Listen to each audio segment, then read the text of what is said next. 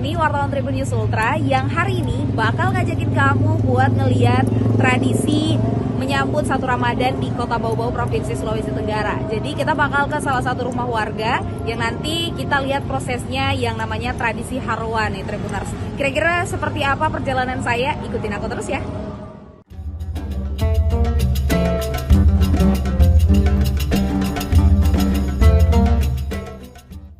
Inilah tradisi Harwa sambut Ramadan 2026 ala masyarakat Buton di Kota Bau-Bau, Provinsi Sulawesi Tenggara. Harwa adalah salah satu tradisi para leluhur dalam menyambut Ramadan ataupun memperingati momen-momen keagamaan. Mulai dari menyambut Ramadan, bulan Rajab, hingga menyambut kelahiran Nabi Muhammad SAW.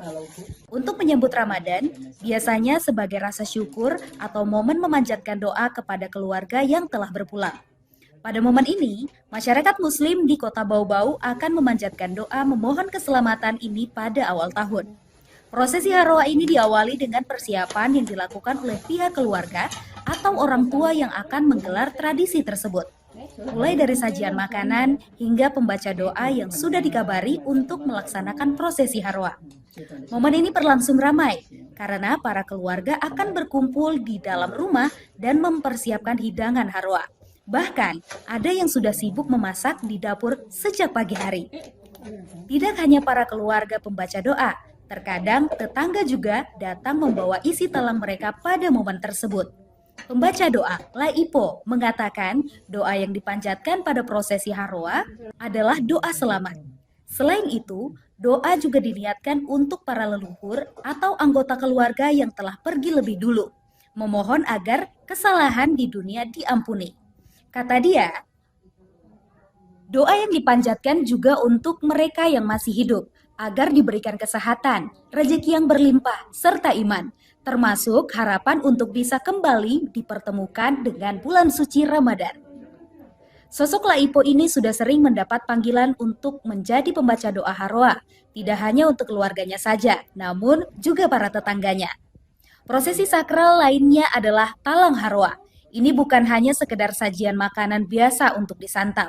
Dari hidangan ini menjadi sebuah harapan untuk menghadapi berbagai hal-hal baik dalam kehidupan. Pengisi talang Harwa, Zaura, menjelaskan yang diisi dalam talang adalah kue-kue tradisional seperti onde-onde, waje, bolu, pisang, ubi goreng. Sesuai dengan kemampuan dari penyelenggara pembaca Harwa. Harwa jelang Ramadan tidak ada penataan khusus seperti menyambut Maulid Nabi Muhammad SAW. Lalu sajian kue-kue tradisional itu dibacakan doa. Lalu pemilik isi talang membawa kembali untuk dicicipi di rumah keluarga masing-masing. Terkait sajian kue tradisional untuk Harwa ini memang selalu banyak diburu saat bulan suci Ramadan. Tidak kalah larisnya dengan kulit, ketupat, ataupun ayam. Seperti yang terlihat di pasar tradisional Kota Bau-Bau. H-1 jelang Ramadan, emak-emak mulai serbu kue tradisional untuk Harwa atau tradisi adat yang biasanya digelar masyarakat sebelum puasa pertama. Terlihat antrean terjadi di salah satu gerai kue tradisional sejak pukul 6.30 WITA. Pedagang kue tradisional di dua pasar Kota Bau-Bau yakni Wameo dan Karya Nugraha ramai dikunjungi. Pasar Wameo berada di Jalan Raka Wakaka, Kelurahan Wameo, Kecamatan Murhum.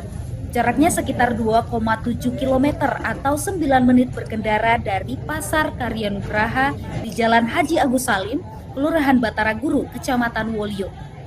Terpantau hingga pukul 12.00 WITA, para pembeli masih memadati lokasi tersebut untuk persiapan tradisi. Pedagang kue tradisional Ambo mengatakan pembelian kue untuk Harwa selalu ramai 2 hari menjelang Ramadan. Kata dia, warga ramai memborong kue karena sudah waktunya masyarakat Buton melaksanakan Harwa menyambut Ramadan 2026. Penjualan kue tradisional ini sudah dibungkus sesuai dengan jumlah kue dalam satu piring. Terlihat bolu, baruasa, juga ubi goreng dan pisang goreng sudah dibungkus plastik untuk memudahkan pengemasan. Ia membeberkan penjualan satu paket komplit dibanderol Rp51.000 dengan harga per bungkus Rp5.000. Serta ada yang dibanderol Rp10.000 per cup.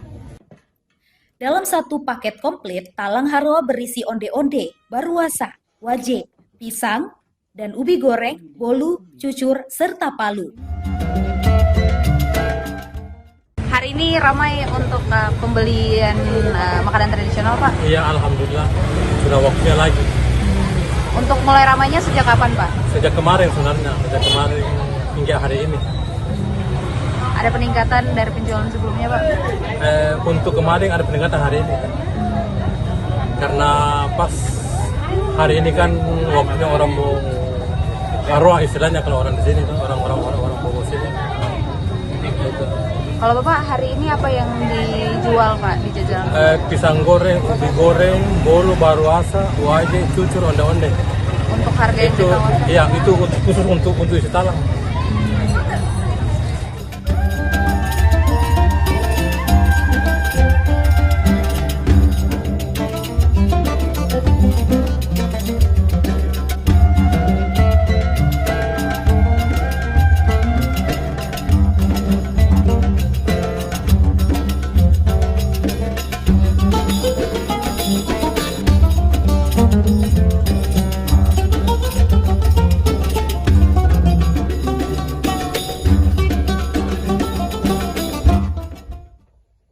Oke Tribuners, kita sampai di penghujung perjalanan kita pada malam hari ini. Dan tadi kita sudah saksikan prosesi Haroa sambut 1 Ramadan di masyarakat Kota Bau-Bau, terkhusus di masyarakat Buton ya. Dan memang seru banget ya, dan nostalgia karena memang saya juga tumbuh di antara masyarakat Buton, karena memang tumbuh besar di Kota Bau-Bau. Dan saya berharap ini akan terus lestari ya Tribuners. Dan masih banyak lagi tradisi-tradisi di masyarakat Buton Ramadan ini, dan tentunya akan kita ulik bersama. Dan makanya itu jangan sampai melewatkan Tribun selanjutnya. Download Tribun sekarang. Lokal menjadi Indonesia.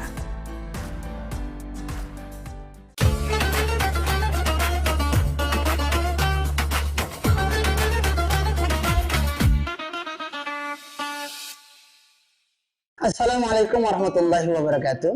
Alhamdulillah, asyhadu an la ilaha illallah wa asyhadu anna Muhammad Rasulullah. Allahumma shalli wa sallim wa barik ala Muhammad wa ala ali Muhammad. Subhanaka la ilma lana illa ma 'allamtana innaka antal alimul hakim. Rabbi shrah li sadri wa yassir li amri wahlul 'uqdatam min lisani yafqahu qawli. Kemudian kita bersyukur, alhamdulillah, di bulan Ramadan kali ini Allah limpahkan semuanya yang kita butuhkan tanpa kurang satu apapun. Mudah-mudahan keberkahan menyertai dari awal sampai akhir insya Allah. Salawat dan salam kepada Nabi Muhammad SAW. Allahumma salli wa sallim wa barik ala Sayyidina Muhammad wa ala ali Sayyidina Muhammad. Mudah-mudahan berkah salawat, berkah Ramadan dicatat kita sebagai hamba Allah, umat Nabi Muhammad yang insya Allah akan mendapat syafaat di akhirat. Amin ya rabbal alamin. Penonton Tribun semuanya, pada Ramadan kali ini kita akan membahas sebuah tema yang agak sedikit ke anak mudaan lah, yaitu judulnya Nada Irama Ramadan. Ya, apa ini sih sebenarnya nada irama Ramadan? Karena memang Ramadan ini adalah bulan yang sangat diidam-idamkan, ditunggu-tunggu, ya sangat digembirakan. Sehingga kata gembira, kata bahagia sering disebut dengan hiburan gitu, dengan irama dan nada. Lalu perlu kita ambil gambaran yang sederhana. Tentu ini nada irama yang sifatnya adalah baik atau syar'i berkaitan dengan Ramadan. Apa itu nada irama Ramadan? Yang pertama adalah bunyi sahur, sahur. Itu ada di bulan Ramadan, saudara ya.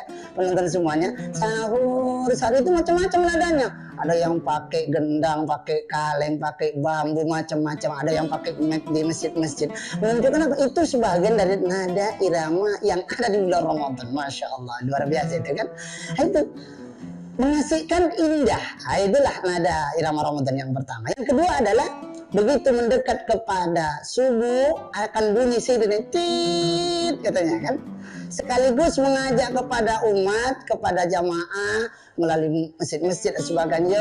Yuk semuanya, imsak sudah datang. Kemudian yuk sama-sama kita niat puasa. Nawaitu somahodin an ada ifatu syahri Ramadan haji santai. Ini adalah semua irama nada irama di bulan Ramadan yang tidak ada di luar Ramadan. Ya tentu dibarengi yang ketiganya adalah azan subuh dengan suara yang paling kita ingat-ingat karena memang ramai sekali di bulan Ramadan. Apa itu? As-salatu khairun minan naum. Itu indah itu, sehingga semuanya orang udah bangun, iya makan sahur, iya, kemudian memang semuanya akan bangun. Dan alhamdulillah rata-rata kalau Ramadan itu masjid akan penuh. Kenapa? Karena diingatkan dengan nada irama Ramadan. Tentu setelah itu akan ada sholat berjamaah, tapi yang penting yang keempatnya adalah ada kuliah subuh setelah sholat subuh tersebut dengan tema-tema yang dibawakan oleh guru-guru kita, ulama-ulama kita. Nanti yang kelimanya juga ada juga kuliah duha atau kajian duha bagi yang ada setengah zuhurnya, nanti ada azan zuhur yang hampir semuanya masjid-masjid kalau sudah bulan Ramadan zuhur itu tempatnya untuk beristirahat, menenangkan pikiran, mungkin karena panas lelah capek bekerja, lalu kita masuk masjid sholat berjamaah zuhur, dapat pula nanti tausiah kuliah zuhurnya, lalu kita di situ bisa meletakkan badan, membaringkan ya sambil baca Quran, tadarus dan sebagainya. Itu semuanya hanya ada di nada Ramadan, di nada irama Ramadan di siang harinya. Menjelang ke bawah sampai sore kita akan ingat dengan ngabuburit. Wah, ini macam-macam ini kan enak. Ada yang nongkrong-nongkrong dan sebagainya. Tapi jelasnya ngabuburit syariahnya adalah tidak ada terjadi di luar Ramadan. Apa itu? Biasanya sebelum berbuka puasa apa? Ada tilawah Quran oleh kori-kori juara-juara nasional, tingkat provinsi dan sebagainya, tingkat kabupaten yang dikumandangkan di masjid-masjid. Nah itu menyambut, itu menjadi sebuah nada irama yang hanya ada di Ramadan. Setelah ngaji lalu ada namanya kultum sebelum dia atau sebelum berbuka puasa, itu indah sesuai dengan tema-tema yang disampaikan oleh ulama-ulama kita. Tentu yang lebih penting nada iramanya di bulan Ramadan adalah ketika sirine beduk, ya berbuka puasa, gitu lagi kan, enak itu. Sama-sama berdoa, Allahumma laka sumtu wa bika amantu wa ala rizkika attartu bi rahmatika ya arhamar rahimin. Masya Allah, indah sekali. Walaupun hanya bacaan, tapi itu indah sekali. Siapapun yang mendengar itu rasanya dunia ini milik dia, tidak ada yang lain. Qiyam Ramadan, nah, ini indah kan. Jadi nanti ada salawatnya, Allahumma sholli wa sallim wa barik ala sayyidina Muhammad. Nah, itu kan Allahumma sholli wa sallim wa barik alaihi. Ini semuanya nada-nada irama yang ada hanya di bulan Ramadan. Diajak semua kita untuk itu, untuk qiyamul Ramadan. Nah, setelah itu ya mungkin setelah selesai sholat tarawih maka nada Ramadan yang mendekati akhir adalah tadarus. Malam hari kah, siang hari kah, masjid-masjid, surau-surau, langgar-langgar selalu riuh, indah, sahdu, menyejukkan, menenangkan. Lantunan Al-Quran dari anak-anak kecil, dari anak remaja, dari orang-orang tua. Bahkan suara nenek-nenek, kakek-kakek yang ompong pun ngajinya itu enak iramanya kalau didengar di bulan Ramadan. Nah ini nada irama bulan Ramadan yang memang sangat kita rindukan dan selalu dikangen-kangenin setiap tahunnya. Ya, yang terakhir adalah nada irama Ramadan adalah ketika di ujung Ramadan ada isak tangis muhasabah di malam-malam Lailatul Qadar. Tentu kita berharap dimanapun kita berada, penonton tribun yang dirahmati Allah, berbahagia kita tahun ini bisa bertemu dengan Ramadan. Berharap kita panjang umur sampai di 10 hari Ramadan. Dan berharap di 10 hari Ramadan tersebut kita bertemu dengan malam yang luar biasa. Yang malam itu ketika didapati oleh seorang mukmin dan muslim, tak terasa air mata akan menetes. Kan mungkin gembira bisa sampai ke akhir Ramadan. Di awal Ramadan Allah turunkan rahmat. Di pertengahan Ramadan Allah turunkan keampunan. Dengan harapan di akhir Ramadan Allah selamatkan kita dari api neraka. Dan itu hanya di nada irama bulan Ramadan. Menangis, ya Allah, aku berbahagia bisa menghidupkan malam-malam Lailatul Qadar. Dan tangisan itu adalah tangisan bahagia seorang hamba. Karena alhamdulillah telah disampaikan oleh Allah sampai kepada titik-titik 10 yang terakhir Ramadan dan bisa beriktikaf. bisa berzikir, bisa menghatamkan Al-Quran, dan bisa banyak qiyamul lail, bahkan bisa mencurahkan seluruh air matanya karena bahagia, dan mungkin dengan harapan bisa ikut merayakan Idul Fitri dengan para keluarga. Tentu inti dari ini semuanya adalah irama Ramadannya adalah di pas ujung dari Ramadan, lalu di tanggal 1 Syawal, Allahu Akbar, Allahu Akbar. Kalimat ini adalah kalimat yang menggemparkan seluruh telinga-telinga manusia orang beriman, akan menggoyahkan dan meruntuhkan hati tentang kerinduan dan kebahagiaan sebuah perjuangan bulan Ramadan. Walillahilham, itu ungkapan. Tentu hanya Allah lah yang layak kita puji. Mudah-mudahan benar-benar kita di Ramadan kali ini, pada sahabat-sahabat Tribun semuanya, menikmati nada irama Ramadan melalui sentuhan telinga, merasuk ke dalam hati, mengalir dalam seluruh tubuh kita, dan akhirnya kita keluar dari Ramadan menjadi la'allakum tattaqun. Pas di bulan 1 Syawalnya kita adalah minal aidin wal faizin, Idul Fitri kembali suci seperti bayi baru dilahirkan. Mudah-mudahan nada irama Ramadan pada kali ini yang kami sampaikan bisa sedikit menggugah semangat kita untuk meraihnya dan merindukan Ramadan ini. Karena siapa yang bahagia dan gembira dengan datangnya Ramadan, dalam sebuah riwayat hadis Rasul katakan, maka Allah haramkan jasadnya dari api neraka. Tentu firman Allah dalam Al-Quran, orang beriman dipanggil untuk berpuasa, untuk mengimarahkan, untuk menikmati nada irama di bulan Ramadan. Mudah-mudahan kita mendapatkan nikmat itu, insya Allah. Amin ya rabbal alamin. Banyak bicara tentu banyak salah. Kepada Allah saya mohon ampun, astagfirullahaladzim. Kepada kita semuanya, pendengar, penonton Tribun, saya mohon maaf dan batin. Subhanallah bihamdika, asyhadu alla ilaha illa anta, astaghfiruka. Assalamualaikum warahmatullahi wabarakatuh. Download Tribun X sekarang, menghadirkan lokal menjadi Indonesia.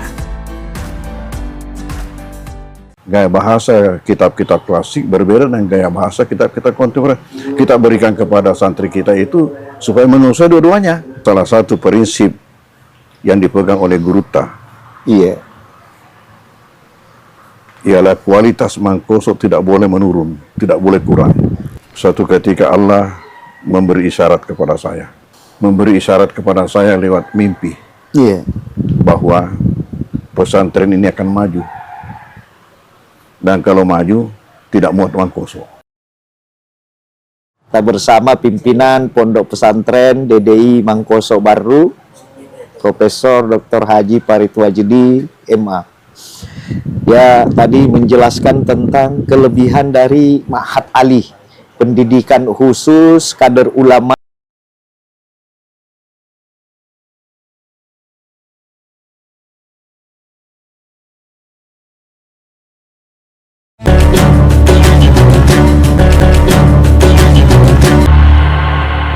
Gaya bahasa kitab-kitab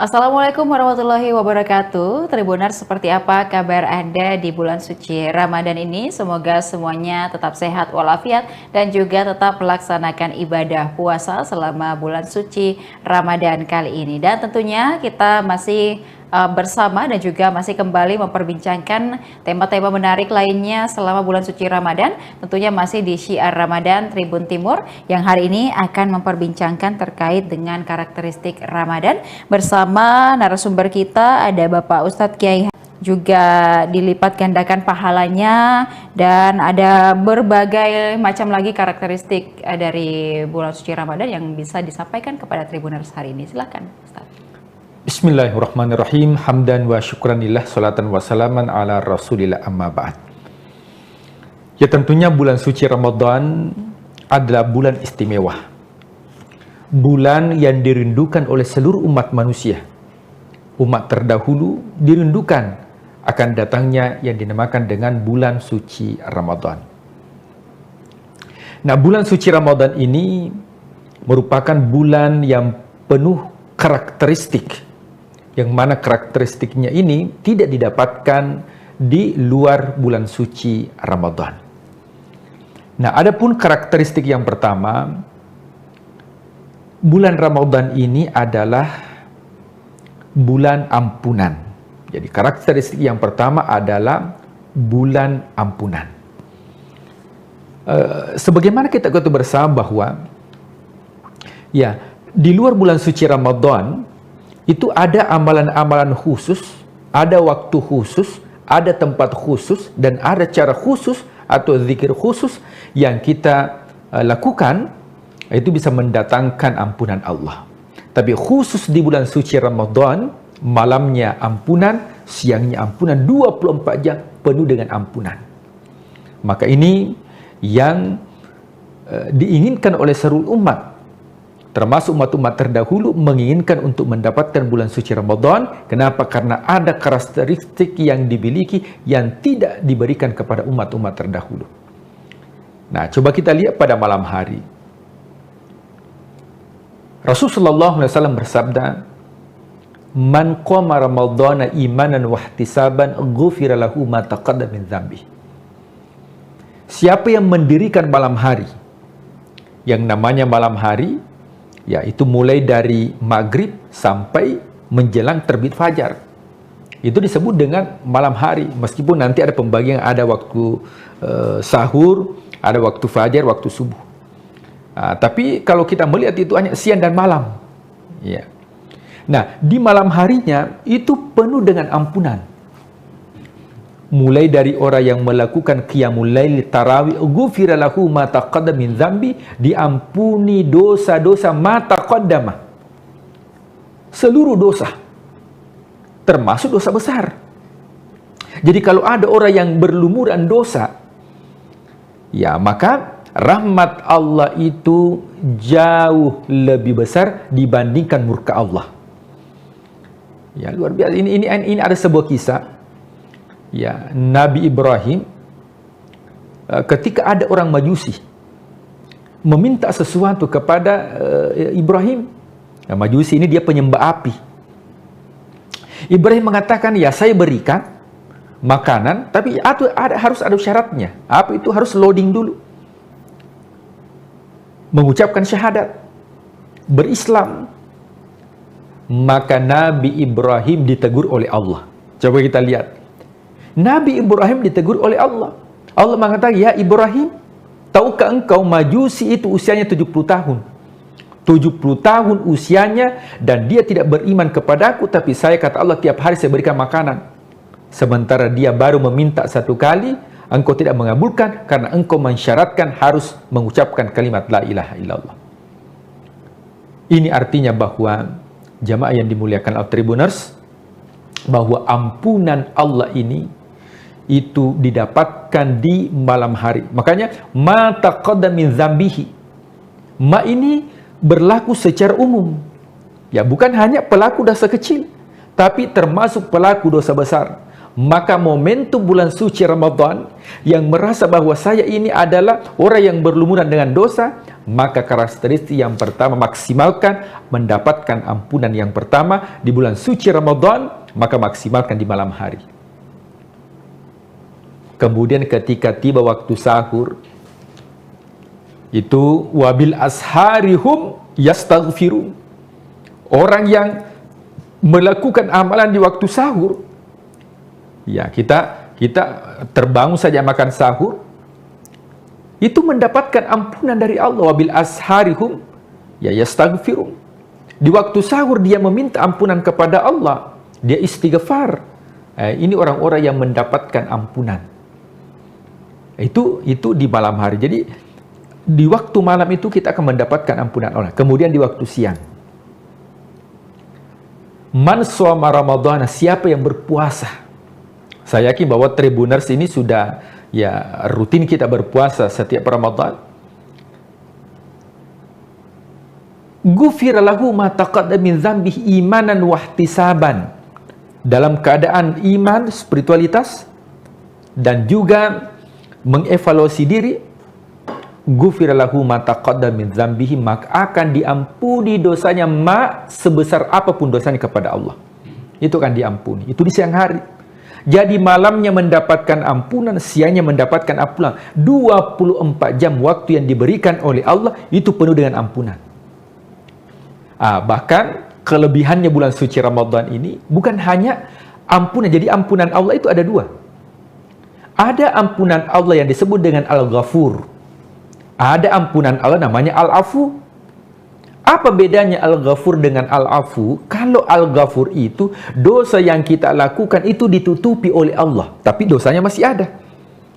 Maka yang seperti ini nanti di akhirat, فَمَنْ يَعْمَلْ مِثْقَالَ ذَرَّةٍ خَيْرًا يَرَهُ وَمَنْ يَعْمَلْ مِثْقَالَ ذَرَّةٍ شَرًّا يَرَهُ, diperlihatkan dosanya di akhirat karena sudah mendapatkan Al-Ghafur, maka dosanya itu hanya diperlihatkan untuk dirinya, tidak disebarluaskan untuk dilihat orang banyak. Tapi kalau mendapatkan Al-Afu, Al-Afu ini artinya dosa yang dilakukan memang sudah dihapus oleh Allah. Bukan hanya ditutupi, tapi dihapus oleh Allah. Dan itu kita dapatkan di bulan suci Ramadan dalam bentuk doa yang diajarkan oleh putri Rasul Sallallahu Alaihi Wasallam. Beliau mengatakan, ya ketika saya mendapatkan Al-Qadar di Ramadan, apa yang harus saya baca? Maka bacalah sebuah doa. Allahumma innaka afuun tuhibbul afwa fa'fu anni. Allahumma ya Allah, innaka afuun, engkau yang memberi maaf. Tuhibbul afwa, engkau senang untuk ya memaafkan. Fa'fu anni, maafkanlah kami. Ketika kita mendapatkan al-afu, bukan hanya dosa itu ditutupi oleh Allah, akan tetapi dosa itu dihilangkan oleh Allah. Jadi ini karakteristik yang pertama, yaitu al-afu atau ampunan dari Allah Subhanahu wa taala. Iya, baik. Jadi itu adalah yang perlu juga kita garis bawahi begitu ya Pak Ustadz ya selama bulan suci Ramadan ini. Kemudian juga ada beberapa karakteristik lagi dari bulan suci Ramadan, yakni perisai dari dosa atau junah. Mungkin seperti apa untuk penjelasannya Pak Ustadz? Ya. Nah, kemudian karakteristik yang kedua. Bulan suci Ramadan ini adalah bulan perisai dari maksiat dan dosa. Ya, yang namanya perisai dia tameng. Ya, oleh sebab itu orang yang berpuasa itu dipastikan tidak melakukan maksiat. Kenapa demikian? Karena yang halal saja dihindari, apalagi yang haram. Ya, coba makan minum kan halal. Tapi orang yang berpuasa dia tidak makan, dia tidak minum. Kenapa dia tidak makan dan minum padahal itu halal? Kalau yang halal saja dihindari, apalagi yang haram. Maka luar biasa puasa ini sebagai perisai. Dalam hadis Rasulullah sallallahu alaihi wasallam beliau bersabda, "As-siyamu junnatun." Puasa itu adalah perisai junnah. Nah, junnah ini kalau dalam literasi bahasa Arab itu terdiri dari dua huruf. yaitu jin dan nun. Maka semua kosakata bahasa Arab yang menggunakan huruf jin dan nun itu menunjukkan tentang sesuatu yang tidak terlihat. Ya, janin dalam perut seorang ibu, kenapa disebut dengan janin? Karena tidak terlihat dengan kasat mata. Kemudian ada makhluk, ya ini pada manusia, disebut dengan jin. Jin itu karakternya tidak terlihat. Jadi kalau ada jin yang terlihat, itu ya salah penampakan. Ya memang karakternya dia tidak terlihat. Kemudian jannah, artinya surga. Ya, surga juga tidak terlihat.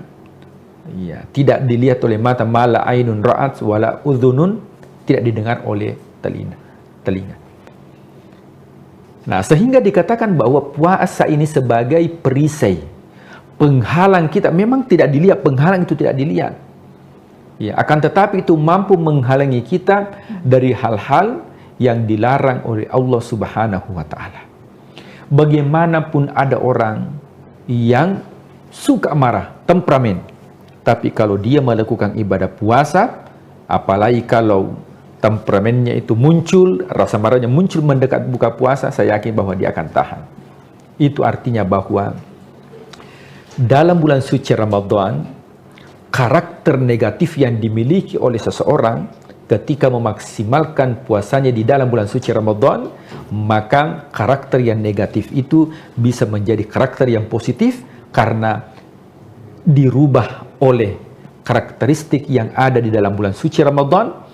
Yang kedua yaitu as-siyamu junnatun, puasa itu merupakan junnah atau merupakan perisai. Ini untuk di dunia, apalagi di akhirat nanti, yaitu menghalangi kita untuk disentuh apinya neraka. Ya makanya ada surga khusus bagi orang yang berpuasa. Nah, jadi surga itu ada 8 pintu, neraka itu ada 7 pintu. Nah di surga itu ada, ya setiap satu pintu itu ada, ya ada khusus yang disebut dengan babur rayyan. Nah babur rayyan ini, bab rayyan itu diperuntukkan bagi orang yang melakukan ibadah puasa. Nah tentunya kajian terdahulu kita katakan bahwa ibadah puasanya ini bukan ritual, tapi ibadah puasa yang dilakukan secara penuh dengan spiritualitas, atau bahasa hadisnya dikatakan imanan wahtisaban, penuh dengan keimanan dan juga muhasabah atas dosa-dosa yang dilakukan. Maka ini poin yang kedua yang merupakan karakteristik bulan suci Ramadan. Ya, baik, poin selanjutnya itu ada juga yang dilipat gandakan pahala, kemudian juga ada poin lain juga terkait dengan kemudian bagaimana nanti kita itu terkabulnya doa begitu Pak Ustadz. Mungkin dari dua hal ini juga dapat sekaligus dijelaskan, silakan. Ya, kemudian karakteristik yang ketiga yaitu dilipat gandakan pahala. Ya, pada dasarnya kalau kita berbicara tentang pahala, ya itu dimulai dari hasanat, kebaikan. Kebaikan yang dilakukan menjadi amal namanya amal soleh. Buah daripada amal soleh itu namanya ajrun atau pahala. Nah, orang yang beraktivitas ibadah, orang yang melakukan ibadah di bulan suci Ramadan, maka akan dilipat gandakan pahalanya. Nah, tentunya pahala itu bermacam-macam. Ada pahalanya 0. Siapa itu? Siapa yang berbuat tapi bukan untuk mendapatkan ridhonya Allah, hanya untuk mendapatkan prestisi dari dunia, maka tidak mendapat apa? Zong. Dia tidak apa-apa. Ada ibadah yang dilakukan satu ibadah satu pahala. Ada ibadah yang dilakukan satu ibadah 25 sampai 27 pahala, seperti berjamaah. Ada ibadah yang dilakukan ketika kita melakukan ibadah akan diberikan 10 kebaikan. Apa itu? Membaca Al-Quran 1 huruf 10 kebaikan. Ada ibadah yang dilakukan dilipat gandakan menjadi 70 sampai 700. Apa itu? Sedekah. Tapi ada ibadah yang dilakukan yang mana pahalanya tidak bisa ditentukan atau pahalanya unlimited, karena yang memberikan pahala adalah Allah, yang mana itu adalah ibadah puasa. Dalam sebuah hadis qudsi, ya Allah Subhanahu wa taala ya berfirman ya melalui lisan Rasulullah SAW mengatakan as-siyamuli, sesungguhnya puasa itu untukku kata Allah, wa ana ajazibi, dan saya yang memberikan pahala. Makanya takaran pahala puasa ini ya kita tidak mengetahui kenapa, karena unlimited. Tapi orang yang berbuat baik di bulan suci Ramadan, maka dilipat gandakan pahala yang dilakukan. Nah, kalau di luar bulan suci Ramadan itu standar. Tapi masuk bulan suci Ramadan, bulan yang mulia, maka dilipat gandakan pahala kebaikan yang dilakukan. Kenapa bisa demikian? Karena Allah sudah memberikan kemuliaan tersendiri. Di mana bulan Ramadan, bulan diturunkan Al-Quran. Maka semua yang berinteraksi dengan Al-Quran itu akan mendapatkan kemuliaan. Kemudian terakhir, karakteristik daripada bulan suci Ramadan, yaitu doa-doa kita akan dikabulkan oleh Allah. Kalau di luar bulan suci Ramadan, doa dikabulkan itu ada waktu khusus. Contoh, antara iqamah dengan azan, siapa yang berdoa di situ cepat dikabulkan doanya. Ada tempat khusus, siapa yang berdoa di mihrab. Ya, kalau ada masjid itu bagian depan tempatnya imam itu disebut dengan mihrab. Tempat yang dikhususkan di situ dia berdoa cepat dikabulkan. Ketika orang yang pergi umroh haji, ada tempat-tempat khusus multazam antara pintu Ka'bah dengan Hajar Aswad. Siapa yang berdoa di situ cepat dikabulkan. Siapa yang berdoa di Maqam Ibrahim cepat dikabulkan. Siapa yang berdoa di Raudhah di Madinah cepat dikabulkan. Tapi ketika datang bulan suci Ramadan, maka Allah akan mengabulkan doa-doa bagi hambanya.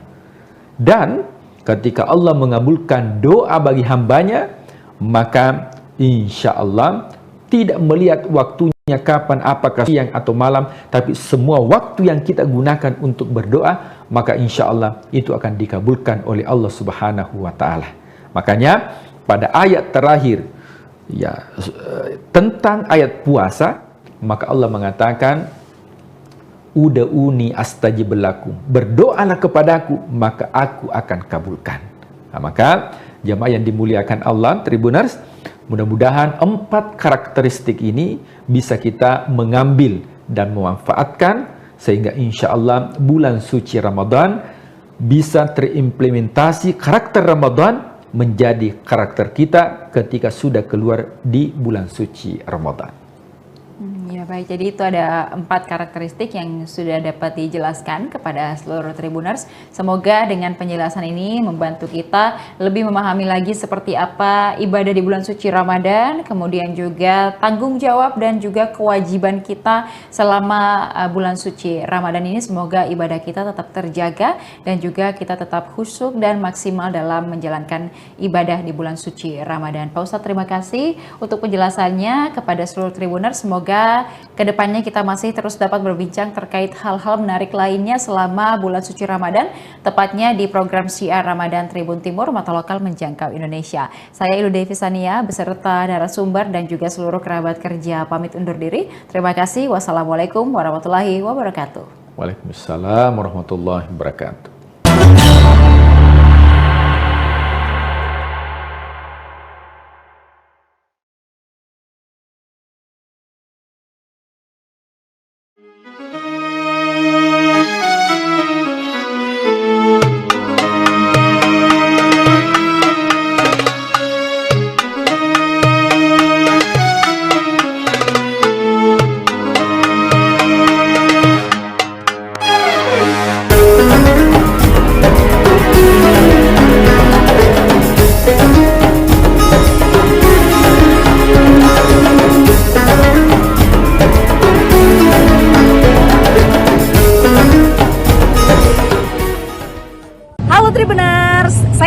wartawan Tribun News Ultra yang hari ini bakal ngajakin kamu buat ngeliat tradisi menyambut satu Ramadan di Kota Bau-Bau, Provinsi Sulawesi Tenggara. Jadi kita bakal ke salah satu rumah warga yang nanti kita lihat prosesnya yang namanya tradisi Harwa nih Tribuners. Kira-kira seperti apa perjalanan saya? Ikutin aku terus ya.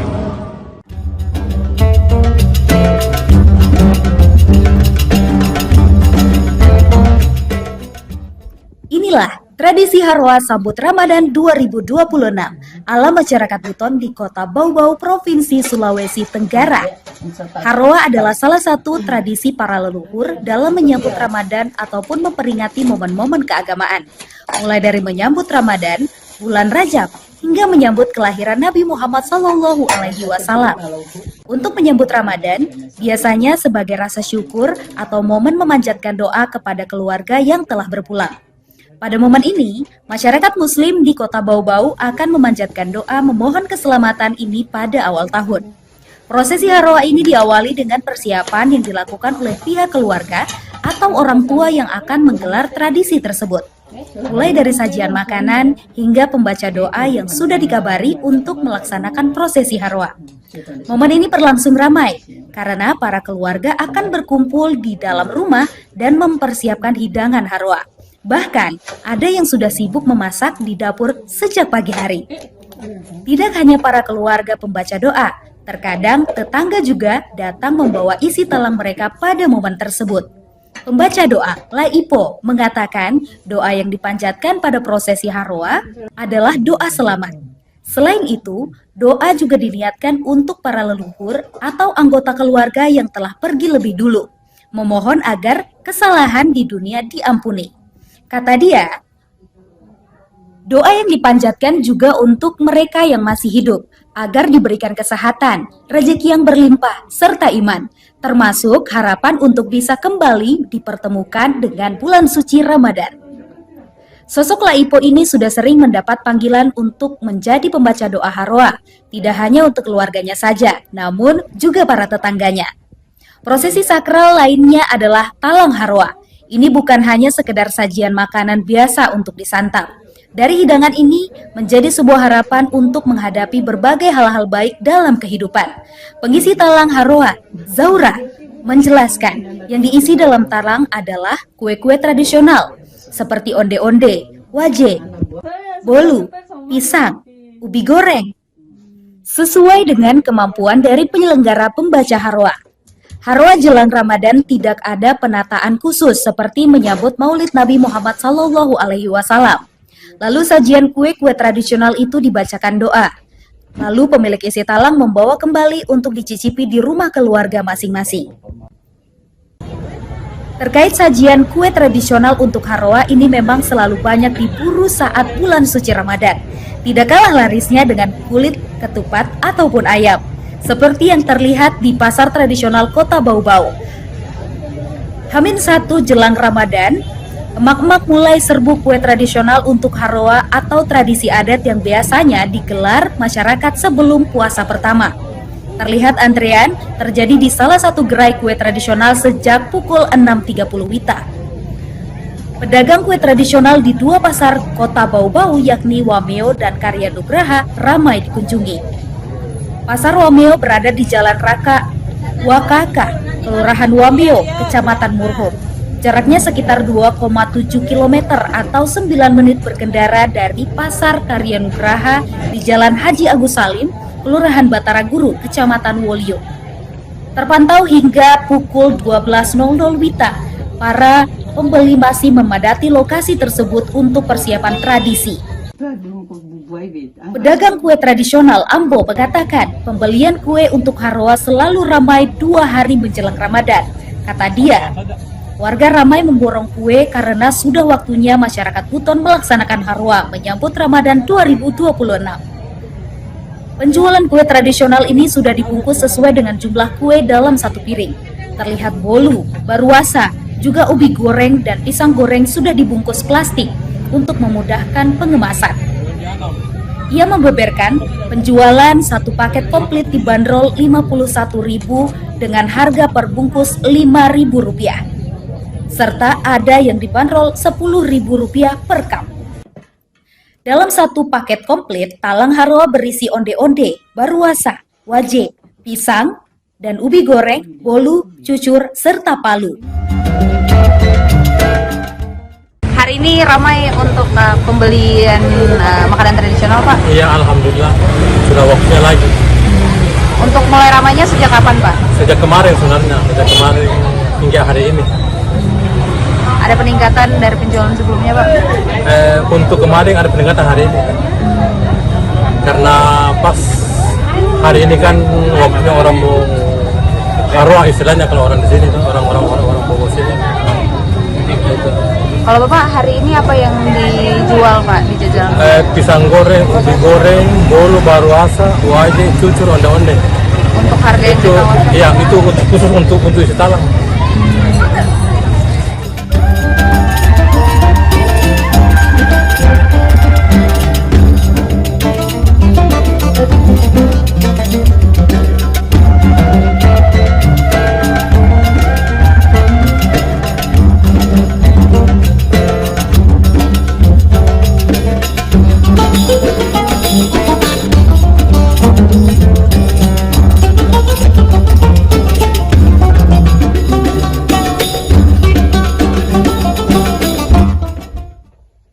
Oke Tribuners, kita sampai di penghujung perjalanan kita pada malam hari ini, dan tadi kita sudah saksikan prosesi Haroa sambut 1 Ramadan di masyarakat Kota Bau-Bau, terkhusus di masyarakat Buton ya. Dan memang seru banget ya, dan nostalgia karena memang saya juga tumbuh di antara masyarakat Buton karena memang tumbuh besar di Kota Bau-Bau, dan saya berharap ini akan terus lestari ya Tribuners. Dan masih banyak lagi tradisi-tradisi di masyarakat Buton selama Ramadan ini, dan tentunya akan kita ulik bersama. Dan makanya itu jangan sampai melewatkan Tribun Travel selanjutnya. Download Tribun X sekarang, menghadirkan lokal menjadi Indonesia.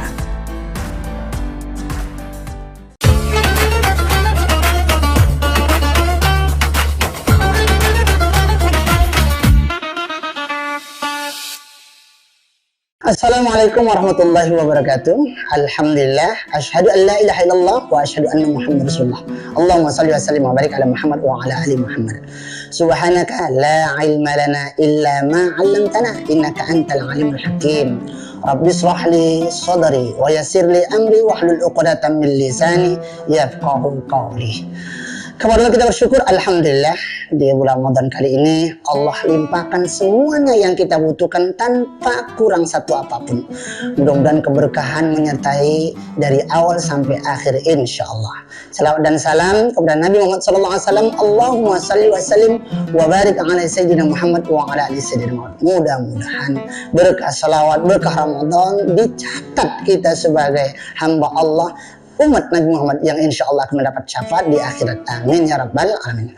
Penonton Tribun semuanya, pada Ramadan kali ini kita akan membahas sebuah tema yang agak sedikit ke anak mudaan lah, yaitu judulnya Nada Irama Ramadan. Ya, apa ini sih sebenarnya nada irama Ramadan?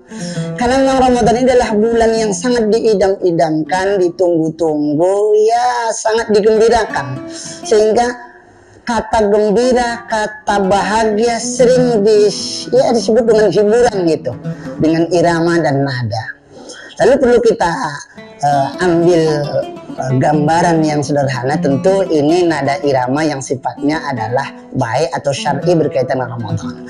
Apa itu nada irama Ramadan? Yang pertama adalah bunyi sahur, sahur. Itu hanya ada di bulan Ramadan, saudara ya. Penonton semuanya, sahur, sahur itu macam-macam nadanya. Ada yang pakai gendang, pakai kaleng, pakai bambu, macam-macam. Ada yang pakai mic di masjid-masjid. Menunjukkan apa? Itu sebagian dari nada irama yang ada di bulan Ramadan. Masya Allah, luar biasa itu kan. Itu mengasihkan, indah. Itulah nada irama Ramadan yang pertama. Yang kedua adalah begitu mendekat kepada subuh akan bunyi sirine tit katanya kan, sekaligus mengajak kepada umat, kepada jamaah melalui masjid-masjid dan sebagainya. Yuk semuanya, imsak sudah datang, kemudian yuk sama-sama kita niat puasa. Nawaitu somahodin an ada ifatu syahri Ramadan haji santai. Ini adalah semua irama nada irama di bulan Ramadan yang tidak ada di luar Ramadan. Ya tentu dibarengi yang ketiganya adalah azan subuh dengan suara yang paling kita ingat-ingat karena memang ramai sekali di bulan Ramadan. Apa itu? As-salatu khairun minan naum. itu indah itu, sehingga semuanya orang udah bangun, iya makan sahur, iya, kemudian memang semuanya akan bangun. Dan alhamdulillah rata-rata kalau Ramadan itu masjid akan penuh. Kenapa? Karena diingatkan dengan nada irama Ramadan. Tentu setelah itu akan ada sholat berjamaah, tapi yang penting yang keempatnya adalah ada kuliah subuh setelah sholat subuh tersebut dengan tema-tema yang dibawakan oleh guru-guru kita, ulama-ulama kita. Nanti yang kelimanya juga ada juga kuliah duha atau kajian duha bagi yang ada setengah zuhurnya, nanti ada azan zuhur. Yang hampir semuanya masjid-masjid kalau sudah bulan Ramadan, zuhur itu tempatnya untuk beristirahat, menenangkan pikiran, mungkin karena panas, lelah, capek bekerja, lalu kita masuk masjid sholat berjamaah zuhur, dapat pula nanti tausiah kuliah zuhurnya, lalu kita di situ bisa meletakkan badan, membaringkan ya sambil baca Quran, tadarus dan sebagainya. Itu semuanya hanya ada di nada Ramadan, di nada irama Ramadan di siang harinya. Menjelang ke bawah sampai sore kita akan ingat dengan ngabuburit. Wah, ini macam-macam ini kan enak. Ada yang nongkrong-nongkrong dan sebagainya. Tapi jelasnya ngabuburit syariahnya adalah tidak ada terjadi di luar Ramadan. Apa itu? Biasanya sebelum berbuka puasa, ada tilawah Quran oleh kori-kori juara-juara nasional, tingkat provinsi dan sebagainya, tingkat kabupaten yang dikumandangkan di masjid-masjid. Nah, itu menyambut, itu menjadi sebuah nada irama yang hanya ada di Ramadan.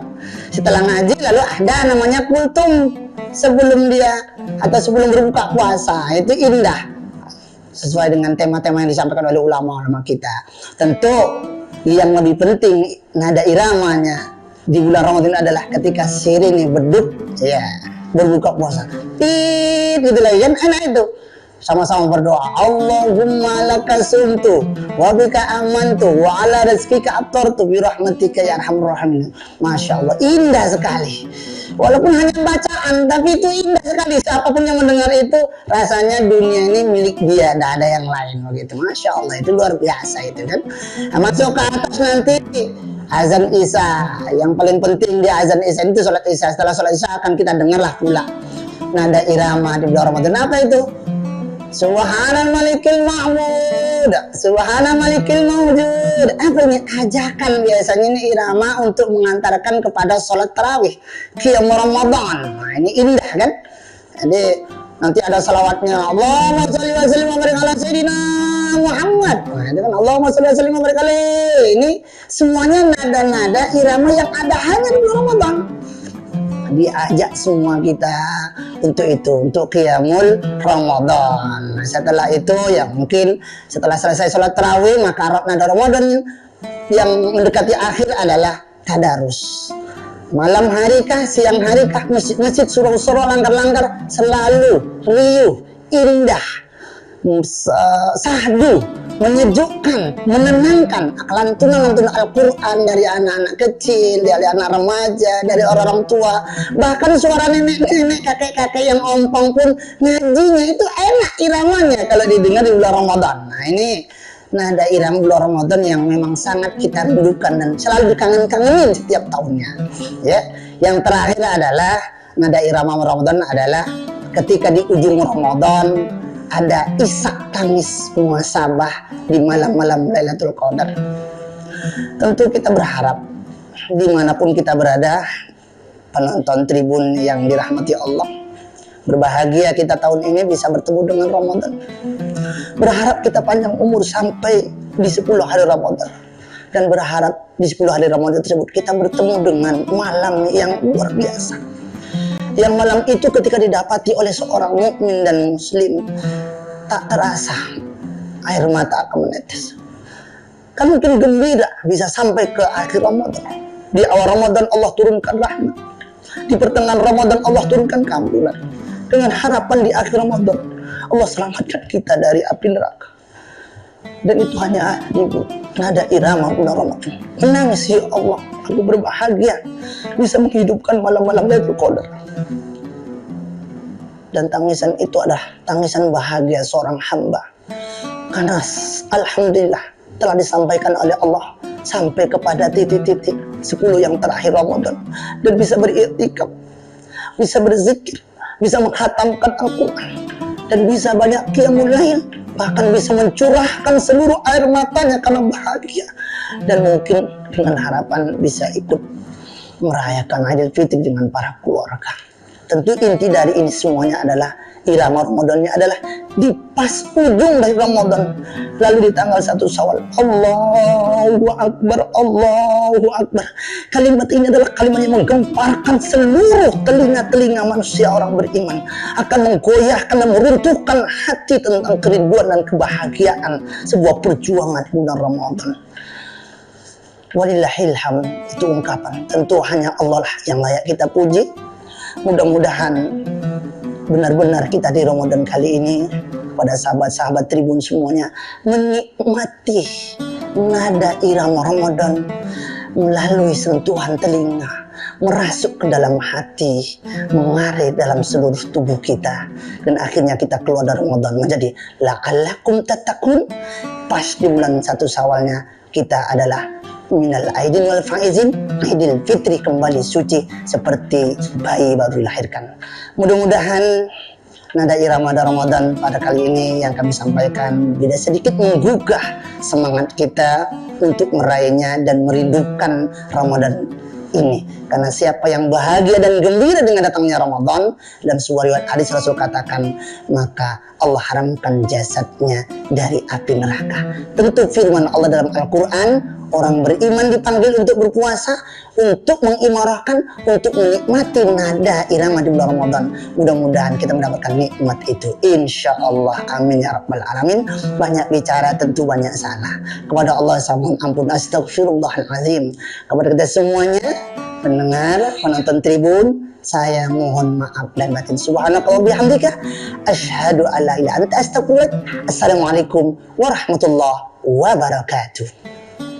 Download Tribun X sekarang, menghadirkan lokal menjadi Indonesia.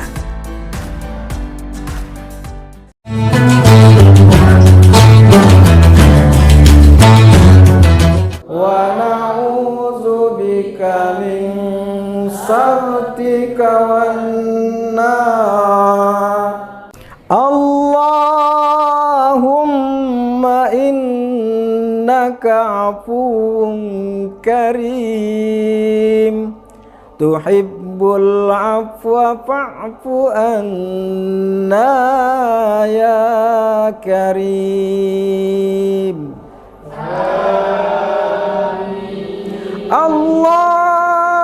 Allahumma innaka afuwun karim,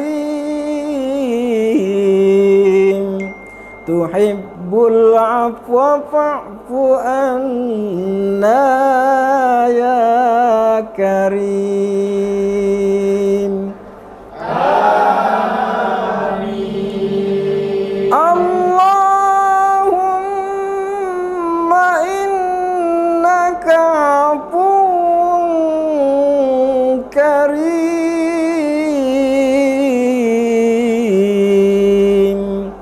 tuhibbul afwa fa'fu anna ya karim. Amin.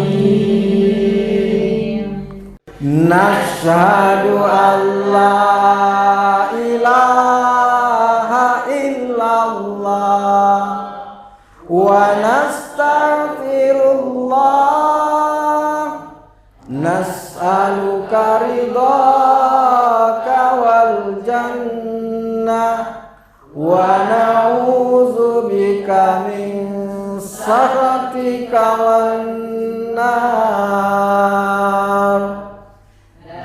Asyhadu an la ilaha illallah wa nastaghfirullah, nas'aluka ridhaka wal jannah wa na'udzubika min sakhatika wan nar. Nashhadu an la ilaha illallah wa nastaghfirullah,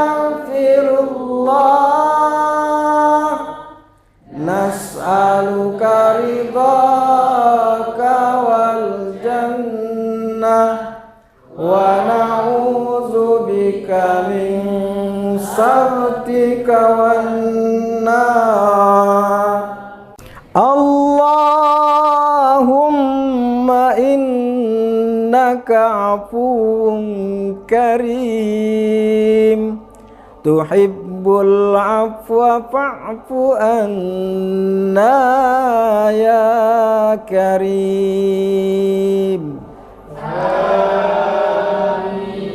Allahumma innaka afuwun karim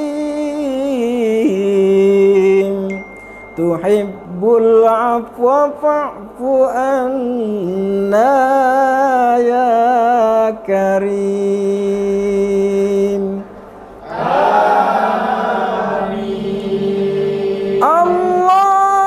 Allahumma innaka afuwun karim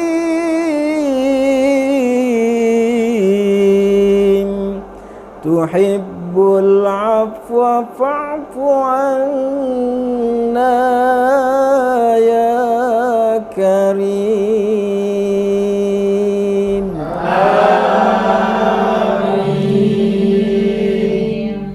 Nashhadu an la ilaha illallah wa nastaghfirullah nas'aluka ridhaka wal jannah wa na'udzubika min sakhatika wan nar. Asyhadu an la ilaha illallah wa nastaghfirullah nas'aluka ridhaka wal jannah wa na'udzubika min sakhatika wan nar. Nashhadu an la ilaha illallah wa nastaghfirullah nas'aluka ridhaka wal jannah wa na'udzubika min sakhatika wan nar. Allahumma innaka afuwun karim tuhibbul afwa fa'fu anna ya karim.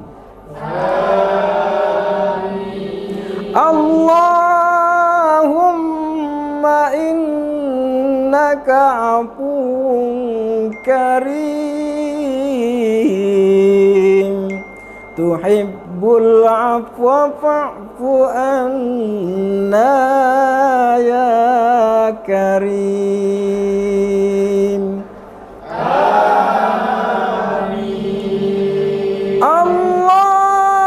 Allahumma innaka afuwun karim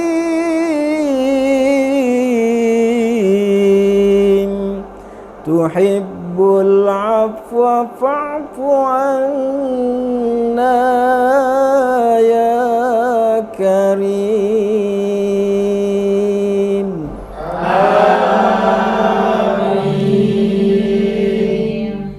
Nashhadu an la ilaha illallah wa nastaghfirullah nas'aluka ridhaka wal jannah wa na'udzubika min sakhatika wan nar.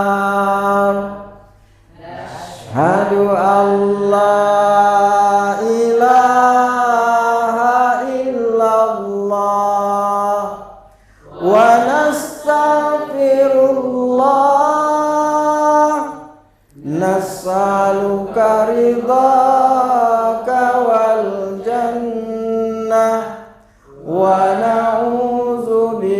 من سخطك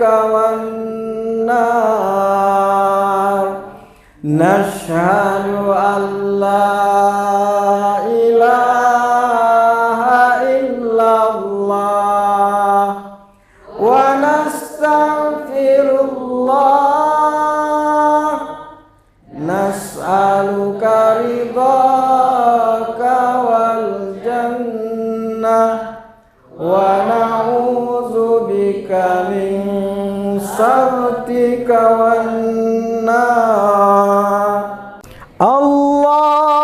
اللهم إنك عفو كريم تحب العفو فاعف عنا يا كريم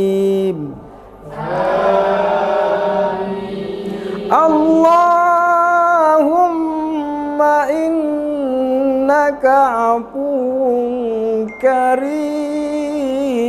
كريم تحب العفو فاعف عنا يا كريم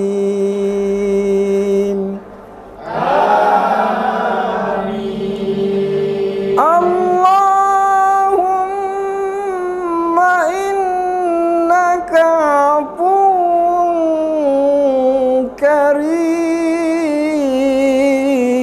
كريم تحب العفو فاعف عنا يا كريم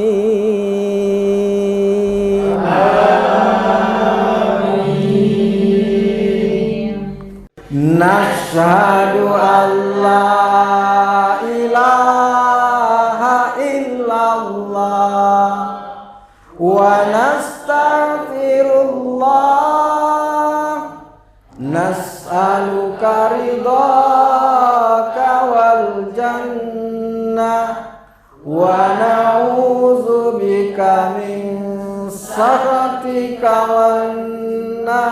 والنار أشهد أن لا إله إلا الله ونستغفر الله نسألك رضاك والجنة ونعوذ بك من سخطك والنار نشهد أن لا إله إلا الله ونستغفر الله نسألك رضاك والجنة ونعوذ بك من سخطك والنار اللهم إنك عفو كريم تحب العفو فاعف عنا يا كريم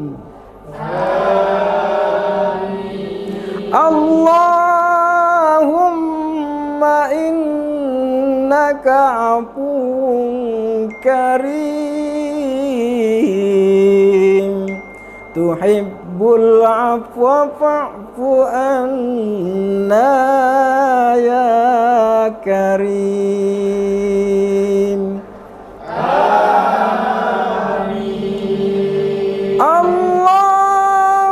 اللهم إنك عفو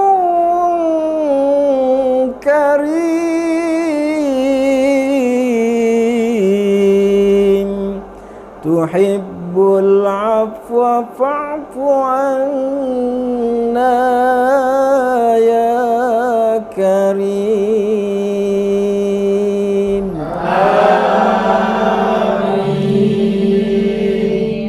نشهد أن لا إله إلا الله nastaghfirullah, nas'aluka ridhaka wal jannah, wa na'udzubika min sakhatika wan nar.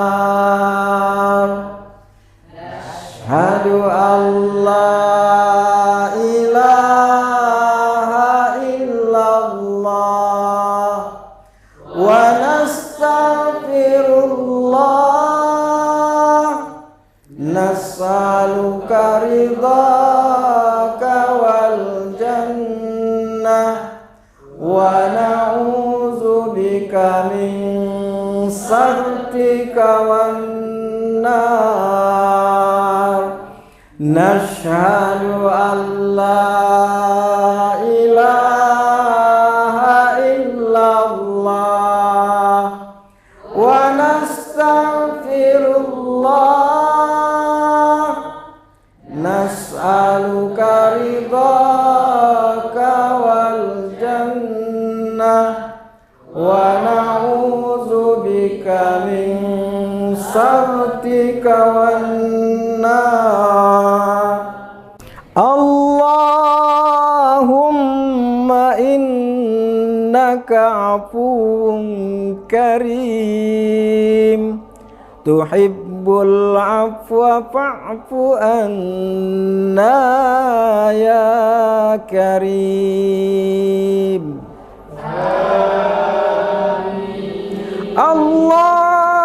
Allahumma innaka afuwun karim, tuhibbul afwa fa'fu anna ya karim.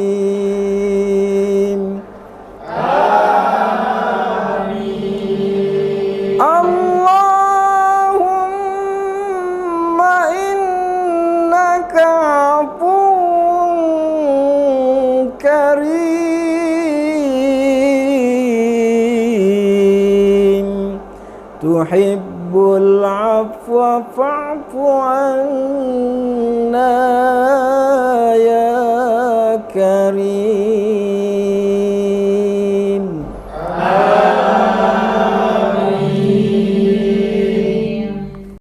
Nashhadu an la ilaha illallah wa nastaghfirullah, nas'aluka ridhaka wal jannah, wa na'udzubika min sakhatika wan nar. Asyhadu an la ilaha illallah wa nastaghfirullah, nas'aluka ridhaka wal jannah, wa na'udzubika min sakhatika wan nar.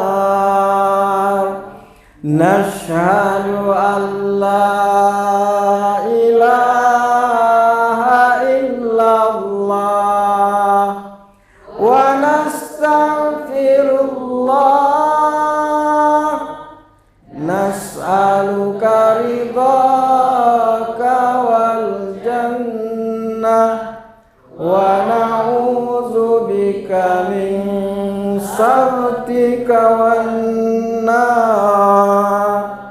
Allahumma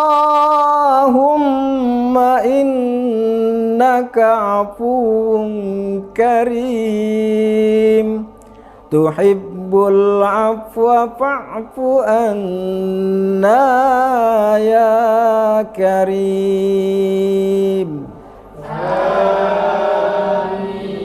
Allahumma innaka afuwun karim,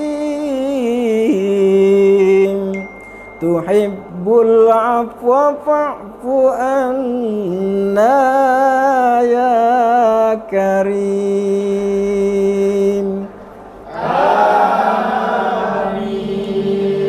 Allahumma innaka afuwun karim,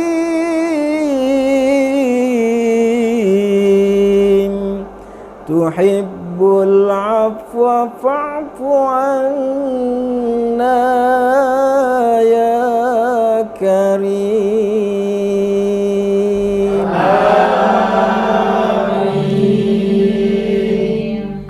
Nashhadu an la ilaha illallah wa nastaghfirullah, nas'aluka ridhaka wal jannah wa na'udzubika min sakhatika wan nar.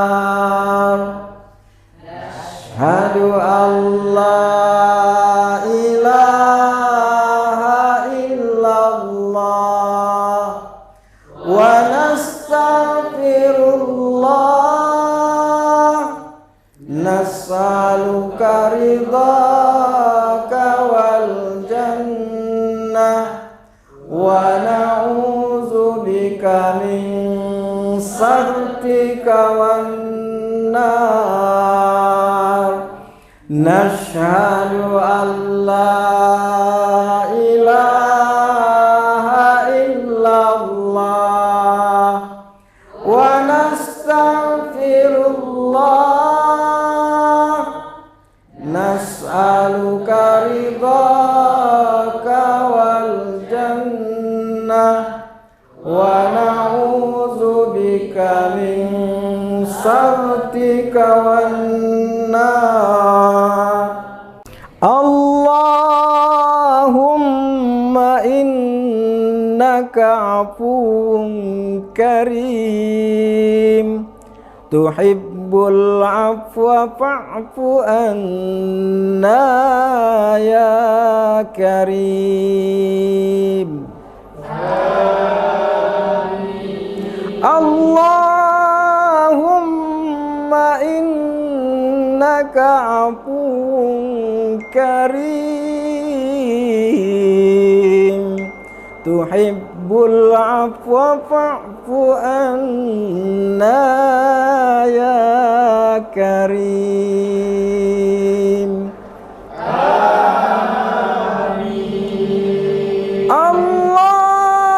Allahumma innaka afuwun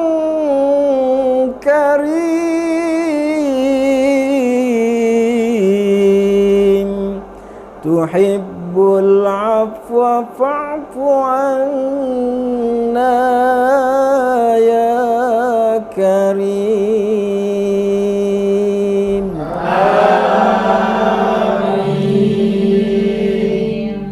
Nashhadu an la ilaha illallah wa nastaghfirullah, nas'aluka ridhaka wal jannah wa na'udzubika min sakhatika wan nar.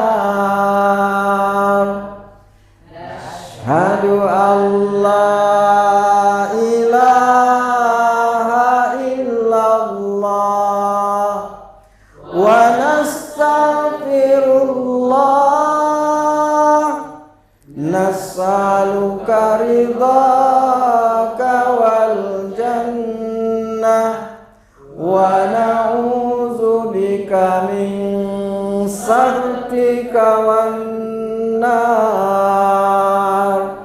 Nashhadu an la ilaha illallah wa batallatil uruq. Allahumma laka sumna wa ala rizqika aftarna, zahabat dam'u wa batallatil uruq wa thabatal ajru insyaallah.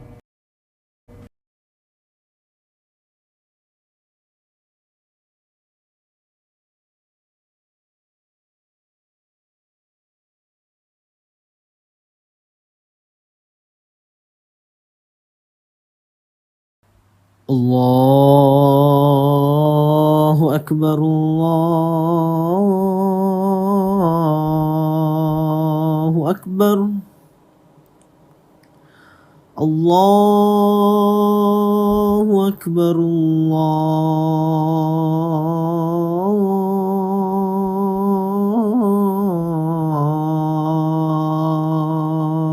Allahu Akbar. Asyhadu an la ilaha illallah.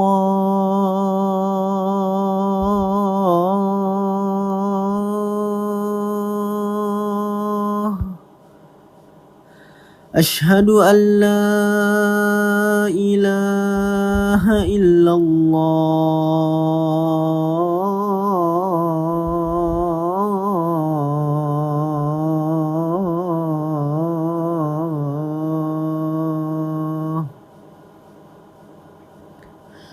Asyhadu anna Muhammadar Rasulullah.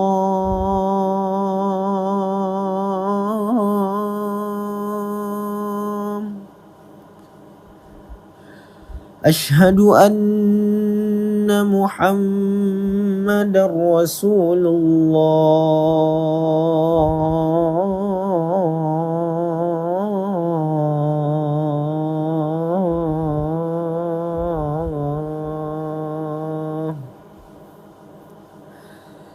Hayya 'alas salah.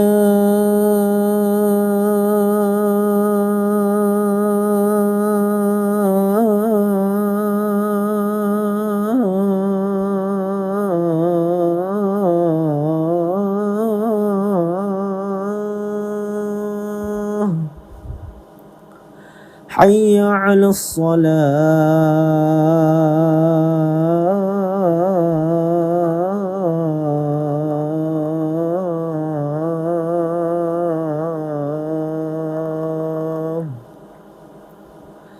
Hayya 'alal falah.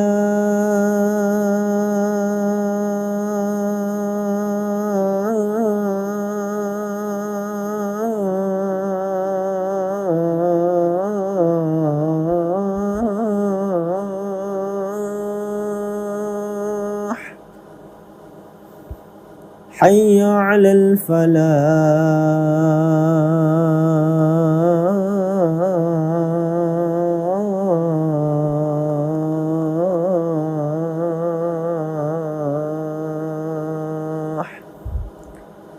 Allahu Akbar, Allahu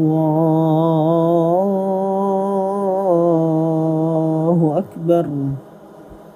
La ilaha illallah.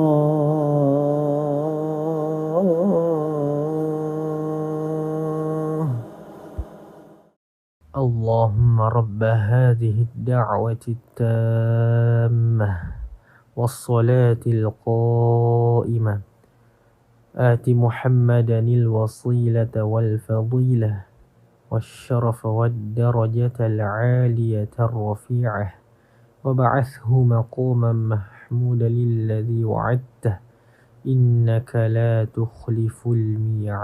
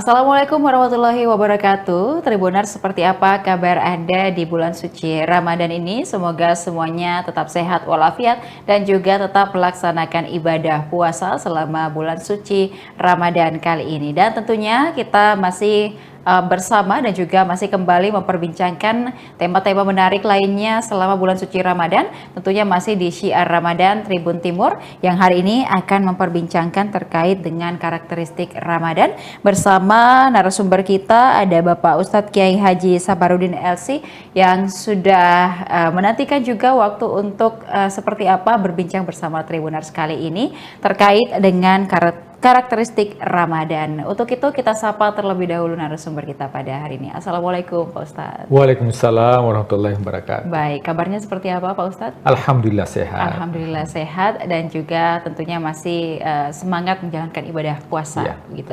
Baik, nah ini kita memasuki sudah di bulan suci Ramadan, kemudian juga kita perlu mungkin mengetahui seperti apa sebenarnya karakteristik Ramadan, karena kalau kita bisa gambarkan sedikit di awal Tribuners, ada yang karakteristiknya ada ampunan, kemudian juga ada perisai dari dosa, kemudian ada juga dilipat gandakan pahalanya, dan ada berbagai macam lagi karakteristik dari bulan suci Ramadan yang bisa disampaikan kepada Tribuners hari ini. Silakan Ustaz. Bismillahirrahmanirrahim. Hamdan wa syukranillah, salatan wa salaman ala rasulillah, amma ba'd. Ya, tentunya bulan suci Ramadan adalah bulan istimewa. Bulan yang dirindukan oleh seluruh umat manusia. Umat terdahulu dirindukan akan datangnya yang dinamakan dengan bulan suci Ramadan.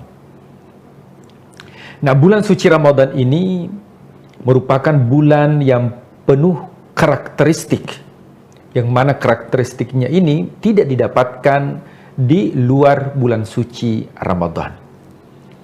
Nah, adapun karakteristik yang pertama, bulan Ramadan ini adalah bulan ampunan. Jadi karakteristik yang pertama adalah bulan ampunan. Sebagaimana kita ketahui bersama bahwa ya, di luar bulan suci Ramadan itu ada amalan-amalan khusus, ada waktu khusus, ada tempat khusus, dan ada cara khusus atau zikir khusus yang kita lakukan, itu bisa mendatangkan ampunan Allah. Tapi khusus di bulan suci Ramadan, malamnya ampunan, siangnya ampunan, 24 jam penuh dengan ampunan. Maka ini yang diinginkan oleh seluruh umat, termasuk umat-umat terdahulu menginginkan untuk mendapatkan bulan suci Ramadan. Kenapa? Karena ada karakteristik yang dimiliki yang tidak diberikan kepada umat-umat terdahulu. Nah, coba kita lihat pada malam hari. Rasulullah SAW bersabda, "Man qama Ramadhana imanan wa ihtisaban ghufira lahu ma taqaddama min dzambi." Siapa yang mendirikan malam hari, yang namanya malam hari, yaitu mulai dari maghrib sampai menjelang terbit fajar, itu disebut dengan malam hari. Meskipun nanti ada pembagian, ada waktu sahur, ada waktu fajar, waktu subuh. Tapi kalau kita melihat itu hanya siang dan malam. Ya. Nah, di malam harinya itu penuh dengan ampunan. Mulai dari orang yang melakukan qiyamul lail, tarawih, ghufira lahu ma taqaddama min dzambi, diampuni dosa-dosa ma taqaddama. Seluruh dosa, termasuk dosa besar. Jadi kalau ada orang yang berlumuran dosa, ya maka rahmat Allah itu jauh lebih besar dibandingkan murka Allah. Ya, luar biasa. Ini ada sebuah kisah. Ya, Nabi Ibrahim ketika ada orang Majusi meminta sesuatu kepada Ibrahim. Nah, Majusi ini dia penyembah api. Ibrahim mengatakan, ya saya berikan makanan, tapi harus ada syaratnya. Apa itu? Harus loading dulu, mengucapkan syahadat, berislam. Maka Nabi Ibrahim ditegur oleh Allah. Coba kita lihat. Nabi Ibrahim ditegur oleh Allah. Allah mengatakan, ya Ibrahim, tahukah engkau Majusi itu usianya 70 tahun? 70 tahun usianya dan dia tidak beriman kepadaku, tapi saya, kata Allah, tiap hari saya berikan makanan. Sementara dia baru meminta 1 kali, engkau tidak mengabulkan karena engkau mensyaratkan harus mengucapkan kalimat la ilaha illallah. Ini artinya bahwa jamaah yang dimuliakan Allah Tribuners, bahwa ampunan Allah ini itu didapatkan di malam hari. Makanya ma taqaddama min dzambihi. Ma ini berlaku secara umum. Ya, bukan hanya pelaku dosa kecil, tapi termasuk pelaku dosa besar. Maka momentum bulan suci Ramadan yang merasa bahwa saya ini adalah orang yang berlumuran dengan dosa, maka karakteristik yang pertama, maksimalkan mendapatkan ampunan yang pertama di bulan suci Ramadan, maka maksimalkan di malam hari. Kemudian ketika tiba waktu sahur, itu wabil asharihum yastaghfirun. Orang yang melakukan amalan di waktu sahur, ya, kita terbangun saja makan sahur, itu mendapatkan ampunan dari Allah. Wabil asharihum ya yastaghfirun. Di waktu sahur dia meminta ampunan kepada Allah, dia istighfar. Ini orang-orang yang mendapatkan ampunan. Itu di malam hari. Jadi di waktu malam itu kita akan mendapatkan ampunan Allah. Kemudian di waktu siang, man shoma Ramadan, siapa yang berpuasa. Saya yakin bahwa Tribuners ini sudah ya rutin kita berpuasa setiap Ramadan. Ghufira lahu ma taqaddama min dzambihi imanan wa ihtisaban. Dalam keadaan iman, spiritualitas, dan juga mengevaluasi diri, ghufira lahu ma taqaddama min dzambihi, maka akan diampuni dosanya sebesar apapun dosanya kepada Allah. Itu akan diampuni. Itu di siang hari. Jadi malamnya mendapatkan ampunan, siangnya mendapatkan ampunan. 24 jam waktu yang diberikan oleh Allah itu penuh dengan ampunan. Bahkan kelebihannya bulan suci Ramadan ini bukan hanya ampunan. Jadi ampunan Allah itu ada 2. Ada ampunan Allah yang disebut dengan Al-Ghafur. Ada ampunan Allah namanya Al-Afu. Apa bedanya Al-Ghafur dengan Al-Afu? Kalau Al-Ghafur itu dosa yang kita lakukan itu ditutupi oleh Allah, tapi dosanya masih ada. Maka yang seperti ini nanti di akhirat, faman ya'mal mithqala dzarratin khairan yarah wa may ya'mal mithqala dzarratin syarran yarah, diperlihatkan dosanya di akhirat karena sudah mendapatkan Al-Ghafur, maka dosanya itu hanya diperlihatkan untuk dirinya, tidak disebarluaskan untuk dilihat orang banyak. Tapi kalau mendapatkan Al-Afu, Al-Afu ini artinya dosa yang dilakukan memang sudah dihapus oleh Allah. Bukan hanya ditutupi, tapi dihapus oleh Allah. Dan itu kita dapatkan di bulan suci Ramadan dalam bentuk doa yang diajarkan oleh putri Rasul Sallallahu Alaihi Wasallam. Beliau mengatakan, ya ketika saya mendapatkan Al-Qadar di Ramadan, apa yang harus saya baca? Maka bacalah sebuah doa. Allahumma innaka afuun tuhibbul afwa fa'fu anni. Allahumma ya Allah, innaka afuun, engkau yang memberi maaf. Tuhibbul afwa, engkau senang untuk ya memaafkan.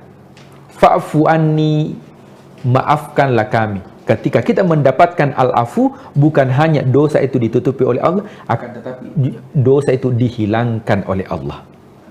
Jadi ini karakteristik yang pertama, yaitu al-afu atau ampunan dari Allah Subhanahu wa taala. Iya, baik. Jadi itu adalah yang perlu juga kita garis bawahi begitu ya Pak Ustadz ya selama bulan suci Ramadan ini. Kemudian juga ada beberapa karakteristik lagi dari bulan suci Ramadan, yakni perisai dari dosa atau junah. Mungkin seperti apa untuk penjelasannya Pak Ustadz? Ya. Nah, kemudian karakteristik yang kedua, bulan suci Ramadan ini adalah bulan perisai dari maksiat dan dosa. Ya, yang namanya perisai dia tameng. Ya, oleh sebab itu orang yang berpuasa itu dipastikan tidak melakukan maksiat. Kenapa demikian? Karena yang halal saja dihindari, apalagi yang haram. Ya, coba makan minum kan halal. Tapi orang yang berpuasa dia tidak makan, dia tidak minum. Kenapa dia tidak makan dan minum padahal itu halal? Kalau yang halal saja dihindari, apalagi yang haram. Maka luar biasa puasa ini sebagai perisai. Dalam hadis Rasulullah SAW beliau bersabda, as-siyamu junnatun. Puasa itu adalah perisai junnah. Nah, junnah ini kalau dalam literasi bahasa Arab itu terdiri dari 2 huruf, yaitu jin dan nun. Maka semua kosakata bahasa Arab yang menggunakan huruf jin dan nun itu menunjukkan tentang sesuatu yang tidak terlihat. Ya, janin dalam perut seorang ibu, kenapa disebut dengan janin? Karena tidak terlihat dengan kasat mata. Kemudian ada makhluk, ya ini pada manusia, disebut dengan jin. Jin itu karakternya tidak terlihat. Jadi kalau ada jin yang terlihat, itu ya salah penampakan. Ya memang karakternya dia tidak terlihat. Kemudian jannah, artinya surga. Ya, surga juga tidak terlihat. Ya, tidak dilihat oleh mata, mala ainun ra'at wala udhunun, tidak didengar oleh telinga. Nah, sehingga dikatakan bahwa puasa ini sebagai perisai, penghalang kita. Memang tidak dilihat, penghalang itu tidak dilihat. Ya, akan tetapi itu mampu menghalangi kita dari hal-hal yang dilarang oleh Allah Subhanahu wa Ta'ala. Bagaimanapun ada orang yang suka marah, temperamen, tapi kalau dia melakukan ibadah puasa, apalagi kalau temperamennya itu muncul, rasa marahnya muncul mendekat buka puasa, saya yakin bahwa dia akan tahan.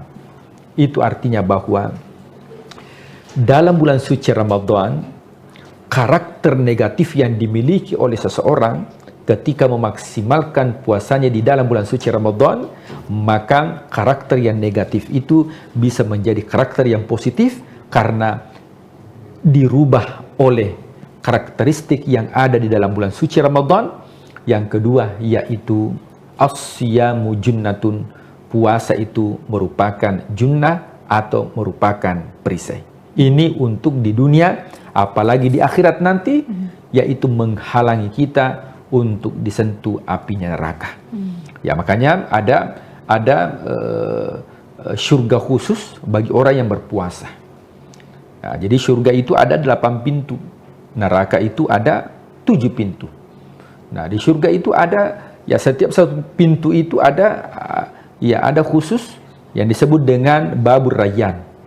Nah babur rayyan ini, bab rayyan itu diperuntukkan bagi orang yang melakukan ibadah puasa. Nah, tentunya kajian terdahulu kita katakan bahwa ibadah puasanya ini bukan ritual, tapi ibadah puasa yang dilakukan secara penuh dengan spiritualitas, atau bahasa hadisnya dikatakan imanan wahtisaban, penuh dengan keimanan dan juga muhasabah atas dosa-dosa yang dilakukan.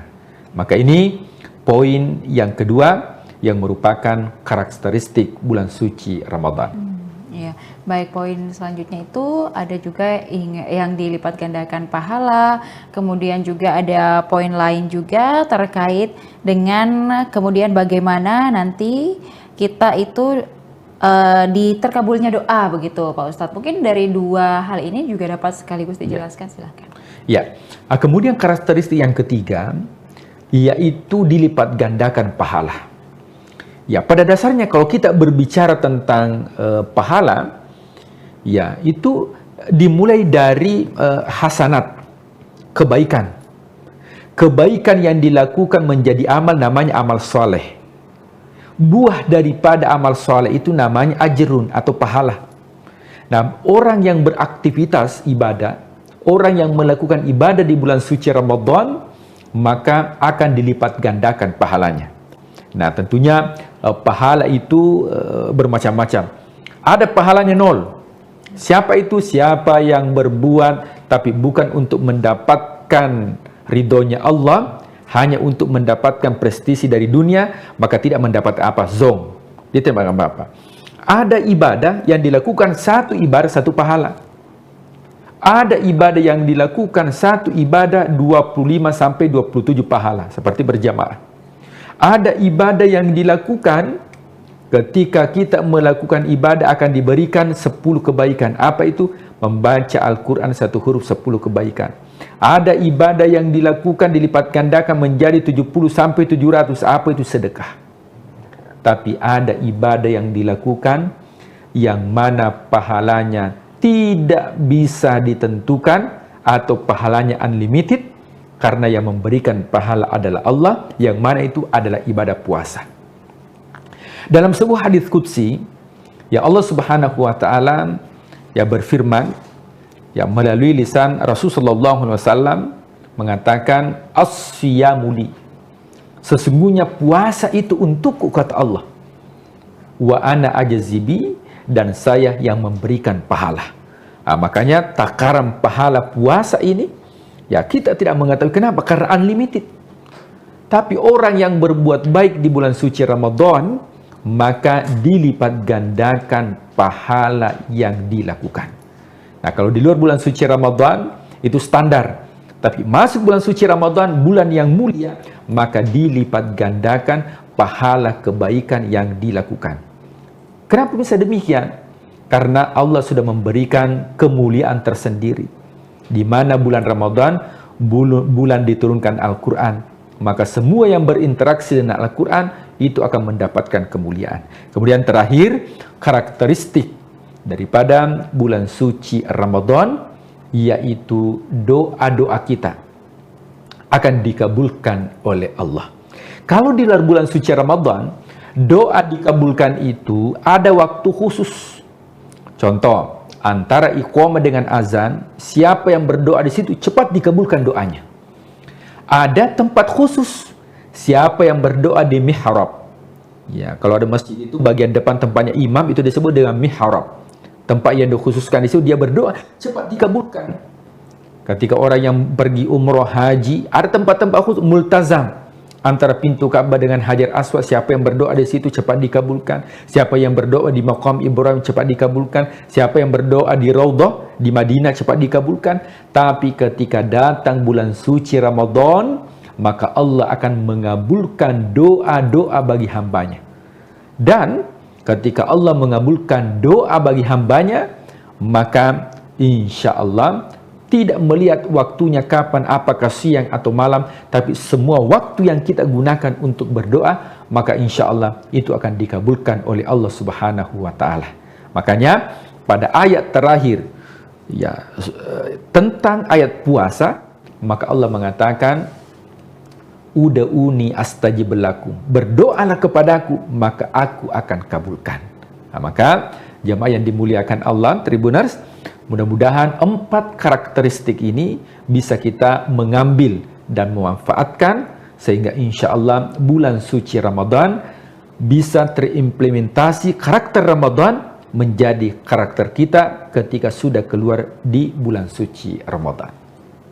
Ya baik, jadi itu ada 4 karakteristik yang sudah dapat dijelaskan kepada seluruh Tribuners. Semoga dengan penjelasan ini membantu kita lebih memahami lagi seperti apa ibadah di bulan suci Ramadan, kemudian juga tanggung jawab dan juga kewajiban kita selama bulan suci Ramadan ini. Semoga ibadah kita tetap terjaga dan juga kita tetap khusyuk dan maksimal dalam menjalankan ibadah di bulan suci Ramadan. Pak Ustadz, terima kasih untuk penjelasannya kepada seluruh Tribuners. Semoga kedepannya kita masih terus dapat berbincang terkait hal-hal menarik lainnya selama bulan suci Ramadan, tepatnya di program Syiar Ramadan Tribun Timur, mata lokal menjangkau Indonesia. Saya Ilu Devi Sania beserta narasumber dan juga seluruh kerabat kerja pamit undur diri. Terima kasih. Wassalamualaikum warahmatullahi wabarakatuh. Waalaikumsalam warahmatullahi wabarakatuh.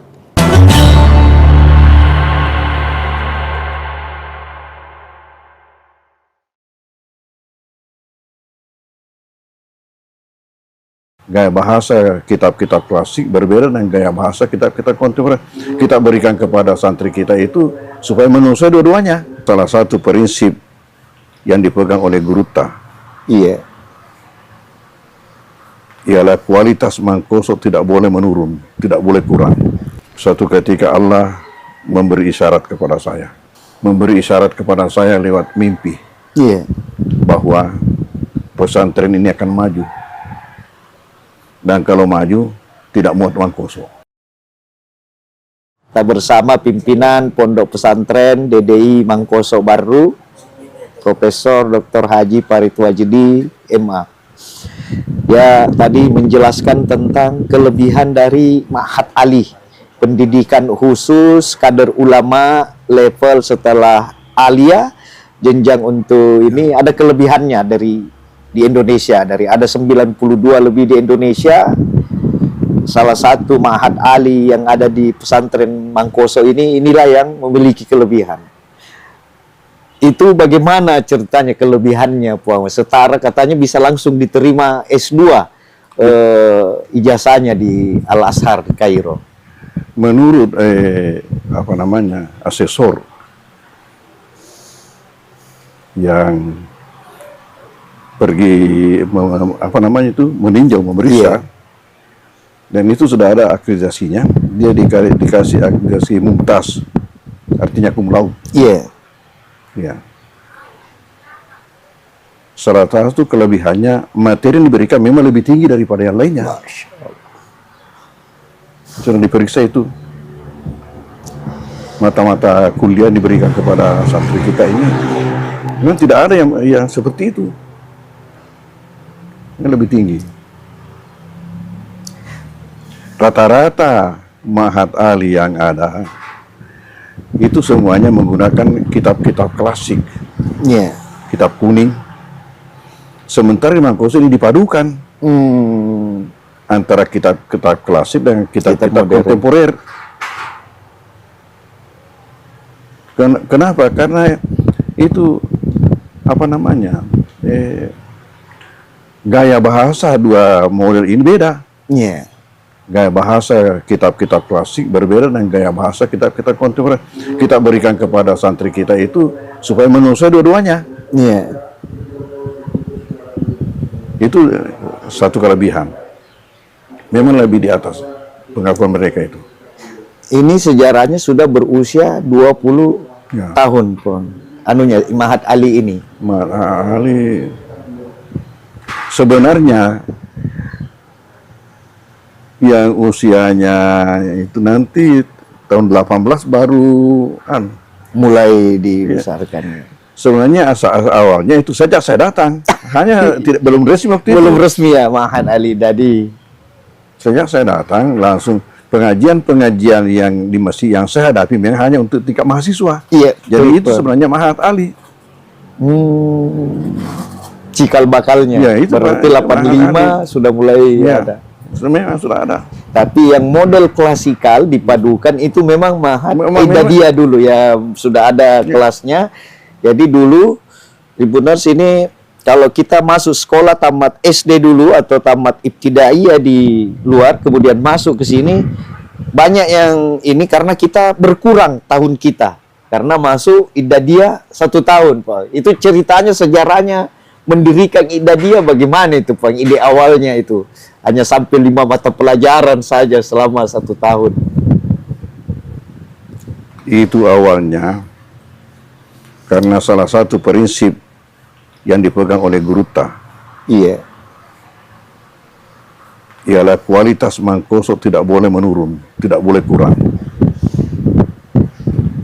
Sementara mata-mata pelajaran di Sanawiyah yang ini level SMP, Sanawiyah itu sudah membaca kitab kuning.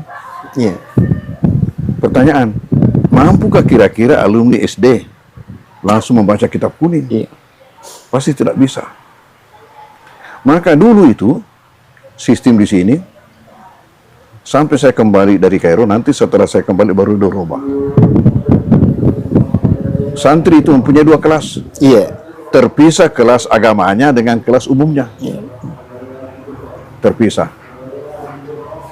Kenapa? Karena dari SD otomatis untuk kelas umumnya masuk SMP. Tetapi agamanya masih tidak iya. Karena tidak bisa masuk Sanawiyah. Jadi masuk ditanya kelas 4, kelas 5, kelas 6. Jadi tamat SMP baru naik Sanawiyah. Jadi pincang. Ya. Selesai SD dan sederajat sudah masuk menengah pelajaran umum, tapi anunya agamanya masih tingkat dasar. Tapi saya zaman saya kan 86 itu mulai 85 mulai. Itu ijazah masih 2 Puang ya di sini. Antara ada ijazah dari sanawiyah dulu, ada ijazah dari kan masih ada kelas lama itu. Masih ada kelas lama kan, ini gagasan baru. Nanti ada tahun 85. Itu saya pikirkan. Saya pikirkan bagaimana sehingga santri masuk di Mangkoso hanya satu kelas tapi dua-dua sederajat. Itulah melahirkan konsep Idadiyah. Bagaimana yang semestinya 3 tahun belajar di Ibtidaiyah baru masuk sanawiyah, bagaimana sehingga hanya 1 tahun. Saya ini jadi waktu itu kita bisa masuk MAPK karena ada ijazah sanawiyah. Andai kan ijazah Idadiyah kimupa denale. Mana Tapi itu sudah dipikirkan sejak ada di Mesir, sebelum pulang itu. Sebelum pulang. Nanti saya akan terapkan nanti kalau kembali nih. Jadi awalnya dulu itu alot juga itu diskusi dengan guru ta. Baru diterima. Karena itu ada pandang mengatakan dirugikan anak-anak 1 tahun. Betul. Di mana teman-temannya sudah naik kelas 2 baru dia masuk kelas 1. Betul. Tapi prinsip saya katakan pertama tidak rugi. Yang rugi itu kalau tidak belajar. Kalau orang belajar tidak rugi. Kemudian kedua, andai kata pun dikatakan rugi, tidak apa-apa rugi 1 tahun, tapi dia akan menang seumur hidup. Masya Allah. Itu prinsip. Nanti ini hasilnya nanti dia dilihat setelah selesai nanti. Jadi banyak itu waktu masih apa ini apa yang membuat. Tapi setelah nanti ke atas dia ada, rupanya begini. Humahum hiya humahunna alfiya po. Itu banyak begini. Nah, pernah suatu ketika terhenti itu. Terhenti. Tahu-tahu apa yang terjadi? Ini alumni sampai-sampai angkatan kamu itu. Memprotes. Tapong TV mengindah dia, Pong. Kita ini jadi manusia karena Idadiyah. Itu yang saya katakan, asli itu katakan, walau andai kata dikatakan rugi 1 tahun, tidak apa-apa, tapi dia akan menang seumur hidup. Nanti dia lihat. Kalamun al-lapsul mufidu kastaqim. Betul. Itulah. Ternyata menjadi inceran ini sekarang. Tapi itulah memang modernisasi awal Mangkoso ya, model memadukan model klasikal dan model dulu bersila di Masjid Poya 85 kita pulang dari Mesir itu angkatan pertama. Dan itu ada Syekh Basyuni saya ingat sampai sekarang itu masih berlanjut, Bang. Ini tadi di sini ada dari Palestina, Mesir, ini Ustaz Ibrahim. Itu apa namanya? Itu Profesor Azhar itu, tapi dia putar-putar. Ya asli orang tuanya dari Palestina, tapi orang tuanya juga artinya banyak keturunannya. Karena pengalaman dia itu pertama dari Azhar itu di Saudi Arabia itu ada 10 tahun kalau tidak salah di situ. Baru ke Malaysia. Di Malaysia 25 tahun. Masya Allah. Berarti semua Melayu, Puang. Dia katanya, saya ini selalu bergaul dengan bahasa Arab saja di sana di Malaysia. Karena hanya di tingkat perguruan tinggi dan yang dihadapi itu memang hanya berbahasa Arab. Jadi ada paham sedikit-sedikit. Ibrahim Saki As-Sami. Salah Ibrahim. Salah Zaki Ibrahim. Profesor Qiraah Sab'ah. Masya Allah. Dan ini setiap saat di DDI Mangkoso ini masih ada syekh-syekh begitu yang datang, rutin. Terus untuk tanah wakaf, bagaimana anunya itu untuk pengembangan pesantren yang menjadi terbesar di Indonesia Timur nanti? Kita terima dulu. Nah, ceritanya waktu saya datang. Kan waktu itu hanya di sini, sekitar ini. Cerita ini. Jadi santri-santri laki-laki ada pondok-pondok di belakang. Selain daripada itu juga di rumah-rumah masyarakat, di kolom-kolomnya itu dibuat jadi asrama mereka. saya datang, suatu ketika Allah memberi isyarat kepada saya. Memberi isyarat kepada saya lewat mimpi. Iya. Bahwa pesantren ini akan maju. Dan kalau maju, tidak muat uang kosong. Sehingga ketika itu apa yang saya lakukan? Saya pergi menghadap bupati, menyampaikan hal itu. Andi Sultan waktu itu, Pak. Ya, Iya. Mansur Sultan. Mansur Sultan. Apa jawaban beliau? Kalau begitu, carilah lokasi di sekitar Mangkoso. Kalau masih dapat tanah pemerintah, insya Allah kita bantu. Tapi kalau tanah masyarakat, tentunya pesantren berhubungan dengan yang bersangkutan. Iya. Oke. Pulang, tanya-tanya masyarakat, Iya. masih adakah di sini tanah pemerintah dekat? Masyarakat menunjuk tondrongnya dengan bulu lampang. Iya. Dengan ucapan mereka, itu tondrongnya dengan bulu lampang masih tanah hehe. Tanah hehe agak rupa. Ternyata hehe itu di dalam buku rinci, kan petanya itu tanah, buku rinci yang dibuat Belanda dulu. Iya. Tanah pemerintah ditulis di situ GG. GG. Kodenya GG. Iya. Tapi orang Belanda menyebut G itu dengan he. Oh. Jadi orang Belanda mengatakan tanah hehe. Masyarakat kita ikut tanah hehe. Karena gaya Belanda, bahasa Belanda itu H itu G gitu. Ya. Seperti tehel. Tehel. Tulisannya tegel. Tegel. Iya. Iya. Maka datangnya G tehel. Tehel. Oh, itu sejarahnya. Dan mimpi itu apa, Puang, anunya kalau bisa? Adalah. Ada. Yang itu tarik maknanya. Lalu saya buatkan permohonan. Iya. Yang sekarang namanya apa itu? Proposal. Iya. Itu pasti Proposal. masuk ke permohonan. Minta itu 1, kemudian 2, kemudian 3 sambungannya tondrongnya ke atas. Paceke. Oh iya. Jadi bersambungan. Itu yang sekarang kelot yang dipakai. Jadi benar-benar kita garap 2.1. Iya. Datanglah beliau itu meletakkan batu pertama. Pak Mansur Pak Sultan. Mansur. Datanglah meletakkan batu pertama bersama-sama dengan pejabat-pejabat baru. Dan itu ada peristiwa ketika itu, ya unik juga. Diletakkan pada hari Jumat bertepatan dengan 1 Muharram. Oh. Di mana masyarakat kita masih memahami sebagian besar 1 Muharram itu nakase. Nakase, iya. Hari nakase. Ya. Hari celaka. Ini pesantren kok. Kenapa ini? Justru kita mau mematahkan pandangan itu bahwa sebenarnya hari itu buat orang muslim adalah hari berkah. Hari berkah. Itu nakase buat orang kafir, bukan buat kita. Sampai ada yang mengancam, hati-hati kok nanti itu setiap tahun ada korbannya. Iya.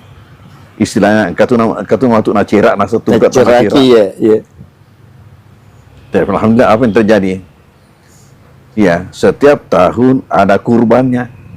Mereka berkurban kalau setiap hari raya. Hari raya. Dan tidak sedikit, lebih 10 ekor. Alhamdulillah. Itulah berkah aduhnya. Dan awalnya semua santri karena masih kelas dulu, belum ada, ditempatkan di rumah penduduk. Di rumah penduduk. Masya Allah. Dan itu karena penduduk ini berjiwa pesantren semua, tidak ada yang namanya sewa menyewa. Tinggal saja di situ. Ya. Sampai langkah kedua, diupayakanlah untuk masing-masing santri membuatkan pondok-pondok sendiri-sendiri. Alhamdulillah. Ya, itu wakaf. Itulah pondok-pondok macam-macam. Ada rumah, sesuai dengan kemampuan orang tua. Saya itu. ukuran orang tua, Pak, itu ukuran 5 kali 5, Pak. Gardu-gardu, ukuran gardu ya. Telu kikru. Ya, ada yang kecil sekali sampai waktu penamatan pertama tahun 87. Iya. Di Tondrongnya ada tamu masuk di salah satu pondok santri itu kan dikiranya WC. Karena kecilnya. Dikira sih. Ya mau kencing dia. Ternyata itu pondok santri. Ya, itu langkah kedua. Langkah ketiga, bagaimana pondok-pondok ini disatukan menjadi menjadi asrama besar. Iya. Itu langkah ketiga. Nah, langkah keempat sudah membuat sendirian Asrama. ya. Kemudian sesudah itu prosesnya membangun dengan bangunan permanen. Jadi sekarang setiap membangun sudah berapa tahun ini selalu permanen. Jadi kita saksikan nanti itu di sana. Masya Allah. Alhamdulillah. Ya, baik di sini maupun yang di kampus Putri. Jumlah total santri sekarang di pondok kita dari Idadiyah, Ibtidaiyah, Ali dan lebih 4.000. 4.000, Masya Allah. Lebih 4.000. Dan masih dari seluruh Indonesia, Pong, Kalimantan. Macam-macam ya. Iya. Macam-macam. Tadi kita ada cerita, Pong, bahwa kenapa mudah membangun lapangan kereta api di jalan rel kereta api di Barru. Tadi kita cerita tentang bahwa ada kelebihan karena Guru Tak diminta oleh Bupati dulu, kalau saya tidak salah, Andi Rum itu, Bau Rum itu meminta untuk meyakinkan masyarakat, mempermudah pembangunannya. Itu Bagaimana dengan apa iya. namanya? Dengan pertama tadi itu bahwa mereka ini dimotivasi dengan makna daripada nama baru sendiri. Iya. Dari situ bertolak dimotivasi. Nama itu tidak ada di surah apa Ya. itu disebutkan innamal barruar.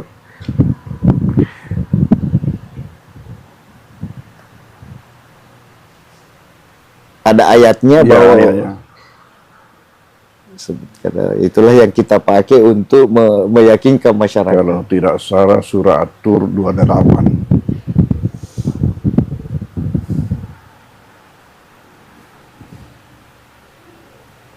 Innahu huwal baru. Soalnya itu sifat Tuhan. Bahwasanya dia itu innahu itu huwa al-baru ar-rahim. Maha suka melakukan kebaikan, lagi maha penyayang. Kebetulan nama kabupaten ini baru. Ya. Nah, dengan itulah kita motivasi rakyat. Ada 560 kabupaten di Indonesia, Tidak ada yang punya nama dalam Al-Quran. dalam Al-Quran Kecuali baru. Itulah. Nah, kebetulan namanya bagus, artinya bagus. Artinya Nah, bagus. dengan itulah dijadikan kesempatan untuk memotivasi masyarakat. Alhamdulillah Ya. jalan rel lebih cepat. Cepat. Ya itu dimulainya dulu pelebaran jalan. Oh, Dimulai di situ dulu. waktu pelebaran jalan. Iya, Pak. waktu gara-gara pelebaran jalan itu, coba bayangkan. Kalau Anda punya tanah, ya hanya 1 meter, katakanlah kali 9 meter atau berapa, jadinya nanti itu, lihat nanti jadinya berapa. Dari Tuhan. Kenapa? Karena itu adalah suatu amal yang tidak putus. Dia punya pahala sampai dunia kiamat. Siapa yang bisa hitung? Makanya dengan itu juga saya tempoh hari waktu datang Pak Amin Sam Iya. untuk meletakkan batu pertama kita punya aula. Iya. Gitu. Saya sampaikan dengan itu. Masya Allah. Terus itu. Nah, akhirnya jadilah jalanan di Baru ini paling cepat selesai pelebarannya. Iya. Di mana panjang jalan di Baru itu lebih panjang daripada Marus dan Pangkep. Iya. 80 kilo lebih, Pon. 87 kilo lebih. Nah, karena itu pula maka pemerintah menjadikan sempana atau dalam bahasa kita itu senu-senuang. Iya. Itu doa dalam bentuk simbol-simbol. Menjadi di Baru dicanangkan itu kereta api. Kereta api, oh, senu-senu. Senu-senungan. Itu di depanan itu, di depan anunya Boso itu. Ya. Di Garongko, Pon. Bukan di Garongko, di sana ya, Allahumma sholli alaihi wasallam. Dan di Garongko. Di Berumuk di kota. Di pinggir jalan. Oh. Di pinggir jalan. Ya. Siaung. Siawung. Oh. Siaung. Ya. Salah berhadapan dengan anunya itu Boswa. Ya. Dengan pelabuhannya Boswa. Nah, pelabuhannya Boswa di kiri, itu di kanan, di pinggir gunung. Di situ pencanangan kereta api. Kita lagi berada di kediaman pimpinan pondok Berta Wajdi. Tadi sudah melakukan wawancara sedikit tentang sejarah Aidadi dan Ma'had Ali. Insyaallah semoga berkah puan. Terima kasih banyak atas kesempatannya. Download Tribun X sekarang. Menghadirkan lokal menjadi Indonesia.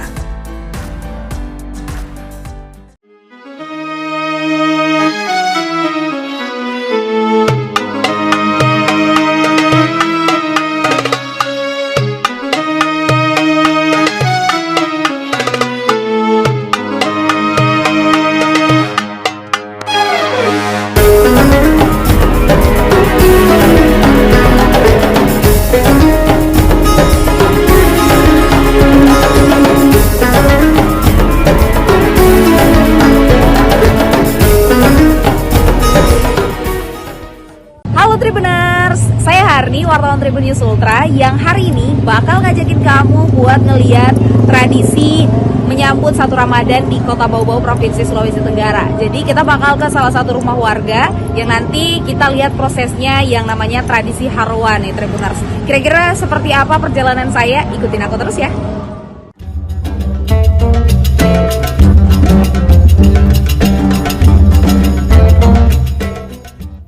Inilah tradisi Harwa sambut Ramadan 2026 ala masyarakat Buton di Kota Bau-Bau, Provinsi Sulawesi Tenggara. Harwa adalah salah satu tradisi para leluhur dalam menyambut Ramadan ataupun memperingati momen-momen keagamaan. Mulai dari menyambut Ramadan, bulan Rajab, hingga menyambut kelahiran Nabi Muhammad SAW. Untuk menyambut Ramadan, biasanya sebagai rasa syukur atau momen memanjatkan doa kepada keluarga yang telah berpulang.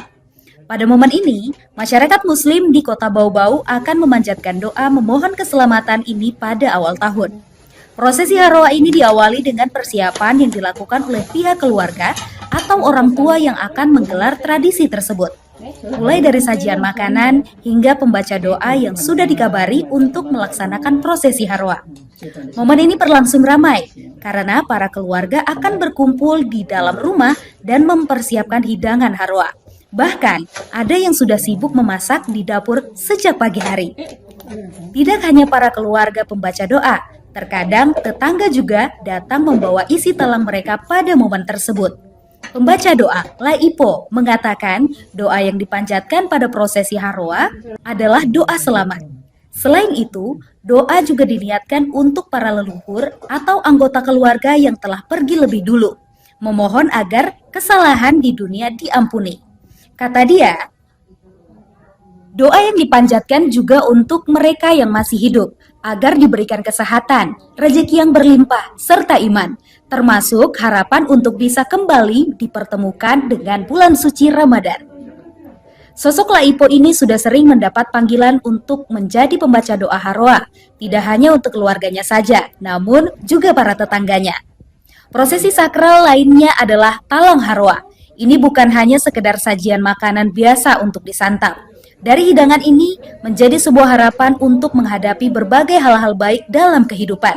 Pengisi talang Harwa, Zaura, menjelaskan yang diisi dalam talang adalah kue-kue tradisional seperti onde-onde, waje, bolu, pisang, ubi goreng, sesuai dengan kemampuan dari penyelenggara pembaca Harwa. Harwa jelang Ramadan tidak ada penataan khusus seperti menyambut Maulid Nabi Muhammad SAW. Lalu sajian kue-kue tradisional itu dibacakan doa. Lalu pemilik isi talang membawa kembali untuk dicicipi di rumah keluarga masing-masing. Terkait sajian kue tradisional untuk Harwa ini memang selalu banyak diburu saat bulan suci Ramadan. Tidak kalah larisnya dengan kulit, ketupat, ataupun ayam. Seperti yang terlihat di pasar tradisional Kota Bau-Bau. H-1 jelang Ramadan, emak-emak mulai serbu kue tradisional untuk Harwa atau tradisi adat yang biasanya digelar masyarakat sebelum puasa pertama. Terlihat antrean terjadi di salah satu gerai kue tradisional sejak pukul 6.30 WITA. Pedagang kue tradisional di dua pasar Kota Bau-Bau yakni Wameo dan Karya Nugraha ramai dikunjungi. Pasar Wameo berada di Jalan Raka Wakaka, Kelurahan Wameo, Kecamatan Murhum. Jaraknya sekitar 2,7 km atau 9 menit berkendara dari Pasar Karya Nugraha di Jalan Haji Agus Salim, Kelurahan Batara Guru, Kecamatan Wolio. Terpantau hingga pukul 12.00 WITA, para pembeli masih memadati lokasi tersebut untuk persiapan tradisi. Pedagang kue tradisional Ambo mengatakan pembelian kue untuk Haroa selalu ramai 2 hari menjelang Ramadan. Kata dia, warga ramai memborong kue karena sudah waktunya masyarakat Buton melaksanakan Haroa menyambut Ramadan 2026. Penjualan kue tradisional ini sudah dibungkus sesuai dengan jumlah kue dalam satu piring.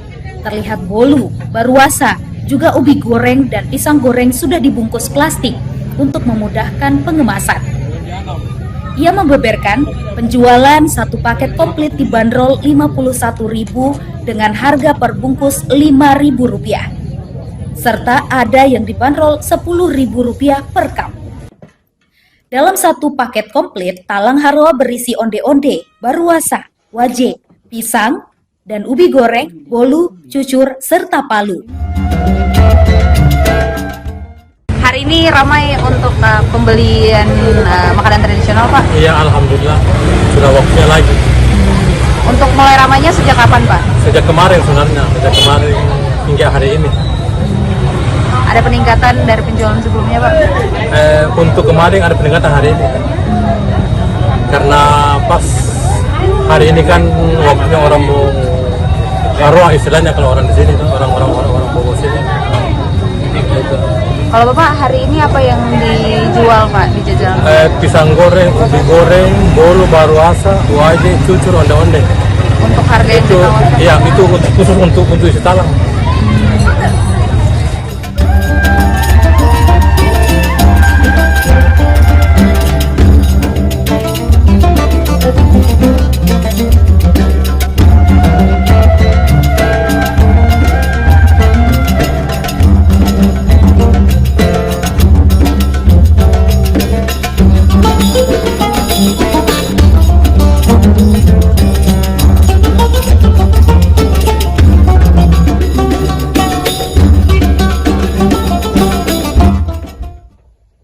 Oke Tribuners, kita sampai di penghujung perjalanan kita pada malam hari ini dan tadi kita sudah saksikan prosesi Haroa sambut 1 Ramadan di masyarakat Kota Bau-Bau, terkhusus di masyarakat Buton ya. Dan memang seru banget ya dan nostalgia karena memang saya juga tumbuh di antara masyarakat Buton karena memang tumbuh besar di Kota Bau-Bau dan saya berharap ini akan terus lestari ya Tribuners. Dan masih banyak lagi tradisi-tradisi di masyarakat Buton selama Ramadan ini dan tentunya akan kita ulik bersama dan makanya itu jangan sampai melewatkan Tribun Travel selanjutnya. Download Tribun X sekarang, menghadirkan lokal menjadi Indonesia.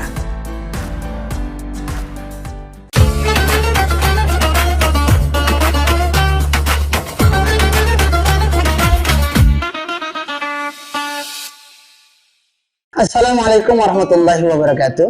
Alhamdulillah, asyhadu an la ilaha illallah wa asyhadu anna Muhammadar Rasulullah. Allahumma shalli wa sallim wa barik ala Muhammad wa ala ali Muhammad.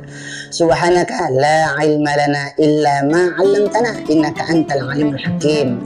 Rabbi shrah li sadri wa yassir li amri wahlul 'uqdatam min lisani yafqahu qawli.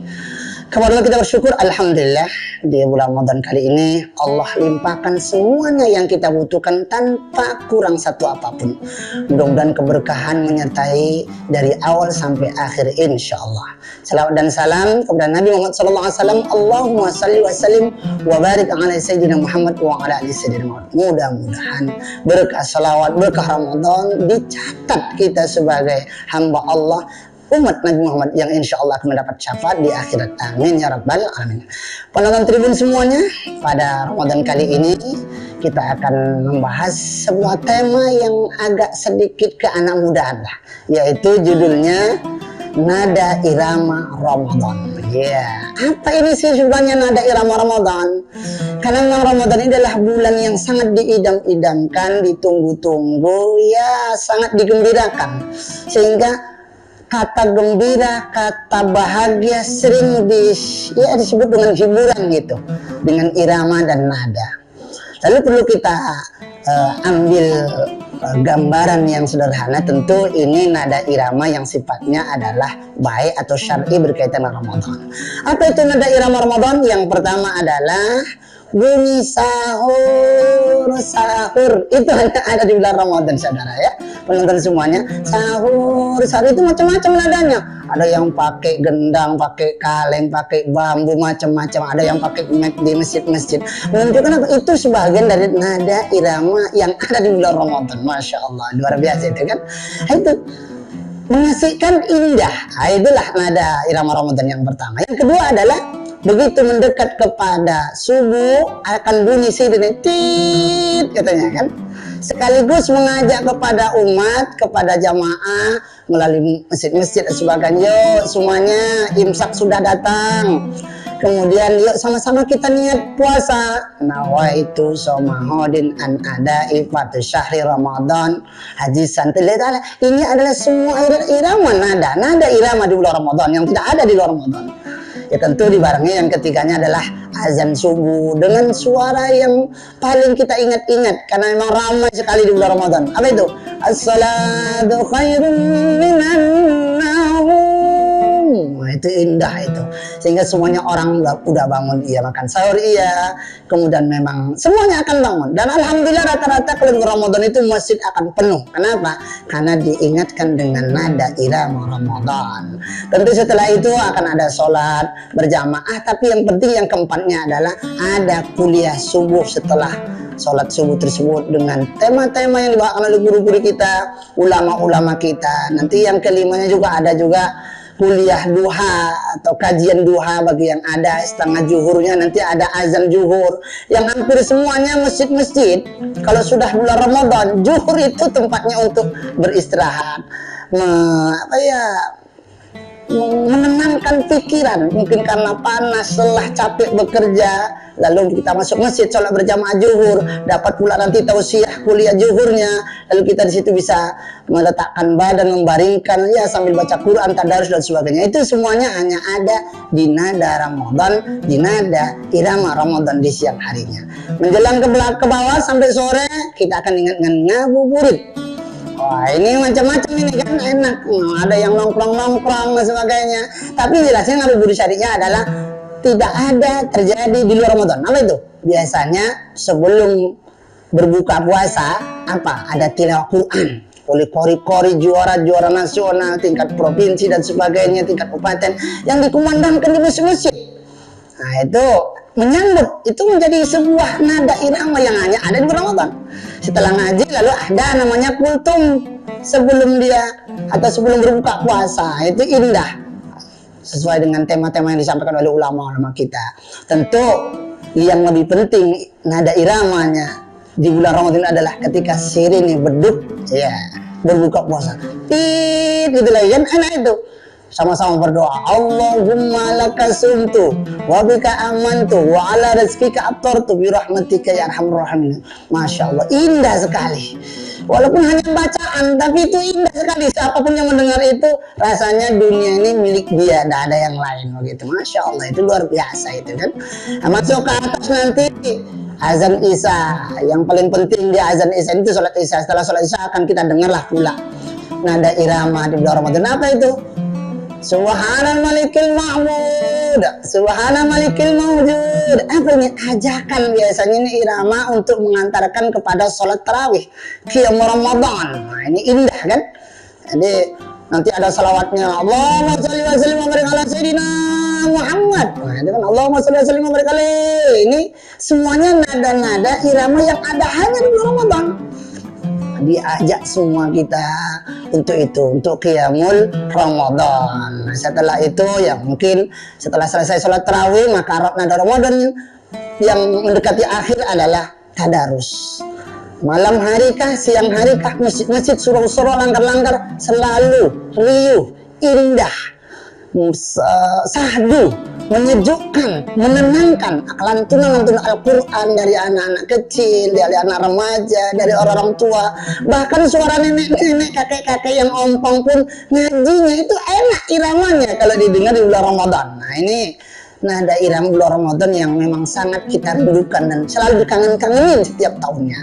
Ya, yang terakhir adalah nada irama Ramadan adalah ketika di ujung Ramadan ada isak tangis muhasabah di malam-malam Lailatul Qadar.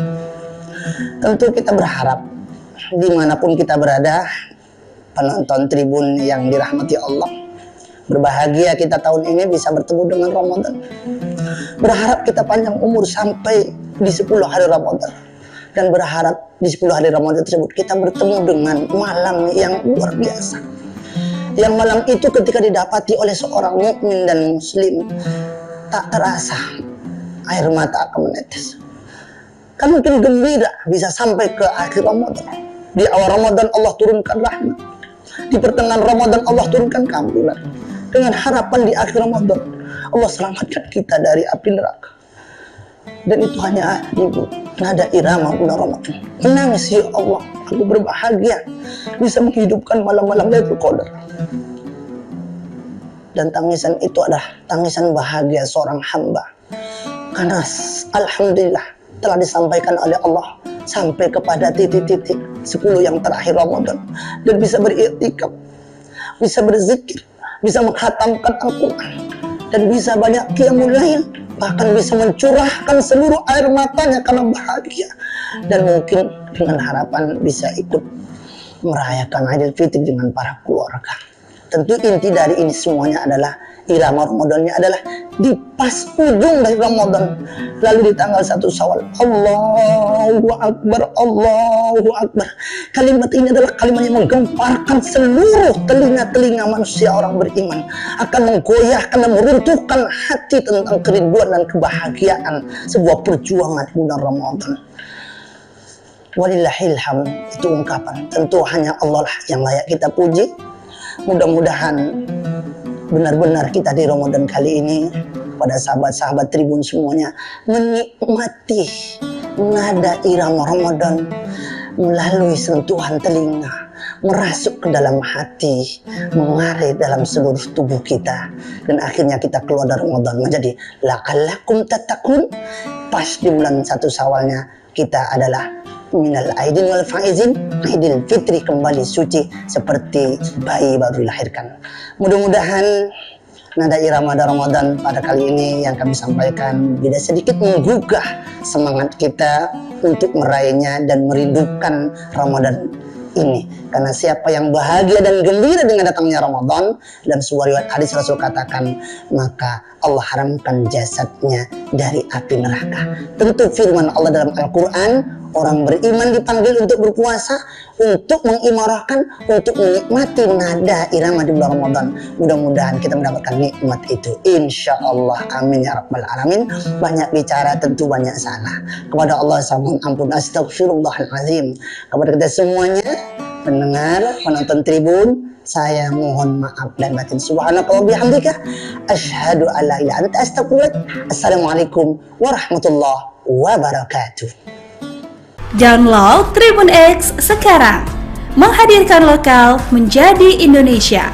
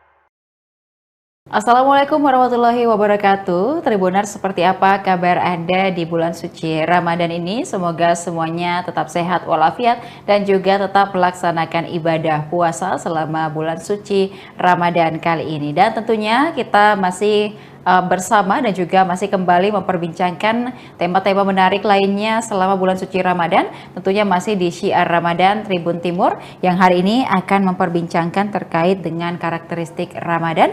Bersama narasumber kita ada Bapak Ustadz Kiai Haji Sabarudin LC yang sudah menantikan juga waktu untuk seperti apa berbincang bersama Tribuners kali ini terkait dengan karakteristik Ramadan. Untuk itu kita sapa terlebih dahulu narasumber kita pada hari ini. Assalamualaikum Pak Ustadz. Waalaikumsalam warahmatullahi wabarakatuh. Baik, kabarnya seperti apa Pak Ustadz? Alhamdulillah sehat. Alhamdulillah sehat dan juga tentunya masih semangat menjalankan ibadah puasa gitu. Baik, nah ini kita memasuki sudah di bulan suci Ramadan, kemudian juga kita perlu mungkin mengetahui seperti apa sebenarnya karakteristik Ramadan, karena kalau kita bisa gambarkan sedikit di awal Tribuners, ada yang karakteristiknya ada ampunan, kemudian juga ada perisai dari dosa, kemudian ada juga dilipat gandakan pahalanya, dan ada berbagai macam lagi karakteristik dari bulan suci Ramadan yang bisa disampaikan kepada Tribuners hari ini. Silakan Ustaz. Bismillahirrahmanirrahim. Hamdan wa syukranillah, salatan wa salaman ala rasulillah, amma ba'd. Ya, tentunya bulan suci Ramadan adalah bulan istimewa. Bulan yang dirindukan oleh seluruh umat manusia. Umat terdahulu dirindukan akan datangnya yang dinamakan dengan bulan suci Ramadan. Nah, bulan suci Ramadan ini merupakan bulan yang penuh karakteristik, yang mana karakteristiknya ini tidak didapatkan di luar bulan suci Ramadan. Nah, adapun karakteristik yang pertama, bulan Ramadan ini adalah bulan ampunan. Jadi karakteristik yang pertama adalah bulan ampunan. Sebagaimana kita ketahui bersama bahwa ya, di luar bulan suci Ramadan itu ada amalan-amalan khusus, ada waktu khusus, ada tempat khusus, dan ada cara khusus atau zikir khusus yang kita lakukan, itu bisa mendatangkan ampunan Allah. Tapi khusus di bulan suci Ramadan, malamnya ampunan, siangnya ampunan, 24 jam penuh dengan ampunan. Maka ini yang diinginkan oleh seluruh umat, termasuk umat-umat terdahulu, menginginkan untuk mendapatkan bulan suci Ramadan. Kenapa? Karena ada karakteristik yang dimiliki yang tidak diberikan kepada umat-umat terdahulu. Nah, coba kita lihat pada malam hari. Rasulullah SAW bersabda, "Man qama Ramadhana imanan wa ihtisaban ghufira lahu ma taqaddama min dzambi." Siapa yang mendirikan malam hari, yang namanya malam hari, yaitu mulai dari maghrib sampai menjelang terbit fajar, itu disebut dengan malam hari. Meskipun nanti ada pembagian, ada waktu sahur, ada waktu fajar, waktu subuh. Tapi kalau kita melihat itu hanya siang dan malam. Ya. Nah, di malam harinya itu penuh dengan ampunan. Mulai dari orang yang melakukan qiyamul lail, tarawih, ghufira lahu ma taqaddama min dzambi, diampuni dosa-dosa ma taqaddama. Seluruh dosa, termasuk dosa besar. Jadi kalau ada orang yang berlumuran dosa, ya maka rahmat Allah itu jauh lebih besar dibandingkan murka Allah. Ya, luar biasa. Ini ada sebuah kisah. Ya, Nabi Ibrahim, ketika ada orang Majusi meminta sesuatu kepada Ibrahim. Nah, Majusi ini dia penyembah api. Ibrahim mengatakan, ya saya berikan makanan, tapi harus ada syaratnya. Apa itu? Harus loading dulu, mengucapkan syahadat, berislam.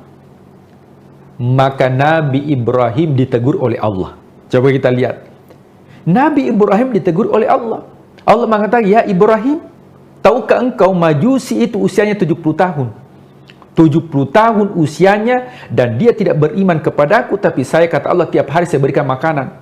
Sementara dia baru meminta 1 kali, engkau tidak mengabulkan karena engkau mensyaratkan harus mengucapkan kalimat la ilaha illallah. Ini artinya bahwa jamaah yang dimuliakan Al-Tribuners, bahwa ampunan Allah ini itu didapatkan di malam hari. Makanya ma taqaddama min dzambihi. Ma ini berlaku secara umum.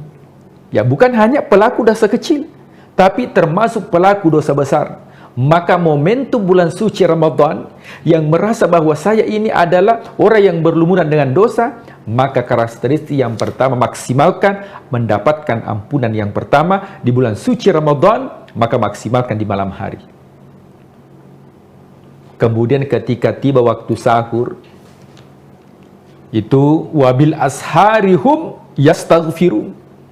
Orang yang melakukan amalan di waktu sahur, ya kita terbangun saja makan sahur, itu mendapatkan ampunan dari Allah. Wabil asharihum ya yastaghfirun.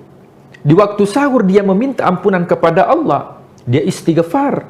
Ini orang-orang yang mendapatkan ampunan. Itu di malam hari. Jadi di waktu malam itu kita akan mendapatkan ampunan Allah. Kemudian di waktu siang, man shoma Ramadhana, siapa yang berpuasa. Saya yakin bahwa Tribuners ini sudah ya rutin kita berpuasa setiap Ramadan. Ghufira lahu ma taqaddama min dzambihi imanan wa ihtisaban. Dalam keadaan iman, spiritualitas, dan juga mengevaluasi diri, ghufira lahu ma taqaddama min dzambihi, maka akan diampuni dosanya sebesar apapun dosanya kepada Allah. Itu akan diampuni. Itu di siang hari. Jadi malamnya mendapatkan ampunan, siangnya mendapatkan ampunan. 24 jam waktu yang diberikan oleh Allah itu penuh dengan ampunan. Bahkan kelebihannya bulan suci Ramadan ini bukan hanya ampunan. Jadi ampunan Allah itu ada 2. Ada ampunan Allah yang disebut dengan Al-Ghafur. Ada ampunan Allah namanya Al-Afu.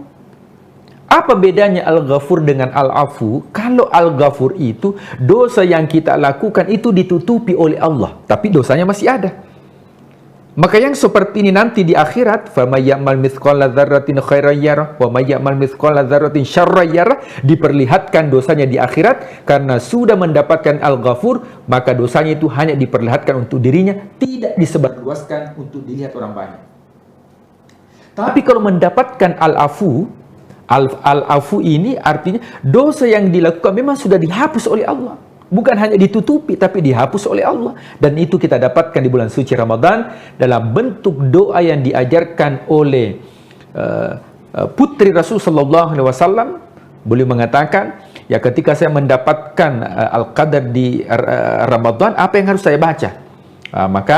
Maka bacalah sebuah doa. Allahumma innaka afuun tuhibbul afwa fa'fu anni. Allahumma ya Allah, innaka afuun, engkau yang memberi maaf. Tuhibbul afwa, engkau senang untuk ya memaafkan. Fa'fu anni, maafkanlah kami. Ketika kita mendapatkan al-afu, bukan hanya dosa itu ditutupi oleh Allah, akan tetapi dosa itu dihilangkan oleh Allah.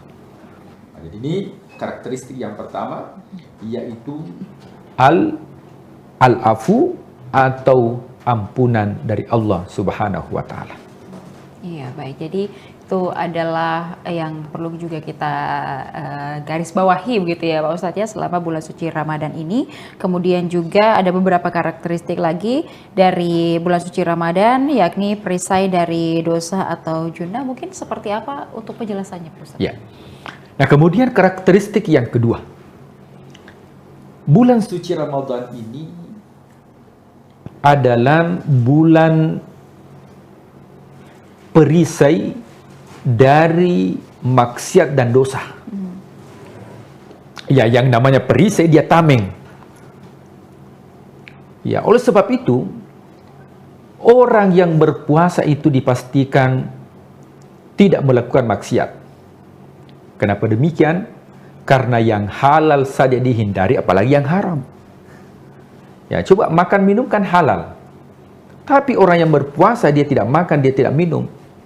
Kenapa dia tidak makan dan minum padahal itu halal? Kalau yang halal saja dihindari, apalagi yang haram. Maka luar biasa puasa ini sebagai perisai. Dalam hadits Rasulullah SAW beliau bersabda, as-siyamu junnatun. Puasa itu adalah perisai junnah. Nah, junnah ini kalau dalam literasi bahasa Arab itu terdiri dari 2 huruf, yaitu jin dan nun. Maka semua kosakata bahasa Arab yang menggunakan huruf jin dan nun itu menunjukkan tentang sesuatu yang tidak terlihat. Ya, janin dalam perut seorang ibu, kenapa disebut dengan janin? Karena tidak terlihat dengan kasat mata. Kemudian ada makhluk, ya ini pada manusia, disebut dengan jin. Jin itu karakternya tidak terlihat. Jadi kalau ada jin yang terlihat, itu ya salah penampakan. Ya memang karakternya dia tidak terlihat. Kemudian jannah, artinya surga. Ya, surga juga tidak terlihat.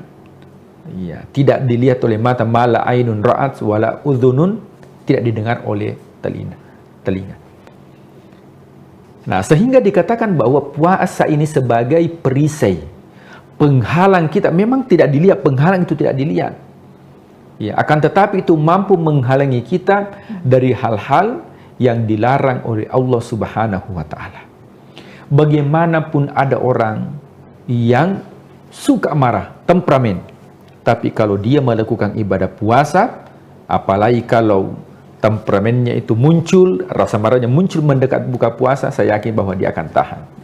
Itu artinya bahwa dalam bulan suci Ramadan, karakter negatif yang dimiliki oleh seseorang ketika memaksimalkan puasanya di dalam bulan suci Ramadan, maka karakter yang negatif itu bisa menjadi karakter yang positif karena dirubah oleh karakteristik yang ada di dalam bulan suci Ramadan. Yang kedua yaitu as-siyamu junnatun, puasa itu merupakan junnah atau merupakan perisai. Ini untuk di dunia, apalagi di akhirat nanti, yaitu menghalangi kita untuk disentuh apinya neraka. Ya makanya ada surga khusus bagi orang yang berpuasa. Nah, jadi surga itu ada 8 pintu, neraka itu ada 7 pintu. Nah, di surga itu ada, ya setiap satu pintu itu ada, ya ada khusus yang disebut dengan babur rayyan. Nah, babur rayyan ini, bab rayyan itu diperuntukkan bagi orang yang melakukan ibadah puasa. Nah, tentunya kajian terdahulu kita katakan bahwa ibadah puasanya ini bukan ritual, tapi ibadah puasa yang dilakukan secara penuh dengan spiritualitas, atau bahasa hadisnya dikatakan imanan wahtisaban, penuh dengan keimanan dan juga muhasabah atas dosa-dosa yang dilakukan. Maka ini poin yang kedua yang merupakan karakteristik bulan suci Ramadan. Ya, baik, poin selanjutnya itu ada juga yang dilipat gandakan pahala, kemudian juga ada poin lain juga terkait dengan kemudian bagaimana nanti kita itu di terkabulnya doa begitu Pak Ustadz. Mungkin dari 2 hal ini juga dapat sekaligus dijelaskan, silahkan. Ya, kemudian karakteristik yang ketiga yaitu dilipat gandakan pahala.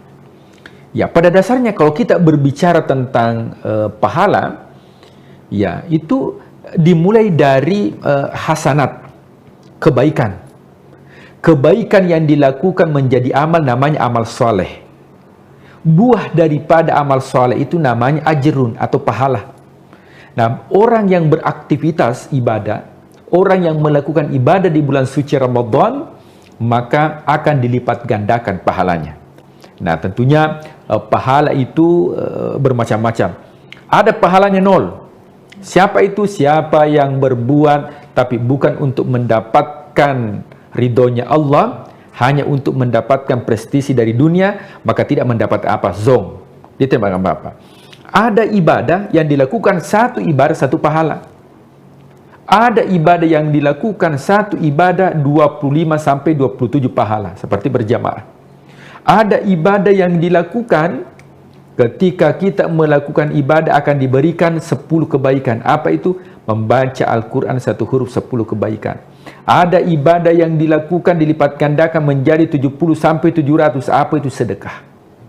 Tapi ada ibadah yang dilakukan yang mana pahalanya tidak bisa ditentukan atau pahalanya unlimited, karena yang memberikan pahala adalah Allah, yang mana itu adalah ibadah puasa. Dalam sebuah hadis qudsi, ya Allah Subhanahu wa taala ya berfirman ya melalui lisan Rasulullah SAW mengatakan, as-siyamuli, sesungguhnya puasa itu untukku, kata Allah, wa ana ajazibi, dan saya yang memberikan pahala. Makanya takaran pahala puasa ini ya kita tidak mengetahui. Kenapa? Karena unlimited. Tapi orang yang berbuat baik di bulan suci Ramadan, maka dilipat gandakan pahala yang dilakukan. Nah, kalau di luar bulan suci Ramadan itu standar. Tapi masuk bulan suci Ramadan, bulan yang mulia, maka dilipat gandakan pahala kebaikan yang dilakukan. Kenapa bisa demikian? Karena Allah sudah memberikan kemuliaan tersendiri. Di mana bulan Ramadan, bulan diturunkan Al-Quran. Maka semua yang berinteraksi dengan Al-Quran itu akan mendapatkan kemuliaan. Kemudian terakhir, karakteristik daripada bulan suci Ramadan, yaitu doa-doa kita akan dikabulkan oleh Allah. Kalau di luar bulan suci Ramadan, doa dikabulkan itu ada waktu khusus. Contoh, antara iqamah dengan azan, siapa yang berdoa di situ cepat dikabulkan doanya. Ada tempat khusus, siapa yang berdoa di mihrab. Ya, kalau ada masjid itu bagian depan tempatnya imam itu disebut dengan mihrab. Tempat yang dikhususkan di situ dia berdoa cepat dikabulkan. Ketika orang yang pergi umroh haji, ada tempat-tempat khusus multazam.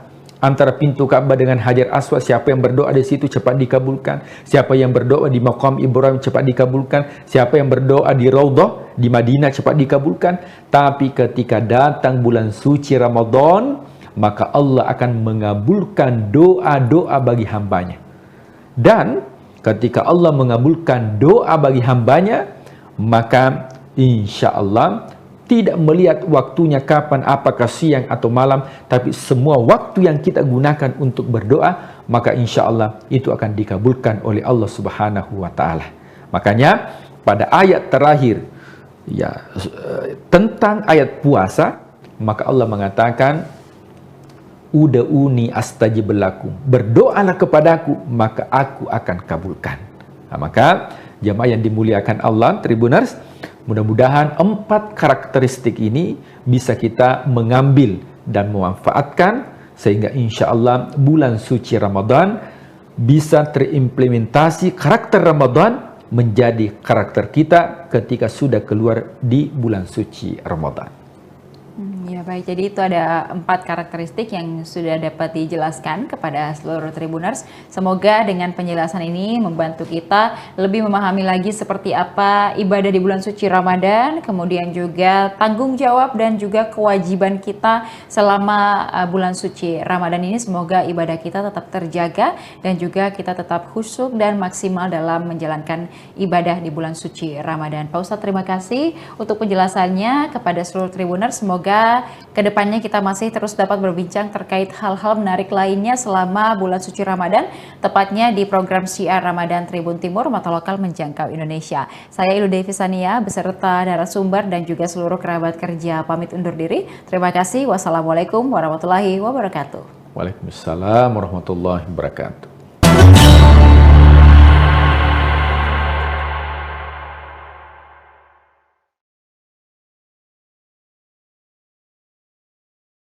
Gaya bahasa kitab-kitab klasik berbeda dengan gaya bahasa kitab-kitab kontemporer.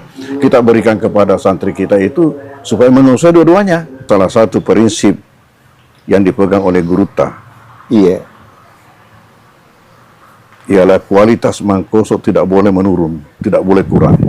Suatu ketika Allah memberi isyarat kepada saya, memberi isyarat kepada saya lewat mimpi. bahwa pesantren ini akan maju. Dan kalau maju, tidak muat Mangkoso. Kita bersama pimpinan Pondok Pesantren DDI Mangkoso Baru, Profesor Dr. Haji Paritwajidi, MA. Dia tadi menjelaskan tentang kelebihan dari Ma'had Ali, pendidikan khusus kader ulama level setelah alia, jenjang untuk ini ada kelebihannya di Indonesia. Ada 92 lebih di Indonesia.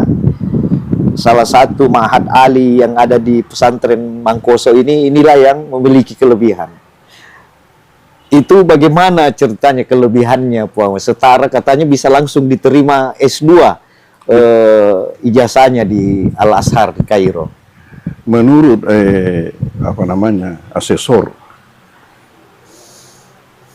yang pergi meninjau, memeriksa, dan itu sudah ada akreditasinya. Dia dikasih akreditasi mumtaz, artinya cum laude. Ya. Salah satu kelebihannya, materi yang diberikan memang lebih tinggi daripada yang lainnya. Sudah diperiksa itu. Mata-mata kuliah diberikan kepada santri kita ini, memang tidak ada yang seperti itu. Yang lebih tinggi. Rata-rata Ma'had Ali yang ada itu semuanya menggunakan kitab-kitab klasik, kitab kuning. Sementara di Mangkoso ini dipadukan antara kitab-kitab klasik dan kitab-kitab kontemporer. Kenapa? Karena itu gaya bahasa dua model ini beda. Gaya bahasa kitab-kitab klasik berbeda dengan gaya bahasa kitab-kitab kontemporer. Kita berikan kepada santri kita itu supaya menguasai dua-duanya. Itu satu kelebihan. Memang lebih di atas pengakuan mereka itu. Ini sejarahnya sudah berusia 20 tahun, Pon. Ma'had Ali ini. Ma'had Ali sebenarnya yang usianya itu nanti tahun 18 baru mulai dibesarkan. Sebenarnya asal awalnya itu sejak saya datang, hanya belum resmi waktu itu. Belum resmi ya Ma'had Ali tadi. Sejak saya datang langsung pengajian yang di masjid yang saya hadapi memang hanya untuk tingkat mahasiswa. Jadi itu sebenarnya Ma'had Ali. Cikal bakalnya. Itu berarti 85 sudah mulai ada. Memang sudah ada. Tapi yang model klasikal dipadukan itu memang Ma'had Idadiyah dulu ya, sudah ada kelasnya. Jadi dulu Ibu Nurs ini kalau kita masuk sekolah tamat SD dulu atau tamat ibtidaiyah di luar kemudian masuk ke sini, banyak yang ini karena kita berkurang tahun kita. Karena masuk Idadiyah 1 tahun, Pak. Itu ceritanya, sejarahnya mendirikan Idadiyah bagaimana itu, Pak? Ide awalnya itu hanya sampai 5 mata pelajaran saja selama 1 tahun. Itu awalnya karena salah satu prinsip yang dipegang oleh Guruta. Ialah kualitas Mangkoso tidak boleh menurun, tidak boleh kurang. Sementara mata-mata pelajaran di Sanawiyah yang ini level SMP, Sanawiyah itu sudah membaca kitab kuning. Pertanyaan, mampukah kira-kira alumni SD langsung membaca kitab kuning? Pasti tidak bisa. Maka dulu itu sistem di sini sampai saya kembali dari Kairo, nanti setelah saya kembali baru dirubah. Santri itu mempunyai 2 kelas. Terpisah kelas agamanya dengan kelas umumnya. Terpisah. Kenapa? Karena dari SD otomatis untuk kelas umumnya masuk SMP. Tetapi agamanya masih tidak iya. Karena tidak bisa masuk Sanawiyah. Jadi masuk ditanya kelas 4, kelas 5, kelas 6. Jadi tamat SMP baru naik Sanawiyah. Jadi pincang. Ya. Selesai SD dan sederajat sudah masuk menengah pelajaran umum, tapi anunya agamanya masih tingkat dasar.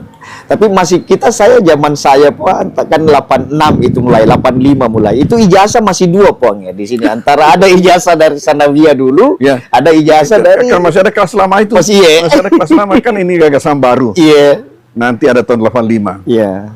Itu saya pikirkan. Saya pikirkan bagaimana sehingga santri masuk di Mangkoso hanya satu kelas tapi dua-dua sederajat. Itulah melahirkan konsep Idadiyah. Bagaimana yang semestinya 3 tahun belajar di Ibtidaiyah baru masuk sanawiyah, bagaimana sehingga hanya 1 tahun. Saya ini jadi waktu itu kita bisa masuk MAPK karena ada ijazah sanawiyah. Andai kan ijazah Idadiyah, kimupan denalai. Mana salah. Tapi itu sudah dipikirkan sejak ada di Mesir, sebelum pulang itu. Sebelum pulang. Nanti saya akan terapkan nanti kalau kembali nih. Jadi awalnya dulu itu alot juga itu diskusi dengan guru baru diterima. Karena itu ada pandang mengatakan dirugikan anak-anak 1 tahun. Betul. Di mana teman-temannya sudah naik kelas 2 baru dia masuk kelas 1 betul. Tapi prinsip saya katakan pertama tidak rugi. Yang rugi itu kalau tidak belajar. Kalau orang belajar tidak rugi. Kemudian kedua, andai kata pun dikatakan rugi, tidak apa-apa rugi 1 tahun, tapi dia akan menang seumur hidup. Masya Allah. Itu prinsip. Nanti ini hasilnya nanti dia dilihat setelah selesai nanti. Jadi banyak itu waktu masih ditanya apa ini apa yang membuat. Tapi setelah nanti ke atas dia ada rupanya begini. Wahumahum hiya humahunna alfiyah po. Itu banyak begini. Nah, pernah suatu ketika terhenti itu. Terhenti. Tahu-tahu apa yang terjadi? Ini alumni semacam angkatan kamu itu. Memprotes. Tapau TV mengindah dia, Pong. Kita ini jadi manusia karena dia. Itu yang saya katakan asli. Terkatakan walau andai kata dikatakan rugi 1 tahun, tidak apa-apa. Tapi dia akan mengenang seumur hidup. Nanti dia lihat. Kalamunal lapsul mufidu kastaqim. Betul. Itulah. Ternyata menjadi inceran ini sekarang. Tapi itulah memang modernisasi awal Mangkoso ya, model memadukan model klasikal dan model dulu bersila di Masjid Poya 85 kita pulang dari Mesir itu angkatan pertama. Dan itu ada Syekh Basyuni saya ingat sampai sekarang itu masih berlanjut, Pak. Ini tadi di sini ada dari Palestina, Mesir. Ini Ustaz Ibrahim. Itu apa namanya? Itu Profesor Azhar itu. Tapi dia putar-putar. Ya asli orang tuanya dari Palestina, tapi orang tuanya juga artinya banyak keturunannya. Kalau pengalaman dia itu pertama dari Azhar itu di Saudi Arabia itu ada 10 tahun kalau tidak salah di situ. Baru ke Malaysia. Di Malaysia 25 tahun. Masya Allah. Berarti semua Melayu, Pong. Dia katanya, saya ini selalu bergaul dengan bahasa Arab saja di sana di Malaysia. Karena hanya di tingkat perguruan tinggi dan yang dihadapi itu memang hanya berbahasa Arab. Jadi ada paham sedikit-sedikit. Ibrahim Saki As-Sani. Salah Ibrahim.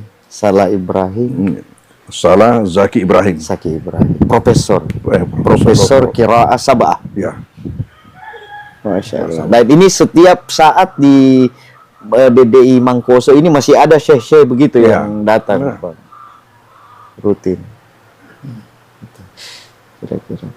Nah, terus untuk tanah wakaf, Pak, bagaimana anunya itu untuk pengembangan pesantren yang menjadi terbesar di Indonesia Timur nanti kita terima dulu. Nah, ceritanya waktu saya datang. Kan waktu itu hanya di sini, sekitar ini. Sekitar ini. Jadi santri-santri laki-laki ada pondok-pondok di belakang. Selain daripada itu juga di rumah-rumah masyarakat, di kolom-kolomnya itu dibuat jadi asrama mereka. saya datang, suatu ketika Allah memberi isyarat kepada saya. Memberi isyarat kepada saya lewat mimpi. Iya. Bahwa pesantren ini akan maju. Dan kalau maju, tidak muat uang kosong. Sehingga ketika itu apa yang saya lakukan? Saya pergi menghadap bupati. Menyampaikan hal itu. Andi Sultan waktu itu, Pak. Ya, Iya. Mansur Sultan. Mansur Sultan. Apa jawaban beliau? Kalau begitu, carilah lokasi di sekitar Mangkoso. Kalau masih dapat tanah pemerintah, insya Allah kita bantu. Tapi kalau tanah masyarakat, tentunya pesantren berhubungan dengan yang bersangkutan. Iya. Oke. Pulang, tanya-tanya masyarakat, Iya. masih adakah di sini tanah pemerintah dekat? Masyarakat menunjuk tondrongnya dengan bulu lampang. Iya. Dengan ucapan mereka, itu tondrongnya dengan bulu lampang masih tanah hehe. Tanah hehe agak rupa. Ternyata hehe itu di dalam buku rinci. Kan Iya. petanya itu tanah, Iya. buku rinci yang dibuat Belanda dulu. Iya. Tanah pemerintah ditulis di situ GG. GG. Kodenya GG. Iya. Tapi orang Belanda menyebut G itu dengan he. Oh. Jadi orang Belanda mengatakan tanah hehe. Masyarakat kita ikut tanah hehe. Karena gaya Belanda, bahasa Belanda itu H itu G gitu. ya. Seperti tehel. Tehel. Tulisannya tegel. tegel. Iya. Iya. Maka datangnya G tehel. Tehel. Oh, itu sejarahnya. Dan Iya. mimpi itu apa, Puang, anunya kalau bisa? Adalah Ada. yang itu tarik maknanya. Lalu saya buatkan permohonan. Iya. Yang sekarang namanya apa itu? Proposal. Iya. Kalau itu pasti Proposal. masuk ke permohonan. Minta itu 1, kemudian 2, kemudian 3 sambungannya tondrongnya ke atas. Paceke. Oh iya. Jadi bersambungan. Itu yang sekarang kelot yang dipakai. Jadi benar-benar kita garap 2.1. Iya. Datanglah beliau itu meletakkan batu pertama. Pak Mansur Pak Sultan. Mansur. Datanglah meletakkan batu pertama bersama-sama dengan pejabat-pejabat baru. Dan itu ada peristiwa ketika itu, ya unik juga. Diletakkan pada hari Jumat bertepatan dengan 1 Muharram. Oh. Di mana masyarakat kita masih memahami sebagian besar 1 Muharram itu nakase. Nakase, iya. Hari nakase. Ya. Hari celaka. Ini pesantren kok. Kenapa ini? Justru kita mau mematahkan pandangan itu bahwa sebenarnya hari itu buat orang muslim adalah hari berkah. Hari berkah.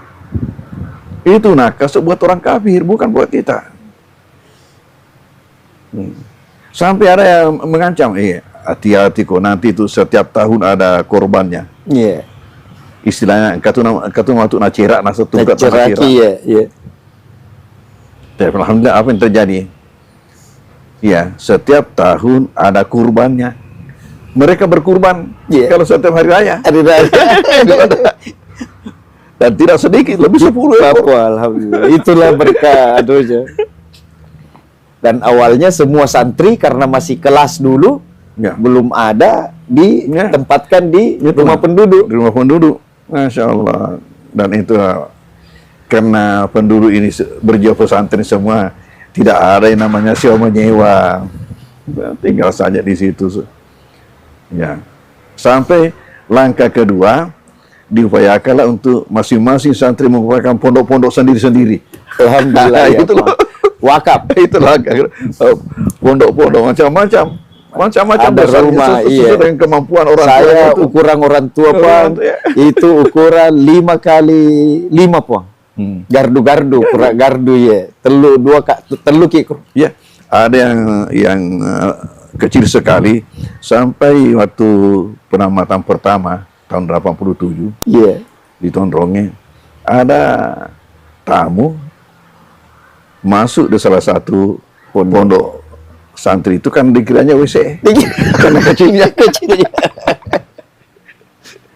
Dikira sih. Dia mau kencing, ternyata itu pondok santri. Ya, itu langkah kedua. Langkah ketiga, bagaimana pondok-pondok ini disatukan menjadi menjadi asrama besar. Iya. Itu langkah ketiga. Nah, langkah keempat sudah membuat sendirian Asrama. ya. Kemudian sesudah itu prosesnya membangun dengan bangunan permanen. Jadi sekarang setiap membangun sudah berapa tahun ini selalu permanen. Jadi kita saksikan nanti itu di sana. Masya Allah. Alhamdulillah. Ya, baik di sini maupun yang di kampus Putri. Jumlah total santri sekarang di pondok kita dari Idadiyah, Ibtidaiyah, Ali dan lebih 4.000. 4.000, Masya Allah. Lebih 4.000. Dan masih dari seluruh Indonesia, Pong, Kalimantan. Macam-macam ya. Iya. Macam-macam. Tadi kita ada cerita, Pong, bahwa kenapa mudah membangun lapangan kereta api di jalan rel kereta api di Barru. Tadi kita cerita tentang bahwa ada kelebihan karena Guru tak diminta oleh Bupati dulu, kalau saya tidak salah, Andi Rum itu, Bau Rum itu meminta untuk meyakinkan masyarakat, mempermudah pembangunannya. Itu dengan apa namanya? Dengan pertama tadi itu bahwa mereka ini dimotivasi dengan makna daripada nama baru sendiri. Iya.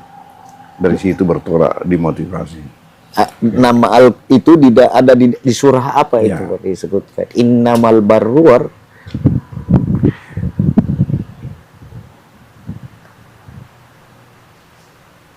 Ada ayatnya bahwa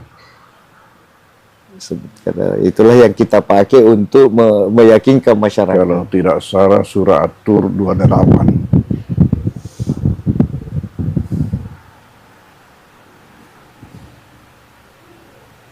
Innahu huwal baru. Soalnya itu sifat Tuhan. Bahwasanya dia itu innahu, itu huwa. Al-Baru Ar-Rahim.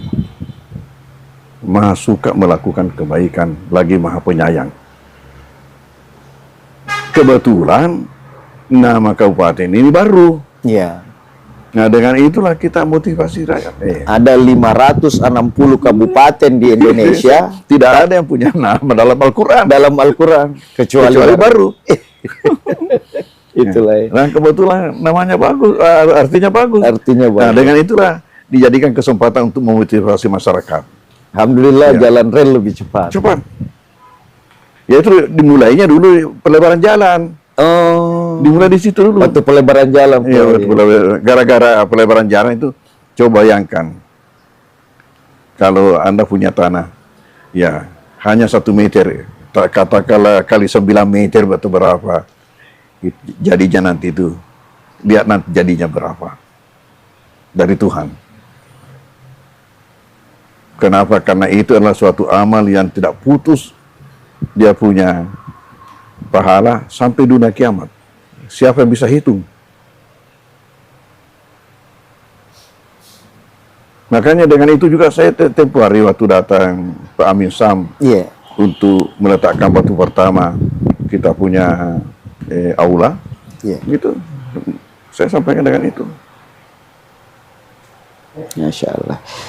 Terus itu. Nah, akhirnya jadilah jalanan di Baru ini paling cepat selesai pelebarannya. Iya. Di mana panjang jalan di Baru itu lebih panjang daripada Marus dan Pangkep. Iya. 80 kilo lebih, 87 kilo lebih. Nah, karena itu pula maka pemerintah menjadikan sempana atau dalam bahasa kita itu senu-senuang. Itu doa dalam bentuk simbol-simbol. Menjadi di Baru dicanangkan itu kereta api. Senu-senungan. Itu di depanan anunya Boso itu. Ya. Di Garongko, Puang. Bukan di Garongko, di sana ya, Allahumma sholli alaihi wasallam. Dan Garongko di Berumup di kota. Di pinggir jalan. Di pinggir jalan. Ya. Siaung. Siaung, oh. Siaung. Ya. Salah-salah berhadapan dengan anunya itu Boswa. Ya. Dengan pelabuhannya Boswa. Ya, pelabuhannya Boswa di kiri, itu di kanan, di pinggir gunung. Di situ pencanangan kereta api. Kita lagi berada di kediaman pimpinan pondok Guru Wajdi. Tadi sudah melakukan wawancara sedikit tentang sejarah Aidadi dan Ma'had Ali. Insyaallah semoga berkah puan. Terima kasih banyak atas kesempatannya. Download Tribun X sekarang. Menghadirkan lokal menjadi Indonesia.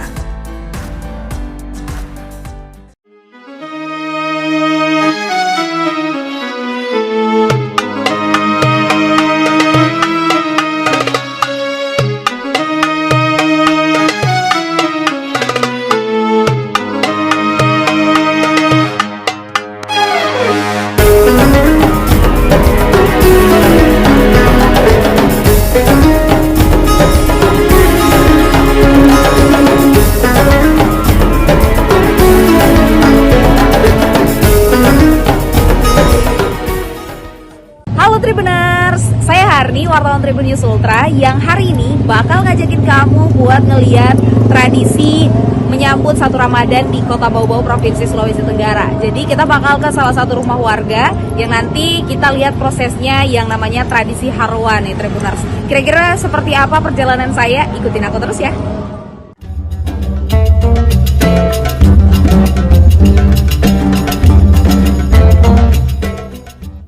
Inilah tradisi Harwa sambut Ramadan 2026 ala masyarakat Buton di Kota Bau-Bau, Provinsi Sulawesi Tenggara.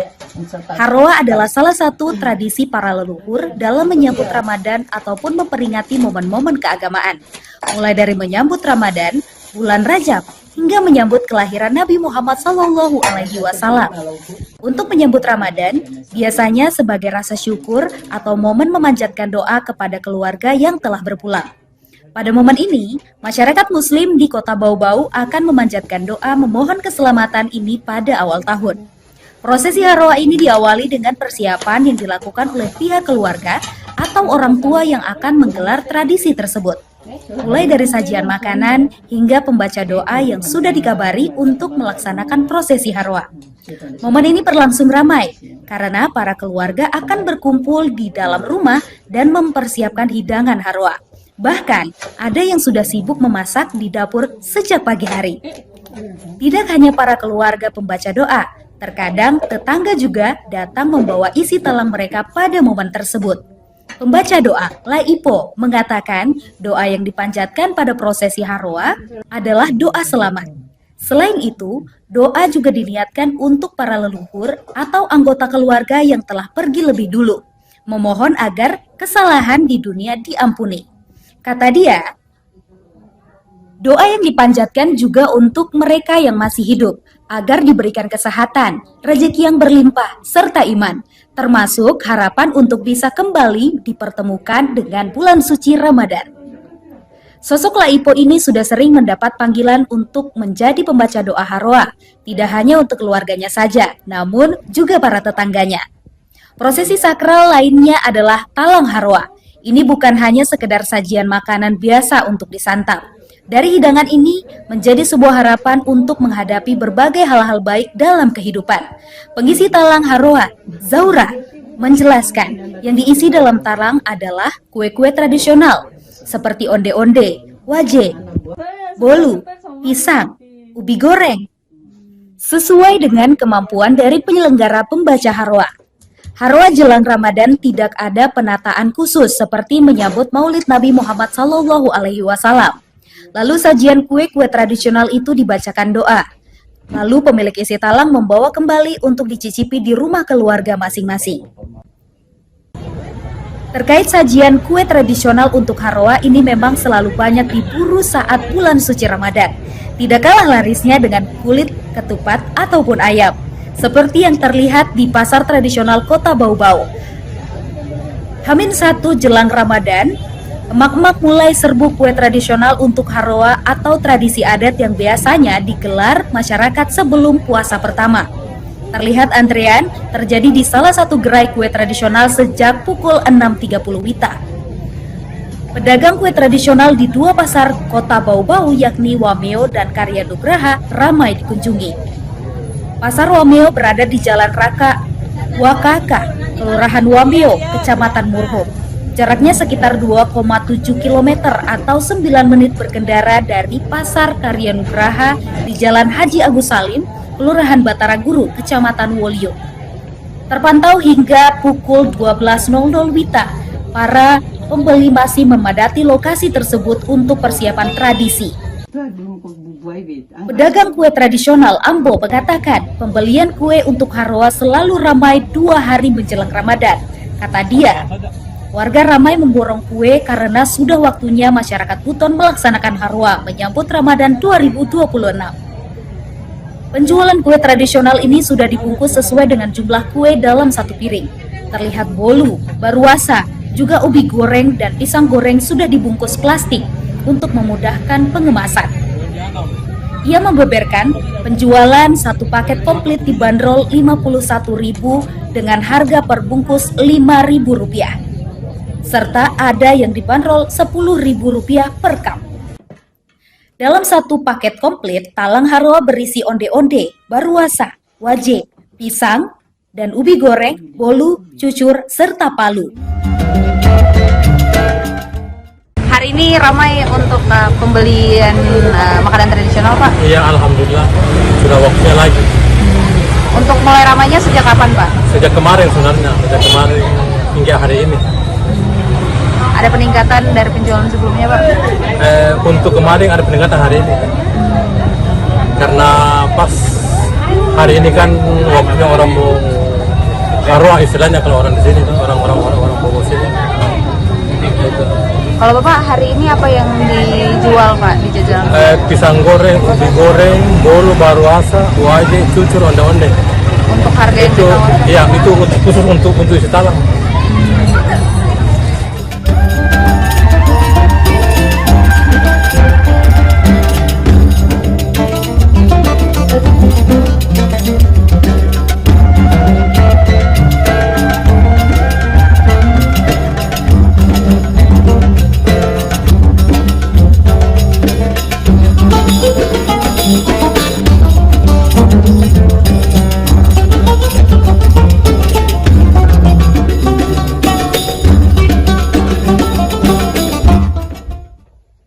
Oke Tribuners, kita sampai di penghujung perjalanan kita pada malam hari ini dan tadi kita sudah saksikan prosesi Haroa sambut 1 Ramadan di masyarakat Kota Bau-Bau, terkhusus di masyarakat Buton ya. Dan memang seru banget ya dan nostalgia karena memang saya juga tumbuh di antara masyarakat Buton karena memang tumbuh besar di Kota Bau-Bau dan saya berharap ini akan terus lestari ya Tribuners. Dan masih banyak lagi tradisi-tradisi di masyarakat Buton selama Ramadan ini dan tentunya akan kita ulik bersama dan makanya itu jangan sampai melewatkan Tribun Travel selanjutnya. Download Tribun X sekarang, menghadirkan lokal menjadi Indonesia.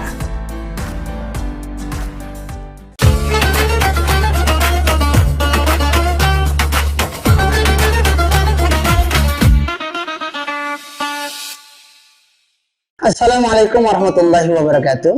Alhamdulillah, asyhadu an la ilaha illallah wa asyhadu anna Muhammadar Rasulullah. Allahumma shalli wa sallim wa barik ala Muhammad wa ala ali Muhammad. Subhanaka la ilma lana illa ma 'allamtana innaka antal alimul hakim. Rabbi shrah li sadri wa yassir li amri wahlul 'uqdatam min lisani yafqahu qawli. Kemudian kita bersyukur alhamdulillah di bulan Ramadan kali ini Allah limpahkan semuanya yang kita butuhkan tanpa kurang satu apapun. Mudah-mudahan keberkahan menyertai dari awal sampai akhir insyaallah. Salawat dan salam kepada Nabi Muhammad SAW. Allahumma salli wa sallim wa barik ala Sayyidina Muhammad wa ala ali Sayyidina Muhammad. Mudah-mudahan berkah salawat, berkah Ramadan dicatat kita sebagai hamba Allah, umat Nabi Muhammad yang insya Allah akan mendapat syafaat di akhirat. Amin ya rabbal alamin. Penonton Tribun semuanya, pada Ramadan kali ini kita akan membahas sebuah tema yang agak sedikit ke anak mudaan lah, yaitu judulnya Nada Irama Ramadan. Ya, apa ini sih sebenarnya nada irama Ramadan? Karena memang Ramadan ini adalah bulan yang sangat diidam-idamkan, ditunggu-tunggu, ya sangat digembirakan. Sehingga kata gembira, kata bahagia sering disebut dengan hiburan gitu, dengan irama dan nada. Lalu perlu kita ambil gambaran yang sederhana. Tentu ini nada irama yang sifatnya adalah baik atau syar'i berkaitan dengan Ramadan. Apa itu nada irama Ramadan? Yang pertama adalah bunyi sahur, sahur. Itu ada di bulan Ramadan, saudara ya. Penonton semuanya, sahur, sahur itu macam-macam nadanya. Ada yang pakai gendang, pakai kaleng, pakai bambu, macam-macam. Ada yang pakai mic di masjid-masjid. Menunjukkan apa? Itu sebagian dari nada irama yang ada di bulan Ramadan. Masya Allah, luar biasa itu kan. Itu mengasihkan, indah. Itulah nada irama Ramadan yang pertama. Yang kedua adalah begitu mendekat kepada subuh akan bunyi sirine tit katanya kan, sekaligus mengajak kepada umat, kepada jamaah melalui masjid-masjid dan sebagainya. Yuk semuanya, imsak sudah datang, kemudian yuk sama-sama kita niat puasa. Nawaitu somahodin an ada ifatu syahri Ramadan haji santai. Ini adalah semua irama nada irama di bulan Ramadan yang tidak ada di luar Ramadan. Ya tentu dibarengi yang ketiganya adalah azan subuh dengan suara yang paling kita ingat-ingat karena memang ramai sekali di bulan Ramadan. Apa itu? As-salatu khairun minan naum. Itu indah itu. Sehingga semuanya orang udah bangun, iya makan sahur, iya. Kemudian memang semuanya akan bangun. Dan alhamdulillah rata-rata kalau Ramadan itu masjid akan penuh. Kenapa? Karena diingatkan dengan nada irama Ramadan. Tentu setelah itu akan ada sholat berjamaah. Tapi yang penting yang keempatnya adalah ada kuliah subuh setelah sholat subuh tersebut dengan tema-tema yang dibawakan oleh guru-guru kita, ulama-ulama kita. Nanti yang kelimanya juga ada juga kuliah duha atau kajian duha bagi yang ada setengah zuhurnya, nanti ada azan zuhur yang hampir semuanya masjid-masjid. Kalau sudah bulan Ramadan, zuhur itu tempatnya untuk beristirahat, menenangkan pikiran, mungkin karena panas, lelah, capek bekerja. Lalu kita masuk masjid, sholat berjamaah zuhur, dapat pula nanti tausiah kuliah zuhurnya. Lalu kita di situ bisa meletakkan badan, membaringkan, ya sambil baca Quran, tadarus dan sebagainya. Itu semuanya hanya ada di nada Ramadan, di nada irama Ramadan di siang harinya. Menjelang ke bawah sampai sore, kita akan ingat dengan ngabuburit. Wah ini macam-macam ini kan enak. Ada yang nongkrong-nongkrong dan sebagainya. Tapi jelasnya ngabuburit syariahnya adalah tidak ada terjadi di luar Ramadan. Apa itu? Biasanya sebelum berbuka puasa, apa? Ada tilawah Quran oleh kori-kori juara-juara nasional, tingkat provinsi dan sebagainya, tingkat kabupaten yang dikumandangkan di masjid-masjid. Nah itu menyambut, itu menjadi sebuah nada irama yang hanya ada di Ramadan. Setelah ngaji lalu ada namanya kultum sebelum dia atau sebelum berbuka puasa. Itu indah sesuai dengan tema-tema yang disampaikan oleh ulama-ulama kita. Tentu yang lebih penting nada iramanya di bulan Ramadan adalah ketika sirine beduk, ya berbuka puasa. Gitu lagi kan enak itu. Sama-sama berdoa, Allahumma laka sumtu wa bika amantu wa ala rizkika attartu bi rahmatika ya arhamar rahimin. Masya Allah, indah sekali. Walaupun hanya bacaan, tapi itu indah sekali. Siapapun yang mendengar itu rasanya dunia ini milik dia, tidak ada yang lain begitu. Masya Allah, itu luar biasa itu kan. Nah, masuk ke atas nanti azan Isya. Yang paling penting di azan Isya itu sholat Isya. Setelah sholat Isya akan kita dengarlah pula nada irama di bulan Ramadan. Apa itu? Subhanal malikil ma'bud, subhanal malikil mawjud. Apa ini? Ajakan biasanya ini irama untuk mengantarkan kepada sholat tarawih qiyam Ramadan. Nah ini indah kan.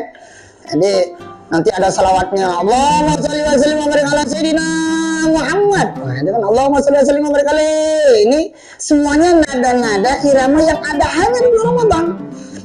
Diajak semua kita untuk itu, untuk qiyamul Ramadan. Setelah itu ya mungkin setelah selesai sholat tarawih maka nada Ramadan yang mendekati akhir adalah tadarus. Malam hari kah, siang hari kah, masjid-masjid, surau-surau, langgar-langgar selalu riuh, indah sahdu, menyejukkan, menenangkan lantunan-lantunan Al-Quran dari anak-anak kecil, dari anak remaja, dari orang-orang tua, bahkan suara nenek-nenek, kakek-kakek yang ompong pun ngajinya itu enak iramanya kalau didengar di bulan Ramadan. Nah ini nada irama bulan Ramadan yang memang sangat kita rindukan dan selalu dikangen-kangenin setiap tahunnya. Ya, yang terakhir adalah nada irama Ramadan adalah ketika di ujung Ramadan ada isak tangis muhasabah di malam-malam Lailatul Qadar. Tentu kita berharap dimanapun kita berada, penonton tribun yang dirahmati Allah, berbahagia kita tahun ini bisa bertemu dengan Ramadan. Berharap kita panjang umur sampai di 10 hari Ramadan, dan berharap di 10 hari Ramadan tersebut kita bertemu dengan malam yang luar biasa. Yang malam itu ketika didapati oleh seorang mukmin dan muslim, tak terasa air mata akan menetes. Kan mungkin gembira bisa sampai ke akhir Ramadan. Di awal Ramadan Allah turunkan rahmat, di pertengahan Ramadan Allah turunkan keampunan, dengan harapan di akhir Ramadan Allah selamatkan kita dari api neraka. Dan itu hanya di nada irama bulan Ramadan. Menangis, ya Allah, aku berbahagia bisa menghidupkan malam-malam Lailatul Qadar.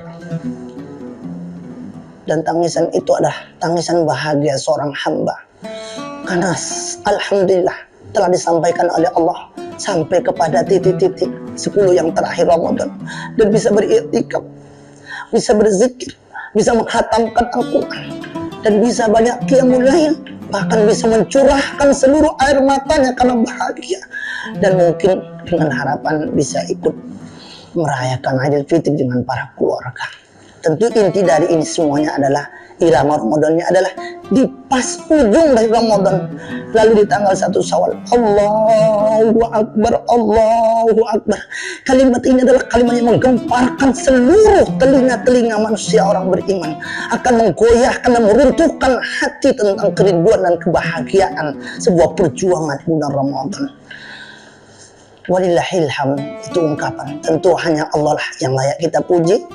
Mudah-mudahan benar-benar kita di Ramadan kali ini, pada sahabat-sahabat tribun semuanya, menikmati nada irama Ramadan melalui sentuhan telinga, merasuk ke dalam hati, mengalir dalam seluruh tubuh kita, dan akhirnya kita keluar dari Ramadan menjadi la'allakum tattaqun.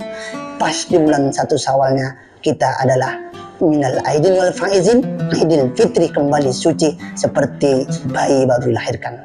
Mudah-mudahan nada irama Ramadan pada kali ini yang kami sampaikan bisa sedikit menggugah semangat kita untuk meraihnya dan merindukan Ramadan ini. Karena siapa yang bahagia dan gembira dengan datangnya Ramadan, dalam sebuah riwayat hadis Rasul katakan, maka Allah haramkan jasadnya dari api neraka. Tentu firman Allah dalam Al-Quran, orang beriman dipanggil untuk berpuasa, untuk mengimarahkan, untuk menikmati nada irama di bulan Ramadan. Mudah-mudahan kita mendapatkan nikmat itu, insya Allah. Amin ya rabbal alamin.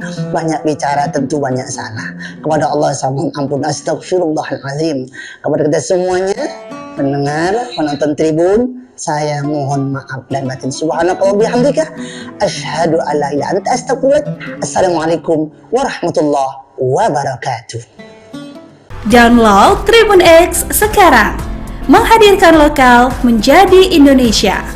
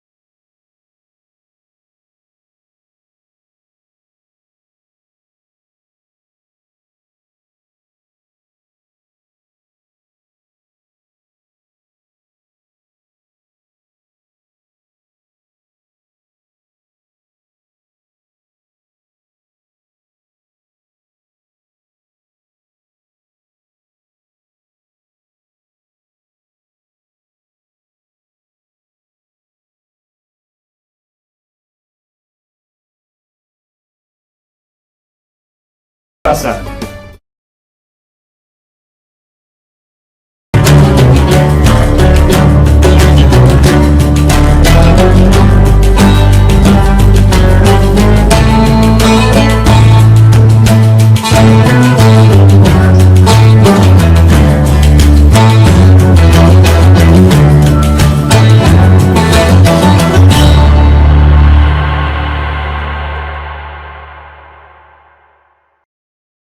Assalamualaikum warahmatullahi wabarakatuh. Tribuners, seperti apa kabar Anda di bulan suci Ramadan ini? Semoga semuanya tetap sehat walafiat dan juga tetap melaksanakan ibadah puasa selama bulan suci Ramadan kali ini. Dan tentunya kita masih bersama dan juga masih kembali memperbincangkan tema-tema menarik lainnya selama bulan suci Ramadan. Tentunya masih di Syiar Ramadan Tribun Timur yang hari ini akan memperbincangkan terkait dengan karakteristik Ramadan. Bersama narasumber kita ada Bapak Ustadz Kiai Haji Sabarudin LC yang sudah menantikan juga waktu untuk seperti apa berbincang bersama Tribuners kali ini terkait dengan karakteristik Ramadan. Untuk itu kita sapa terlebih dahulu narasumber kita pada hari ini. Assalamualaikum Pak Ustadz. Waalaikumsalam warahmatullahi wabarakatuh. Baik, kabarnya seperti apa Pak Ustadz? Alhamdulillah sehat. Alhamdulillah sehat dan juga tentunya masih semangat menjalankan ibadah puasa gitu. Baik, nah ini kita memasuki sudah di bulan suci Ramadan, kemudian juga kita perlu mungkin mengetahui seperti apa sebenarnya karakteristik Ramadan, karena kalau kita bisa gambarkan sedikit di awal Tribuners, ada yang karakteristiknya ada ampunan, kemudian juga ada perisai dari dosa, kemudian ada juga dilipat gandakan pahalanya, dan ada berbagai macam lagi karakteristik dari bulan suci Ramadan yang bisa disampaikan kepada Tribuners hari ini. Silakan Ustaz.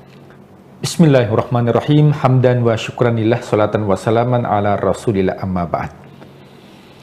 Ya, tentunya bulan suci Ramadan adalah bulan istimewa. Bulan yang dirindukan oleh seluruh umat manusia. Umat terdahulu dirindukan akan datangnya yang dinamakan dengan bulan suci Ramadan. Nah, bulan suci Ramadan ini merupakan bulan yang penuh karakteristik, yang mana karakteristiknya ini tidak didapatkan di luar bulan suci Ramadan. Nah, adapun karakteristik yang pertama, bulan Ramadan ini adalah bulan ampunan. Jadi karakteristik yang pertama adalah bulan ampunan. Sebagaimana kita ketahui bersama bahwa ya, di luar bulan suci Ramadan itu ada amalan-amalan khusus, ada waktu khusus, ada tempat khusus, dan ada cara khusus atau zikir khusus yang kita lakukan, itu bisa mendatangkan ampunan Allah. Tapi khusus di bulan suci Ramadan, malamnya ampunan, siangnya ampunan, 24 jam penuh dengan ampunan. Maka ini yang diinginkan oleh seluruh umat, termasuk umat-umat terdahulu menginginkan untuk mendapatkan bulan suci Ramadan. Kenapa? Karena ada karakteristik yang dimiliki yang tidak diberikan kepada umat-umat terdahulu. Nah, coba kita lihat pada malam hari. Rasulullah SAW bersabda, "Man qama Ramadhana imanan wa ihtisaban ghufira lahu ma taqaddama min dzambi." Siapa yang mendirikan malam hari, yang namanya malam hari, yaitu mulai dari maghrib sampai menjelang terbit fajar, itu disebut dengan malam hari. Meskipun nanti ada pembagian, ada waktu sahur, ada waktu fajar, waktu subuh. Tapi kalau kita melihat itu hanya siang dan malam. Ya. Nah, di malam harinya itu penuh dengan ampunan. Mulai dari orang yang melakukan qiyamul lail, tarawih, ghufira lahu ma taqaddama min dzambi, diampuni dosa-dosa ma taqaddama. Seluruh dosa, termasuk dosa besar. Jadi kalau ada orang yang berlumuran dosa, ya maka rahmat Allah itu jauh lebih besar dibandingkan murka Allah. Ya, luar biasa. Ini ada sebuah kisah. Ya, Nabi Ibrahim ketika ada orang Majusi meminta sesuatu kepada Ibrahim.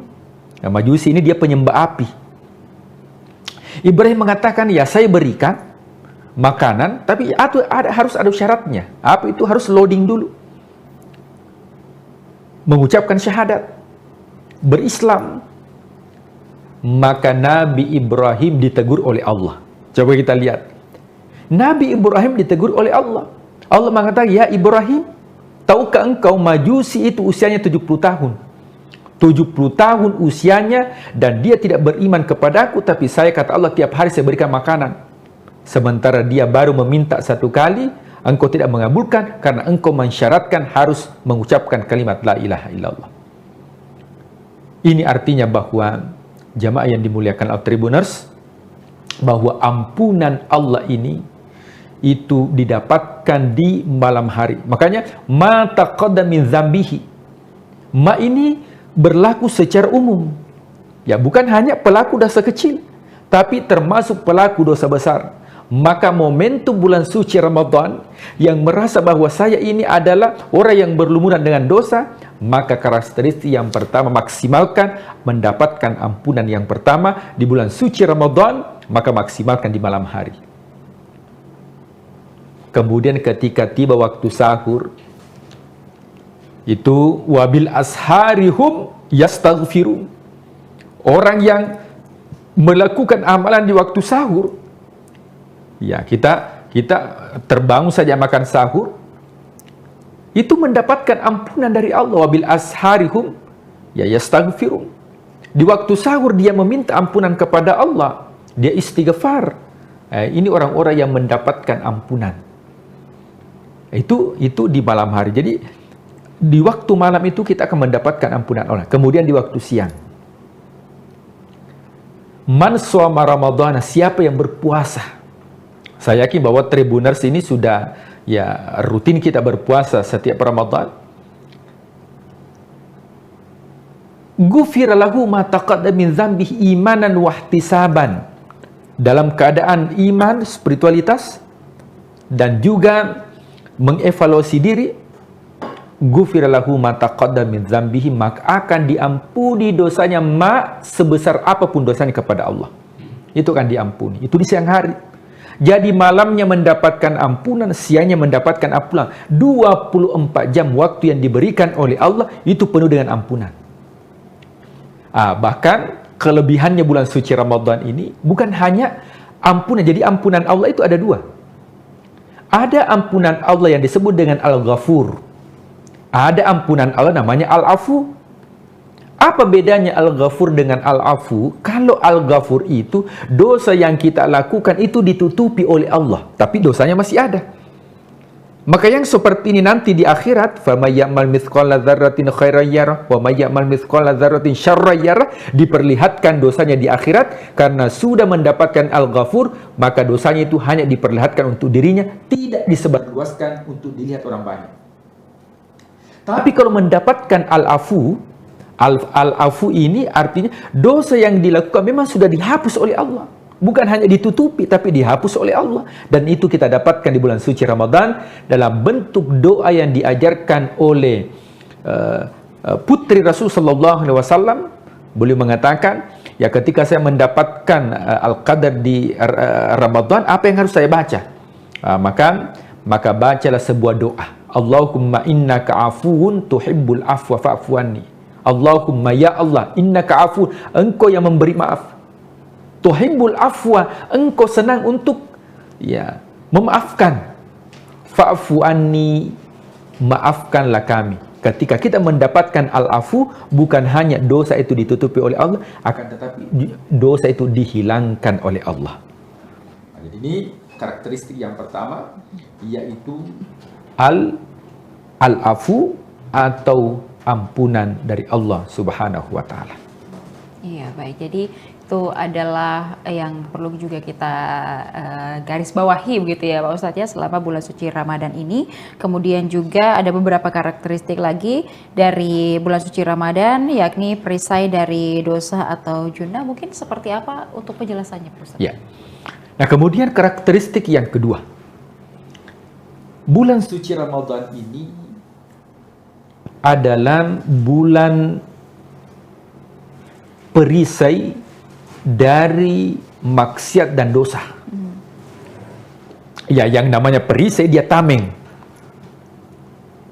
Ya, oleh sebab itu orang yang berpuasa itu dipastikan tidak melakukan maksiat. Kenapa demikian? Karena yang halal saja dihindari, apalagi yang haram. Ya, coba makan minum kan halal. Tapi orang yang berpuasa dia tidak makan, dia tidak minum. Kenapa dia tidak makan dan minum padahal itu halal? Kalau yang halal saja dihindari, apalagi yang haram. Maka luar biasa puasa ini sebagai perisai. Dalam hadis Rasulullah SAW beliau bersabda, "As-siyamu junnatun." Puasa itu adalah perisai junnah. Nah, junnah ini kalau dalam literasi bahasa Arab itu terdiri dari dua huruf, yaitu jin dan nun. Maka semua kosakata bahasa Arab yang menggunakan huruf jin dan nun itu menunjukkan tentang sesuatu yang tidak terlihat. Ya, janin dalam perut seorang ibu, kenapa disebut dengan janin? Karena tidak terlihat dengan kasat mata. Kemudian ada makhluk, ya ini pada manusia, disebut dengan jin. Jin itu karakternya tidak terlihat. Jadi kalau ada jin yang terlihat, itu ya salah penampakan. Ya memang karakternya dia tidak terlihat. Kemudian jannah, artinya surga. Ya, surga juga tidak terlihat. Ya, tidak dilihat oleh mata, mala ainun ra'at wala udhunun, tidak didengar oleh telinga. Nah, sehingga dikatakan bahwa puasa ini sebagai perisai, penghalang kita. Memang tidak dilihat, penghalang itu tidak dilihat. Ya, akan tetapi itu mampu menghalangi kita dari hal-hal yang dilarang oleh Allah Subhanahu wa taala. Bagaimanapun ada orang yang suka marah, temperamen, tapi kalau dia melakukan ibadah puasa, apalagi kalau temperamennya itu muncul, rasa marahnya muncul mendekat buka puasa, saya yakin bahwa dia akan tahan. Itu artinya bahwa dalam bulan suci Ramadan, karakter negatif yang dimiliki oleh seseorang ketika memaksimalkan puasanya di dalam bulan suci Ramadan, maka karakter yang negatif itu bisa menjadi karakter yang positif karena dirubah oleh karakteristik yang ada di dalam bulan suci Ramadan. Yang kedua yaitu as-siyamu junnatun, puasa itu merupakan junnah atau merupakan perisai. Ini untuk di dunia, apalagi di akhirat nanti, yaitu menghalangi kita untuk disentuh apinya neraka. Ya makanya ada surga khusus bagi orang yang berpuasa. Nah, jadi surga itu ada 8 pintu, neraka itu ada 7 pintu. Nah di surga itu ada, ya setiap satu pintu itu ada, ya ada khusus yang disebut dengan babur rayyan. Nah, babur rayyan ini, bab rayyan itu diperuntukkan bagi orang yang melakukan ibadah puasa. Nah, tentunya kajian terdahulu kita katakan bahwa ibadah puasanya ini bukan ritual, tapi ibadah puasa yang dilakukan secara penuh dengan spiritualitas, atau bahasa hadisnya dikatakan imanan wahtisaban, penuh dengan keimanan dan juga muhasabah atas dosa-dosa yang dilakukan. Maka ini poin yang kedua yang merupakan karakteristik bulan suci Ramadan. Ya, baik, poin selanjutnya itu ada juga yang dilipat gandakan pahala, kemudian juga ada poin lain juga terkait dengan kemudian bagaimana nanti kita itu diterkabulnya doa begitu Pak Ustadz. Mungkin dari dua hal ini juga dapat sekaligus dijelaskan, silakan. Ya, kemudian karakteristik yang ketiga yaitu dilipat gandakan pahala. Ya, pada dasarnya kalau kita berbicara tentang pahala, ya itu dimulai dari hasanat, kebaikan. Kebaikan yang dilakukan menjadi amal namanya amal soleh. Buah daripada amal soleh itu namanya ajrun atau pahala. Nah, orang yang beraktivitas ibadah, orang yang melakukan ibadah di bulan suci Ramadan, maka akan dilipat gandakan pahalanya. Nah, tentunya pahala itu bermacam-macam. Ada pahalanya 0. Siapa itu? Siapa yang berbuat tapi bukan untuk mendapatkan ridhonya Allah, hanya untuk mendapatkan prestisi dari dunia, maka tidak mendapat apa? Zong. Dia tidak mendapat apa. Ada ibadah yang dilakukan satu ibadah satu pahala. Ada ibadah yang dilakukan satu ibadah 25 sampai 27 pahala, seperti berjamaah.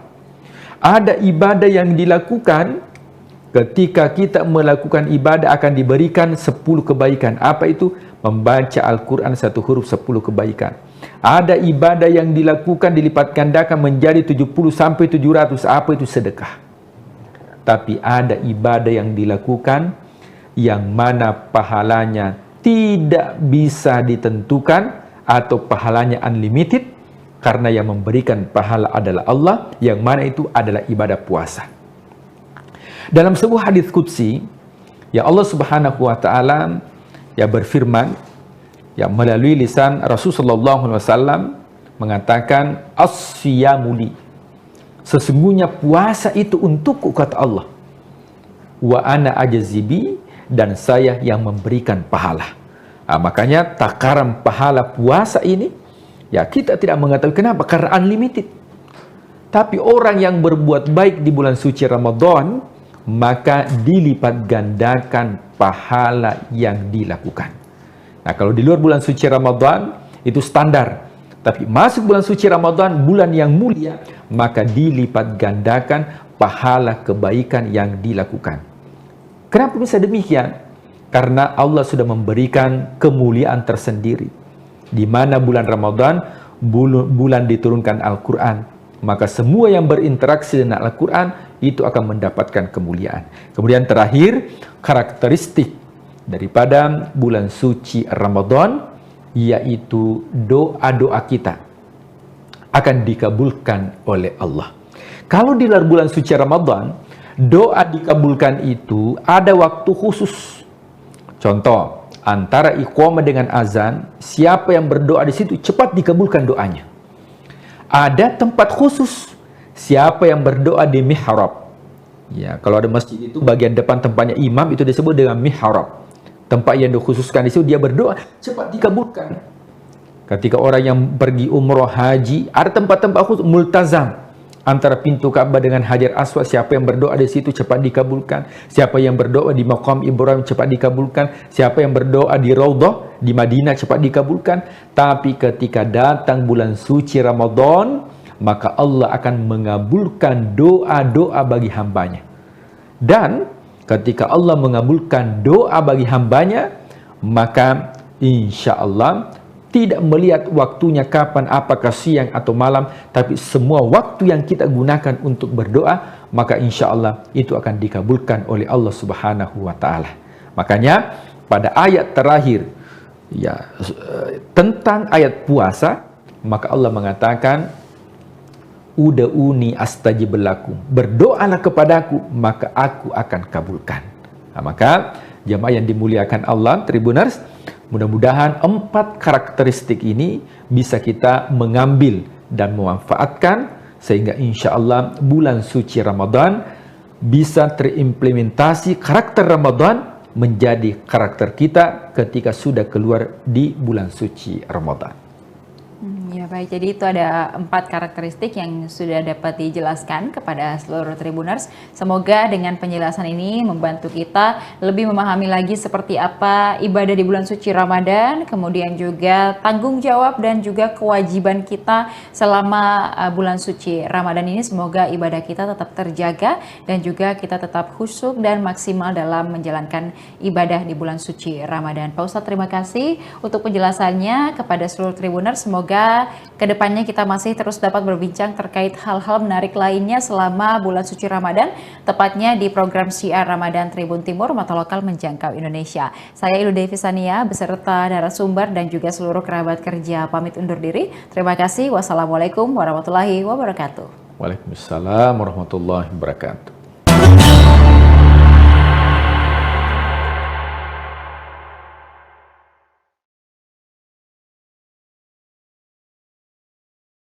Gaya bahasa kitab-kitab klasik berbeda dengan gaya bahasa kitab-kitab kontemporer. Kita berikan kepada santri kita itu supaya menguasai dua-duanya. Salah satu prinsip yang dipegang oleh Guruta, Iya. ialah kualitas mangkoso tidak boleh menurun, tidak boleh kurang. Suatu ketika Allah memberi isyarat kepada saya. Memberi isyarat kepada saya lewat mimpi. Iya. Bahwa pesantren ini akan maju. Dan kalau maju, tidak muat mangkoso. Kita bersama pimpinan Pondok Pesantren DDI Mangkoso Baru, Profesor Dr. Haji Paritwajidi, MA. Ya, tadi menjelaskan tentang kelebihan dari Ma'had Ali, pendidikan khusus kader ulama level setelah alia, jenjang untuk ini ada kelebihannya di Indonesia, dari ada 92 lebih di Indonesia. Salah satu Ma'had Ali yang ada di pesantren Mangkoso inilah yang memiliki kelebihan. Itu bagaimana ceritanya kelebihannya, Puan? Setara katanya bisa langsung diterima S2 ijazahnya di Al-Azhar di Kairo. Menurut asesor yang pergi meninjau, memeriksa, dan itu sudah ada akreditasinya. Dia dikasih akreditasi mumtaz, artinya cum laude. Iya. Ya. Salah satu kelebihannya, materi yang diberikan memang lebih tinggi daripada yang lainnya. Sudah diperiksa itu. Mata-mata kuliah diberikan kepada santri kita ini, memang tidak ada yang seperti itu. Yang lebih tinggi. Rata-rata Ma'had Ali yang ada itu semuanya menggunakan kitab-kitab klasik, kitab kuning. Sementara di Mangkoso ini dipadukan antara kitab-kitab klasik dan kitab-kitab kontemporer. Kenapa? Karena itu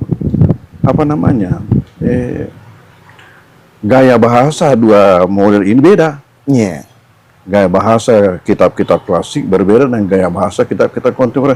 Kita berikan kepada santri kita itu supaya menguasai dua-duanya. Itu satu kelebihan. Memang lebih di atas pengakuan mereka itu. Ini sejarahnya sudah berusia 20 tahun, Pon. Ma'had Ali ini. Ma'had Ali sebenarnya yang usianya itu nanti tahun 18 baru mulai dibesarkan. Sebenarnya awalnya itu sejak saya datang, hanya belum resmi waktu itu. Belum resmi ya Ma'had Ali tadi. Sejak saya datang langsung pengajian-pengajian yang di masjid yang saya hadapi memang hanya untuk tingkat mahasiswa. Iya. Jadi itu sebenarnya Ma'had Ali. Cikal bakalnya. Ya, itu berarti 85 sudah mulai ada. Memang sudah ada. Tapi yang model klasikal dipadukan itu memang Ma'had Idadiyah dulu ya, sudah ada kelasnya. Jadi dulu Ibu Nurs ini kalau kita masuk sekolah tamat SD dulu atau tamat ibtidaiyah di luar kemudian masuk ke sini, banyak yang ini karena kita berkurang tahun kita karena masuk Idadiyah 1 tahun, Pak. Itu ceritanya, sejarahnya mendirikan Idadiyah bagaimana itu, Pak? Ide awalnya itu hanya sampai 5 mata pelajaran saja selama 1 tahun.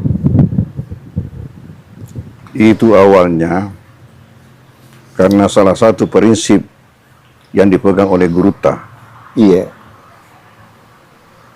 ialah kualitas mangkoso tidak boleh menurun, tidak boleh kurang. Sementara mata-mata pelajaran di Sanawiyah yang ini level SMP, Sanawiyah itu sudah membaca kitab kuning. Pertanyaan, mampukah kira-kira alumni SD langsung membaca kitab kuning? Pasti tidak bisa. Maka dulu itu sistem di sini sampai saya kembali dari Kairo, nanti setelah saya kembali baru dirubah. Santri itu mempunyai 2 kelas. Terpisah kelas agamanya dengan kelas umumnya. terpisah. Kenapa? Karena dari SD otomatis untuk kelas umumnya masuk SMP. Iya, Pak. Tetapi agamanya masih di tidak iya. Masih tidak iya. Karena tidak bisa masuk sanawiyah. Tidak. Jadi masuk ditanya kelas 4, kelas 5, kelas 6. Jadi tamat SMP baru naik sanawiyah. Jadi pincang. Ya. Selesai SD dan sederajat sudah masuk menengah pelajaran umum, tapi agamanya masih tingkat dasar. Tapi masih saya zaman saya Pak kan 86 itu mulai 85 mulai. Itu ijazah masih 2 Poang ya di sini. Antara ada ijazah dari sanawiyah dulu, ada ijazah dari kan masih ada kelas lama itu. Masih ada kelas lama kan, ini gagasan baru. Iya. Nanti ada tahun 85. Iya. Itu saya pikirkan. Iya. Saya pikirkan bagaimana sehingga santri masuk di Mangkoso hanya satu kelas tapi dua-dua sederajat. Nah, itulah melahirkan konsep Ibtidaiyah. Bagaimana yang semestinya 3 tahun belajar di Ibtidaiyah baru masuk sanawiyah, bagaimana sehingga hanya 1 tahun. Iya. Saya ini jadi waktu itu kita bisa masuk MAPK karena ada ijazah sanawiyah. Ya. Andai kan ijazah Ibtidaiyah Pak denalai. Mana Tapi itu sudah dipikirkan sejak ada di Mesir, sebelum pulang itu. Sebelum pulang. Nanti saya akan terapkan nanti kalau kembali nih. Jadi awalnya dulu itu alot juga itu diskusi dengan guru ta. Iya. Baru diterima. Karena itu ada pandang mengatakan dirugikan anak-anak 1 tahun. Iya. Oh, iya betul. Di mana teman-temannya sudah naik kelas 2 baru dia masuk kelas 1 ya, betul. Tapi prinsip saya katakan pertama tidak rugi. Yang rugi itu kalau tidak belajar. Kalau orang belajar tidak rugi. Iya. Kemudian kedua, andai kata pun dikatakan rugi, tidak apa-apa rugi 1 tahun, tapi dia akan menang seumur hidup. Masya Allah. Itu prinsip. Nanti ini hasilnya nanti dia dilihat setelah selesai nanti. Jadi banyak itu waktu masih ditanya apa ini fa'ala apa yang membuat. Tapi setelah nanti ke atas dia ada rupanya begini. Wa humahum hiya humahunna. Alfiyah Pak. Iya. Itu banyak begini. Nah, pernah suatu ketika terhenti itu. Iya. Terhenti. Tahu-tahu apa yang terjadi? Ini alumni sama-sama angkatan kamu itu. Iya. Memprotes. Tapau TV mengindah dia, Pong. Kita ini jadi manusia karena indah dia. Itu yang saya katakan, asli itu katakan. Walau andai kata dikatakan rugi 1 tahun, tidak apa-apa. Tapi dia akan mengenang seumur hidup. Iya. Nanti dia lihat. Kalamun al-lapsul mufidu kastaqim. Iya betul, itulah. Ternyata menjadi inceran ini sekarang. Tapi itulah memang modernisasi awal Mangkoso ya, model memadukan model klasikal dan model dulu bersila di Masjid Poya 85 kita pulang dari Mesir itu angkatan pertama. Dan itu ada Syekh Basyuni saya ingat sampai sekarang itu masih berlanjut Pak. Ini tadi di sini ada dari Palestina Mesir ini Ustaz Ibrahim itu apa namanya itu Profesor Azhar itu, tapi dia putar-putar. Ya asli orang tuanya dari Palestina, tapi orang tuanya juga artinya banyak keturunannya. Ya, kalau pengalaman dia itu pertama dari Azhar itu di Saudi Arabia itu ada 10 tahun kalau tidak salah di situ. Baru ke Malaysia. Di Malaysia 25 tahun. Masya Allah. Berarti semua Melayu, Pong. Dia katanya, saya ini selalu bergaul dengan bahasa Arab saja di sana di Malaysia. Karena hanya di tingkat perguruan tinggi dan yang dihadapi itu memang hanya berbahasa Arab. Jadi ada paham sedikit-sedikit. Ibrahim Saki As-Sami. Salah Ibrahim. Salah Zaki Ibrahim. Profesor Qiraah Sab'ah. Ya. Masya Allah. Dan ini setiap saat di DDI Mangkoso ini masih ada syekh-syekh begitu yang datang, Pak. Rutin. Kira-kira. Nah, terus untuk tanah wakaf, Pak, bagaimana anunya itu untuk pengembangan pesantren yang menjadi terbesar di Indonesia Timur nanti? Kita terima Nah, ceritanya waktu saya datang, Iya. kan waktu itu hanya di sini, sekitar ini, Iya. sekitar ini. Jadi santri-santri laki-laki, ada pondok-pondok di belakang. Selain daripada itu juga di rumah-rumah masyarakat, di kolom-kolomnya itu dibuat jadi asrama mereka. Saya datang, suatu ketika Allah memberi isyarat kepada saya. Memberi isyarat kepada saya lewat mimpi. Iya. Bahwa pesantren ini akan maju. Dan kalau maju, tidak muat uang kosong. Sehingga ketika itu apa yang saya lakukan? Saya pergi menghadap bupati. Menyampaikan hal itu. Andi Sultan waktu itu, Pak.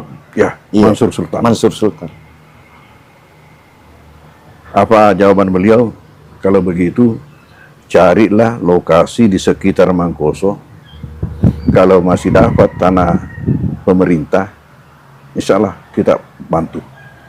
Tapi kalau tanah masyarakat, tentunya pesantren berhubungan dengan yang bersangkutan. Iya. Oke. Pulang, tanya-tanya masyarakat, Iya. masih adakah di sini tanah pemerintah dekat? Masyarakat menunjuk tondrongnya dengan bulu lampang. Iya. Dengan ucapan mereka, itu tondrongnya dengan bulu lampang masih tanah hehe. Tanah hehe agar, Pak. Ternyata hehe itu di dalam buku rinci, kan Iya. petanya itu tanah, Iya. buku rinci yang dibuat Belanda dulu. Iya. Tanah pemerintah ditulis di situ GG, GG. kodenya GG. Iya. Tapi orang Belanda menyebut G itu dengan he. Oh. Jadi orang Belanda mengatakan tanah hehe. Oh, masyarakat kita ikut tanah hehe. Karena gaya Belanda, bahasa Belanda itu H itu G gitu. ya. Seperti tehel. Tehel. Tulisannya tegel. tegel. Iya. Iya, iya, iya, iya, iya. Maka datangnya G tehel. Tehel. Oh, itu sejarahnya. Dan Iya. mimpi itu apa, Puang, anunya kalau bisa? Adalah Ada.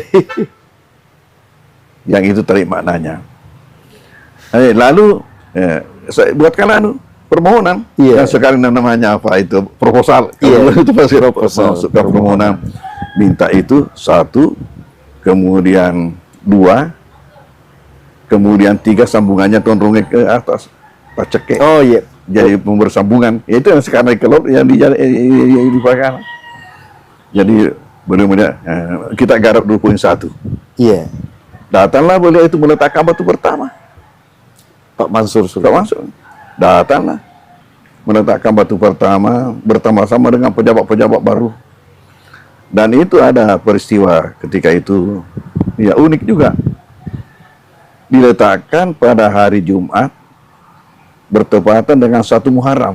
Oh. Di mana masyarakat kita masih memahami sebagian besar 1 Muharram itu nakase. Nakase, iya. Hari nakase. Ya, hari celaka. Ini pesantren kok. Kenapa ini? Justru kita mau mematahkan pandangan itu bahwa sebenarnya hari itu buat orang muslim adalah hari berkah. Hari berkah. Itu nakase buat orang kafir, bukan buat kita. Sampai ada yang mengancam, hati-hati kok nanti itu setiap tahun ada korbannya. Iya. Istilahnya katu waktu nacerak nasa tungkat Ceraki, iya, iya. Tapi alhamdulillah apa yang terjadi? Ya, setiap tahun ada kurbannya. Mereka berkurban kalau setiap hari raya. Hari raya. Dan tidak sedikit, lebih 10 ekor. Alhamdulillah. Itulah berkah aduhnya. Dan awalnya semua santri karena masih kelas dulu, belum ada ditempatkan di rumah penduduk. Di rumah penduduk. Masya Allah. Dan itulah karena penduduk ini berjiwa pesantren semua, tidak ada yang namanya sewa menyewa. Tinggal saja di situ. Ya. Sampai langkah kedua diupayakanlah untuk masing-masing santri membuatkan pondok-pondok sendiri-sendiri. Alhamdulillah. Ya, itulah wakaf. Itulah pondok-pondok macam-macam. Macam-macam ada rumah, sesuai dengan kemampuan orang tua. Saya ukuran orang tua, Pak, itu ukuran 5 kali 5, Pak. Gardu-gardu, pura gardu ya. Telu ki.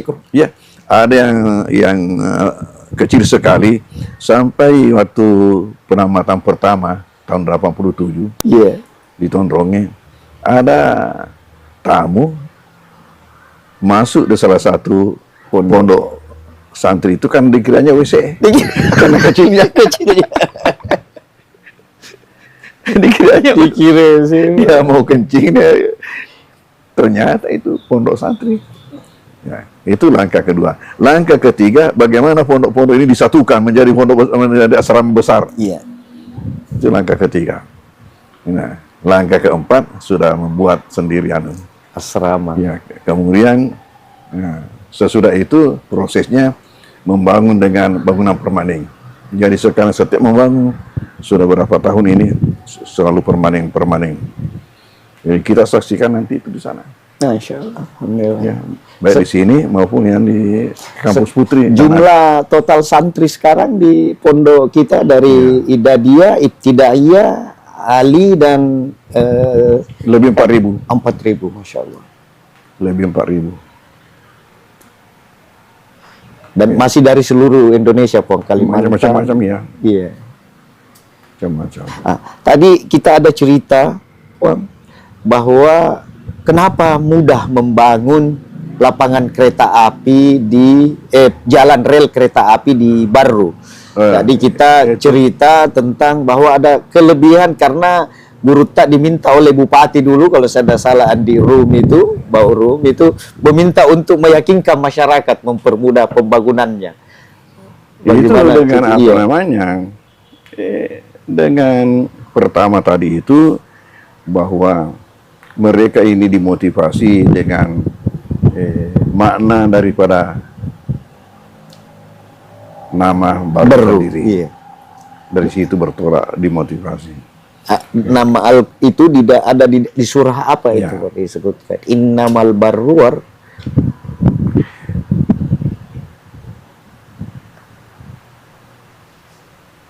Ada ayatnya bahwa itulah yang kita pakai untuk meyakinkan masyarakat. Kalau tidak salah surah At-Tur 28.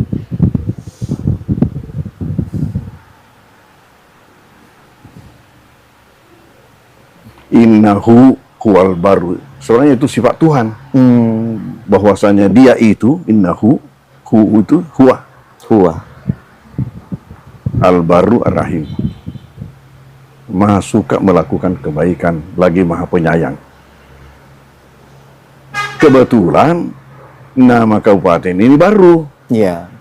Nah, dengan itulah kita motivasi rakyat. Ada 560 kabupaten di Indonesia. Tidak ada yang punya nama dalam Al-Quran. Dalam Al-Quran. Kecuali baru.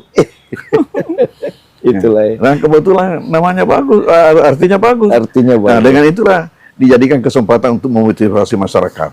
Alhamdulillah jalan rel lebih cepat. Ya itu dimulainya dulu pelebaran jalan. Dimulai di situ dulu. Waktu pelebaran jalan. Iya, gara-gara pelebaran jalan itu, coba bayangkan kalau Anda punya tanah, ya hanya 1 meter, katakanlah kali 9 meter atau berapa, jadinya nanti itu, lihat nanti jadinya berapa dari Tuhan. Kenapa? Karena itu adalah suatu amal yang tidak putus, dia punya pahala sampai dunia kiamat. Siapa yang bisa hitung? Makanya dengan itu juga saya tempoh hari waktu datang Pak Amin Sam untuk meletakkan batu pertama kita punya aula, gitu. Saya sampaikan dengan itu. Masya Allah. Terus itu. Nah, akhirnya jadilah jalanan di Baru ini paling cepat selesai pelebarannya. Iya. Di mana panjang jalan di Baru itu lebih panjang daripada Marus dan Pangkep. Iya. 80 kilo lebih, 87 kilo lebih. Nah, karena itu pula maka pemerintah menjadikan sempana atau dalam bahasa kita itu senu-senuang. Itu doa dalam bentuk simbol-simbol. Menjadi di Baru dicanangkan itu kereta api. Kereta api, oh, senu-senu. Senu-senungan. Itu di depanan anunya Boso itu. Ya. Di Garongko, Puang. Bukan di Garongko, di sana ya, Allahumma sholli ala Muhammad. Dan Garongko Di Berumu, di kota di pinggir jalan. Oh. Di pinggir jalan. Ya. Siaung. Oh. Siaung. Ya. Salah berhadapan dengan anunya itu Bosowa. Ya. Dengan pelabuhannya Bosowa. Ya, pelabuhannya Bosowa di kiri, itu di kanan, di pinggir gunung. Di situ pencanangan kereta api. Kita lagi berada di kediaman pimpinan pondok Berta Wajdi yang tadi sudah melakukan wawancara sedikit tentang sejarah Aidadi dan Ma'had Ali. Insyaallah semoga berkah, Puan. Terima kasih banyak atas kesempatannya. Download Tribun X sekarang, menghadirkan lokal menjadi Indonesia.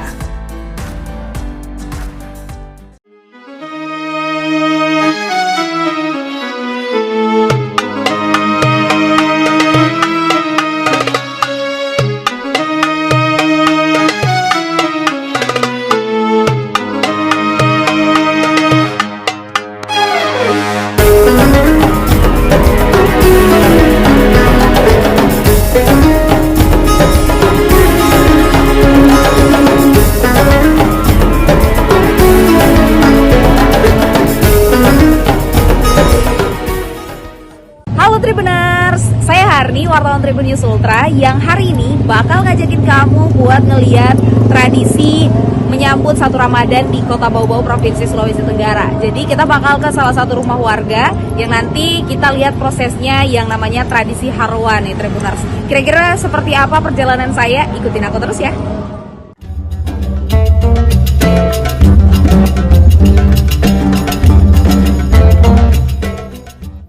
Inilah tradisi Harwa sambut Ramadan 2026 ala masyarakat Buton di Kota Bau-Bau, Provinsi Sulawesi Tenggara. Harwa adalah salah satu tradisi para leluhur dalam menyambut Ramadan ataupun memperingati momen-momen keagamaan. Mulai dari menyambut Ramadan, bulan Rajab, hingga menyambut kelahiran Nabi Muhammad SAW. Untuk menyambut Ramadan, biasanya sebagai rasa syukur atau momen memanjatkan doa kepada keluarga yang telah berpulang. Pada momen ini, masyarakat Muslim di Kota Bau-Bau akan memanjatkan doa memohon keselamatan ini pada awal tahun. Prosesi Harwa ini diawali dengan persiapan yang dilakukan oleh pihak keluarga atau orang tua yang akan menggelar tradisi tersebut.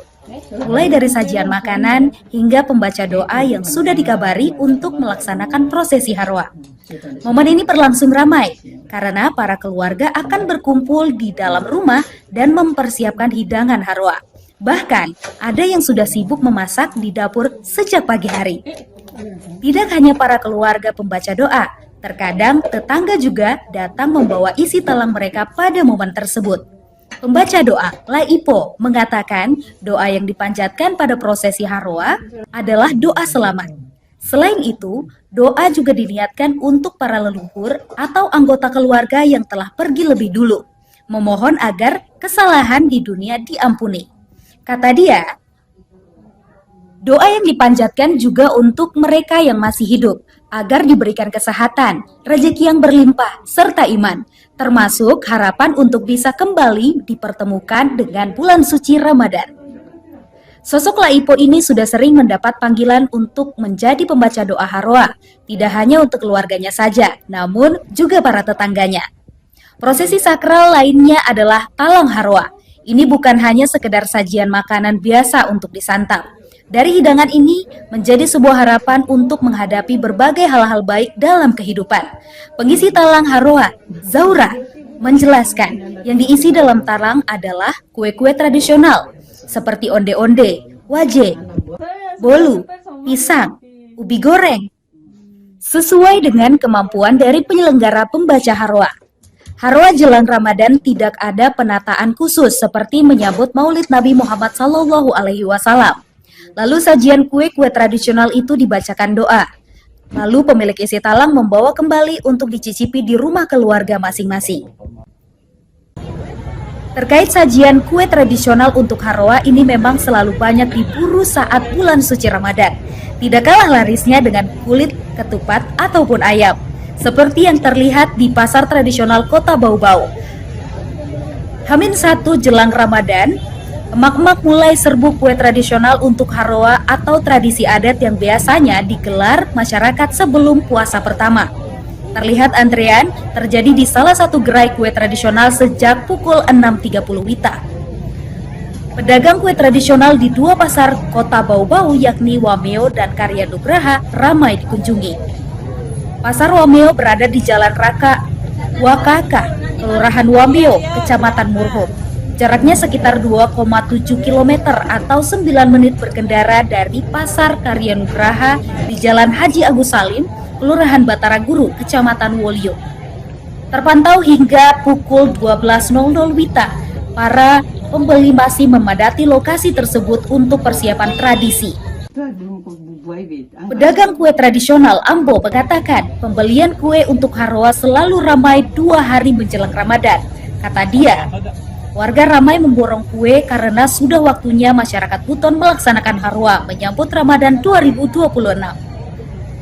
Penjualan kue tradisional ini sudah dibungkus sesuai dengan jumlah kue dalam satu piring.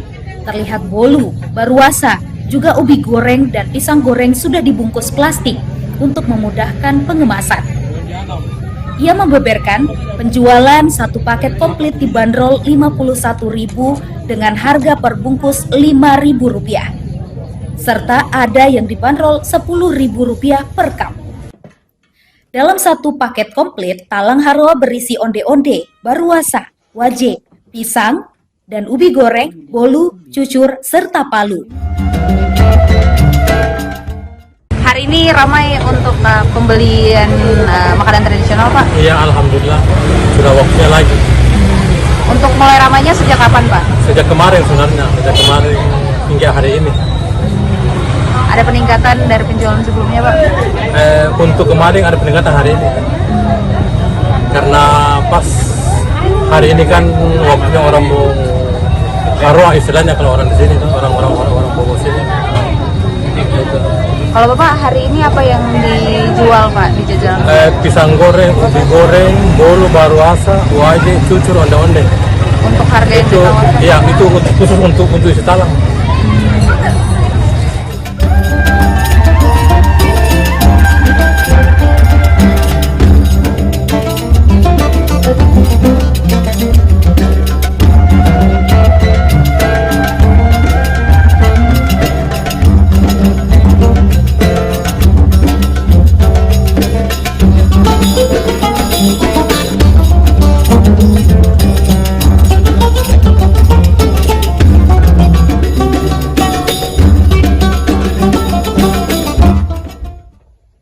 Oke Tribuners, kita sampai di penghujung perjalanan kita pada malam hari ini dan tadi kita sudah saksikan prosesi Haroa sambut 1 Ramadan di masyarakat Kota Bau-Bau, terkhusus di masyarakat Buton ya.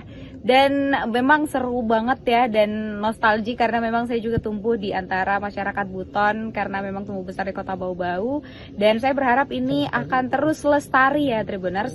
Dan masih banyak lagi tradisi-tradisi di masyarakat Buton selama Ramadan ini dan tentunya akan kita ulik bersama dan makanya itu jangan sampai melewatkan Tribun Travel selanjutnya. Download Tribun X sekarang, menghadirkan lokal menjadi Indonesia.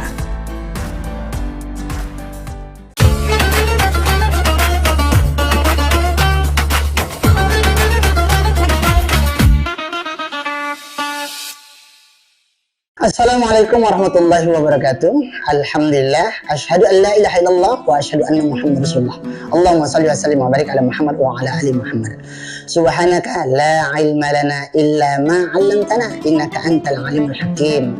Rabbi shrah li sadri wa yassir li amri wahlul 'uqdatam min lisani yafqahu qawli. Kemudian kita bersyukur, alhamdulillah di bulan Ramadan kali ini Allah limpahkan semuanya yang kita butuhkan tanpa kurang satu apapun.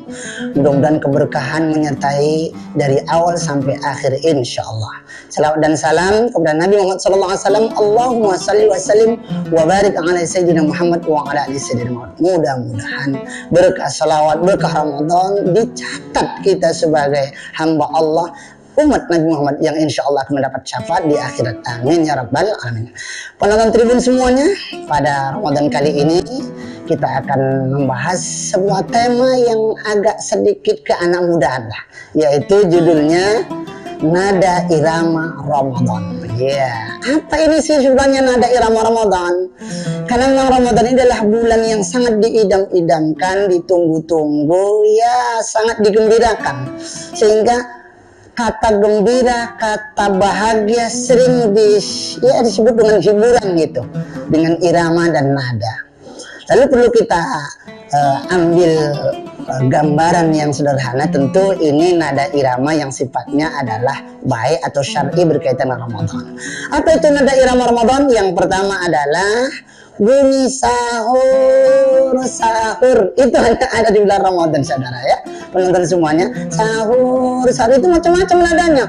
Ada yang pakai gendang, pakai kaleng, pakai bambu, macam-macam. Ada yang pakai mic di masjid-masjid. Menunjukkan apa? Itu sebagian dari nada irama yang ada di bulan Ramadan. Masya Allah, luar biasa itu kan. Itu mengasihkan, indah. Itulah nada irama Ramadan yang pertama. Yang kedua adalah begitu mendekat kepada subuh akan bunyi sirine tit katanya kan, sekaligus mengajak kepada umat, kepada jamaah melalui masjid-masjid dan sebagainya. Yuk semuanya, imsak sudah datang, kemudian yuk sama-sama kita niat puasa. Nawaitu somahodin an ada ifatu syahri Ramadan hadisan. Ini adalah semua irama nada irama di bulan Ramadan yang tidak ada di luar Ramadan.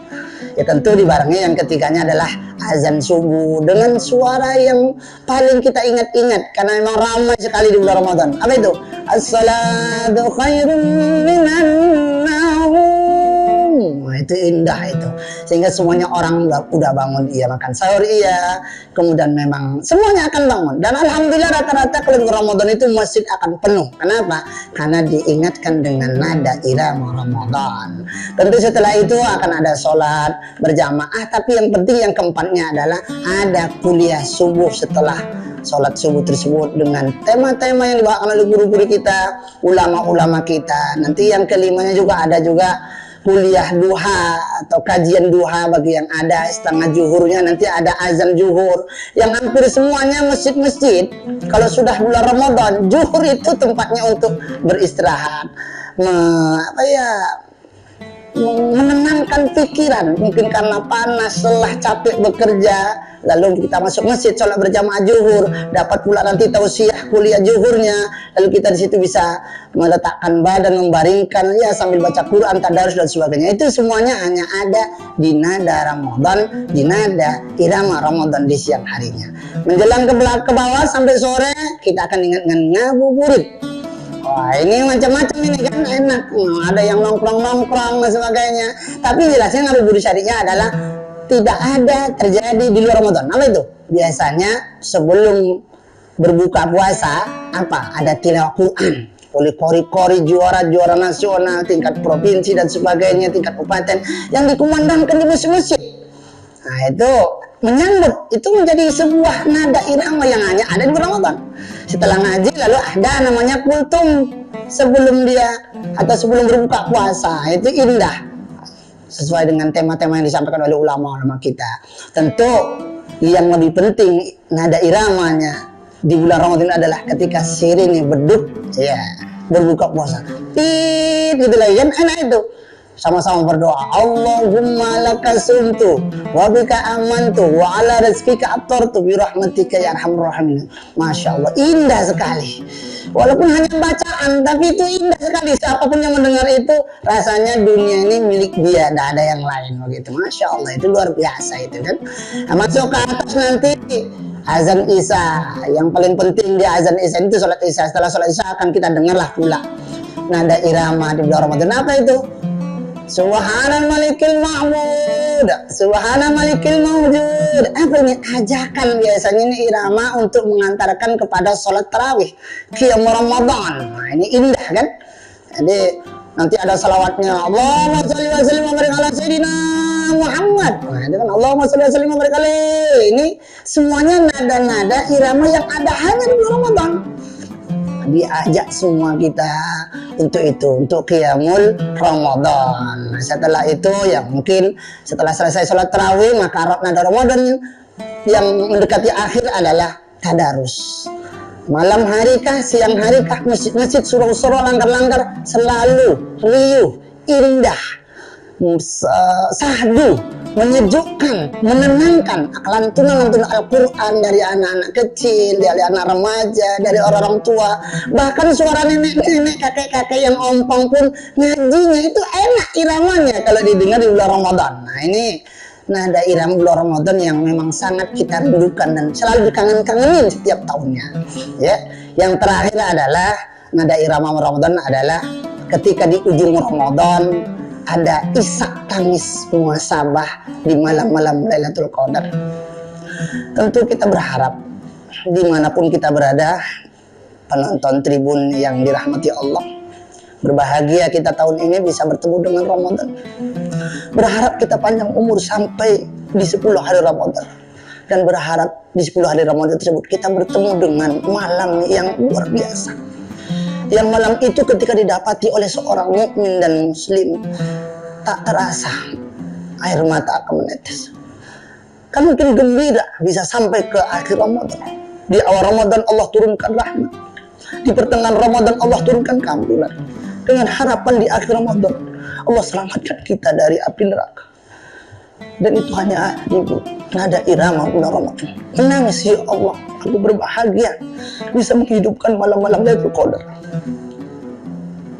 Dan tangisan itu adalah tangisan bahagia seorang hamba, karena alhamdulillah telah disampaikan oleh Allah sampai kepada titik-titik 10 yang terakhir Ramadan, dan bisa beriktikaf, bisa berzikir, bisa menghatamkan Al-Quran, dan bisa banyak qiyamul lail, bahkan bisa mencurahkan seluruh air matanya karena bahagia, dan mungkin dengan harapan bisa ikut merayakan Idul Fitri dengan para keluarga. Tentu inti dari ini semuanya adalah irama Ramadannya adalah di pas ujung dari Ramadan, lalu di tanggal 1 Syawal, Allahu Akbar, Allahu Akbar. Kalimat ini adalah kalimat yang menggemparkan seluruh telinga-telinga manusia orang beriman, akan menggoyahkan dan meruntuhkan hati tentang kerinduan dan kebahagiaan sebuah perjuangan bulan Ramadan. Walillahilham, itu ungkapan. Tentu hanya Allah lah yang layak kita puji. Mudah-mudahan benar-benar kita di Ramadan kali ini, pada sahabat-sahabat tribun semuanya, menikmati nada irama Ramadan melalui sentuhan telinga, merasuk ke dalam hati, mengalir dalam seluruh tubuh kita, dan akhirnya kita keluar dari Ramadan menjadi la'allakum tattaqun. Pas di bulan 1 Syawalnya kita adalah minal aidin wal faizin, Idul Fitri kembali suci seperti bayi baru dilahirkan. Mudah-mudahan nada irama Ramadan pada kali ini yang kami sampaikan bisa sedikit menggugah semangat kita untuk meraihnya dan merindukan Ramadan ini. Karena siapa yang bahagia dan gembira dengan datangnya Ramadan, dalam sebuah riwayat hadis Rasul katakan, maka Allah haramkan jasadnya dari api neraka. Tentu firman Allah dalam Al-Quran, orang beriman dipanggil untuk berpuasa, untuk mengimarahkan, untuk menikmati nada irama di bulan Ramadan. Mudah-mudahan kita mendapatkan nikmat itu, insya Allah. Amin ya rabbal alamin. Banyak bicara tentu banyak salah. Kepada Allah saya mohon ampun, astagfirullahaladzim. Kepada kita semuanya, pendengar, penonton tribun, saya mohon maaf dan batin. Subhanallah bihamdika, asyhadu alla ilaha illa anta, astaghfiruka. Assalamualaikum warahmatullahi wabarakatuh. Download Tribun X sekarang, menghadirkan lokal menjadi Indonesia.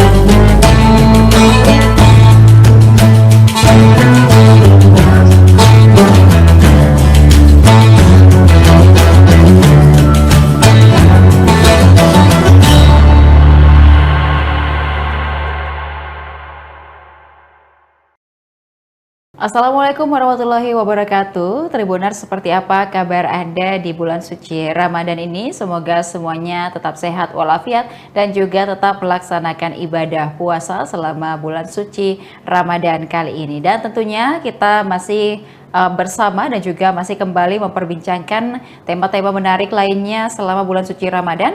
Tentunya masih di Syiar Ramadan Tribun Timur yang hari ini akan memperbincangkan terkait dengan karakteristik Ramadan. Bersama narasumber kita ada Bapak Ustadz Kiai Haji Sabarudin LC yang sudah menantikan juga waktu untuk seperti apa berbincang bersama Tribuners kali ini terkait dengan karakteristik Ramadan. Untuk itu kita sapa terlebih dahulu narasumber kita pada hari ini. Assalamualaikum Pak Ustadz. Waalaikumsalam warahmatullahi wabarakatuh. Baik, kabarnya seperti apa Pak Ustadz? Alhamdulillah sehat. Alhamdulillah sehat dan juga tentunya masih semangat menjalankan ibadah puasa gitu. Baik, nah ini kita memasuki sudah di bulan suci Ramadan, kemudian juga kita perlu mungkin mengetahui seperti apa sebenarnya karakteristik Ramadan, karena kalau kita bisa gambarkan sedikit di awal Tribuners, ada yang karakteristiknya ada ampunan, kemudian juga ada perisai dari dosa, kemudian ada juga dilipat gandakan pahalanya, dan ada berbagai macam lagi karakteristik dari bulan suci Ramadan yang bisa disampaikan kepada Tribuners hari ini. Silakan Ustaz. Bismillahirrahmanirrahim. Hamdan wa syukranillah, salatan wa salaman ala rasulillah, amma ba'd. Ya, tentunya bulan suci Ramadan adalah bulan istimewa. Bulan yang dirindukan oleh seluruh umat manusia. Umat terdahulu dirindukan akan datangnya yang dinamakan dengan bulan suci Ramadan.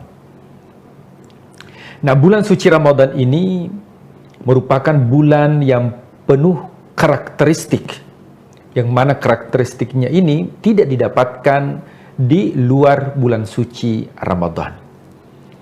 Nah, adapun karakteristik yang pertama, bulan Ramadan ini adalah bulan ampunan. Jadi karakteristik yang pertama adalah bulan ampunan. Sebagaimana kita ketahui bersama bahwa ya, di luar bulan suci Ramadan itu ada amalan-amalan khusus, ada waktu khusus, ada tempat khusus, dan ada cara khusus atau zikir khusus yang kita lakukan, itu bisa mendatangkan ampunan Allah. Tapi khusus di bulan suci Ramadan, malamnya ampunan, siangnya ampunan, 24 jam penuh dengan ampunan. Maka ini yang diinginkan oleh seluruh umat, termasuk umat-umat terdahulu, menginginkan untuk mendapatkan bulan suci Ramadan. Kenapa? Karena ada karakteristik yang dimiliki yang tidak diberikan kepada umat-umat terdahulu. Nah, coba kita lihat pada malam hari. Rasulullah SAW bersabda, "Man qama Ramadhana imanan wa ihtisaban ghufira lahu ma taqaddama min dzambi." Siapa yang mendirikan malam hari, yang namanya malam hari, yaitu mulai dari maghrib sampai menjelang terbit fajar, itu disebut dengan malam hari. Meskipun nanti ada pembagian, ada waktu sahur, ada waktu fajar, waktu subuh. Tapi kalau kita melihat itu hanya siang dan malam. Ya. Nah, di malam harinya itu penuh dengan ampunan. Mulai dari orang yang melakukan qiyamul lail, tarawih, ghufira lahu ma taqaddama min dzambi, diampuni dosa-dosa ma taqaddama. Seluruh dosa, termasuk dosa besar. Jadi kalau ada orang yang berlumuran dosa, ya maka rahmat Allah itu jauh lebih besar dibandingkan murka Allah. Ya, luar biasa. Ini ada sebuah kisah. Ya, Nabi Ibrahim, ketika ada orang Majusi meminta sesuatu kepada Ibrahim. Nah, Majusi ini dia penyembah api. Ibrahim mengatakan, ya saya berikan makanan, tapi harus ada syaratnya. Apa itu? Harus loading dulu, mengucapkan syahadat, berislam. Maka Nabi Ibrahim ditegur oleh Allah. Coba kita lihat. Nabi Ibrahim ditegur oleh Allah. Allah mengatakan, ya Ibrahim, tahukah engkau Majusi itu usianya 70 tahun. 70 tahun usianya dan dia tidak beriman kepadaku, tapi saya, kata Allah, tiap hari saya berikan makanan. Sementara dia baru meminta 1 kali, engkau tidak mengabulkan karena engkau mensyaratkan harus mengucapkan kalimat la ilaha illallah. Ini artinya bahwa jamaah yang dimuliakan Allah Tribuners, bahwa ampunan Allah ini itu didapatkan di malam hari. Makanya ma taqaddama min dzambihi. Ma ini berlaku secara umum.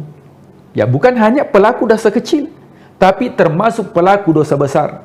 Maka momentum bulan suci Ramadan yang merasa bahwa saya ini adalah orang yang berlumuran dengan dosa, maka karakteristik yang pertama, maksimalkan mendapatkan ampunan yang pertama di bulan suci Ramadan, maka maksimalkan di malam hari. Kemudian ketika tiba waktu sahur, itu wabil asharihum yastaghfirun. Orang yang melakukan amalan di waktu sahur, ya, kita terbangun saja makan sahur, itu mendapatkan ampunan dari Allah. Wabil asharihum ya yastaghfirun. Di waktu sahur dia meminta ampunan kepada Allah, dia istighfar. Ini orang-orang yang mendapatkan ampunan. Itu di malam hari. Jadi di waktu malam itu kita akan mendapatkan ampunan Allah. Kemudian di waktu siang, man shoma Ramadhan, siapa yang berpuasa. Saya yakin bahwa Tribuners ini sudah ya rutin kita berpuasa setiap Ramadan. Ghufira lahu ma taqaddama min dzambihi imanan wa ihtisaban. Dalam keadaan iman, spiritualitas, dan juga mengevaluasi diri, ghufira lahu ma taqaddama min dzambihi, maka akan diampuni dosanya sebesar apapun dosanya kepada Allah. Itu akan diampuni. Itu di siang hari. Jadi malamnya mendapatkan ampunan, siangnya mendapatkan ampunan. 24 jam waktu yang diberikan oleh Allah itu penuh dengan ampunan. Bahkan kelebihannya bulan suci Ramadan ini bukan hanya ampunan. Jadi ampunan Allah itu ada 2. Ada ampunan Allah yang disebut dengan Al-Ghafur. Ada ampunan Allah namanya Al-Afu. Apa bedanya Al-Ghafur dengan Al-Afu? Kalau Al-Ghafur itu dosa yang kita lakukan itu ditutupi oleh Allah, tapi dosanya masih ada. Maka yang seperti ini nanti di akhirat, فَمَنْ يَعْمَلْ مِثْقَالَ ذَرَّةٍ خَيْرًا يَرَهُ وَمَنْ يَعْمَلْ مِثْقَالَ ذَرَّةٍ شَرًّا يَرَهُ, diperlihatkan dosanya di akhirat karena sudah mendapatkan Al-Ghafur, maka dosanya itu hanya diperlihatkan untuk dirinya, tidak disebarluaskan untuk dilihat orang banyak. Tapi kalau mendapatkan Al-Afu, Al-Afu ini artinya dosa yang dilakukan memang sudah dihapus oleh Allah. Bukan hanya ditutupi, tapi dihapus oleh Allah. Dan itu kita dapatkan di bulan suci Ramadan dalam bentuk doa yang diajarkan oleh putri Rasul Sallallahu Alaihi Wasallam. Beliau mengatakan, ya ketika saya mendapatkan Al-Qadar di Ramadan, apa yang harus saya baca? Maka bacalah sebuah doa. Allahumma innaka afuun tuhibbul afwa fa'fu anni. Allahumma ya Allah, innaka afuun, engkau yang memberi maaf.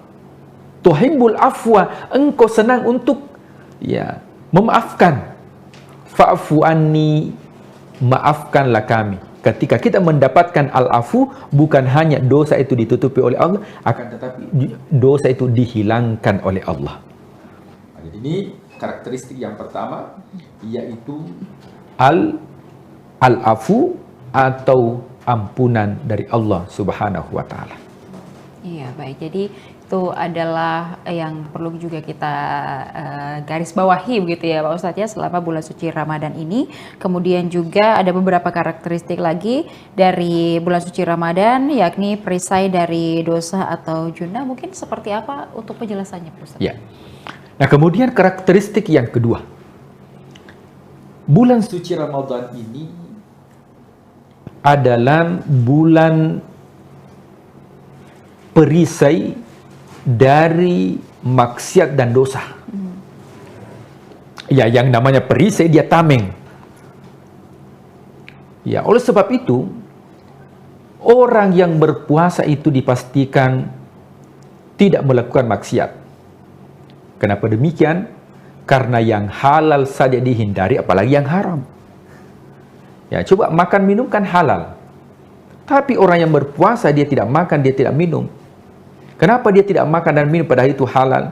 Kalau yang halal saja dihindari, apalagi yang haram.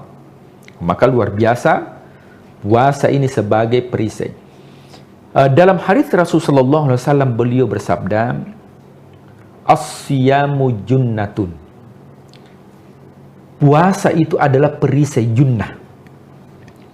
Nah, junnah ini kalau dalam literasi bahasa Arab itu terdiri dari dua huruf, yaitu jin dan nun. Maka semua kosakata bahasa Arab yang menggunakan huruf jin dan nun itu menunjukkan tentang sesuatu yang tidak terlihat. Ya, janin dalam perut seorang ibu, kenapa disebut dengan janin? Karena tidak terlihat dengan kasat mata. Kemudian ada makhluk, ya ini pada manusia, disebut dengan jin. Jin itu karakternya tidak terlihat. Jadi kalau ada jin yang terlihat, itu ya salah penampakan. Ya memang karakternya dia tidak terlihat. Kemudian jannah, artinya surga. Ya, surga juga tidak terlihat. Ya, tidak dilihat oleh mata, mala ainun ra'at wala udhunun, tidak didengar oleh telinga. Nah, sehingga dikatakan bahwa puasa ini sebagai perisai, penghalang kita. Memang tidak dilihat, penghalang itu tidak dilihat.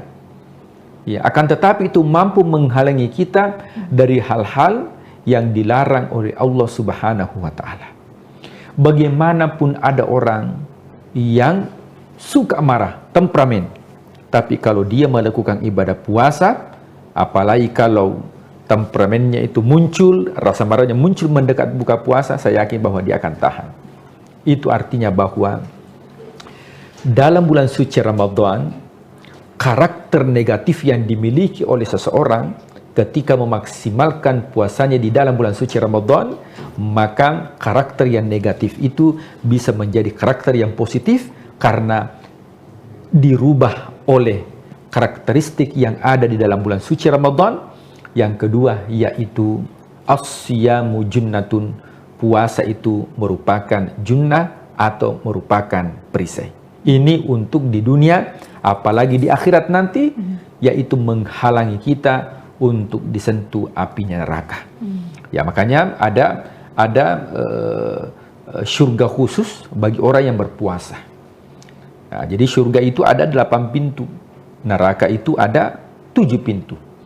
Nah, di surga itu ada, ya setiap satu pintu itu ada, ya ada khusus yang disebut dengan babur rayyan.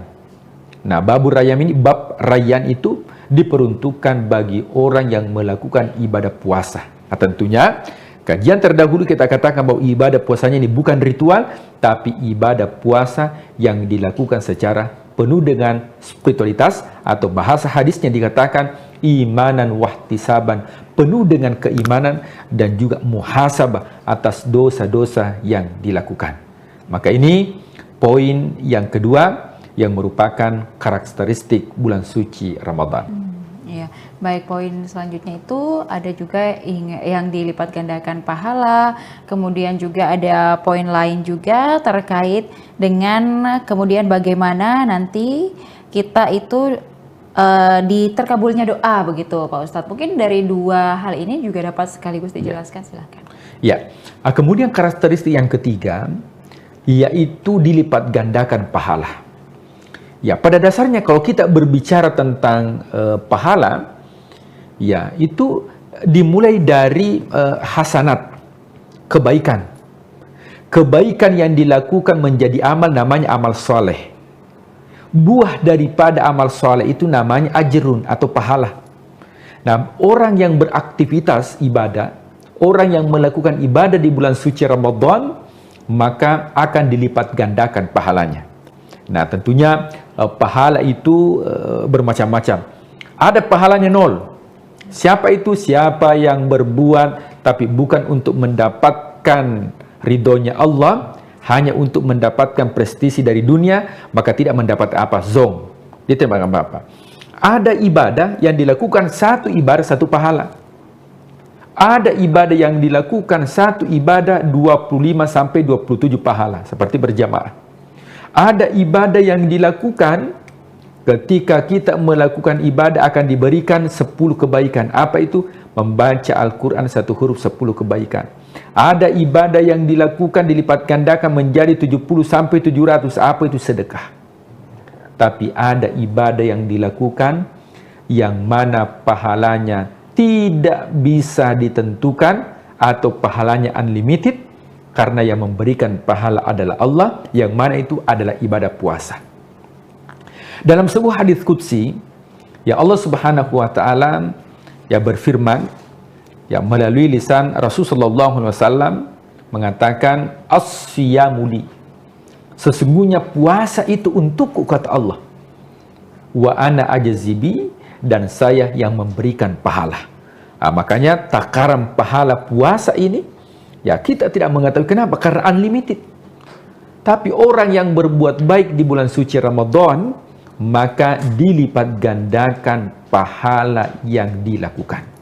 Nah, kalau di luar bulan suci Ramadan itu standar. Tapi masuk bulan suci Ramadan, bulan yang mulia, maka dilipat gandakan pahala kebaikan yang dilakukan. Kenapa bisa demikian? Karena Allah sudah memberikan kemuliaan tersendiri. Di mana bulan Ramadan, bulan diturunkan Al-Quran. Maka semua yang berinteraksi dengan Al-Quran itu akan mendapatkan kemuliaan. Kemudian terakhir, karakteristik daripada bulan suci Ramadan, yaitu doa-doa kita akan dikabulkan oleh Allah. Kalau di luar bulan suci Ramadan, doa dikabulkan itu ada waktu khusus. Contoh, antara iqamah dengan azan, siapa yang berdoa di situ cepat dikabulkan doanya. Ada tempat khusus, siapa yang berdoa di mihrab. Ya, kalau ada masjid itu bagian depan tempatnya imam itu disebut dengan mihrab. Tempat yang dikhususkan di situ dia berdoa cepat dikabulkan. Ketika orang yang pergi umroh haji, ada tempat-tempat khusus multazam. Antara pintu Ka'bah dengan Hajar Aswad, siapa yang berdoa di situ cepat dikabulkan. Siapa yang berdoa di Maqam Ibrahim cepat dikabulkan. Siapa yang berdoa di Raudhah di Madinah cepat dikabulkan. Tapi ketika datang bulan suci Ramadan, maka Allah akan mengabulkan doa-doa bagi hambanya. Dan ketika Allah mengabulkan doa bagi hambanya, maka insya Allah tidak melihat waktunya kapan, apakah siang atau malam, tapi semua waktu yang kita gunakan untuk berdoa, maka insya Allah itu akan dikabulkan oleh Allah Subhanahu wa Ta'ala. Makanya pada ayat terakhir ya tentang ayat puasa, maka Allah mengatakan, uda'uni astajib lakum, berdoalah kepadaku maka aku akan kabulkan. Nah, maka jamaah yang dimuliakan Allah, Tribuners, mudah-mudahan 4 karakteristik ini bisa kita mengambil dan memanfaatkan sehingga insya Allah bulan suci Ramadan bisa terimplementasi karakter Ramadan menjadi karakter kita ketika sudah keluar di bulan suci Ramadan. Ya baik, jadi itu ada 4 karakteristik yang sudah dapat dijelaskan kepada seluruh Tribuners. Semoga dengan penjelasan ini membantu kita lebih memahami lagi seperti apa ibadah di bulan suci Ramadan, kemudian juga tanggung jawab dan juga kewajiban kita selama bulan suci Ramadan ini. Semoga ibadah kita tetap terjaga dan juga kita tetap khusyuk dan maksimal dalam menjalankan ibadah di bulan suci Ramadan. Pak Ustadz, terima kasih untuk penjelasannya kepada seluruh Tribuners. Semoga kedepannya kita masih terus dapat berbincang terkait hal-hal menarik lainnya selama bulan suci Ramadan, tepatnya di program Syiar Ramadan Tribun Timur, mata lokal menjangkau Indonesia. Saya Ilu Devi Sania beserta narasumber dan juga seluruh kerabat kerja pamit undur diri. Terima kasih. Wassalamualaikum warahmatullahi wabarakatuh. Waalaikumsalam warahmatullahi wabarakatuh.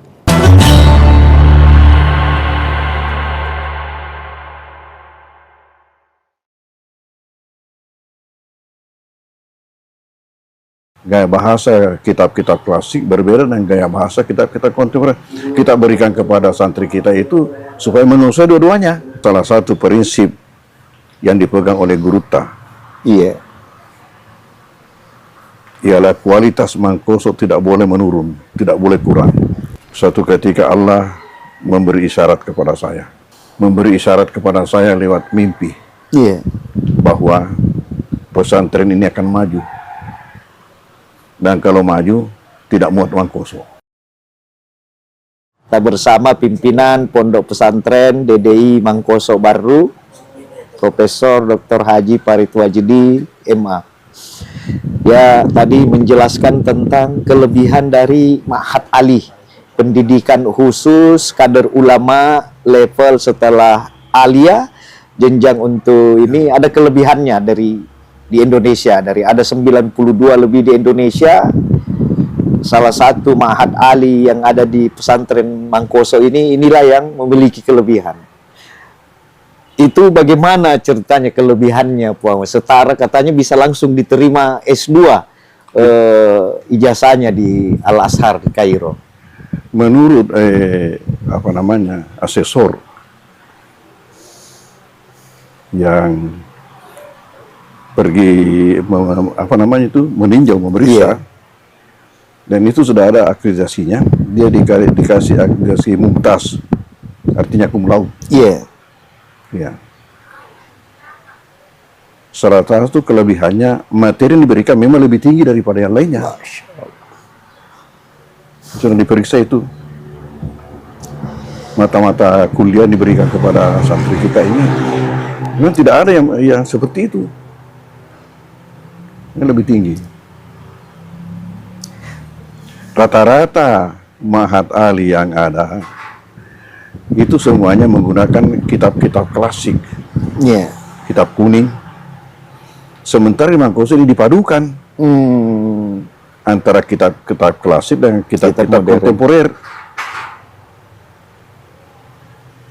Kenapa? Karena itu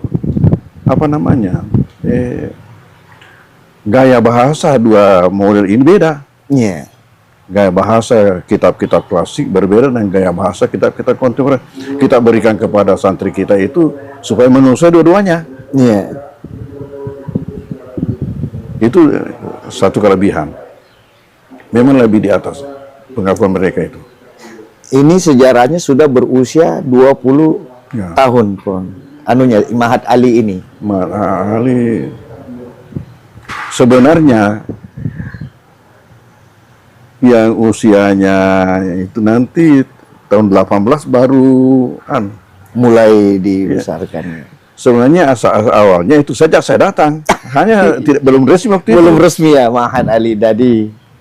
Sejak saya datang langsung pengajian yang di masjid yang saya hadapi memang hanya untuk tingkat mahasiswa.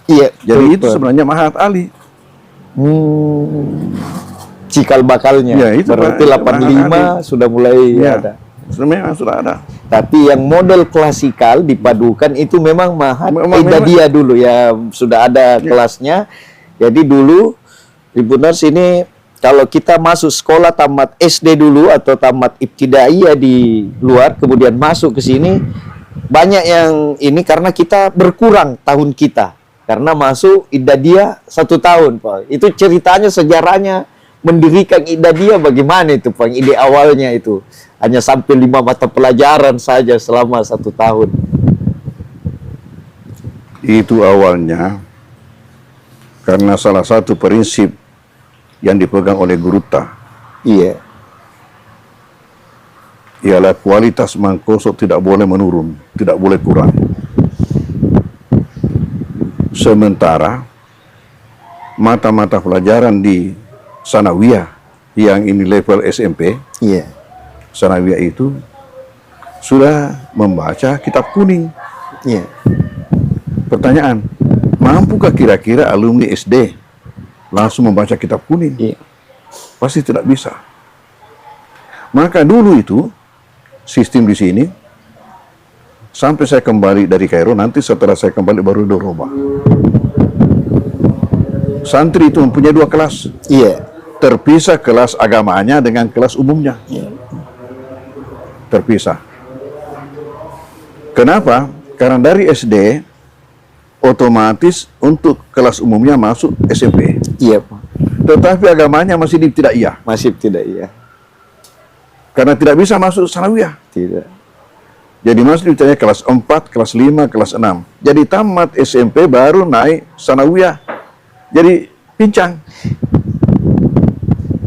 Ya. Selesai SD dan sederajat, sudah masuk menengah, pelajaran umum, tapi anunya agamanya masih tingkat dasar.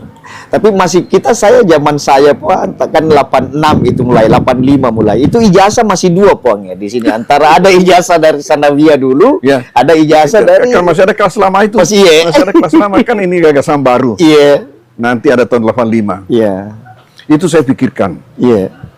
Saya pikirkan bagaimana sehingga santri masuk di Mangkoso hanya satu kelas tapi dua-dua sederajat. Nah, itulah melahirkan konsep Idadiyah. Bagaimana yang semestinya 3 tahun belajar di Ibtidaiyah baru masuk sanawiyah, bagaimana sehingga hanya 1 tahun. Saya ini jadi waktu itu kita bisa masuk MAPK karena ada ijazah sanawiyah. Andai kan ijazah Idadiyah hakim upah denalai. Mana cara?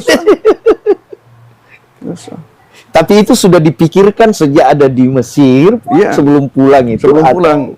Nanti saya akan terapkan nanti kalau kembali nih. Jadi awalnya dulu itu alot juga itu diskusi dengan guru ta. Baru diterima. Karena itu ada pandang mengatakan dirugikan anak-anak 1 tahun. Betul. Di mana teman-temannya sudah naik kelas 2 baru dia masuk kelas 1, betul.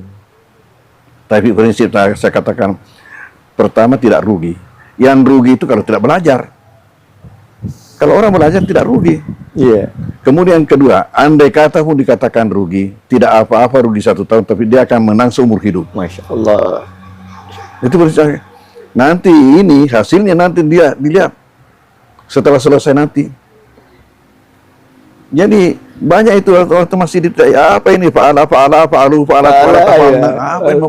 tapi setelah nanti ke atas dia ada rupanya begini. Humahum ya humahunna alfiyah Pak. Itu banyak begini. Nah, pernah suatu ketika terhenti itu. Terhenti. Tahu-tahu apa yang terjadi? Ini alumni sampai-sampai angkatan kamu itu. Memprotes. Tapong TV mengindah dia, Pong. Kita ini jadi manusia karena Idadiyah. Itu saya katakan asli, terkatakan walau andai kata dikatakan rugi 1 tahun, tidak apa-apa, tapi dia akan mengenang seumur hidup.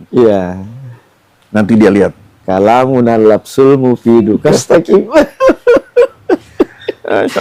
Betul. Itulah. Ternyata menjadi inceran ini sekarang. Tapi itulah memang modernisasi awal Mangkoso ya, model memadukan model klasikal dan model duduk bersila di Masjid Poya 85 kita pulang dari Mesir itu angkatan pertama.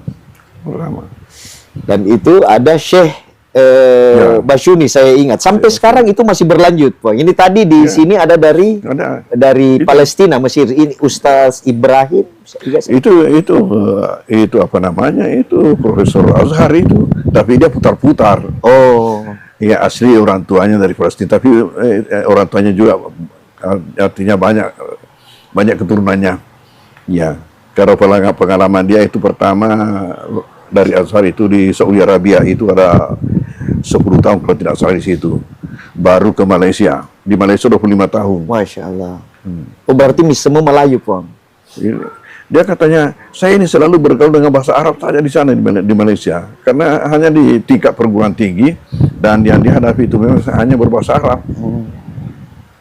Jadi ada paham sedikit-sedikit. Ibrahim Saki As-Sani. Salah Ibrahim. Salah Zaki Ibrahim. Profesor Qiraah Sab'ah. Masya Allah. Dan ini setiap saat di DDI Mangkoso ini masih ada syekh-syekh begitu yang datang, rutin. Kira-kira. Nah, terus untuk tanah wakaf, bagaimana anunya itu untuk pengembangan pesantren yang menjadi terbesar di Indonesia Timur nanti? Kita terima Nah, ceritanya waktu saya datang. Kan waktu itu hanya di sini. Sekitar ini. Sekitar ini. Jadi santri-santri laki-laki ada pondok-pondok di belakang. Selain daripada itu juga di rumah-rumah masyarakat di kolom-kolomnya itu dibuat jadi asrama mereka. saya datang, suatu ketika Allah memberi isyarat kepada saya. Memberi isyarat kepada saya lewat mimpi. Iya. Bahwa pesantren ini akan maju. Dan kalau maju, tidak muat uang kosong. Sehingga ketika itu apa yang saya lakukan? Saya pergi menghadap bupati. Menyampaikan hal itu. Andi Sultan waktu itu, Pak. Ya, Iya. Mansur Sultan. Mansur Sultan. Apa jawaban beliau? Kalau begitu, carilah lokasi di sekitar Mangkoso. Kalau masih dapat tanah pemerintah, insya Allah kita bantu. Tapi kalau tanah masyarakat, tentunya pesantren berhubungan dengan yang bersangkutan. Iya. Oke. Pulang, tanya-tanya masyarakat, Iya. masih adakah di sini tanah pemerintah dekat? Masyarakat menunjuk tondrongnya dengan bulu lampang. Iya. Dengan ucapan mereka, itu tondrongnya dengan bulu lampang masih tanah hehe. Tanah hehe agak rupa. Ternyata hehe itu di dalam buku rinci. Kan Iya. petanya itu tanah, Iya. buku rinci yang dibuat Belanda dulu. Iya. Tanah pemerintah ditulis di situ GG, GG. kodenya GG. Iya. Tapi orang Belanda menyebut G itu dengan he. Oh. Jadi orang Belanda mengatakan tanah hehe. Masyarakat kita ikut tanah hehe. Karena gaya Belanda, bahasa Belanda itu H itu G gitu. ya. Seperti tehel. Tehel. Tulisannya tegel. tegel. Iya. Iya. Maka datangnya G tehel. Tehel. Oh, itu sejarahnya. Dan Iya. mimpi itu apa, Puang, anunya kalau bisa? Adalah Ada. yang itu tarik maknanya. Lalu saya buatkan permohonan. Iya. Dan sekarang namanya apa itu? Proposal. Iya. Kalau itu pasti Proposal. masuk ke permohonan. Minta itu 1, kemudian 2, kemudian 3 sambungannya tondrongnya ke atas. Tak cekek. Oh iya. Jadi bersambungan. Itu yang sekarang kelot yang dipakai. Jadi benar-benar kita garap 2.1. Iya. Datanglah beliau itu meletakkan batu pertama. Pak Mansur Pak Sultan. Mansur. Datanglah meletakkan batu pertama bersama-sama dengan pejabat-pejabat baru. Dan itu ada peristiwa ketika itu, ya unik juga. Diletakkan pada hari Jumat bertepatan dengan 1 Muharram. Oh. Di mana masyarakat kita masih memahami sebagian besar 1 Muharram itu nakase. Nakase, iya. Hari nakase. Ya. Hari celaka. Ini pesantren kok. Kenapa ini? Justru kita mau mematahkan pandangan itu bahwa sebenarnya hari itu buat orang muslim adalah hari berkah. Hari berkah. Itu nakase buat orang kafir, bukan buat kita. Sampai ada yang mengancam, hati-hati kok nanti itu setiap tahun ada korbannya. Iya. Istilahnya katu waktu nacerak nasa tukat Ceraki, iya, iya. Alhamdulillah apa yang terjadi? Ya, setiap tahun ada kurbannya. Mereka berkurban kalau setiap hari raya. Hari raya. Dan tidak sedikit, lebih 10 ekor. Alhamdulillah. Itulah berkah aduhnya. Dan awalnya semua santri karena masih kelas dulu, belum ada, ditempatkan di rumah penduduk. Di rumah penduduk. Masya Allah. Dan itu karena penduduk ini berjiwa pesantren semua, tidak ada yang namanya sewa menyewa. Tinggal saja di situ. Ya. Sampai langkah kedua, diupayakanlah untuk masing-masing santri mengupayakan pondok-pondok sendiri-sendiri. Alhamdulillah. Ya, itulah wakaf. Itulah pondok-pondok macam-macam. Macam-macam ada rumah, sesuai dengan kemampuan orang tua. Saya itu. ukuran orang tua, Pak, itu ukuran 5 kali 5, Pak. Gardu-gardu, gardu ya. Telu kik. Ya, ada yang kecil sekali sampai waktu penamatan pertama tahun 87. Iya. Di Tondrongnya ada tamu masuk di salah satu pondok santri itu kan dikiranya WC. Karena kecilnya. Dikira sih. Ya mau kencing dia. Ternyata itu pondok santri. Ya, itu langkah kedua. Langkah ketiga, bagaimana pondok-pondok ini disatukan menjadi menjadi asrama besar. Iya. Itu langkah ketiga.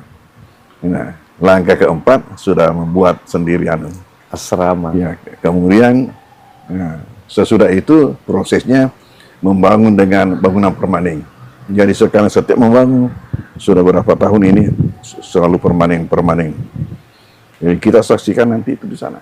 Masya Allah. Alhamdulillah. Ya, baik di sini maupun yang di kampus Putri. Jumlah total santri sekarang di pondok kita dari Idadiyah, Ibtidaiyah, Ali dan lebih 4.000. 4.000, Masya Allah.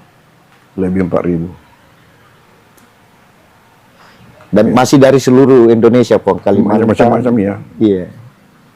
Macam-macam. Tadi kita ada cerita, Pong, bahwa kenapa mudah membangun lapangan kereta api di jalan rel kereta api di Barru. Jadi kita cerita tentang bahwa ada kelebihan karena Guru Tak diminta oleh Bupati dulu, kalau saya tidak salah, Andi Rum itu, Bau Rum itu meminta untuk meyakinkan masyarakat, mempermudah pembangunannya. Itu dengan apa iya. namanya? Dengan pertama tadi itu bahwa mereka ini dimotivasi dengan makna daripada nama baru sendiri. Iya. Dari situ bertolak dimotivasi. Nama itu tidak ada di surah apa Ya. itu disebutkan? Innamal barruar.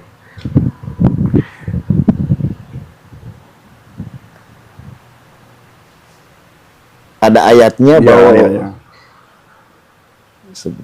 itulah yang kita pakai untuk meyakinkan masyarakat. Kalau tidak salah surah At-Tur 28.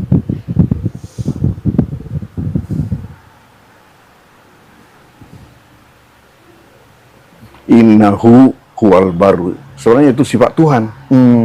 Bahwasanya dia itu, innahu, hu itu huwa. Al-Baru Ar-Rahim. Maha suka melakukan kebaikan, lagi maha penyayang.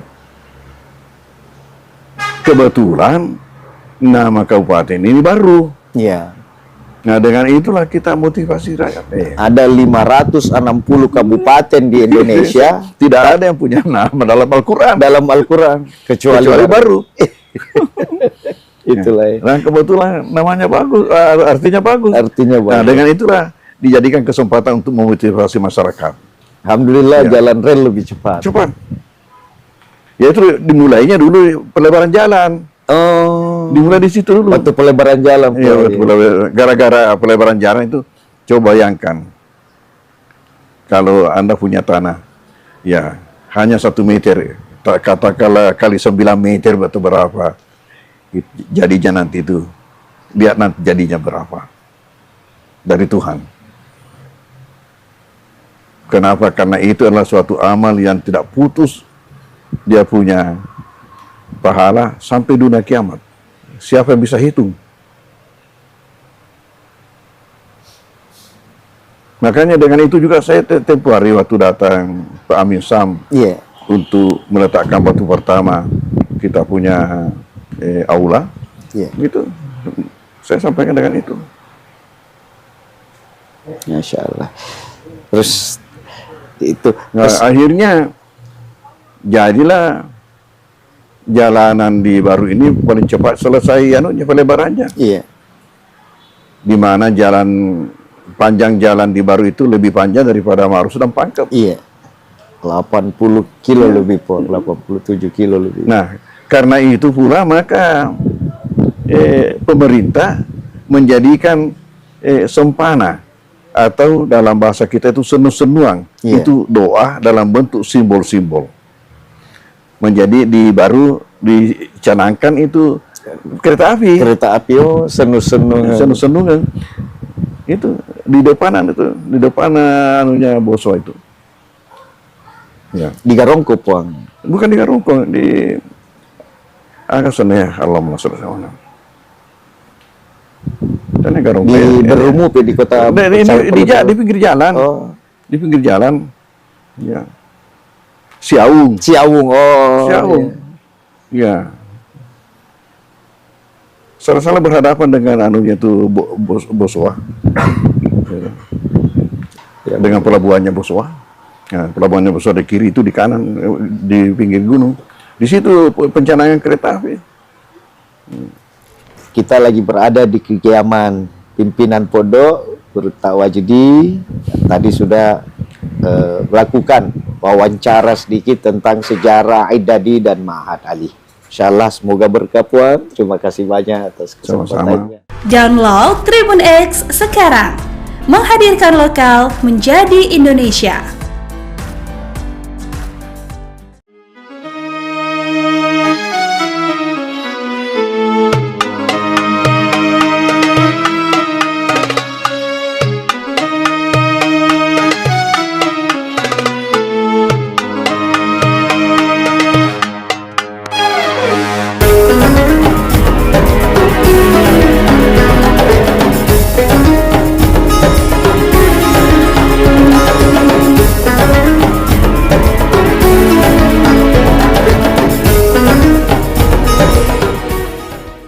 Halo Tribuners, saya Harni, wartawan Tribun News Ultra yang hari ini bakal ngajakin kamu buat ngeliat tradisi menyambut satu Ramadan di Kota Bau-Bau, Provinsi Sulawesi Tenggara. Jadi kita bakal ke salah satu rumah warga yang nanti kita lihat prosesnya yang namanya tradisi Harwa nih Tribuners. Kira-kira seperti apa perjalanan saya? Ikutin aku terus ya.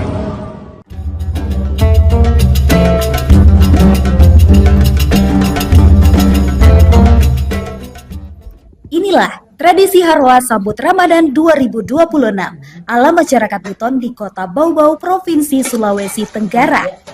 Harwa adalah salah satu tradisi para leluhur dalam menyambut Ramadan ataupun memperingati momen-momen keagamaan. Mulai dari menyambut Ramadan, bulan Rajab, hingga menyambut kelahiran Nabi Muhammad SAW. Untuk menyambut Ramadan, biasanya sebagai rasa syukur atau momen memanjatkan doa kepada keluarga yang telah berpulang. Pada momen ini, masyarakat Muslim di Kota Bau-Bau akan memanjatkan doa memohon keselamatan ini pada awal tahun. Prosesi Harwa ini diawali dengan persiapan yang dilakukan oleh pihak keluarga atau orang tua yang akan menggelar tradisi tersebut. Mulai dari sajian makanan hingga pembaca doa yang sudah dikabari untuk melaksanakan prosesi Harwa.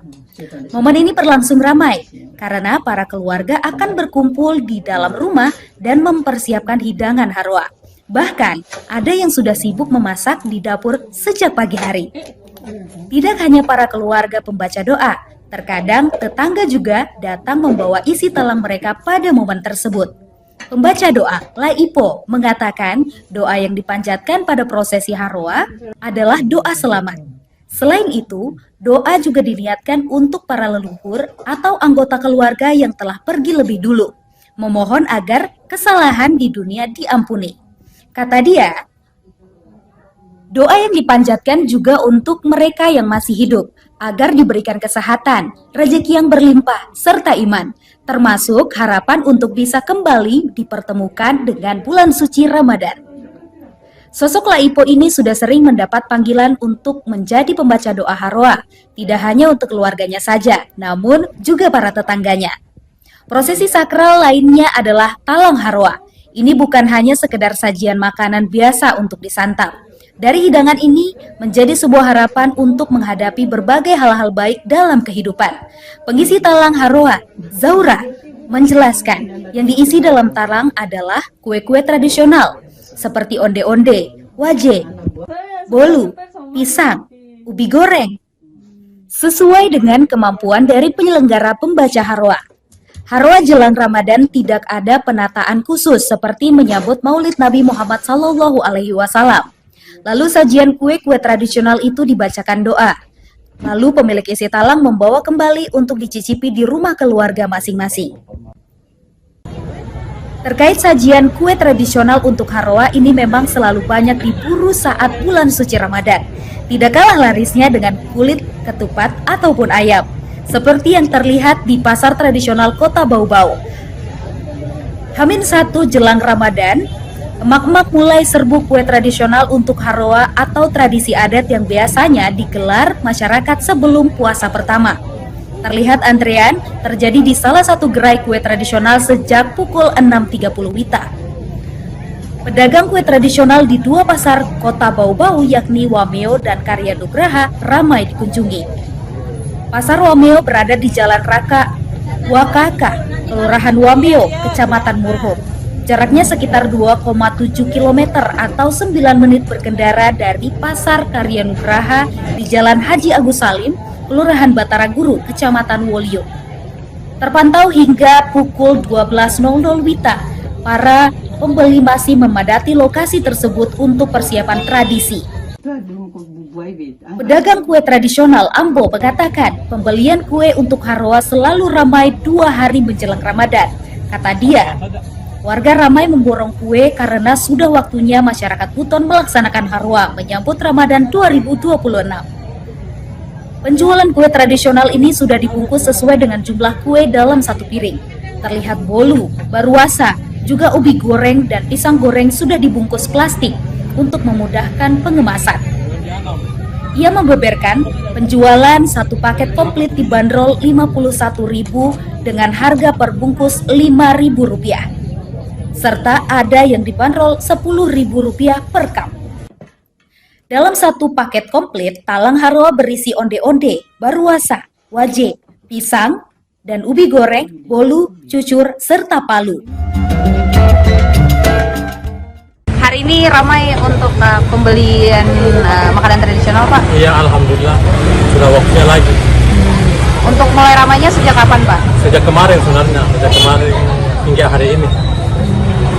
Ada peningkatan dari penjualan sebelumnya, Pak? Untuk kemarin ada peningkatan hari ini. Karena pas hari ini kan waktunya orang mau Haroa istilahnya kalau orang di sini, orang Bogor sini. Gitu. Kalau Bapak hari ini apa yang dijual, Pak, di jajanan? Pisang goreng, ubi goreng, bolu, baruasa, waje, cucur, onde-onde. Untuk harga yang Itu, ditawarkan? iya, itu khusus untuk isi talang.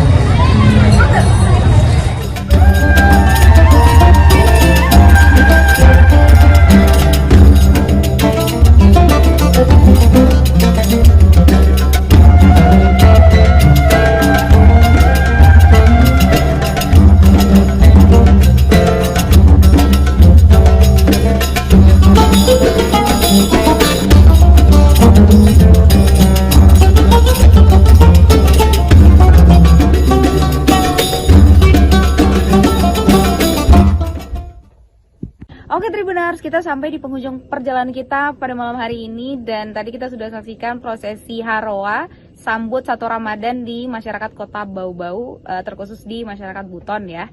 Dan memang seru banget ya dan nostalgia karena memang saya juga tumbuh di antara masyarakat Buton karena memang tumbuh besar di Kota Bau-Bau dan saya berharap ini akan terus lestari ya Tribuners. Dan masih banyak lagi tradisi-tradisi di masyarakat Buton selama Ramadan ini dan tentunya akan kita ulik bersama dan makanya itu jangan sampai melewatkan Tribun Travel selanjutnya. Download Tribun X sekarang, menghadirkan lokal menjadi Indonesia.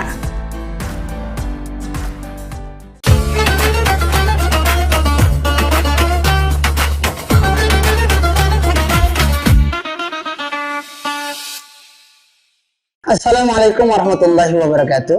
Alhamdulillah, asyhadu an la ilaha illallah wa asyhadu anna Muhammadar Rasulullah.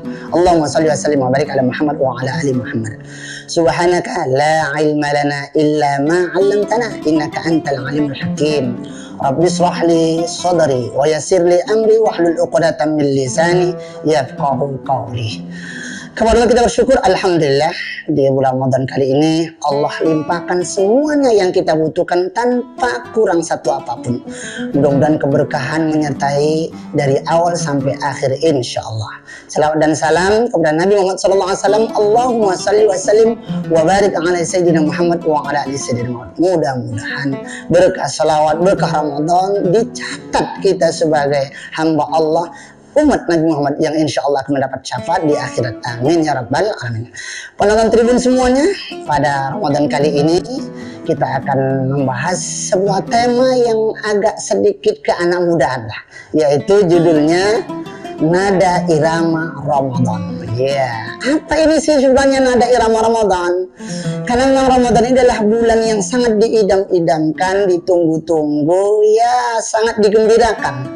Sehingga kata gembira, kata bahagia sering disebut dengan hiburan gitu, dengan irama dan nada. Lalu perlu kita ambil gambaran yang sederhana. Tentu ini nada irama yang sifatnya adalah baik atau syar'i berkaitan dengan Ramadan.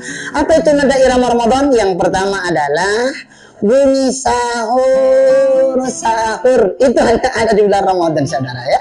Penonton semuanya, sahur, sahur itu macam-macam nadanya. Ada yang pakai gendang, pakai kaleng, pakai bambu, macam-macam. Ada yang pakai mic di masjid-masjid. Menunjukkan apa? Itu sebagian dari nada irama yang ada di bulan Ramadan. Masya Allah, luar biasa itu kan. Itu mengasihkan, indah. Itulah nada irama Ramadan yang pertama. Yang kedua adalah begitu mendekat kepada subuh akan bunyi sirine tit katanya kan, sekaligus mengajak kepada umat, kepada jamaah melalui masjid-masjid dan sebagainya. Yuk semuanya, imsak sudah datang, kemudian yuk sama-sama kita niat puasa. Nawaitu somahodin an ada ifatu syahri Ramadan hadisan tilala. Ini adalah semua irama nada irama di bulan Ramadan yang tidak ada di luar Ramadan. Ya tentu dibarengi yang ketiganya adalah azan subuh dengan suara yang paling kita ingat-ingat karena memang ramai sekali di bulan Ramadan. Apa itu? As-salatu khairun minan naum. Itu indah itu. Sehingga semuanya orang udah bangun, iya makan sahur, iya. Kemudian memang semuanya akan bangun. Dan alhamdulillah rata-rata kalau di Ramadan itu masjid akan penuh. Kenapa? Karena diingatkan dengan nada irama Ramadan. Tentu setelah itu akan ada sholat berjamaah. Tapi yang penting yang keempatnya adalah ada kuliah subuh setelah sholat subuh tersebut dengan tema-tema yang dibawakan oleh guru-guru kita, ulama-ulama kita. Nanti yang kelimanya juga ada juga kuliah duha atau kajian duha bagi yang ada setengah zuhurnya, nanti ada azan zuhur yang hampir semuanya masjid-masjid kalau sudah bulan Ramadan zuhur itu tempatnya untuk beristirahat, menenangkan pikiran, mungkin karena panas, lelah, capek bekerja, lalu kita masuk masjid sholat berjamaah zuhur, dapat pula nanti tausiah kuliah zuhurnya, lalu kita di situ bisa meletakkan badan, membaringkan ya sambil baca Quran, tadarus dan sebagainya. Itu semuanya hanya ada di nada Ramadan, di nada irama Ramadan di siang harinya. Menjelang ke bawah sampai sore kita akan ingat dengan ngabuburit. Wah ini macam-macam ini kan enak, ada yang nongkrong-nongkrong dan sebagainya. Tapi jelasnya ngabuburit syariahnya adalah tidak ada terjadi di luar Ramadan. Apa itu? Biasanya sebelum berbuka puasa apa? Ada tilawah Quran oleh kori-kori juara-juara nasional, tingkat provinsi dan sebagainya, tingkat kabupaten yang dikumandangkan di masjid-masjid. Nah itu menyambut, itu menjadi sebuah nada irama yang hanya ada di bulan Ramadan. Setelah ngaji lalu ada namanya kultum sebelum dia atau sebelum berbuka puasa. Itu indah sesuai dengan tema-tema yang disampaikan oleh ulama-ulama kita. Tentu yang lebih penting nada iramanya di bulan Ramadan adalah ketika sirine beduk ya berbuka puasa. Gitu lagi kan enak itu. Sama-sama berdoa, Allahumma laka sumtu wa bika amantu wa ala rizkika attartu bi rahmatika ya arhamar rahimin. Masya Allah, indah sekali. Walaupun hanya bacaan, tapi itu indah sekali. Siapapun yang mendengar itu rasanya dunia ini milik dia, tidak ada yang lain begitu. Masya Allah, itu luar biasa itu kan. Nah, masuk ke atas nanti azan Isya. Yang paling penting di azan Isya itu sholat Isya. Setelah sholat Isya akan kita dengarlah pula nada irama di bulan Ramadan. Apa itu? Subhanal malikil ma'bud, subhanal malikil mawjud. Apa ini? Ajakan biasanya ini irama untuk mengantarkan kepada sholat tarawih qiyam Ramadan. Nah ini indah kan. Jadi nanti ada salawatnya, Allahumma sholli wa sallim wa barik ala sayyidina Muhammad. Nah itu kan Allahumma sholli wa sallim wa barik ala. Ini semuanya nada-nada irama yang ada hanya di bulan Ramadan. Diajak semua kita untuk itu, untuk qiyamul Ramadan. Setelah itu ya mungkin setelah selesai sholat tarawih maka nada Ramadan yang mendekati akhir adalah tadarus. Malam hari kah, siang hari kah, masjid-masjid surau-surau, langgar-langgar selalu riuh, indah sahdu, menyejukkan, menenangkan lantunan-lantunan Al-Quran dari anak-anak kecil, dari anak remaja, dari orang-orang tua, bahkan suara nenek-nenek, kakek-kakek yang ompong pun ngajinya itu enak iramanya kalau didengar di bulan Ramadan. Nah ini nada irama bulan Ramadan yang memang sangat kita rindukan dan selalu dikangen-kangenin setiap tahunnya. Ya, yang terakhir adalah nada irama Ramadan adalah ketika di ujung Ramadan ada isak tangis muhasabah di malam-malam Lailatul Qadar.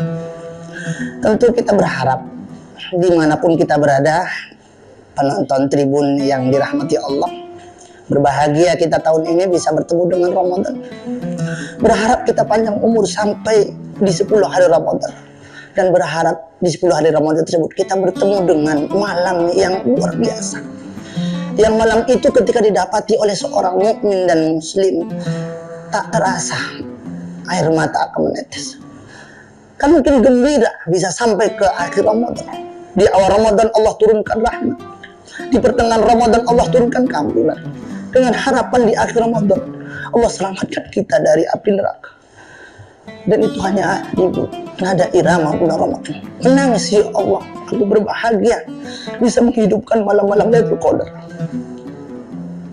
Dan tangisan itu adalah tangisan bahagia seorang hamba, karena alhamdulillah telah disampaikan oleh Allah sampai kepada titik-titik 10 yang terakhir Ramadan, dan bisa beriktikaf, bisa berzikir, bisa menghatamkan Al-Quran, dan bisa banyak qiyamul lail, bahkan bisa mencurahkan seluruh air matanya karena bahagia, dan mungkin dengan harapan bisa ikut merayakan Idul Fitri dengan para keluarga. Tentu inti dari ini semuanya adalah irama Ramadannya adalah di pas ujung dari Ramadan, lalu di tanggal 1 Syawal, Allahu Akbar, Allahu Akbar. Kalimat ini adalah kalimat yang menggemparkan seluruh telinga-telinga manusia orang beriman, akan menggoyahkan dan meruntuhkan hati tentang kerinduan dan kebahagiaan sebuah perjuangan bulan Ramadan. Walillahil hamd, itu ungkapan. Tentu hanya Allah lah yang layak kita puji. Mudah-mudahan benar-benar kita di Ramadan kali ini, pada sahabat-sahabat tribun semuanya, menikmati nada irama Ramadan melalui sentuhan telinga, merasuk ke dalam hati, mengalir dalam seluruh tubuh kita, dan akhirnya kita keluar dari Ramadan menjadi la'allakum tattaqun. Pas di bulan 1 Syawalnya kita adalah minal aidin wal faizin, Idul Fitri kembali suci seperti bayi baru dilahirkan. Mudah-mudahan nada irama Ramadan pada kali ini yang kami sampaikan bisa sedikit menggugah semangat kita untuk meraihnya dan merindukan Ramadan ini. Karena siapa yang bahagia dan gembira dengan datangnya Ramadan, dalam sebuah riwayat hadis Rasul katakan, maka Allah haramkan jasadnya dari api neraka. Tentu firman Allah dalam Al-Quran, orang beriman dipanggil untuk berpuasa, untuk mengimarahkan, untuk menikmati nada irama di bulan Ramadan. Mudah-mudahan kita mendapatkan nikmat itu, insya Allah. Amin ya rabbal alamin. Banyak bicara tentu banyak salah. Kepada Allah saya mohon ampun, astagfirullahaladzim. Kepada kita semuanya, pendengar, penonton tribun, saya mohon maaf dan batin. Subhanakallah bihamdika, asyhadu an la ilaha illa anta, astaghfiruka. Assalamualaikum warahmatullahi wabarakatuh. Download Tribun X sekarang, menghadirkan lokal menjadi Indonesia.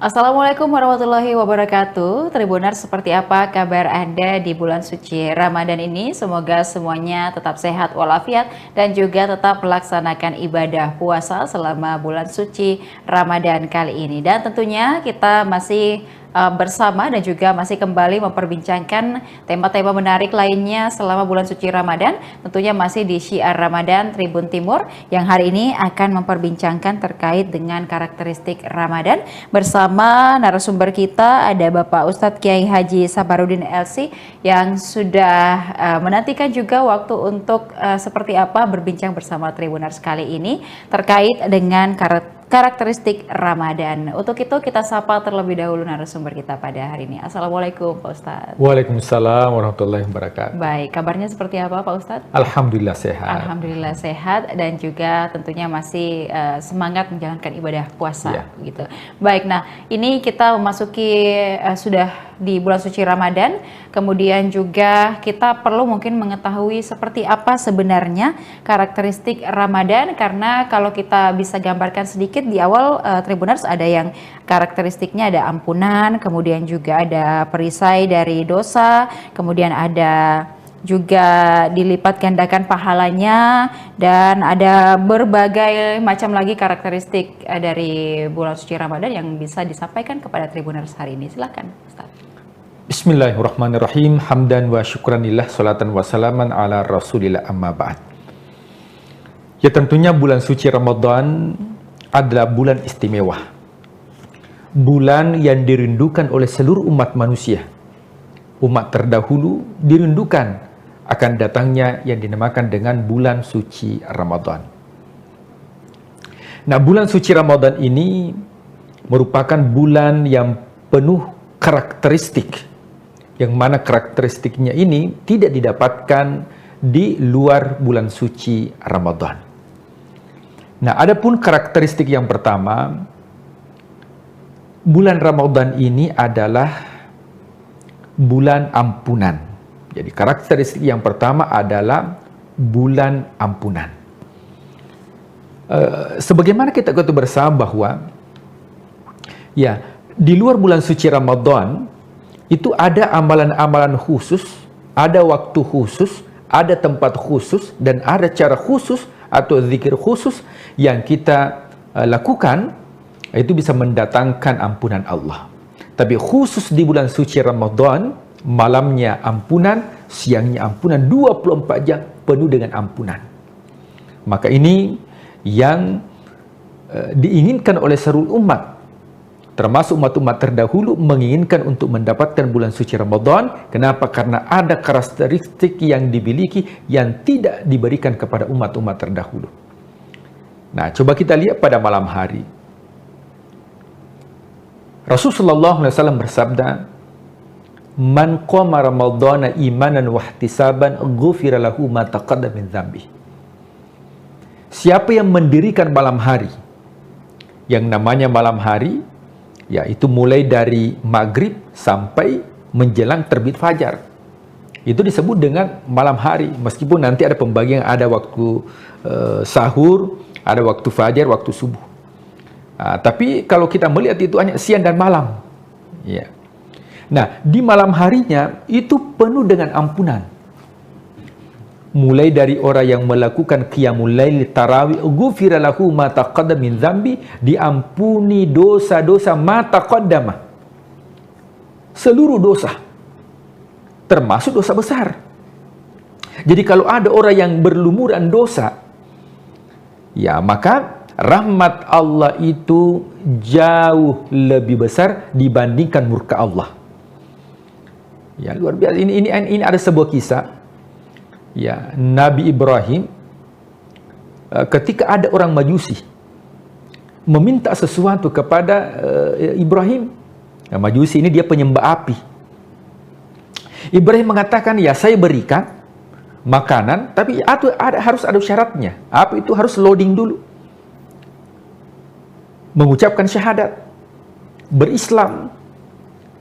Maka Nabi Ibrahim ditegur oleh Allah. Coba kita lihat. Nabi Ibrahim ditegur oleh Allah. Allah mengatakan, ya Ibrahim, tahukah engkau Majusi itu usianya 70 tahun. 70 tahun usianya dan dia tidak beriman kepadaku, tapi saya, kata Allah, tiap hari saya berikan makanan. Sementara dia baru meminta 1 kali, engkau tidak mengabulkan karena engkau mensyaratkan harus mengucapkan kalimat la ilaha illallah. Ini artinya bahwa jamaah yang dimuliakan Allah Tribuners, bahwa ampunan Allah ini itu didapatkan di malam hari. Makanya ma taqaddama min dzambihi. Ma ini berlaku secara umum. Ya, bukan hanya pelaku dosa kecil, tapi termasuk pelaku dosa besar. Maka momentum bulan suci Ramadan yang merasa bahwa saya ini adalah orang yang berlumuran dengan dosa, maka karakteristik yang pertama, maksimalkan mendapatkan ampunan yang pertama di bulan suci Ramadan, maka maksimalkan di malam hari. Kemudian ketika tiba waktu sahur, itu wabil asharihum yastaghfirun. Orang yang melakukan amalan di waktu sahur, ya, kita terbangun saja makan sahur, itu mendapatkan ampunan dari Allah. Wabil asharihum ya yastaghfirun. Di waktu sahur dia meminta ampunan kepada Allah, dia istighfar. Ini orang-orang yang mendapatkan ampunan. Itu di malam hari. Jadi di waktu malam itu kita akan mendapatkan ampunan Allah. Kemudian di waktu siang, man shoma Ramadhana, siapa yang berpuasa. Saya yakin bahwa Tribuners ini sudah ya rutin kita berpuasa setiap Ramadan. Ghufira lahu ma taqaddama min dzambihi imanan wa ihtisaban. Dalam keadaan iman, spiritualitas, dan juga mengevaluasi diri, ghufira lahu ma taqaddama min dzambihi, maka akan diampuni dosanya sebesar apapun dosanya kepada Allah. Itu akan diampuni. Itu di siang hari. Jadi malamnya mendapatkan ampunan, siangnya mendapatkan ampunan. 24 jam waktu yang diberikan oleh Allah itu penuh dengan ampunan. Bahkan kelebihannya bulan suci Ramadan ini bukan hanya ampunan. Jadi ampunan Allah itu ada 2. Ada ampunan Allah yang disebut dengan Al-Ghafur. Ada ampunan Allah namanya Al-Afu. Apa bedanya Al-Ghafur dengan Al-Afu? Kalau Al-Ghafur itu dosa yang kita lakukan itu ditutupi oleh Allah, tapi dosanya masih ada. Maka yang seperti ini nanti di akhirat, faman ya'mal mithqala dzarratin khairan yarah wa may ya'mal mithqala dzarratin syarran yarah, diperlihatkan dosanya di akhirat karena sudah mendapatkan Al-Ghafur, maka dosanya itu hanya diperlihatkan untuk dirinya, tidak disebarluaskan untuk dilihat orang banyak. Tapi kalau mendapatkan Al-Afu, Al-Afu ini artinya dosa yang dilakukan memang sudah dihapus oleh Allah. Bukan hanya ditutupi, tapi dihapus oleh Allah. Dan itu kita dapatkan di bulan suci Ramadan dalam bentuk doa yang diajarkan oleh putri Rasul Sallallahu Alaihi Wasallam. Beliau mengatakan, ya ketika saya mendapatkan Al-Qadar di Ramadan, apa yang harus saya baca? Maka bacalah sebuah doa. Allahumma innaka afuun tuhibbul afwa fa'fu anni. Allahumma ya Allah, innaka afu, engkau yang memberi maaf. Tuhibbul afwa, engkau senang untuk memaafkan. Fa'fu anni, maafkanlah kami. Ketika kita mendapatkan al-afu, bukan hanya dosa itu ditutupi oleh Allah, akan tetapi dosa itu dihilangkan oleh Allah. Jadi ini karakteristik yang pertama, yaitu al-afu atau ampunan dari Allah Subhanahu wa taala. Iya, baik. Jadi itu adalah yang perlu juga kita garis bawahi begitu ya Pak Ustadz ya selama bulan suci Ramadan ini. Kemudian juga ada beberapa karakteristik lagi dari bulan suci Ramadan, yakni perisai dari dosa atau junah. Mungkin seperti apa untuk penjelasannya Pak Ustadz? Ya. Nah, kemudian karakteristik yang kedua. Bulan suci Ramadan ini adalah bulan perisai dari maksiat dan dosa. Ya, yang namanya perisai dia tameng. Ya, oleh sebab itu orang yang berpuasa itu dipastikan tidak melakukan maksiat. Kenapa demikian? Karena yang halal saja dihindari, apalagi yang haram. Ya, coba makan minum kan halal. Tapi orang yang berpuasa dia tidak makan, dia tidak minum. Kenapa dia tidak makan dan minum padahal itu halal? Kalau yang halal saja dihindari, apalagi yang haram. Maka luar biasa puasa ini sebagai perisai. Dalam hadis Rasulullah SAW beliau bersabda, as-siyamu junnatun. Puasa itu adalah perisai junnah. Nah, junnah ini kalau dalam literasi bahasa Arab itu terdiri dari 2 huruf, yaitu jin dan nun. Maka semua kosakata bahasa Arab yang menggunakan huruf jin dan nun itu menunjukkan tentang sesuatu yang tidak terlihat. Ya, janin dalam perut seorang ibu. Kenapa disebut dengan janin? Karena tidak terlihat dengan kasat mata. Kemudian ada makhluk, ya ini pada manusia, disebut dengan jin. Jin itu karakternya tidak terlihat. Jadi kalau ada jin yang terlihat, itu ya salah penampakan. Ya memang karakternya dia tidak terlihat. Kemudian jannah, artinya surga. Ya, surga juga tidak terlihat. Ya, tidak dilihat oleh mata, mala ainun ra'at wala udhunun, tidak didengar oleh telinga. Nah, sehingga dikatakan bahwa puasa ini sebagai perisai, penghalang kita. Memang tidak dilihat, penghalang itu tidak dilihat. Ya, akan tetapi itu mampu menghalangi kita dari hal-hal yang dilarang oleh Allah Subhanahu wa taala. Bagaimanapun ada orang yang suka marah, temperamen, tapi kalau dia melakukan ibadah puasa, apalagi kalau temperamennya itu muncul, rasa marahnya muncul mendekat buka puasa, saya yakin bahwa dia akan tahan. Itu artinya bahwa dalam bulan suci Ramadan, karakter negatif yang dimiliki oleh seseorang ketika memaksimalkan puasanya di dalam bulan suci Ramadan, maka karakter yang negatif itu bisa menjadi karakter yang positif karena dirubah oleh karakteristik yang ada di dalam bulan suci Ramadan. Yang kedua yaitu as-siyamu junnatun, puasa itu merupakan junnah atau merupakan perisai. Ini untuk di dunia, apalagi di akhirat nanti, yaitu menghalangi kita untuk disentuh apinya neraka. Ya makanya ada surga khusus bagi orang yang berpuasa. Nah, jadi surga itu ada 8 pintu, neraka itu ada 7 pintu. Nah, di surga itu ada, ya setiap satu pintu itu ada, ya ada khusus yang disebut dengan babur rayyan.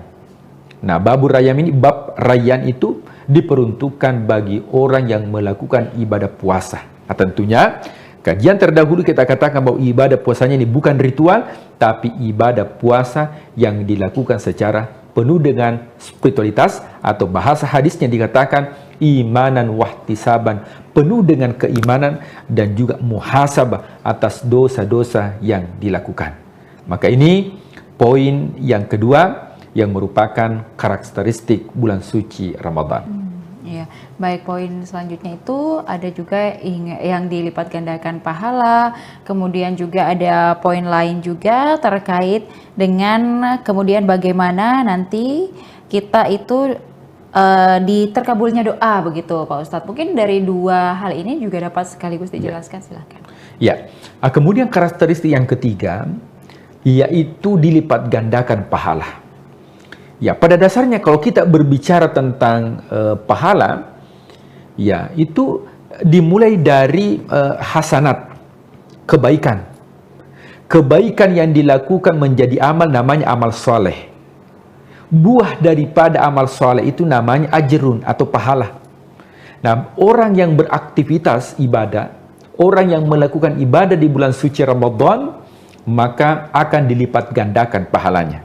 Nah, tentunya pahala itu bermacam-macam. Ada pahalanya 0. Siapa itu? Siapa yang berbuat tapi bukan untuk mendapatkan ridhonya Allah, hanya untuk mendapatkan prestisi dari dunia, maka tidak mendapat apa? Zong. Dia tidak mendapat apa. Ada ibadah yang dilakukan satu ibadah satu pahala. ada ibadah yang dilakukan satu ibadah 25 sampai 27 pahala seperti berjamaah. Ada ibadah yang dilakukan ketika kita melakukan ibadah akan diberikan 10 kebaikan. Apa itu? Membaca Al-Quran 1 huruf 10 kebaikan. Ada ibadah yang dilakukan dilipat gandakan menjadi 70 sampai 700. Apa itu? Sedekah. Tapi ada ibadah yang dilakukan yang mana pahalanya tidak bisa ditentukan atau pahalanya unlimited, karena yang memberikan pahala adalah Allah, yang mana itu adalah ibadah puasa.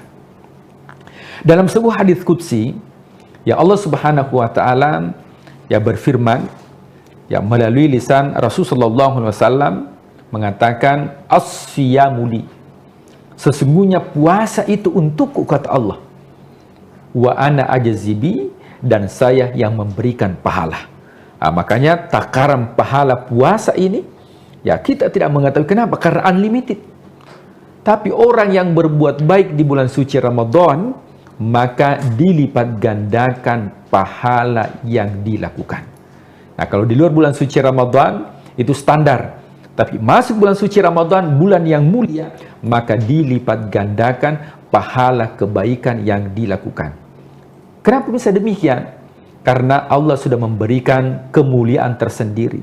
Di mana bulan Ramadan, bulan diturunkan Al-Quran, maka semua yang berinteraksi dengan Al-Quran itu akan mendapatkan kemuliaan. Kemudian terakhir, karakteristik daripada bulan suci Ramadan, yaitu doa-doa kita akan dikabulkan oleh Allah. Kalau di luar bulan suci Ramadan, doa dikabulkan itu ada waktu khusus. Contoh, antara iqamah dengan azan, siapa yang berdoa di situ cepat dikabulkan doanya. Ada tempat khusus, siapa yang berdoa di mihrab. Ya, kalau ada masjid itu bagian depan tempatnya imam itu disebut dengan mihrab. Tempat yang dikhususkan di situ dia berdoa cepat dikabulkan. Ketika orang yang pergi umroh haji, ada tempat-tempat khusus multazam. Antara pintu Ka'bah dengan Hajar Aswad, siapa yang berdoa di situ cepat dikabulkan. Siapa yang berdoa di Maqam Ibrahim cepat dikabulkan. Siapa yang berdoa di Raudhah di Madinah cepat dikabulkan. Tapi ketika datang bulan suci Ramadan, maka Allah akan mengabulkan doa-doa bagi hambanya. Dan ketika Allah mengabulkan doa bagi hambanya, maka insya Allah tidak melihat waktunya kapan, apakah siang atau malam, tapi semua waktu yang kita gunakan untuk berdoa, maka insya Allah itu akan dikabulkan oleh Allah Subhanahu wa Ta'ala. Makanya pada ayat terakhir ya tentang ayat puasa, maka Allah mengatakan, uda'uni astajib lakum, berdoalah kepadaku maka aku akan kabulkan. Maka jamaah yang dimuliakan Allah, Tribuners, mudah-mudahan 4 karakteristik ini bisa kita mengambil dan memanfaatkan sehingga insya Allah bulan suci Ramadan bisa terimplementasi karakter Ramadan menjadi karakter kita ketika sudah keluar di bulan suci Ramadan. Ya baik, jadi itu ada 4 karakteristik yang sudah dapat dijelaskan kepada seluruh Tribuners. Semoga dengan penjelasan ini membantu kita lebih memahami lagi seperti apa ibadah di bulan suci Ramadan, kemudian juga tanggung jawab dan juga kewajiban kita selama bulan suci Ramadan ini. Semoga ibadah kita tetap terjaga dan juga kita tetap khusyuk dan maksimal dalam menjalankan ibadah di bulan suci Ramadan. Pak Ustadz, terima kasih untuk penjelasannya kepada seluruh Tribuners. Semoga kedepannya kita masih terus dapat berbincang terkait hal-hal menarik lainnya selama bulan suci Ramadan, tepatnya di program Syiar Ramadan Tribun Timur, mata lokal menjangkau Indonesia. Saya Ilu Devi Sania beserta narasumber dan juga seluruh kerabat kerja pamit undur diri. Terima kasih. Wassalamualaikum warahmatullahi wabarakatuh. Waalaikumsalam warahmatullahi wabarakatuh.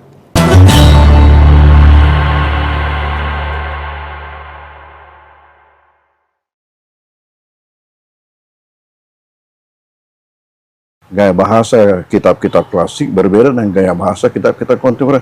Kita berikan kepada santri kita itu supaya menguasai dua-duanya. Salah satu prinsip yang dipegang oleh Guruta, ialah kualitas mangkoso tidak boleh menurun, tidak boleh kurang. Suatu ketika Allah memberi isyarat kepada saya, lewat mimpi. bahwa pesantren ini akan maju. Dan kalau maju, tidak muat uang kosong. Kita bersama pimpinan Pondok Pesantren DDI Mangkoso Baru, Profesor Dr. Haji Paritwajidi, MA. Ya, tadi menjelaskan tentang kelebihan dari Ma'had Ali, pendidikan khusus kader ulama level setelah alia, jenjang untuk ini ada kelebihannya di Indonesia. Dari ada 92 lebih di Indonesia, salah satu Ma'had Ali yang ada di pesantren Mangkoso inilah yang memiliki kelebihan. Itu bagaimana ceritanya kelebihannya, Puan? Setara katanya bisa langsung diterima S2 ijazahnya di Al-Azhar di Kairo. Menurut asesor yang pergi meninjau, memeriksa, dan itu sudah ada akreditasinya. Dia dikasih akreditasi mumtaz, artinya cum laude. Ya. Salah satu kelebihannya, materi yang diberikan memang lebih tinggi daripada yang lainnya. Sudah diperiksa itu. Mata-mata kuliah diberikan kepada santri kita ini, memang tidak ada yang seperti itu. Yang lebih tinggi. Rata-rata Ma'had Ali yang ada itu semuanya menggunakan kitab-kitab klasik, kitab kuning. Sementara di Mangkoso ini dipadukan antara kitab-kitab klasik dan kitab-kitab kontemporer. Kenapa? Karena itu gaya bahasa dua model ini beda. Gaya bahasa kitab-kitab klasik berbeda dengan gaya bahasa kitab-kitab kontemporer. Kita berikan kepada santri kita itu supaya menguasai dua-duanya. Itu satu kelebihan. Memang lebih di atas pengakuan mereka itu. Ini sejarahnya sudah berusia 20 tahun, Pon. Ma'had Ali ini. Ma'had Ali sebenarnya yang usianya itu nanti tahun 18 baru mulai dibesarkan. Sebenarnya awalnya itu saja saya datang, hanya belum resmi waktu itu. Belum resmi ya Ma'had Ali tadi. Sejak saya datang langsung pengajian yang di masjid yang saya hadapi memang hanya untuk tingkat mahasiswa. Jadi itu sebenarnya Ma'had Ali. Cikal bakalnya. Ya, itu berarti 85 sudah mulai ada. Memang sudah ada. Tapi yang model klasikal dipadukan itu memang Ma'had Idadiyah dulu ya, sudah ada kelasnya. Jadi dulu Ibu Nurs ini kalau kita masuk sekolah tamat SD dulu atau tamat ibtidaiyah di luar kemudian masuk ke sini, banyak yang ini karena kita berkurang tahun kita karena masuk Idadiyah 1 tahun, Pak. Itu ceritanya, sejarahnya mendirikan Idadiyah bagaimana itu, Pak? Ide awalnya itu hanya sampai 5 mata pelajaran saja selama 1 tahun. Itu awalnya karena salah satu prinsip yang dipegang oleh Guruta. Ialah kualitas Mangkoso tidak boleh menurun, tidak boleh kurang. Sementara mata-mata pelajaran di Sanawiyah yang ini level SMP, Sanawiyah itu sudah membaca kitab kuning. Pertanyaan, mampukah kira-kira alumni SD langsung membaca kitab kuning? Pasti tidak bisa. Maka dulu itu sistem di sini sampai saya kembali dari Kairo, nanti setelah saya kembali baru dirubah. Santri itu mempunyai 2 kelas. Terpisah kelas agamanya dengan kelas umumnya. Terpisah. Kenapa? Karena dari SD otomatis untuk kelas umumnya masuk SMP. Tetapi agamanya masih tidak iya. Karena tidak bisa masuk Sanawiyah. Jadi masih ditanya kelas 4, kelas 5, kelas 6. Jadi tamat SMP baru naik Sanawiyah. Jadi pincang. Ya. Selesai SD dan sederajat sudah masuk menengah pelajaran umum, tapi anunya agamanya masih tingkat dasar. Tapi saya zaman saya Pak kan 86 itu mulai 85 mulai. Itu ijazah masih 2 Poang ya di sini. Antara ada ijazah dari sanawiyah dulu, ada ijazah dari kan masih ada kelas lama itu. Masih ada kelas lama kan, ini gagasan baru. Nanti ada tahun 85. Itu saya pikirkan. Saya pikirkan bagaimana sehingga santri masuk di Mangkoso hanya satu kelas tapi dua-dua sederajat. Itulah melahirkan konsep Ibtidaiyah. Bagaimana yang semestinya 3 tahun belajar di Ibtidaiyah baru masuk sanawiyah, bagaimana sehingga hanya 1 tahun. Saya ini jadi waktu itu kita bisa masuk MAPK karena ada ijazah sanawiyah. Andai kan ijazah Ibtidaiyah Pak denalai. Mana salah. Tapi itu sudah dipikirkan sejak ada di Mesir, sebelum pulang itu. Sebelum pulang. Nanti saya akan terapkan nanti kalau kembali nih. Jadi awalnya dulu itu alot juga itu diskusi dengan guru baru diterima. Karena itu ada pandang mengatakan dirugikan anak-anak 1 tahun. Betul. Di mana teman-temannya sudah naik kelas 2 baru dia masuk kelas 1 betul. Tapi prinsip saya katakan pertama tidak rugi. Yang rugi itu kalau tidak belajar. Kalau orang belajar tidak rugi. Kemudian kedua, andai kata pun dikatakan rugi, tidak apa-apa rugi 1 tahun, tapi dia akan menang seumur hidup. Masya Allah. Itu prinsip. Nanti ini hasilnya nanti dia dilihat setelah selesai nanti. Jadi banyak itu waktu masih ditanya apa ini apa yang membuat. Tapi setelah nanti ke atas dia ada rupanya begini. Wahumahum hiya humahunna alfiyah Pak. Itu banyak begini. Nah, pernah suatu ketika terhenti itu. Terhenti. Tahu-tahu apa yang terjadi? Ini alumni sampai angkatan kamu itu. Memprotes. Tapang TV mengindah dia, Pang. Kita ini jadi manusia karena indah dia. Itu yang saya katakan asli. Katakan walau andai kata dikatakan rugi 1 tahun, tidak apa-apa. Tapi dia akan mengenang seumur hidup. Nanti dia lihat. Kalamun al-lapsul mufidu kastaqim. Betul. Itulah. Ternyata menjadi inceran ini sekarang. Tapi itulah memang modernisasi awal Mangkoso ya, model memadukan model klasikal dan model duduk bersila di Masjid Poya 85 kita pulang dari Mesir itu angkatan pertama. Dan itu ada Syekh Basyuni saya ingat sampai sekarang itu masih berlanjut Pak. Ini tadi di sini ada dari Palestina Mesir ini Ustaz Ibrahim itu apa namanya itu Profesor Azhar itu, tapi dia putar-putar. Ya asli orang tuanya dari Palestina, tapi orang tuanya juga artinya banyak keturunannya. Kalau pengalaman dia itu pertama dari Azhar itu di Saudi Arabia itu ada 10 tahun kalau tidak salah di situ. Baru ke Malaysia. Di Malaysia 25 tahun. Masya Allah. Berarti semua Melayu, Pak. Dia katanya, saya ini selalu bergaul dengan bahasa Arab saja di sana di Malaysia. Karena hanya di tingkat perguruan tinggi dan yang dihadapi itu memang hanya berbahasa Arab. Jadi ada paham sedikit-sedikit. Ibrahim Saki As-Sami.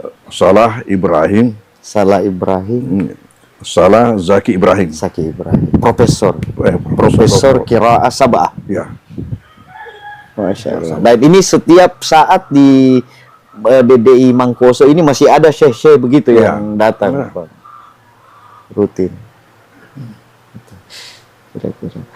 Nah, terus untuk tanah wakaf, Pak, bagaimana anunya itu untuk pengembangan pesantren yang menjadi terbesar di Indonesia Timur nanti?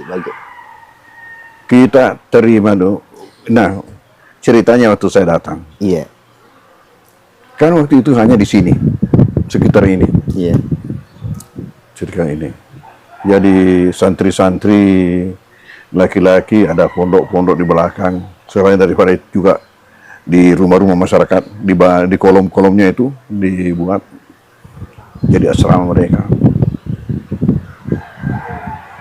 saya datang, suatu ketika Allah memberi isyarat kepada saya. Memberi isyarat kepada saya lewat mimpi. Iya. Bahwa pesantren ini akan maju. Dan kalau maju, tidak muat uang kosong. Sehingga ketika itu apa yang saya lakukan? Saya pergi menghadap bupati, menyampaikan hal itu. Andi Sultan waktu itu, Pak. Ya, Iya. Mansur Sultan. Mansur Sultan. Apa jawaban beliau? Kalau begitu, carilah lokasi di sekitar Mangkoso. Kalau masih dapat tanah pemerintah, insya Allah kita bantu. Tapi kalau tanah masyarakat, tentunya pesantren berhubungan dengan yang bersangkutan. Iya. Oke. Pulang, tanya-tanya masyarakat, Iya. masih adakah di sini tanah pemerintah dekat? Masyarakat menunjuk tondrongnya dengan bulu lampang. Iya. Dengan ucapan mereka, itu tondrongnya dengan bulu lampang masih tanah hehe. Tanah hehe agar, Pak. Ternyata hehe itu di dalam buku rinci, kan Iya. petanya itu tanah, Iya. buku rinci yang dibuat Belanda dulu. Iya. Tanah pemerintah ditulis di situ GG, Iya. kodenya GG. Iya. Tapi orang Belanda menyebut G itu dengan he. Oh. Jadi orang Belanda mengatakan tanah hehe. Oh, masyarakat kita ikut tanah hehe. Karena gaya Belanda, bahasa Belanda itu H itu G gitu. Iya. Seperti tehel. Tehel. Tulisannya tegel. tegel. Iya. Iya. Maka datangnya G tehel. Tehel. Oh, itu sejarahnya. Dan Iya. mimpi itu apa, Puang, anunya kalau bisa? Adalah Ada.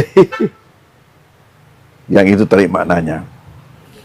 Lalu saya buatkan permohonan. Iya. Yang sekarang namanya apa itu? Proposal. Iya. Kalau itu pasti Proposal. masuk ke permohonan. Minta itu 1, kemudian 2, kemudian 3 sambungannya tondrongnya ke atas. Paceke. Oh iya. Jadi bersambungan. Itu yang sekarang kelot yang dipakai. Jadi benar-benar kita garap 2.1. Iya. Datanglah beliau itu meletakkan batu pertama. Pak Mansur Pak Mansur. Datanglah meletakkan batu pertama bersama-sama dengan pejabat-pejabat baru.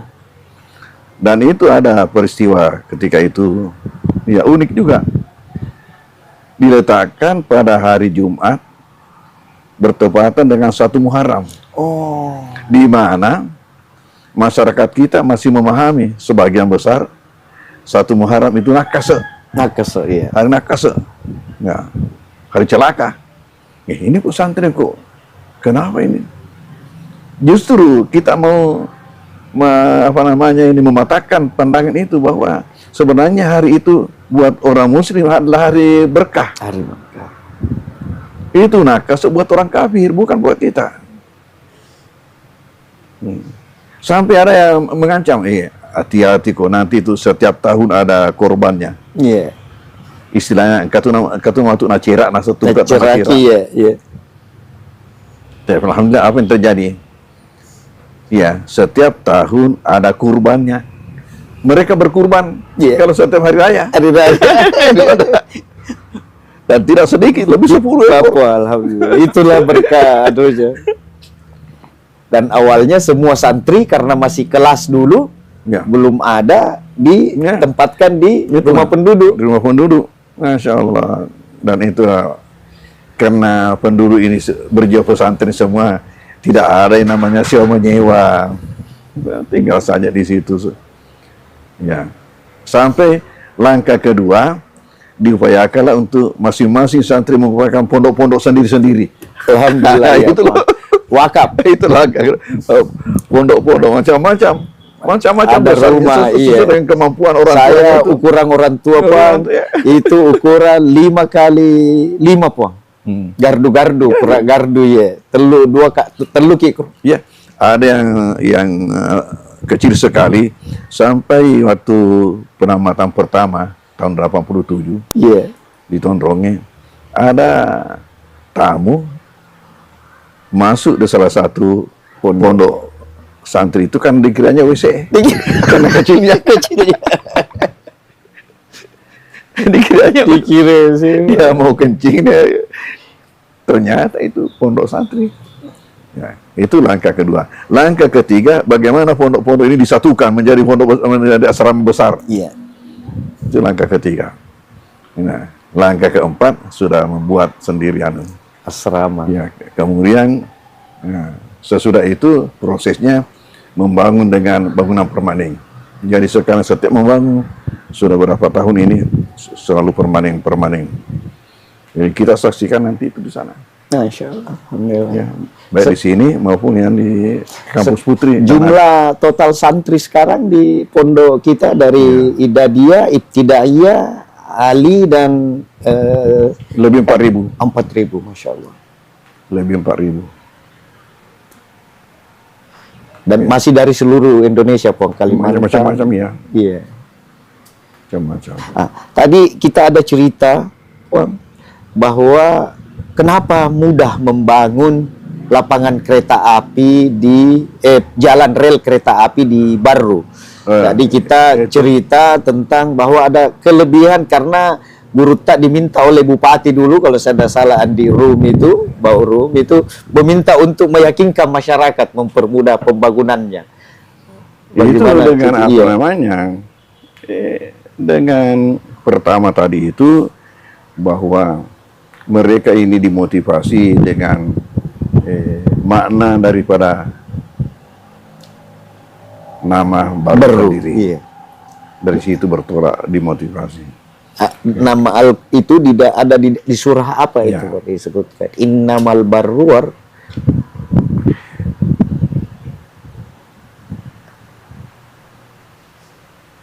Ada ayatnya bahwa itulah yang kita pakai untuk meyakinkan masyarakat. Kalau tidak salah surah At-Tur 28.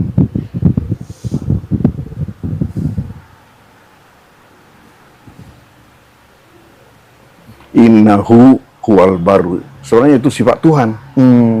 Bahwasanya dia itu innahu, hu itu huwa.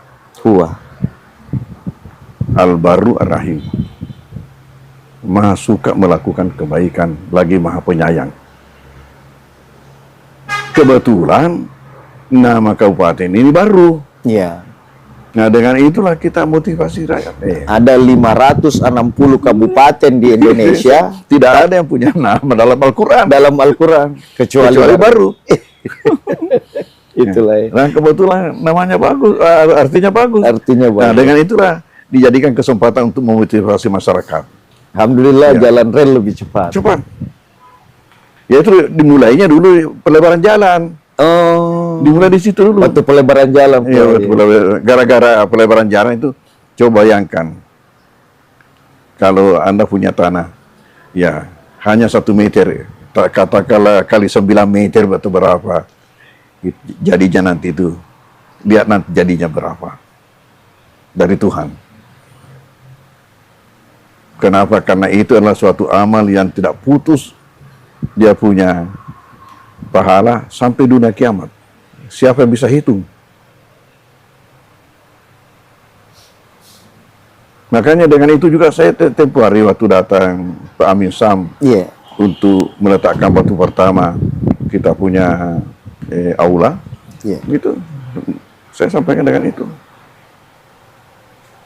Masya Allah. Terus itu. Nah, akhirnya jadilah jalanan di Baru ini paling cepat selesai pelebarannya. Iya. Di mana panjang jalan di Baru itu lebih panjang daripada Marus dan Pangkep. Iya. 80 kilo lebih, 87 kilo lebih. Nah, karena itu pula maka pemerintah menjadikan sempana atau dalam bahasa kita itu senu-senuang. Itu doa dalam bentuk simbol-simbol. Menjadi di Baru dicanangkan itu kereta api. Senu-senungan. Itu di depanan anunya Boso itu. Ya. Di Garongko, Puang. Bukan di Garongko, di Agasannya Allahumma sholli alaihi wasallam. Di Berumup di kota di pinggir jalan. Di pinggir jalan. Ya. Siaung. Siaung. Oh. Siaung. Ya. Salah-salah berhadapan dengan anunya itu Boswa. Ya, dengan pelabuhannya Boswa. Ya, pelabuhannya Boswa di kiri, itu di kanan, di pinggir gunung. Di situ pencanangan kereta api. Kita lagi berada di kediaman pimpinan pondok Dr. Wajdi. Tadi sudah melakukan wawancara sedikit tentang sejarah Aidadi dan Ma'had Ali. Insyaallah semoga berkah Puan. Terima kasih banyak atas kesempatannya. Download Tribun X sekarang. Menghadirkan lokal menjadi Indonesia.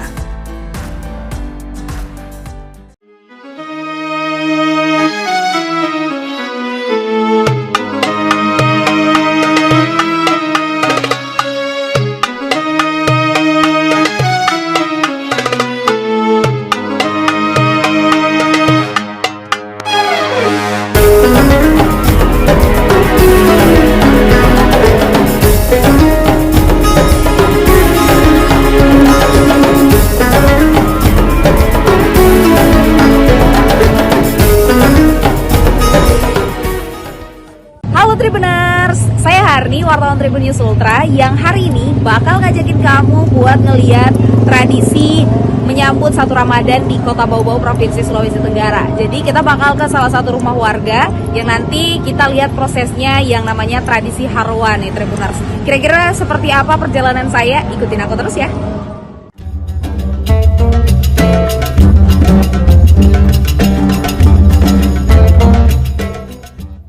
Inilah tradisi Harwa sambut Ramadan 2026 ala masyarakat Buton di Kota Bau-Bau, Provinsi Sulawesi Tenggara.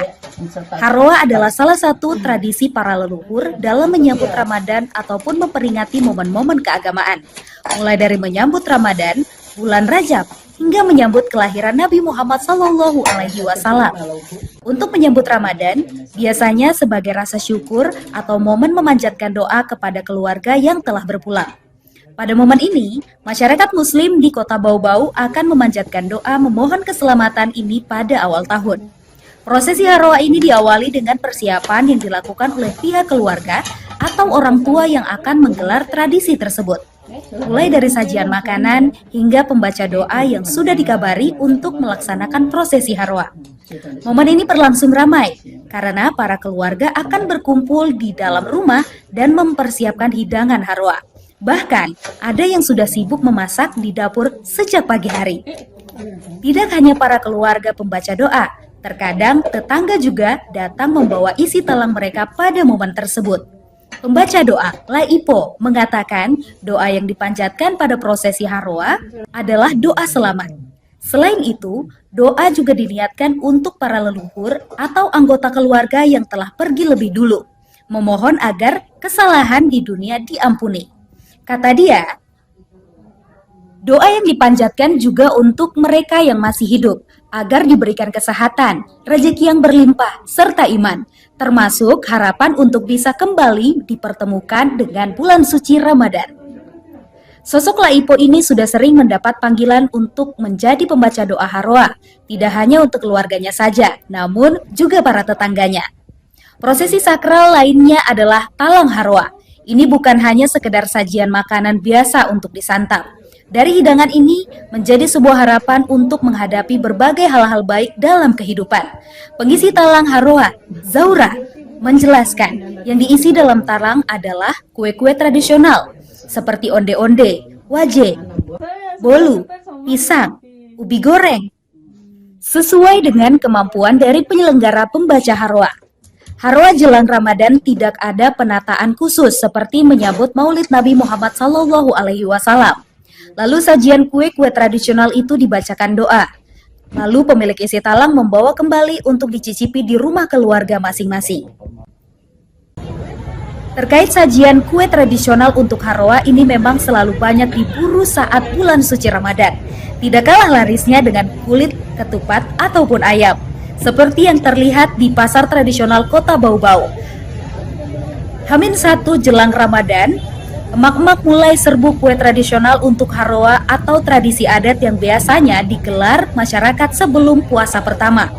Terlihat antrean terjadi di salah satu gerai kue tradisional sejak pukul 6.30 WITA. Pedagang kue tradisional di dua pasar Kota Bau-Bau yakni Wameo dan Karya Nugraha ramai dikunjungi. Pasar Wameo berada di Jalan Raka Wakaka, Kelurahan Wameo, Kecamatan Murhum. Jaraknya sekitar 2,7 km atau 9 menit berkendara dari Pasar Karya Nugraha di Jalan Haji Agus Salim, Kelurahan Batara Guru, Kecamatan Wolio. Terpantau hingga pukul 12.00 WITA, para pembeli masih memadati lokasi tersebut untuk persiapan tradisi. Pedagang kue tradisional Ambo mengatakan pembelian kue untuk Haroa selalu ramai 2 hari menjelang Ramadan. Kata dia, warga ramai memborong kue karena sudah waktunya masyarakat Buton melaksanakan Haroa menyambut Ramadan 2026. Penjualan kue tradisional ini sudah dibungkus sesuai dengan jumlah kue dalam satu piring. Terlihat bolu, baruasa, juga ubi goreng dan pisang goreng sudah dibungkus plastik untuk memudahkan pengemasan.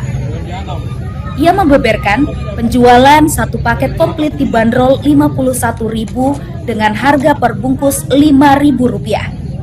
Serta ada yang dibanderol Rp10.000 per cup. Dalam satu paket komplit, talang Haroa berisi onde-onde, baruasa, wajik, pisang, dan ubi goreng, bolu, cucur, serta palu. Hari ini ramai untuk pembelian makanan tradisional, Pak? Iya, alhamdulillah sudah waktunya lagi. Untuk mulai ramainya sejak kapan, Pak? Sejak kemarin sebenarnya, sejak kemarin hingga hari ini. Ada peningkatan dari penjualan sebelumnya, Pak? Untuk kemarin ada peningkatan hari ini. Karena pas hari ini kan waktunya orang mau Haroa istilahnya kalau orang di sini tuh orang Bogor sini. Kalau Bapak hari ini apa yang dijual, Pak, di jajanan? Pisang goreng, ubi goreng, bolu, baruasa, wajik, cucur, onde-onde. Untuk harga yang Itu, ditawarkan? iya, itu khusus untuk isi talang.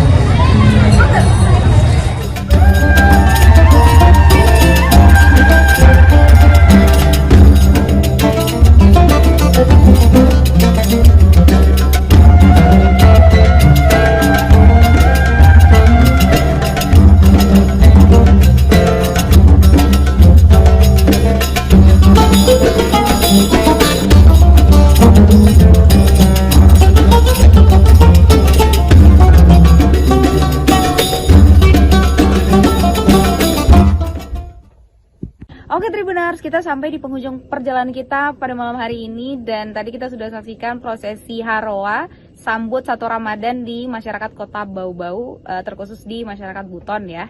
Dan memang seru banget ya dan nostalgia karena memang saya juga tumbuh di antara masyarakat Buton karena memang tumbuh besar di Kota Bau-Bau dan saya berharap ini akan terus lestari ya Tribuners. Dan masih banyak lagi tradisi-tradisi di masyarakat Buton selama Ramadan ini dan tentunya akan kita ulik bersama dan makanya itu jangan sampai melewatkan Tribun Travel selanjutnya. Download Tribun X sekarang, menghadirkan lokal menjadi Indonesia.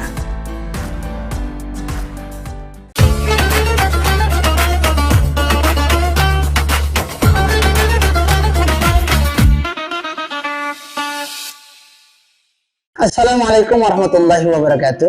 Alhamdulillah, asyhadu an la ilaha illallah wa asyhadu anna Muhammadar Rasulullah. Allahumma shalli wa sallim wa barik ala Muhammad wa ala ali Muhammad. Subhanaka la ilma lana illa ma 'allamtana innaka antal alimul hakim. Rabbi shrah li sadri wa yassir li amri wahlul 'uqdatam min lisani yafqahu qawli.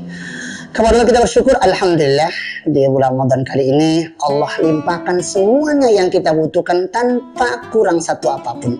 Mudah-mudahan keberkahan menyertai dari awal sampai akhir insyaallah. Salawat dan salam kepada Nabi Muhammad SAW. Allahumma salli wa sallim wa barik ala Sayyidina Muhammad wa ala ali Sayyidina Muhammad. Mudah-mudahan berkah salawat, berkah Ramadan dicatat kita sebagai hamba Allah, umat Nabi Muhammad yang insya Allah akan mendapat syafaat di akhirat. Amin ya rabbal alamin.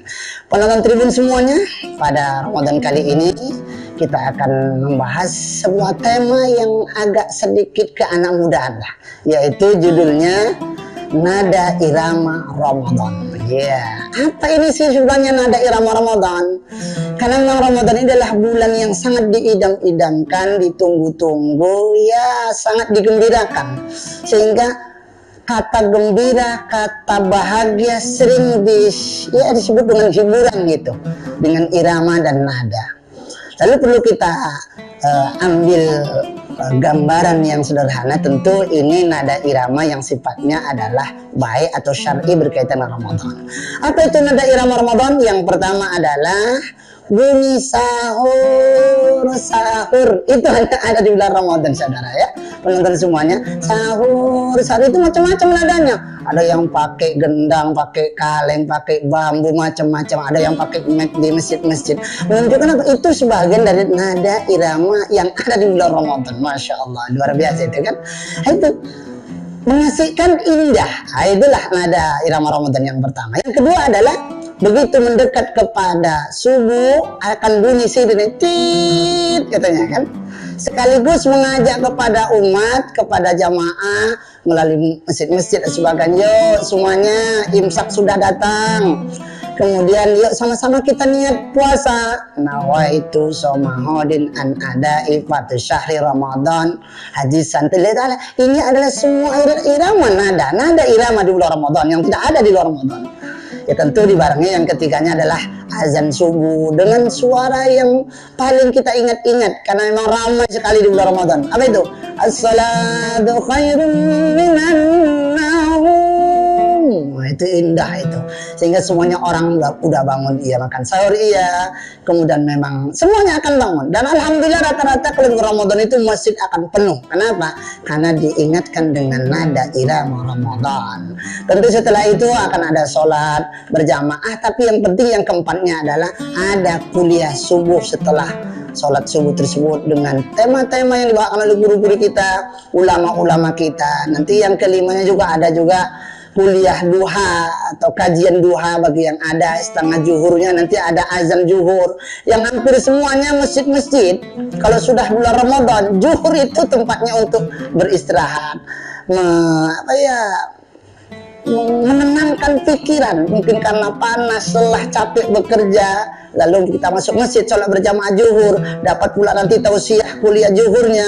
Lalu kita di situ bisa meletakkan badan, membaringkan, ya sambil baca Quran, tadarus dan sebagainya. Itu semuanya hanya ada di nada Ramadan, di nada irama Ramadan di siang harinya. Menjelang ke bawah sampai sore, kita akan ingat dengan ngabuburit. Wah ini macam-macam ini kan enak.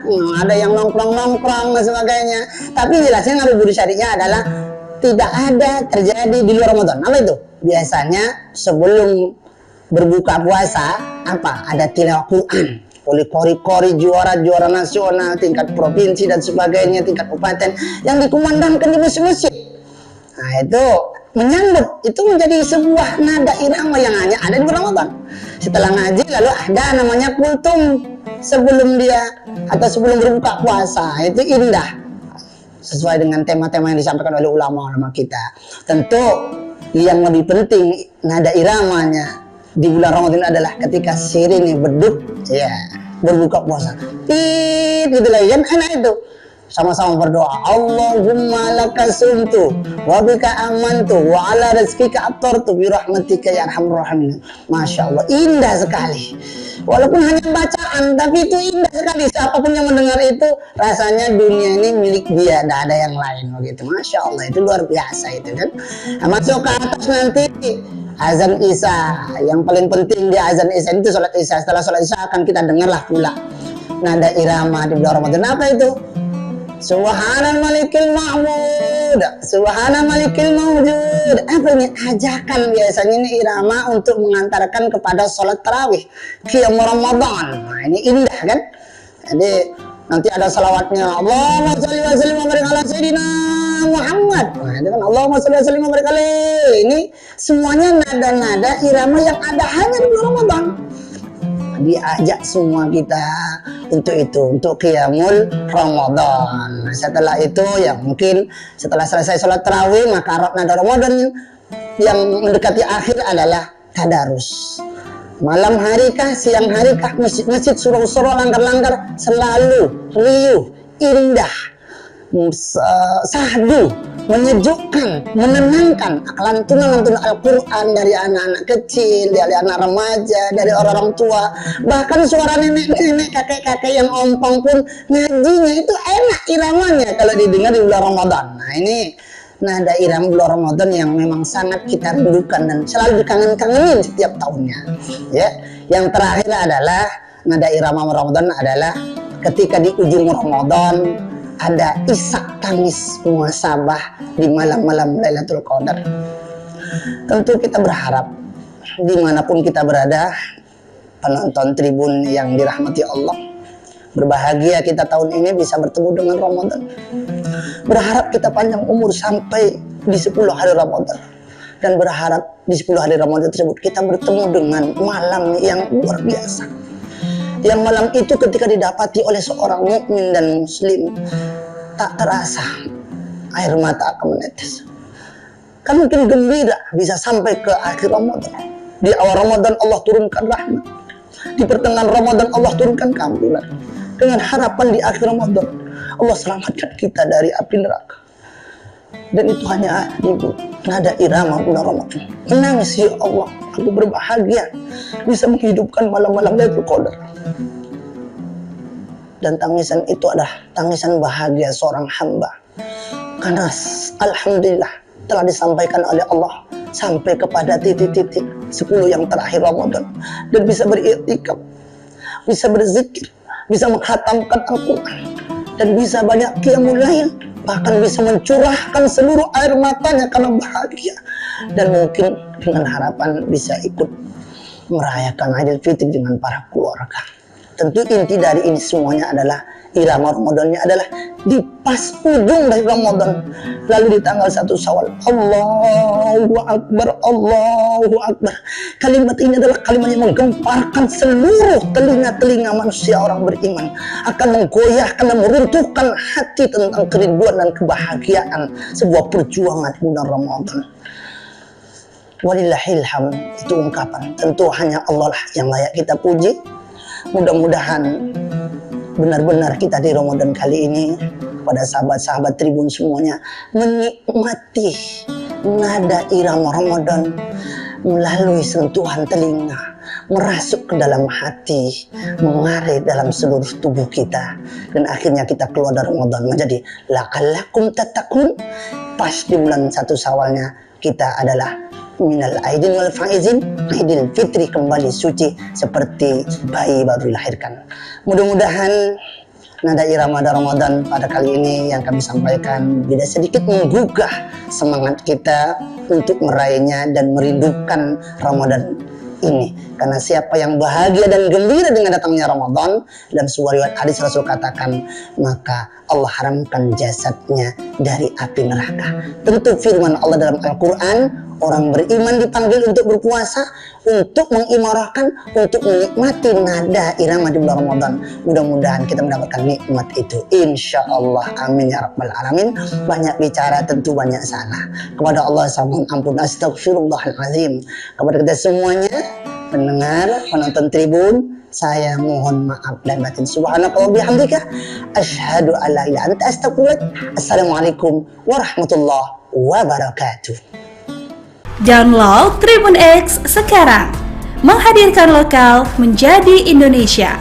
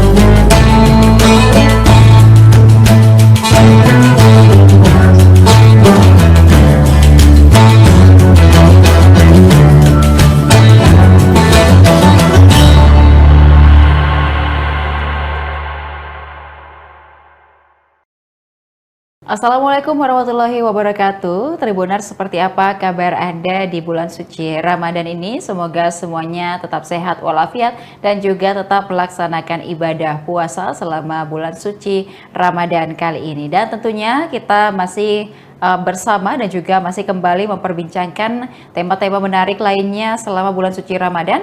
Tentunya masih di Syiar Ramadan Tribun Timur yang hari ini akan memperbincangkan terkait dengan karakteristik Ramadan. Bersama narasumber kita ada Bapak Ustadz Kiai Haji Sabarudin LC yang sudah menantikan juga waktu untuk seperti apa berbincang bersama Tribuners kali ini terkait dengan karakteristik Ramadan. Untuk itu kita sapa terlebih dahulu narasumber kita pada hari ini. Assalamualaikum Pak Ustadz. Waalaikumsalam warahmatullahi wabarakatuh. Baik, kabarnya seperti apa Pak Ustadz? Alhamdulillah sehat. Alhamdulillah sehat dan juga tentunya masih semangat menjalankan ibadah puasa gitu. Baik, nah ini kita memasuki sudah di bulan suci Ramadan, kemudian juga kita perlu mungkin mengetahui seperti apa sebenarnya karakteristik Ramadan, karena kalau kita bisa gambarkan sedikit di awal Tribuners, ada yang karakteristiknya ada ampunan, kemudian juga ada perisai dari dosa, kemudian ada juga dilipat gandakan pahalanya, dan ada berbagai macam lagi karakteristik dari bulan suci Ramadan yang bisa disampaikan kepada Tribuners hari ini. Silakan Ustaz. Bismillahirrahmanirrahim. Hamdan wa syukranillah, salatan wa salaman ala rasulillah, amma ba'd. Ya, tentunya bulan suci Ramadan adalah bulan istimewa. Bulan yang dirindukan oleh seluruh umat manusia. Umat terdahulu dirindukan akan datangnya yang dinamakan dengan bulan suci Ramadan. Nah, bulan suci Ramadan ini merupakan bulan yang penuh karakteristik, yang mana karakteristiknya ini tidak didapatkan di luar bulan suci Ramadan. Nah, adapun karakteristik yang pertama, bulan Ramadan ini adalah bulan ampunan. Jadi karakteristik yang pertama adalah bulan ampunan.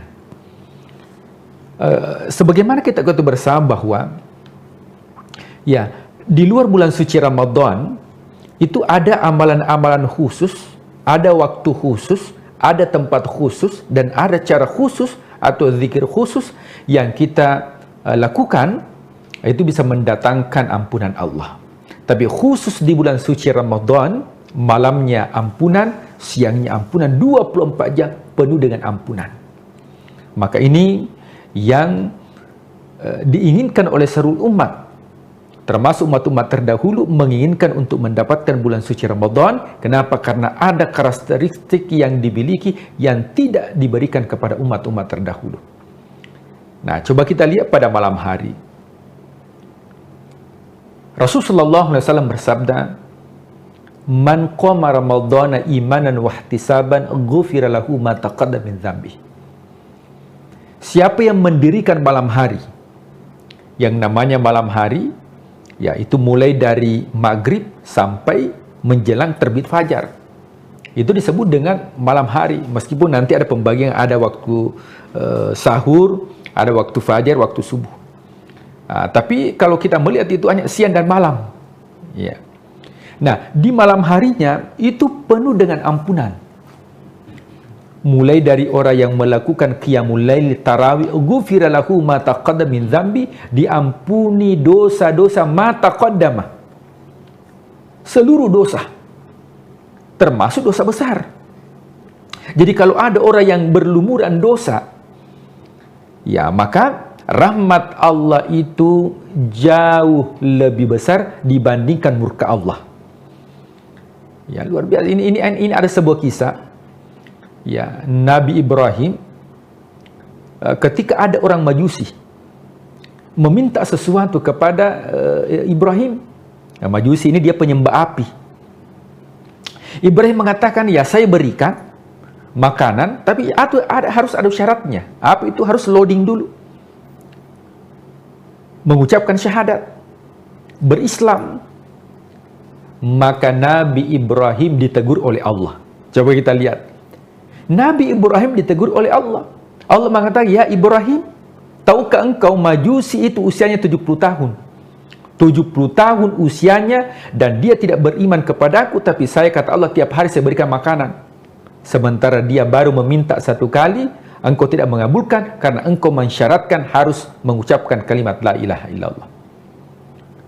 Ini artinya bahwa jamaah yang dimuliakan Allah Tribuners, bahwa ampunan Allah ini itu didapatkan di malam hari. Makanya ma taqaddama min dzambihi. Ma ini berlaku secara umum. Ya, bukan hanya pelaku dosa kecil, tapi termasuk pelaku dosa besar. Maka momentum bulan suci Ramadan yang merasa bahwa saya ini adalah orang yang berlumuran dengan dosa, maka karakteristik yang pertama, maksimalkan mendapatkan ampunan yang pertama di bulan suci Ramadan, maka maksimalkan di malam hari. Kemudian ketika tiba waktu sahur, itu wabil asharihum yastaghfirun. Orang yang melakukan amalan di waktu sahur, ya kita terbangun saja makan sahur, itu mendapatkan ampunan dari Allah. Wabil asharihum ya yastaghfirun. Di waktu sahur dia meminta ampunan kepada Allah, dia istighfar. Ini orang-orang yang mendapatkan ampunan. Itu di malam hari. Jadi di waktu malam itu kita akan mendapatkan ampunan Allah. Kemudian di waktu siang, man shoma Ramadhan, siapa yang berpuasa. Saya yakin bahwa Tribuners ini sudah ya rutin kita berpuasa setiap Ramadan. Ghufira lahu ma taqaddama min dzambihi imanan wa ihtisaban. Dalam keadaan iman, spiritualitas, dan juga mengevaluasi diri, ghufira lahu ma taqaddama min dzambihi, maka akan diampuni dosanya sebesar apapun dosanya kepada Allah. Itu kan diampuni. Itu di siang hari. Jadi malamnya mendapatkan ampunan, siangnya mendapatkan ampunan. 24 jam waktu yang diberikan oleh Allah itu penuh dengan ampunan. Bahkan kelebihannya bulan suci Ramadan ini bukan hanya ampunan. Jadi ampunan Allah itu ada 2. Ada ampunan Allah yang disebut dengan Al-Ghafur. Ada ampunan Allah namanya Al-Afu. Apa bedanya Al-Ghafur dengan Al-Afu? Kalau Al-Ghafur itu dosa yang kita lakukan itu ditutupi oleh Allah, tapi dosanya masih ada. Maka yang seperti ini nanti di akhirat, فَمَنْ يَعْمَلْ مِثْقَالَ ذَرَّةٍ خَيْرًا يَرَهُ وَمَنْ يَعْمَلْ مِثْقَالَ ذَرَّةٍ شَرًّا يَرَهُ, diperlihatkan dosanya di akhirat karena sudah mendapatkan Al-Ghafur, maka dosanya itu hanya diperlihatkan untuk dirinya, tidak disebarluaskan untuk dilihat orang banyak. Tapi kalau mendapatkan Al-Afu, Al-Afu ini artinya dosa yang dilakukan memang sudah dihapus oleh Allah. Bukan hanya ditutupi, tapi dihapus oleh Allah. Dan itu kita dapatkan di bulan suci Ramadan dalam bentuk doa yang diajarkan oleh putri Rasul Sallallahu Alaihi Wasallam. Beliau mengatakan, ya ketika saya mendapatkan Al-Qadar di Ramadan, apa yang harus saya baca? Maka bacalah sebuah doa. Allahumma innaka afuun tuhibbul afwa fa'fu anni. Allahumma ya Allah, innaka afuun, engkau yang memberi maaf. Tuhibbul afwa, engkau senang untuk ya memaafkan. Fa'fu anni, maafkanlah kami. Ketika kita mendapatkan al-afu, bukan hanya dosa itu ditutupi oleh Allah, akan tetapi dosa itu dihilangkan oleh Allah. Jadi ini karakteristik yang pertama, yaitu al-afu atau ampunan dari Allah Subhanahu wa taala. Iya, baik. Jadi itu adalah yang perlu juga kita garis bawahi begitu ya Pak Ustadz ya, selama bulan suci Ramadan ini. Kemudian juga ada beberapa karakteristik lagi dari bulan suci Ramadan, yakni perisai dari dosa atau junah. Mungkin seperti apa untuk penjelasannya Pak Ustadz? Ya. Nah, kemudian karakteristik yang kedua, bulan suci Ramadan ini adalah bulan perisai dari maksiat dan dosa. Ya, yang namanya perisai dia tameng. Ya, oleh sebab itu orang yang berpuasa itu dipastikan tidak melakukan maksiat. Kenapa demikian? Karena yang halal saja dihindari, apalagi yang haram. Ya, coba makan minum kan halal. Tapi orang yang berpuasa dia tidak makan, dia tidak minum. Kenapa dia tidak makan dan minum padahal itu halal? Kalau yang halal saja dihindari, apalagi yang haram. Maka luar biasa puasa ini sebagai perisai. Dalam hadis Rasulullah SAW beliau bersabda, as-siyamu junnatun. Puasa itu adalah perisai junnah. Nah, junnah ini kalau dalam literasi bahasa Arab itu terdiri dari dua huruf, yaitu jin dan nun. Maka semua kosakata bahasa Arab yang menggunakan huruf jin dan nun itu menunjukkan tentang sesuatu yang tidak terlihat. Ya, janin dalam perut seorang ibu. Kenapa disebut dengan janin? Karena tidak terlihat dengan kasat mata. Kemudian ada makhluk, ya ini pada manusia, disebut dengan jin. Jin itu karakternya tidak terlihat.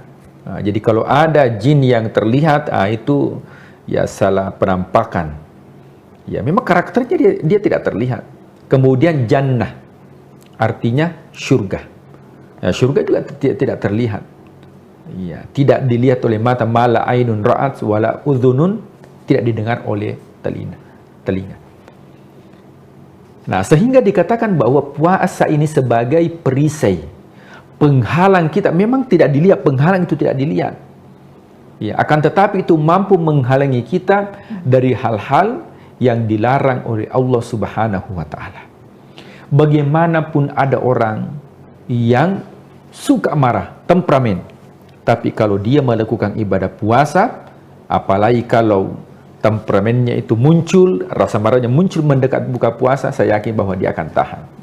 Itu artinya bahwa dalam bulan suci Ramadan, karakter negatif yang dimiliki oleh seseorang ketika memaksimalkan puasanya di dalam bulan suci Ramadan, maka karakter yang negatif itu bisa menjadi karakter yang positif karena dirubah oleh karakteristik yang ada di dalam bulan suci Ramadan. Yang kedua yaitu as-siyamu junnatun, puasa itu merupakan junnah atau merupakan perisai. Ini untuk di dunia, apalagi di akhirat nanti, yaitu menghalangi kita untuk disentuh apinya neraka. Ya makanya ada surga khusus bagi orang yang berpuasa. Nah, jadi surga itu ada 8 pintu, neraka itu ada 7 pintu. Nah, di surga itu ada, ya setiap satu pintu itu ada, ya ada khusus yang disebut dengan babur rayyan.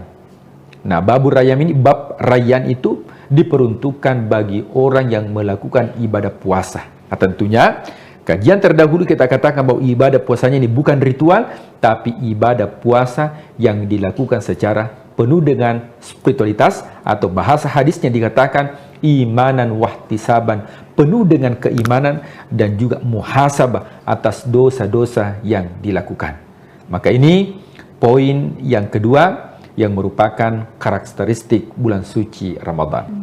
Ya, baik, poin selanjutnya itu ada juga yang dilipat gandakan pahala, kemudian juga ada poin lain juga terkait dengan kemudian bagaimana nanti kita itu diterkabulnya doa begitu Pak Ustadz. Mungkin dari dua hal ini juga dapat sekaligus dijelaskan, silakan. Ya, kemudian karakteristik yang ketiga yaitu dilipat gandakan pahala. Ya, pada dasarnya kalau kita berbicara tentang pahala, ya itu dimulai dari hasanat, kebaikan. Kebaikan yang dilakukan menjadi amal namanya amal soleh. Buah daripada amal soleh itu namanya ajrun atau pahala. Nah, orang yang beraktivitas ibadah, orang yang melakukan ibadah di bulan suci Ramadan, maka akan dilipat gandakan pahalanya. Nah, tentunya pahala itu bermacam-macam. Ada pahalanya 0.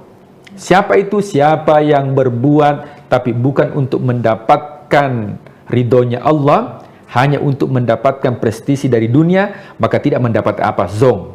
Dia tidak apa-apa. Ada ibadah yang dilakukan satu ibadah satu pahala. Ada ibadah yang dilakukan satu ibadah 25 sampai 27 pahala seperti berjamaah. Ada ibadah yang dilakukan ketika kita melakukan ibadah akan diberikan 10 kebaikan. Apa itu? Membaca Al-Quran satu huruf 10 kebaikan. Ada ibadah yang dilakukan dilipat gandakan menjadi 70 sampai 700. Apa itu? Sedekah. Tapi ada ibadah yang dilakukan yang mana pahalanya tidak bisa ditentukan atau pahalanya unlimited karena yang memberikan pahala adalah Allah, yang mana itu adalah ibadah puasa. Dalam sebuah hadis qudsi, ya Allah Subhanahu wa taala ya berfirman ya melalui lisan Rasulullah SAW mengatakan as-siyamu li. Sesungguhnya puasa itu untukku, kata Allah. Wa ana ajzibi, dan saya yang memberikan pahala. Makanya takaran pahala puasa ini ya kita tidak mengetahui kenapa, karena unlimited. Tapi orang yang berbuat baik di bulan suci Ramadan, maka dilipat gandakan pahala yang dilakukan. Nah, kalau di luar bulan suci Ramadan itu standar. Tapi masuk bulan suci Ramadan, bulan yang mulia, maka dilipat gandakan pahala kebaikan yang dilakukan. Kenapa bisa demikian? Karena Allah sudah memberikan kemuliaan tersendiri. Di mana bulan Ramadan, bulan diturunkan Al-Quran. Maka semua yang berinteraksi dengan Al-Quran itu akan mendapatkan kemuliaan. Kemudian terakhir, karakteristik daripada bulan suci Ramadan, yaitu doa-doa kita akan dikabulkan oleh Allah. Kalau di luar bulan suci Ramadan, doa dikabulkan itu ada waktu khusus. Contoh, antara iqamah dengan azan, siapa yang berdoa di situ cepat dikabulkan doanya. Ada tempat khusus, siapa yang berdoa di mihrab. Ya, kalau ada masjid itu bagian depan tempatnya imam itu disebut dengan mihrab. Tempat yang dikhususkan di situ dia berdoa cepat dikabulkan. Ketika orang yang pergi umroh haji, ada tempat-tempat khusus multazam. Antara pintu Ka'bah dengan Hajar Aswad, siapa yang berdoa di situ cepat dikabulkan. Siapa yang berdoa di Maqam Ibrahim cepat dikabulkan. Siapa yang berdoa di Raudhah di Madinah cepat dikabulkan. Tapi ketika datang bulan suci Ramadan, maka Allah akan mengabulkan doa-doa bagi hambanya. Dan ketika Allah mengabulkan doa bagi hambanya, maka insya Allah tidak melihat waktunya kapan, apakah siang atau malam, tapi semua waktu yang kita gunakan untuk berdoa, maka insya Allah itu akan dikabulkan oleh Allah Subhanahu wa Ta'ala. Makanya pada ayat terakhir ya tentang ayat puasa, maka Allah mengatakan, uda'uni astajib lakum, berdoalah kepadaku maka aku akan kabulkan. Nah, maka jamaah yang dimuliakan Allah, Tribuners, mudah-mudahan 4 karakteristik ini bisa kita mengambil dan memanfaatkan sehingga insya Allah bulan suci Ramadan bisa terimplementasi karakter Ramadan menjadi karakter kita ketika sudah keluar di bulan suci Ramadan. Ya baik, jadi itu ada 4 karakteristik yang sudah dapat dijelaskan kepada seluruh Tribuners. Semoga dengan penjelasan ini membantu kita lebih memahami lagi seperti apa ibadah di bulan suci Ramadan, kemudian juga tanggung jawab dan juga kewajiban kita selama bulan suci Ramadan ini. Semoga ibadah kita tetap terjaga dan juga kita tetap khusyuk dan maksimal dalam menjalankan ibadah di bulan suci Ramadan. Pak Ustadz, terima kasih untuk penjelasannya kepada seluruh Tribuners. Semoga kedepannya kita masih terus dapat berbincang terkait hal-hal menarik lainnya selama bulan suci Ramadan, tepatnya di program Syiar Ramadan Tribun Timur, mata lokal menjangkau Indonesia. Saya Ilu Devi Sania beserta narasumber dan juga seluruh kerabat kerja pamit undur diri. Terima kasih. Wassalamualaikum warahmatullahi wabarakatuh. Waalaikumsalam warahmatullahi wabarakatuh.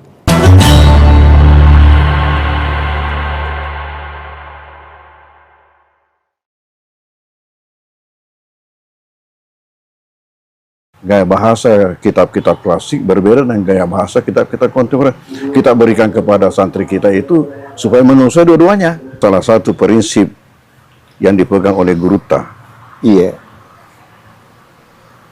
ialah kualitas mangkoso tidak boleh menurun, tidak boleh kurang. Suatu ketika Allah memberi isyarat kepada saya. Memberi isyarat kepada saya lewat mimpi. Iya. bahwa pesantren ini akan maju. Dan kalau maju, tidak muat uang kosong. Kita bersama pimpinan Pondok Pesantren DDI Mangkoso Baru, Profesor Dr. Haji Paritwajidi, MA. Ya, tadi menjelaskan tentang kelebihan dari Ma'had Ali, pendidikan khusus kader ulama level setelah alia, jenjang untuk ini ada kelebihannya di Indonesia, dari ada 92 lebih di Indonesia. Salah satu Ma'had Ali yang ada di pesantren Mangkoso inilah yang memiliki kelebihan. Itu bagaimana ceritanya kelebihannya, Puan? Setara katanya bisa langsung diterima S2 ijazahnya di Al-Azhar di Kairo. Menurut asesor yang pergi meninjau, memeriksa, dan itu sudah ada akreditasinya. Dia dikasih akreditasi mumtaz, artinya cum laude. Ya. Salah satu kelebihannya, materi yang diberikan memang lebih tinggi daripada yang lainnya. Sudah diperiksa itu. Mata-mata kuliah diberikan kepada santri kita ini, memang tidak ada yang seperti itu. Yang lebih tinggi.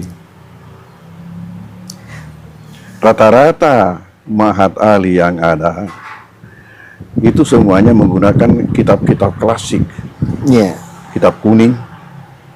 Sementara di Mangkoso ini dipadukan antara kitab-kitab klasik dan kitab-kitab kontemporer. Kenapa? Karena itu gaya bahasa dua model ini beda.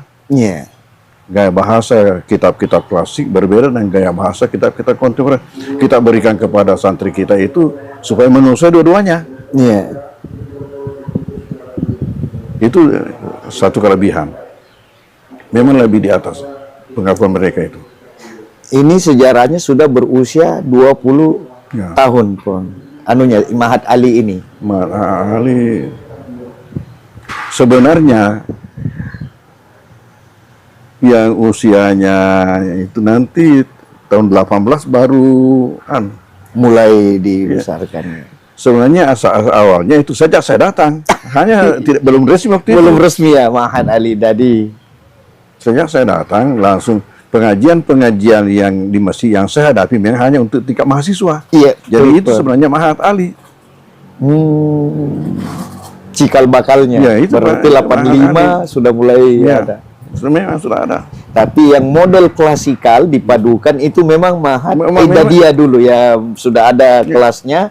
Jadi dulu Tribuners ini kalau kita masuk sekolah tamat SD dulu atau tamat ibtidaiyah di luar, kemudian masuk ke sini, banyak yang ini karena kita berkurang tahun kita. Karena masuk Idadiyah 1 tahun, Pak. Itu ceritanya, sejarahnya mendirikan Idadiyah bagaimana itu, Pak? Ide awalnya itu hanya sampai 5 mata pelajaran saja selama 1 tahun. Itu awalnya karena salah satu prinsip yang dipegang oleh Guruta, ialah kualitas Mangkoso tidak boleh menurun, tidak boleh kurang. Sementara mata-mata pelajaran di Sanawiyah yang ini level SMP, Sanawiyah itu sudah membaca kitab kuning. Pertanyaan, mampukah kira-kira alumni SD langsung membaca kitab kuning? Pasti tidak bisa. Maka dulu itu sistem di sini sampai saya kembali dari Kairo, nanti setelah saya kembali baru dirubah. Santri itu mempunyai 2 kelas. Terpisah kelas agamanya dengan kelas umumnya. Terpisah. Kenapa? Karena dari SD otomatis untuk kelas umumnya masuk SMP. Tetapi agamanya masih ibtidaiyah. Masih ibtidaiyah. Karena tidak bisa masuk Sanawiyah. Tidak. Jadi masuk ibtidaiyah kelas 4, kelas 5, kelas 6. Jadi tamat SMP baru naik Sanawiyah. Jadi pincang. Ya. Selesai SD dan sederajat, sudah masuk menengah, pelajaran umum, tapi anunya agamanya masih tingkat dasar. Tapi saya zaman saya Puang, kan 86 itu mulai, 85 mulai. Itu ijazah masih 2 Puang ya di sini. Antara ada ijazah dari sanawiyah dulu, ada ijazah dari kan masih ada kelas lama itu. Masih ada kelas lama, kan ini gagasan baru. Nanti ada tahun 85. Itu saya pikirkan. Saya pikirkan bagaimana sehingga santri masuk di Mangkoso hanya satu kelas tapi dua-dua sederajat. Itulah melahirkan konsep Ibtidaiyah. Bagaimana yang semestinya 3 tahun belajar di Ibtidaiyah baru masuk sanawiyah, bagaimana sehingga hanya 1 tahun. Saya ini jadi waktu itu kita bisa masuk MAPK karena ada ijazah sanawiyah. Andai kan ijazah Ibtidaiyah, kimupa denalai. Mana Tapi itu sudah dipikirkan sejak ada di Mesir, sebelum pulang itu. Sebelum pulang. Nanti saya akan terapkan nanti kalau kembali nih. Jadi awalnya dulu itu alot juga itu diskusi dengan guru ta. Baru diterima. Karena itu ada pandang mengatakan dirugikan anak-anak 1 tahun. Betul. Di mana teman-temannya sudah naik kelas 2 baru dia masuk kelas 1, betul. Tapi prinsip saya katakan, pertama tidak rugi. Yang rugi itu kalau tidak belajar. Kalau orang belajar tidak rugi. Kemudian kedua, andai kata pun dikatakan rugi, tidak apa-apa rugi 1 tahun, tapi dia akan menang seumur hidup. Masya Allah. Itu prinsip. Nanti ini hasilnya nanti dia dilihat setelah selesai nanti. Jadi banyak itu waktu masih ditanya apa ini apa ini tapi setelah nanti ke atas dia ada rupanya begini. Humahum hiya humahunna alfiyah Puang. Itu banyak begini. Nah, pernah suatu ketika terhenti itu. Terhenti. Tahu-tahu apa yang terjadi? Ini alumni sampai-sampai angkatan kamu itu. Memprotes. Tapang TV mengindah dia, Pang. Kita ini jadi manusia karena dia. Itu saya katakan, asli itu katakan, walau andai kata dikatakan rugi 1 tahun, tidak apa-apa, tapi dia akan mengenang seumur hidup. Nanti dia lihat. Kalamun al-lapsul mufidu kastaqim. Betul. Itulah. Ternyata menjadi inceran ini sekarang. Tapi itulah memang modernisasi awal Mangkoso ya, model memadukan model klasikal dan model duduk bersila di Masjid Poya 85 kita pulang dari Mesir itu angkatan pertama. Dan itu ada Syekh Basyuni, saya ingat sampai sekarang itu masih berlanjut, Pak. Ini tadi di sini ada dari Palestina, Mesir, ini Ustaz Ibrahim. Itu apa namanya? Itu Profesor Azhar itu, tapi dia putar-putar. Ya, asli orang tuanya dari Palestina, tapi orang tuanya juga artinya banyak keturunannya. Ya, kalau pengalaman dia itu pertama dari Azhar itu di Saudi Arabia itu ada 10 tahun kalau tidak salah di situ. Baru ke Malaysia. Di Malaysia 25 tahun. Masya Allah. Berarti semua Melayu, Pong. Dia katanya, saya ini selalu bergaul dengan bahasa Arab saja di sana di Malaysia. Karena hanya di tingkat perguruan tinggi dan yang dihadapi itu memang hanya berbahasa Arab. Jadi ada paham sedikit-sedikit. Ibrahim Saki As-Sani. Salah Ibrahim. Salah Zaki Ibrahim. Profesor Qiraah Sab'ah. Masya Allah. Dan ini setiap saat di DDI Mangkoso ini masih ada syekh-syekh begitu yang datang, rutin. Nah, terus untuk tanah wakaf, bagaimana anunya itu untuk pengembangan pesantren yang menjadi terbesar di Indonesia Timur nanti? Kita terima dulu. Nah, ceritanya waktu saya datang. Kan waktu itu hanya di sini, sekitar ini. Sekitar ini. Jadi santri-santri laki-laki ada pondok-pondok di belakang. Selain daripada itu juga di rumah-rumah masyarakat di kolom-kolomnya itu dibuat jadi asrama mereka. saya datang, suatu ketika Allah memberi isyarat kepada saya. Memberi isyarat kepada saya lewat mimpi. Iya. Bahwa pesantren ini akan maju. Dan kalau maju, tidak muat uang kosong. Sehingga ketika itu apa yang saya lakukan? Saya pergi menghadap bupati. Menyampaikan hal itu. Andi Sultan waktu itu, Pak. Ya, Iya. Mansur Sultan. Mansur Sultan. Apa jawaban beliau? Kalau begitu, carilah lokasi di sekitar Mangkoso. Kalau masih dapat tanah pemerintah, insya Allah kita bantu. Tapi kalau tanah masyarakat, tentunya pesantren berhubungan dengan yang bersangkutan. Iya. Oke. Pulang, tanya-tanya masyarakat. Iya. Masih adakah di sini tanah pemerintah dekat? Masyarakat menunjuk tondrongnya dengan Bulu Lampang. Iya. Dengan ucapan mereka, itu tondrongnya dengan Bulu Lampang masih tanah hehe. Tanah hehe agar, Pak. Ternyata hehe itu di dalam buku rinci. Kan petanya itu tanah, buku rinci yang dibuat Belanda dulu. Iya. Tanah pemerintah ditulis di situ GG.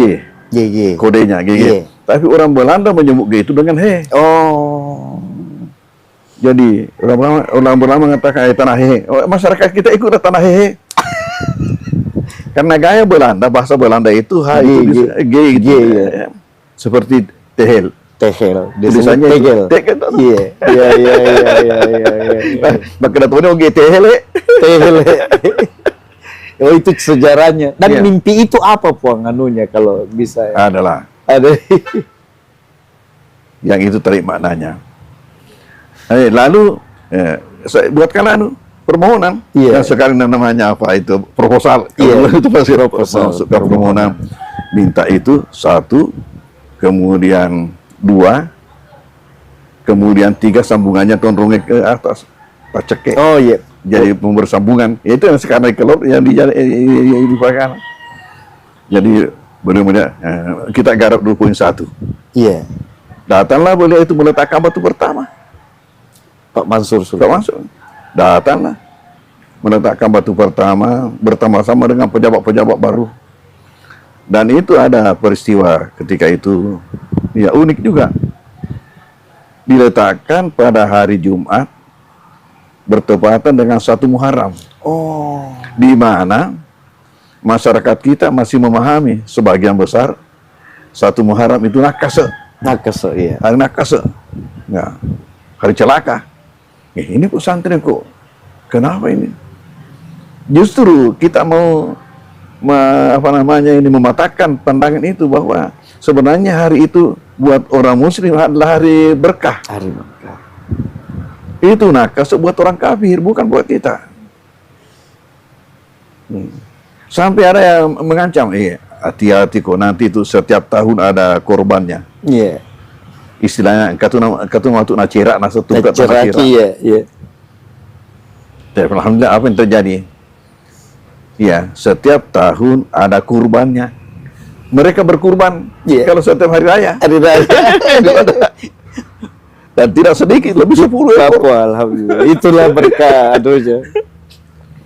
Dan awalnya semua santri karena masih kelas dulu, belum ada, ditempatkan di rumah penduduk. Di rumah penduduk. Masya Allah. Dan itulah karena penduduk ini berjiwa pesantren semua, tidak ada yang namanya sewa menyewa. Tinggal saja di situ. Ya. Sampai langkah kedua diupayakanlah untuk masing-masing santri membuatkan pondok-pondok sendiri-sendiri. Alhamdulillah. Ya, itu wakaf. Itulah pondok-pondok macam-macam. Macam-macam ada rumah, sesuai dengan kemampuan orang tua. Saya ukuran orang tua, Pak, itu ukuran 5 kali 5, Pak.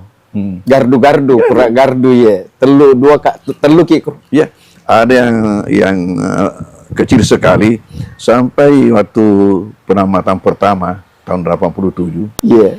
Di Tondrongnya ada tamu masuk di salah satu pondok santri itu kan dikiranya WC karena kecilnya. Dikira sih dia mau kencing, ternyata itu pondok santri.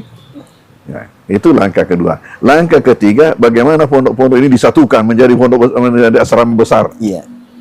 Itu langkah ketiga. Nah, langkah keempat sudah membuat sendirian Asrama. ya. Kemudian sesudah itu prosesnya membangun dengan bangunan permanen. Jadi sekarang setiap membangun sudah berapa tahun ini selalu permanen. Jadi kita saksikan nanti itu di sana. Masya Allah. Alhamdulillah. Ya, baik di sini maupun yang di kampus Putri. Jumlah total santri sekarang di pondok kita dari Idadiyah, Ibtidaiyah, Ali dan lebih 4.000. 4.000, Masya Allah. Lebih 4.000. Dan masih dari seluruh Indonesia, Pong, Kalimantan. Macam-macam ya. Iya. Macam-macam. Tadi kita ada cerita, Pong, bahwa kenapa mudah membangun lapangan kereta api di jalan rel kereta api di Barru. Jadi kita cerita tentang bahwa ada kelebihan karena Guru tak diminta oleh Bupati dulu, kalau saya tidak salah, Andi Rum itu, Bau Rum itu meminta untuk meyakinkan masyarakat, mempermudah pembangunannya. Itu dengan apa iya. namanya? Dengan pertama tadi itu bahwa mereka ini dimotivasi dengan makna daripada nama baru sendiri. Iya. Dari situ bertolak dimotivasi. Nama itu tidak ada di surah apa Ya. itu disebutkan, innamal barruar.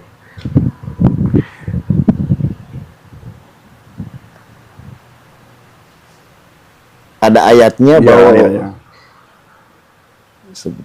itulah yang kita pakai untuk meyakinkan masyarakat. Kalau tidak salah surah At-Tur 28.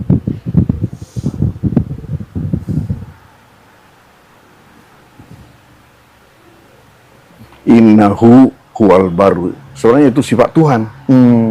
Bahwasanya dia itu, innahu, hu itu huwa. Al-Baru Ar-Rahim. Maha suka melakukan kebaikan, lagi maha penyayang. Kebetulan nama kabupaten ini baru. Ya. Nah, dengan itulah kita motivasi rakyat. Ada 560 kabupaten di Indonesia, Tidak ada yang punya nama dalam Al-Quran. dalam Al-Quran kecuali Baru.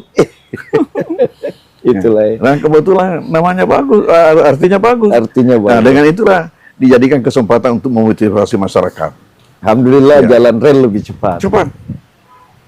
Ya itu dimulainya dulu pelebaran jalan. Oh, Dimulai di situ dulu. waktu pelebaran jalan. Iya, Pak. gara-gara pelebaran jalan itu, coba bayangkan. Kalau Anda punya tanah, ya hanya 1 meter, katakanlah kali 9 meter atau berapa, jadinya nanti itu, lihat nanti jadinya berapa. Dari Tuhan. Kenapa? Karena itu adalah suatu amal yang tidak putus. Dia punya pahala sampai dunia kiamat. Siapa yang bisa hitung? Makanya dengan itu juga saya tempoh hari waktu datang Pak Amin Sam Iya. untuk meletakkan batu pertama kita punya aula. Iya. Gitu. Saya sampaikan dengan itu. Masya Allah. Terus itu. Nah, akhirnya jadilah jalanan di Baru ini paling cepat selesai pelebarannya. Iya. Di mana panjang jalan di Baru itu lebih panjang daripada Marus dan Pangkep. Iya. 80 kilo lebih, Pon. 87 kilo lebih. Nah, karena itu pula maka pemerintah menjadikan sempana atau dalam bahasa kita itu senu-senuang. Iya. Itu doa dalam bentuk simbol-simbol. Menjadi di Baru dicanangkan itu kereta api. Kereta api, oh, senu-senu. Senu-senungan. Itu di depanan anunya Boso itu. Ya. Di Garongko, Pon. Bukan di Garongko, di Akasan ya, Allahumma sholli ala Muhammad. Dan Garongko Di Berumut, di kota di pinggir jalan. Oh. Di pinggir jalan. Ya. Siaung. Siaung, oh. Siaung.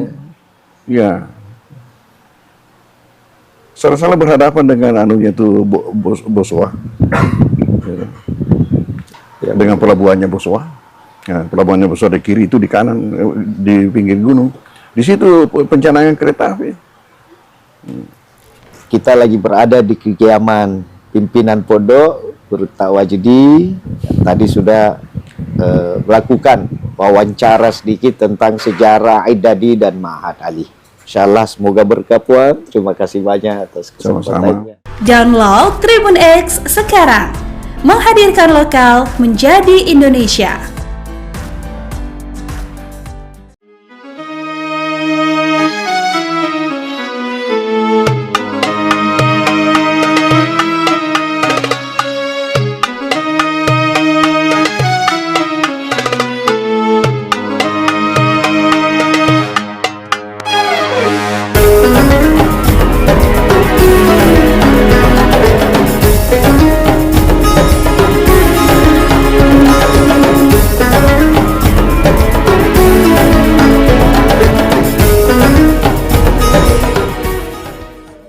Tribuners, saya Harni, wartawan Tribun News Ultra yang hari ini bakal ngajakin kamu buat ngeliat tradisi menyambut satu Ramadan di Kota Bau-Bau, Provinsi Sulawesi Tenggara. Jadi kita bakal ke salah satu rumah warga yang nanti kita lihat prosesnya yang namanya tradisi Harwa nih Tribuners. Kira-kira seperti apa perjalanan saya? Ikutin aku terus ya.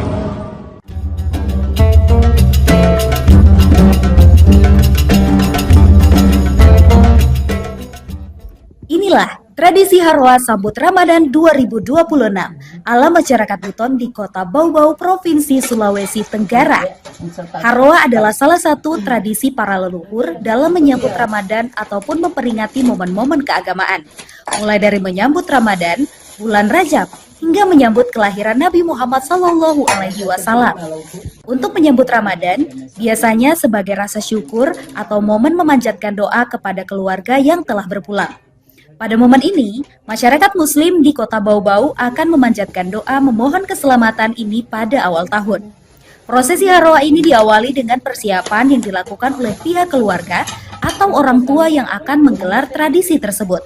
Mulai dari sajian makanan hingga pembaca doa yang sudah dikabari untuk melaksanakan prosesi Harwa. Momen ini berlangsung ramai karena para keluarga akan berkumpul di dalam rumah dan mempersiapkan hidangan Harwa. Bahkan, ada yang sudah sibuk memasak di dapur sejak pagi hari. Tidak hanya para keluarga pembaca doa, terkadang tetangga juga datang membawa isi talang mereka pada momen tersebut. Pembaca doa, Laipo, mengatakan doa yang dipanjatkan pada prosesi Harwa adalah doa selamat. Selain itu, doa juga diniatkan untuk para leluhur atau anggota keluarga yang telah pergi lebih dulu, memohon agar kesalahan di dunia diampuni. Kata dia, doa yang dipanjatkan juga untuk mereka yang masih hidup, agar diberikan kesehatan, rezeki yang berlimpah, serta iman, termasuk harapan untuk bisa kembali dipertemukan dengan bulan suci Ramadan. Sosok Laipo ini sudah sering mendapat panggilan untuk menjadi pembaca doa Harwa, tidak hanya untuk keluarganya saja, namun juga para tetangganya. Prosesi sakral lainnya adalah talang Harwa. Ini bukan hanya sekedar sajian makanan biasa untuk disantap. Dari hidangan ini menjadi sebuah harapan untuk menghadapi berbagai hal-hal baik dalam kehidupan. Pengisi talang Harwa, Zaura, menjelaskan yang diisi dalam talang adalah kue-kue tradisional seperti onde-onde, waje, bolu, pisang, ubi goreng. Sesuai dengan kemampuan dari penyelenggara pembaca Harwa. Harwa jelang Ramadan tidak ada penataan khusus seperti menyambut Maulid Nabi Muhammad SAW. Lalu sajian kue-kue tradisional itu dibacakan doa. Lalu pemilik isi talang membawa kembali untuk dicicipi di rumah keluarga masing-masing. Terkait sajian kue tradisional untuk Harwa ini memang selalu banyak diburu saat bulan suci Ramadan. Tidak kalah larisnya dengan kulit, ketupat, ataupun ayam. Seperti yang terlihat di pasar tradisional Kota Bau-Bau. H-1 jelang Ramadan, emak-emak mulai serbu kue tradisional untuk Harwa atau tradisi adat yang biasanya digelar masyarakat sebelum puasa pertama. Terlihat antrean terjadi di salah satu gerai kue tradisional sejak pukul 6.30 WITA. Pedagang kue tradisional di dua pasar Kota Bau-Bau yakni Wameo dan Karya Nugraha ramai dikunjungi. Pasar Wameo berada di Jalan Raka Wakaka, Kelurahan Wameo, Kecamatan Murhum. Jaraknya sekitar 2,7 km atau 9 menit berkendara dari Pasar Karya Nugraha di Jalan Haji Agus Salim, Kelurahan Batara Guru, Kecamatan Wolio. Terpantau hingga pukul 12.00 WITA, para pembeli masih memadati lokasi tersebut untuk persiapan tradisi. Pedagang kue tradisional Ambo mengatakan pembelian kue untuk Haroa selalu ramai 2 hari menjelang Ramadan. Kata dia, warga ramai memborong kue karena sudah waktunya masyarakat Buton melaksanakan Haroa menyambut Ramadan 2026. Penjualan kue tradisional ini sudah dibungkus sesuai dengan jumlah kue dalam satu piring. Terlihat bolu, baruasa, juga ubi goreng dan pisang goreng sudah dibungkus plastik untuk memudahkan pengemasan. Ia membeberkan penjualan satu paket komplit dibanderol Rp51.000 dengan harga per bungkus Rp5.000, serta ada yang dibanderol Rp10.000 per cup. Dalam satu paket komplit, talang Haroa berisi onde-onde, baruasa, wajik, pisang, dan ubi goreng, bolu, cucur, serta palu. Hari ini ramai untuk pembelian makanan tradisional, Pak? Iya, alhamdulillah sudah waktunya lagi. Untuk mulai ramainya sejak kapan, Pak? Sejak kemarin sebenarnya, sejak kemarin hingga hari ini. Ada peningkatan dari penjualan sebelumnya, Pak? Untuk kemarin ada peningkatan hari ini. Karena pas hari ini kan waktunya orang mau Haroa istilahnya kalau orang di sini, orang Bogor sini. Gitu. Kalau Bapak hari ini apa yang dijual, Pak, di jajanan? Pisang goreng, ubi goreng, bolu, baruasa, wajik, cucur, onde-onde. Untuk harga yang Itu, ditawarkan? iya, itu khusus untuk isi talang.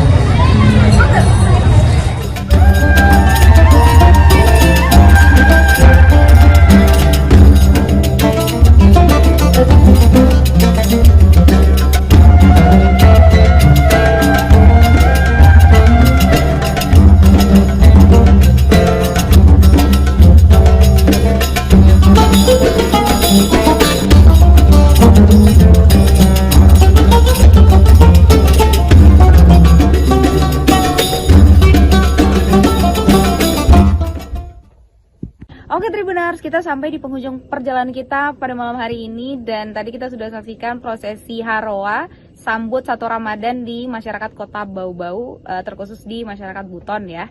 Dan memang seru banget ya, dan nostalgia karena memang saya juga tumbuh di antara masyarakat Buton karena memang tumbuh besar di Kota Bau-Bau. Dan saya berharap ini akan terus lestari ya Tribuners. Dan masih banyak lagi tradisi-tradisi di masyarakat Buton selama Ramadan ini, dan tentunya akan kita ulik bersama. Dan makanya itu jangan sampai melewatkan Tribun Travel selanjutnya.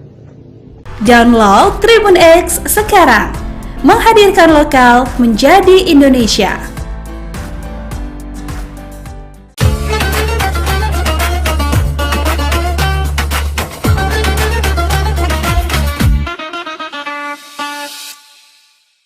Assalamualaikum warahmatullahi wabarakatuh.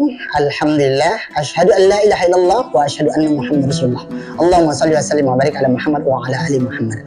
Subhanaka la ilma lana illa ma 'allamtana innaka antal alimul hakim. Rabbi shrah li sadri wa yassir li amri wahlul 'uqdatam min lisani yafqahu qawli. Kemudian kita bersyukur, alhamdulillah di bulan Ramadan kali ini Allah limpahkan semuanya yang kita butuhkan tanpa kurang satu apapun. Mudah-mudahan keberkahan menyertai dari awal sampai akhir insya Allah. Salawat dan salam kepada Nabi Muhammad SAW. Allahumma salli wa sallim wa barik ala Sayyidina Muhammad wa ala ali Sayyidina Muhammad. Mudah-mudahan berkah salawat, berkah Ramadan dicatat kita sebagai hamba Allah, umat Nabi Muhammad yang insya Allah akan mendapat syafaat di akhirat. Amin ya rabbal alamin. Penonton Tribun semuanya, pada Ramadan kali ini kita akan membahas sebuah tema yang agak sedikit ke anak mudaan lah, yaitu judulnya Nada Irama Ramadan. Ya, apa ini sih sebenarnya nada irama Ramadan? Karena memang Ramadan ini adalah bulan yang sangat diidam-idamkan, ditunggu-tunggu, ya sangat digembirakan. Sehingga kata gembira, kata bahagia sering disebut dengan hiburan gitu, dengan irama dan nada. Lalu perlu kita ambil gambaran yang sederhana. Tentu ini nada irama yang sifatnya adalah baik atau syar'i berkaitan dengan Ramadan. Apa itu nada irama Ramadan? Yang pertama adalah bunyi sahur, sahur. Itu ada di bulan Ramadan, saudara ya. Penonton semuanya, sahur, sahur itu macam-macam nadanya.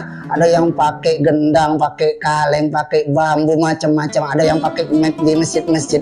Menunjukkan apa? Itu sebagian dari nada irama yang ada di bulan Ramadan. Masya Allah, luar biasa itu kan. Itu mengasihkan, indah. Itulah nada irama Ramadan yang pertama. Yang kedua adalah begitu mendekat kepada subuh akan bunyi sirine tit katanya kan, sekaligus mengajak kepada umat, kepada jamaah melalui masjid-masjid dan sebagainya. Yuk semuanya, imsak sudah datang, kemudian yuk sama-sama kita niat puasa. Nawaitu somahodin an ada ifatu syahri Ramadan hadisan. Ini adalah semua irama nada irama di bulan Ramadan yang tidak ada di luar Ramadan. Ya tentu dibarengi yang ketiganya adalah azan subuh dengan suara yang paling kita ingat-ingat karena memang ramai sekali di bulan Ramadan. Apa itu? As-salatu khairun minan naum. Itu indah itu. Sehingga semuanya orang udah bangun, iya makan sahur, iya. Kemudian memang semuanya akan bangun. Dan alhamdulillah rata-rata kalau Ramadan itu masjid akan penuh. Kenapa? Karena diingatkan dengan nada irama Ramadan. Tentu setelah itu akan ada sholat berjamaah. Tapi yang penting yang keempatnya adalah ada kuliah subuh setelah sholat subuh tersebut dengan tema-tema yang dibawakan oleh guru-guru kita, ulama-ulama kita. Nanti yang kelimanya juga ada juga kuliah duha atau kajian duha bagi yang ada setengah zuhurnya, nanti ada azan zuhur yang hampir semuanya masjid-masjid. Kalau sudah bulan Ramadan, zuhur itu tempatnya untuk beristirahat, menenangkan pikiran, mungkin karena panas, lelah, capek bekerja. Lalu kita masuk masjid, sholat berjamaah zuhur, dapat pula nanti tausiah kuliah zuhurnya. Lalu kita di situ bisa meletakkan badan, membaringkan, ya sambil baca Quran, tadarus dan sebagainya. Itu semuanya hanya ada di nada Ramadan, di nada irama Ramadan di siang harinya. Menjelang ke bawah sampai sore, kita akan ingat dengan ngabuburit. Wah ini macam-macam ini kan enak. Ada yang nongkrong-nongkrong dan sebagainya. Tapi jelasnya ngabuburit syariahnya adalah tidak ada terjadi di luar Ramadan. Apa itu? Biasanya sebelum berbuka puasa, apa? Ada tilawah Quran oleh kori-kori juara-juara nasional, tingkat provinsi dan sebagainya, tingkat kabupaten yang dikumandangkan di masjid-masjid. Nah itu menyambut, itu menjadi sebuah nada irama yang hanya ada di bulan Ramadan. Setelah ngaji lalu ada namanya kultum sebelum dia atau sebelum berbuka puasa. Itu indah sesuai dengan tema-tema yang disampaikan oleh ulama-ulama kita. Tentu yang lebih penting nada iramanya di bulan Ramadan adalah ketika sirine beduk, ya berbuka puasa. Tit gitu lagi kan, enak itu. Sama-sama berdoa, Allahumma laka sumtu wa bika amantu wa ala rizqika attartu bi rahmatika ya arhamar rahimin. Masya Allah, indah sekali. Walaupun hanya bacaan, tapi itu indah sekali. Siapapun yang mendengar itu rasanya dunia ini milik dia, tidak ada yang lain begitu. Masya Allah, itu luar biasa itu kan. Nah, masuk ke atas nanti azan Isya. Yang paling penting di azan Isya itu sholat Isya. Setelah sholat Isya akan kita dengarlah pula nada irama di bulan Ramadan. Apa itu? Subhanal malikil mahmud, subhanal malikil mawjud. Apa ini? Ajakan biasanya ini irama untuk mengantarkan kepada sholat tarawih qiyam Ramadan. Nah ini indah kan. Jadi nanti ada salawatnya, Allahumma sholli wa sallim wa barik ala sayyidina Muhammad. Nah itu kan Allahumma sholli wa sallim wa barik alaihi. Ini semuanya nada-nada irama yang ada hanya di bulan Ramadan.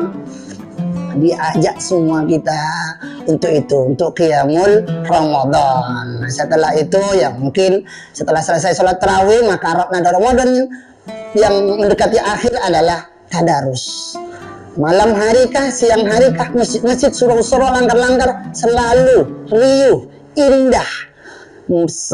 sahdu, menyejukkan, menenangkan lantunan Al-Quran dari anak-anak kecil, dari anak remaja, dari orang-orang tua, bahkan suara nenek-nenek, kakek-kakek yang ompong pun ngajinya itu enak iramanya kalau didengar di bulan Ramadan. Nah ini nada irama bulan Ramadan yang memang sangat kita rindukan dan selalu dikangen-kangenin setiap tahunnya.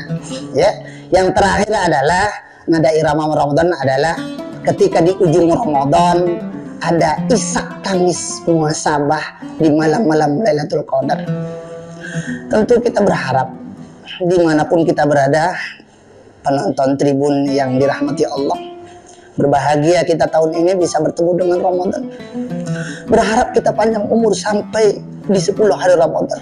Dan berharap di 10 hari Ramadan tersebut kita bertemu dengan malam yang luar biasa. Yang malam itu ketika didapati oleh seorang mukmin dan muslim, tak terasa air mata akan menetes. Kan mungkin gembira bisa sampai ke akhir Ramadan. Di awal Ramadan Allah turunkan rahmat. Di pertengahan Ramadan Allah turunkan keampunan.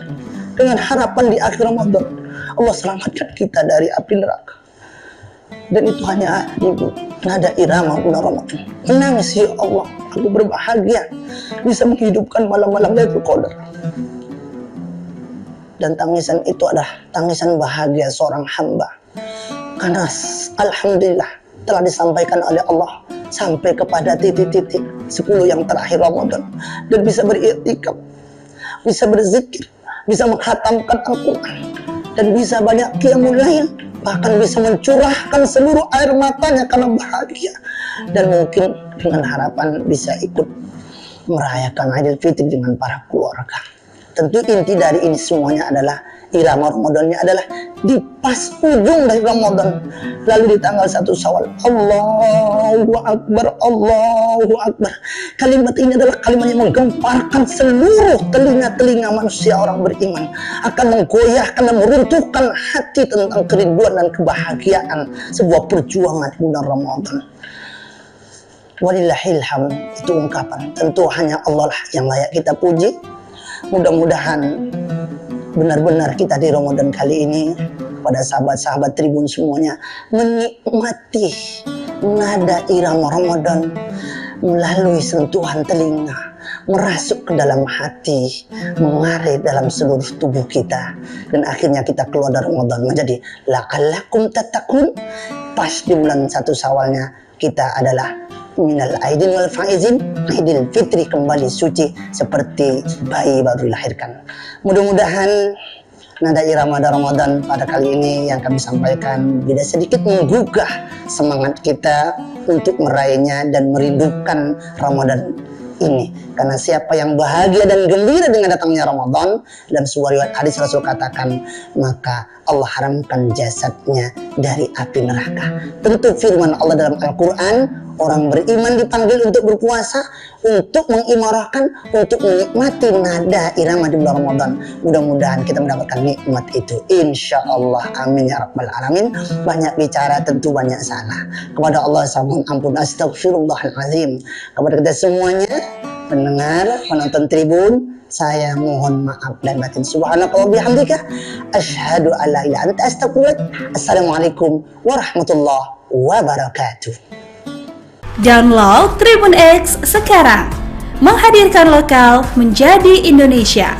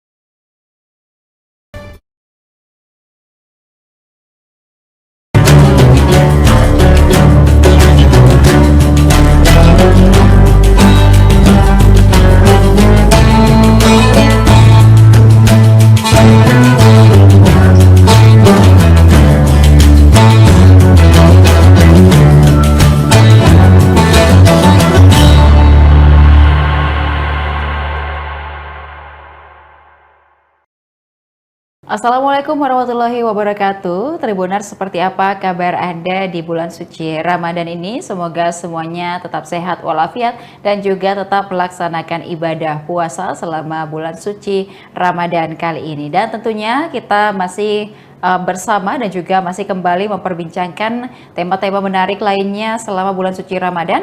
Tentunya masih di Syiar Ramadan Tribun Timur yang hari ini akan memperbincangkan terkait dengan karakteristik Ramadan. Bersama narasumber kita ada Bapak Ustadz Kiai Haji Sabarudin LC yang sudah menantikan juga waktu untuk seperti apa berbincang bersama Tribuners kali ini terkait dengan karakteristik Ramadan. Untuk itu kita sapa terlebih dahulu narasumber kita pada hari ini. Assalamualaikum Pak Ustadz. Waalaikumsalam warahmatullahi wabarakatuh. Baik, kabarnya seperti apa Pak Ustadz? Alhamdulillah sehat. Alhamdulillah sehat dan juga tentunya masih semangat menjalankan ibadah puasa gitu. Baik, nah ini kita memasuki sudah di bulan suci Ramadan, kemudian juga kita perlu mungkin mengetahui seperti apa sebenarnya karakteristik Ramadan, karena kalau kita bisa gambarkan sedikit di awal Tribuners, ada yang karakteristiknya ada ampunan, kemudian juga ada perisai dari dosa, kemudian ada juga dilipat gandakan pahalanya, dan ada berbagai macam lagi karakteristik dari bulan suci Ramadan yang bisa disampaikan kepada Tribuners hari ini. Silakan Ustaz. Bismillahirrahmanirrahim. Hamdan wa syukranillah, salatan wa salaman ala rasulillah, amma ba'd. Ya, tentunya bulan suci Ramadan adalah bulan istimewa. Bulan yang dirindukan oleh seluruh umat manusia. Umat terdahulu dirindukan akan datangnya yang dinamakan dengan bulan suci Ramadan. Nah, bulan suci Ramadan ini merupakan bulan yang penuh karakteristik, yang mana karakteristiknya ini tidak didapatkan di luar bulan suci Ramadan. Nah, adapun karakteristik yang pertama, bulan Ramadan ini adalah bulan ampunan. Jadi karakteristik yang pertama adalah bulan ampunan. Sebagaimana kita ketahui bersama bahwa ya, di luar bulan suci Ramadan itu ada amalan-amalan khusus, ada waktu khusus, ada tempat khusus, dan ada cara khusus atau zikir khusus yang kita lakukan, itu bisa mendatangkan ampunan Allah. Tapi khusus di bulan suci Ramadan, malamnya ampunan, siangnya ampunan, 24 jam penuh dengan ampunan. Maka ini yang diinginkan oleh seluruh umat, termasuk umat-umat terdahulu, menginginkan untuk mendapatkan bulan suci Ramadan. Kenapa? Karena ada karakteristik yang dimiliki yang tidak diberikan kepada umat-umat terdahulu. Nah, coba kita lihat pada malam hari. Rasulullah SAW bersabda, "Man qama Ramadhana imanan wa ihtisaban ghufira lahu ma taqaddama min dzambi." Siapa yang mendirikan malam hari, yang namanya malam hari, yaitu mulai dari maghrib sampai menjelang terbit fajar, itu disebut dengan malam hari. Meskipun nanti ada pembagian, ada waktu sahur, ada waktu fajar, waktu subuh. Tapi kalau kita melihat itu hanya siang dan malam. Ya.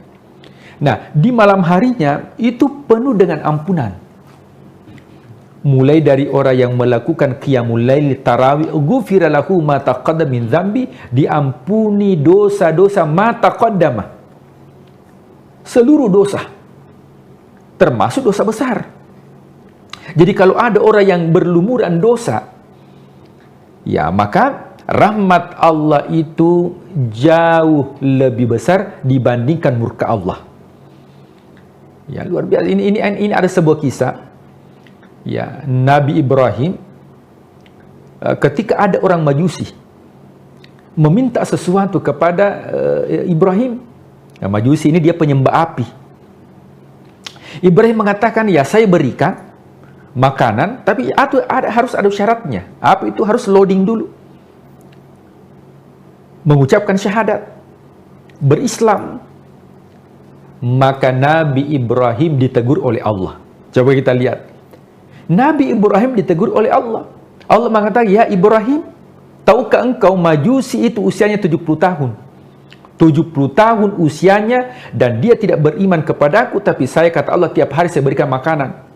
Sementara dia baru meminta 1 kali, engkau tidak mengabulkan karena engkau mensyaratkan harus mengucapkan kalimat la ilaha illallah. Ini artinya bahwa jamaah yang dimuliakan Allah Tribuners, bahwa ampunan Allah ini itu didapatkan di malam hari. Makanya ma taqaddam min dzambihi. Ma ini berlaku secara umum. Ya, bukan hanya pelaku dosa kecil, tapi termasuk pelaku dosa besar. Maka momentum bulan suci Ramadan yang merasa bahwa saya ini adalah orang yang berlumuran dengan dosa, maka karakteristik yang pertama, maksimalkan mendapatkan ampunan yang pertama di bulan suci Ramadan, maka maksimalkan di malam hari. Kemudian ketika tiba waktu sahur, itu wabil asharihum yastaghfirun. Orang yang melakukan amalan di waktu sahur, ya, kita terbangun saja makan sahur, itu mendapatkan ampunan dari Allah. Wabil asharihum ya yastaghfirun. Di waktu sahur dia meminta ampunan kepada Allah, dia istighfar. Ini orang-orang yang mendapatkan ampunan. Itu di malam hari. Jadi di waktu malam itu kita akan mendapatkan ampunan Allah. Kemudian di waktu siang, man shoma Ramadan, siapa yang berpuasa. Saya yakin bahwa Tribuners ini sudah ya rutin kita berpuasa setiap Ramadan. Ghufira lahu ma taqaddama min dzambihi imanan wa ihtisaban. Dalam keadaan iman, spiritualitas, dan juga mengevaluasi diri, ghufira lahu ma taqaddama min dzambihi, maka akan diampuni dosanya sebesar apapun dosanya kepada Allah. Itu kan diampuni. Itu di siang hari. Jadi malamnya mendapatkan ampunan, siangnya mendapatkan ampunan. 24 jam waktu yang diberikan oleh Allah itu penuh dengan ampunan. Bahkan kelebihannya bulan suci Ramadan ini bukan hanya ampunan. Jadi ampunan Allah itu ada 2. Ada ampunan Allah yang disebut dengan Al-Ghafur. Ada ampunan Allah namanya Al-Afu. Apa bedanya Al-Ghafur dengan Al-Afu? Kalau Al-Ghafur itu dosa yang kita lakukan itu ditutupi oleh Allah, tapi dosanya masih ada. Maka yang seperti ini nanti di akhirat, فَمَنْ يَعْمَلْ مِثْقَالَ ذَرَّةٍ خَيْرًا يَرَهُ وَمَنْ يَعْمَلْ مِثْقَالَ ذَرَّةٍ شَرًّا يَرَهُ, diperlihatkan dosanya di akhirat karena sudah mendapatkan Al-Ghafur, maka dosanya itu hanya diperlihatkan untuk dirinya, tidak disebarluaskan untuk dilihat orang banyak. Tapi kalau mendapatkan Al-Afu, Al-Afu ini artinya dosa yang dilakukan memang sudah dihapus oleh Allah. Bukan hanya ditutupi, tapi dihapus oleh Allah. Dan itu kita dapatkan di bulan suci Ramadan dalam bentuk doa yang diajarkan oleh putri Rasul Sallallahu Alaihi Wasallam. Beliau mengatakan, ya ketika saya mendapatkan Al-Qadar di Ramadan, apa yang harus saya baca? Maka bacalah sebuah doa. Allahumma innaka afuun tuhibbul afwa fa'fu anni. Allahumma ya Allah, innaka afuun, engkau yang memberi maaf. Tuhibbul afwa, engkau senang untuk ya memaafkan. Fa'fu anni, maafkanlah kami. Ketika kita mendapatkan al-afu, bukan hanya dosa itu ditutupi oleh Allah, akan tetapi dosa itu dihilangkan oleh Allah. Jadi ini karakteristik yang pertama, yaitu al-afu atau ampunan dari Allah Subhanahu wa taala. Iya, baik. Jadi itu adalah yang perlu juga kita garis bawahi begitu ya Pak Ustadz ya selama bulan suci Ramadan ini. Kemudian juga ada beberapa karakteristik lagi dari bulan suci Ramadan, yakni perisai dari dosa atau junah. Mungkin seperti apa untuk penjelasannya Pak Ustadz? Ya. Nah, kemudian karakteristik yang kedua. Bulan suci Ramadan ini adalah bulan perisai dari maksiat dan dosa. Ya, yang namanya perisai dia tameng. Ya, oleh sebab itu orang yang berpuasa itu dipastikan tidak melakukan maksiat. Kenapa demikian? Karena yang halal saja dihindari, apalagi yang haram. Ya, coba makan minum kan halal.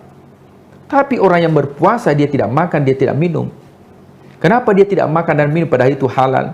Kalau yang halal saja dihindari, apalagi yang haram. Maka luar biasa puasa ini sebagai perisai.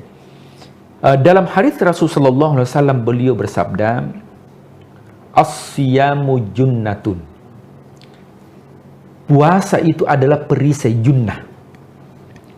Nah, junnah ini kalau dalam literasi bahasa Arab itu terdiri dari dua huruf, yaitu jin dan nun.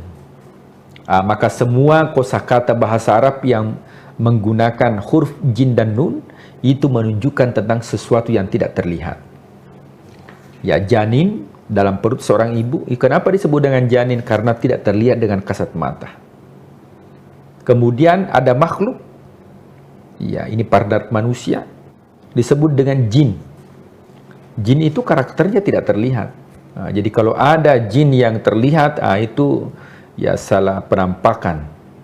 Ya memang karakternya dia tidak terlihat. Kemudian jannah, artinya surga. Ya, surga juga tidak terlihat. Ya, tidak dilihat oleh mata, mala ainun ra'at wala udhunun, tidak didengar oleh telinga. Nah, sehingga dikatakan bahwa puasa ini sebagai perisai, penghalang kita. Memang tidak dilihat, penghalang itu tidak dilihat. Ya, akan tetapi itu mampu menghalangi kita dari hal-hal yang dilarang oleh Allah Subhanahu wa Ta'ala. Bagaimanapun ada orang yang suka marah, temperamen, tapi kalau dia melakukan ibadah puasa, apalagi kalau temperamennya itu muncul, rasa marahnya muncul mendekat buka puasa, saya yakin bahwa dia akan tahan. Itu artinya bahwa dalam bulan suci Ramadan, karakter negatif yang dimiliki oleh seseorang ketika memaksimalkan puasanya di dalam bulan suci Ramadan, maka karakter yang negatif itu bisa menjadi karakter yang positif karena dirubah oleh karakteristik yang ada di dalam bulan suci Ramadan. Yang kedua yaitu as-siyamu junnatun, puasa itu merupakan junnah atau merupakan perisai. Ini untuk di dunia, apalagi di akhirat nanti, yaitu menghalangi kita untuk disentuh apinya neraka. Ya makanya ada surga khusus bagi orang yang berpuasa. Nah, jadi surga itu ada 8 pintu, neraka itu ada 7 pintu. Nah, di surga itu ada, ya setiap satu pintu itu ada, ya ada khusus yang disebut dengan babur rayyan. Nah, babur rayyan ini, bab rayyan itu diperuntukkan bagi orang yang melakukan ibadah puasa. Nah, tentunya kajian terdahulu kita katakan bahwa ibadah puasanya ini bukan ritual, tapi ibadah puasa yang dilakukan secara penuh dengan spiritualitas, atau bahasa hadisnya dikatakan imanan wahtisaban, penuh dengan keimanan dan juga muhasabah atas dosa-dosa yang dilakukan. Maka ini poin yang kedua yang merupakan karakteristik bulan suci Ramadan. Ya, baik, poin selanjutnya itu ada juga yang dilipat gandakan pahala, kemudian juga ada poin lain juga terkait dengan kemudian bagaimana nanti kita itu diterkabulnya doa begitu Pak Ustadz. Mungkin dari dua hal ini juga dapat sekaligus dijelaskan, silakan. Ya, kemudian karakteristik yang ketiga yaitu dilipat gandakan pahala. Ya, pada dasarnya kalau kita berbicara tentang pahala, ya itu dimulai dari hasanat, kebaikan. Kebaikan yang dilakukan menjadi amal namanya amal soleh. Buah daripada amal soleh itu namanya ajrun atau pahala. Nah, orang yang beraktivitas ibadah, orang yang melakukan ibadah di bulan suci Ramadan, maka akan dilipat gandakan pahalanya. Nah, tentunya pahala itu bermacam-macam. Ada pahalanya 0. Siapa itu? Siapa yang berbuat tapi bukan untuk mendapatkan ridhonya Allah, hanya untuk mendapatkan prestisi dari dunia, maka tidak mendapat apa? Zong. Dia tidak apa-apa. Ada ibadah yang dilakukan satu ibadah satu pahala. Ada ibadah yang dilakukan satu ibadah 25 sampai 27 pahala seperti berjamaah. Ada ibadah yang dilakukan ketika kita melakukan ibadah akan diberikan 10 kebaikan. Apa itu? Membaca Al-Quran satu huruf 10 kebaikan. Ada ibadah yang dilakukan dilipat gandakan menjadi 70 sampai 700. Apa itu? Sedekah.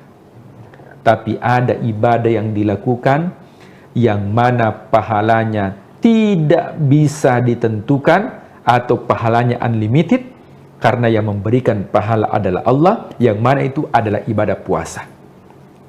Dalam sebuah hadis qudsi, ya Allah Subhanahu wa taala ya berfirman ya melalui lisan Rasulullah SAW mengatakan as-siyamuli, sesungguhnya puasa itu untukku, kata Allah, wa ana ajzibi, dan saya yang memberikan pahala. Makanya takaran pahala puasa ini ya kita tidak mengetahui kenapa, karena unlimited. Tapi orang yang berbuat baik di bulan suci Ramadan, maka dilipat gandakan pahala yang dilakukan. Nah, kalau di luar bulan suci Ramadan itu standar, tapi masuk bulan suci Ramadan, bulan yang mulia, maka dilipat gandakan pahala kebaikan yang dilakukan. Kenapa bisa demikian? Karena Allah sudah memberikan kemuliaan tersendiri. Di mana bulan Ramadan, bulan diturunkan Al-Quran, maka semua yang berinteraksi dengan Al-Quran itu akan mendapatkan kemuliaan. Kemudian terakhir, karakteristik daripada bulan suci Ramadan, yaitu doa-doa kita akan dikabulkan oleh Allah. Kalau di luar bulan suci Ramadan, doa dikabulkan itu ada waktu khusus. Contoh, antara iqamah dengan azan, siapa yang berdoa di situ cepat dikabulkan doanya. Ada tempat khusus, siapa yang berdoa di mihrab. Ya, kalau ada masjid itu bagian depan tempatnya imam itu disebut dengan mihrab. Tempat yang dikhususkan di situ dia berdoa cepat dikabulkan. Ketika orang yang pergi umroh haji, ada tempat-tempat khusus multazam. Antara pintu Ka'bah dengan Hajar Aswad, siapa yang berdoa di situ cepat dikabulkan. Siapa yang berdoa di Maqam Ibrahim cepat dikabulkan. Siapa yang berdoa di Raudhah di Madinah cepat dikabulkan. Tapi ketika datang bulan suci Ramadan, maka Allah akan mengabulkan doa-doa bagi hambanya. Dan ketika Allah mengabulkan doa bagi hambanya, maka insya Allah tidak melihat waktunya kapan, apakah siang atau malam, tapi semua waktu yang kita gunakan untuk berdoa, maka insya Allah itu akan dikabulkan oleh Allah Subhanahu wa Ta'ala.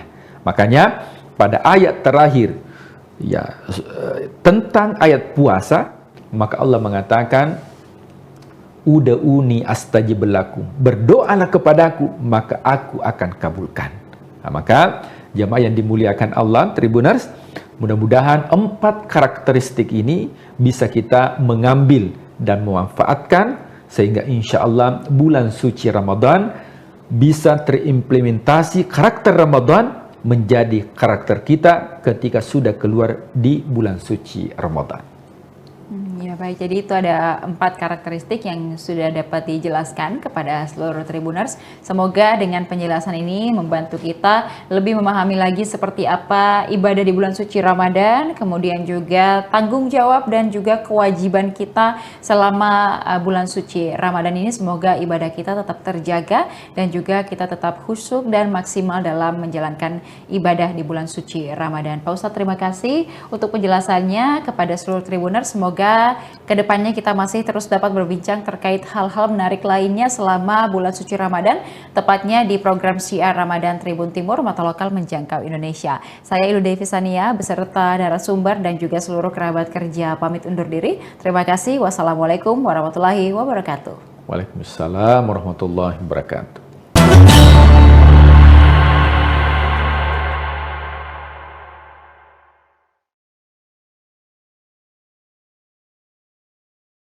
Gaya bahasa kitab-kitab klasik berbeda dengan gaya bahasa kitab-kitab kontemporer.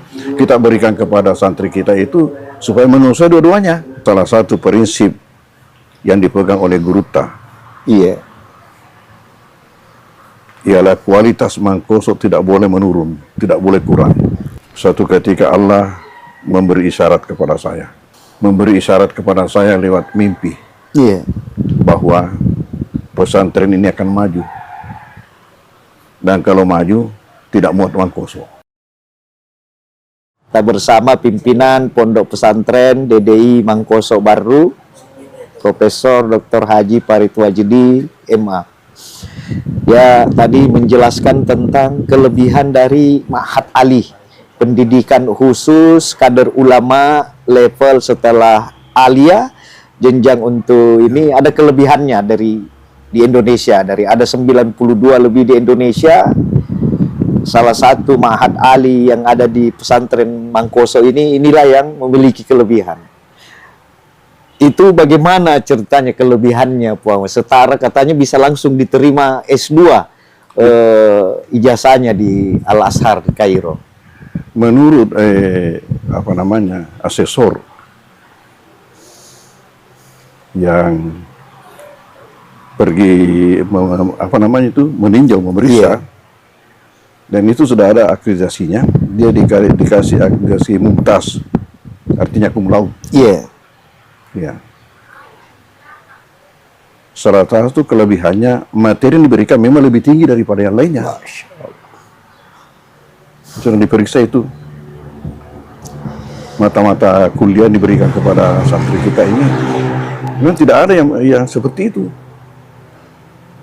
Yang lebih tinggi. Rata-rata Ma'had Ali yang ada itu semuanya menggunakan kitab-kitab klasik, kitab kuning.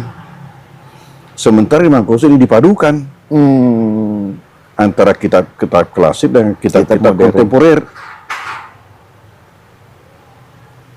Kenapa? Karena itu gaya bahasa dua model ini beda.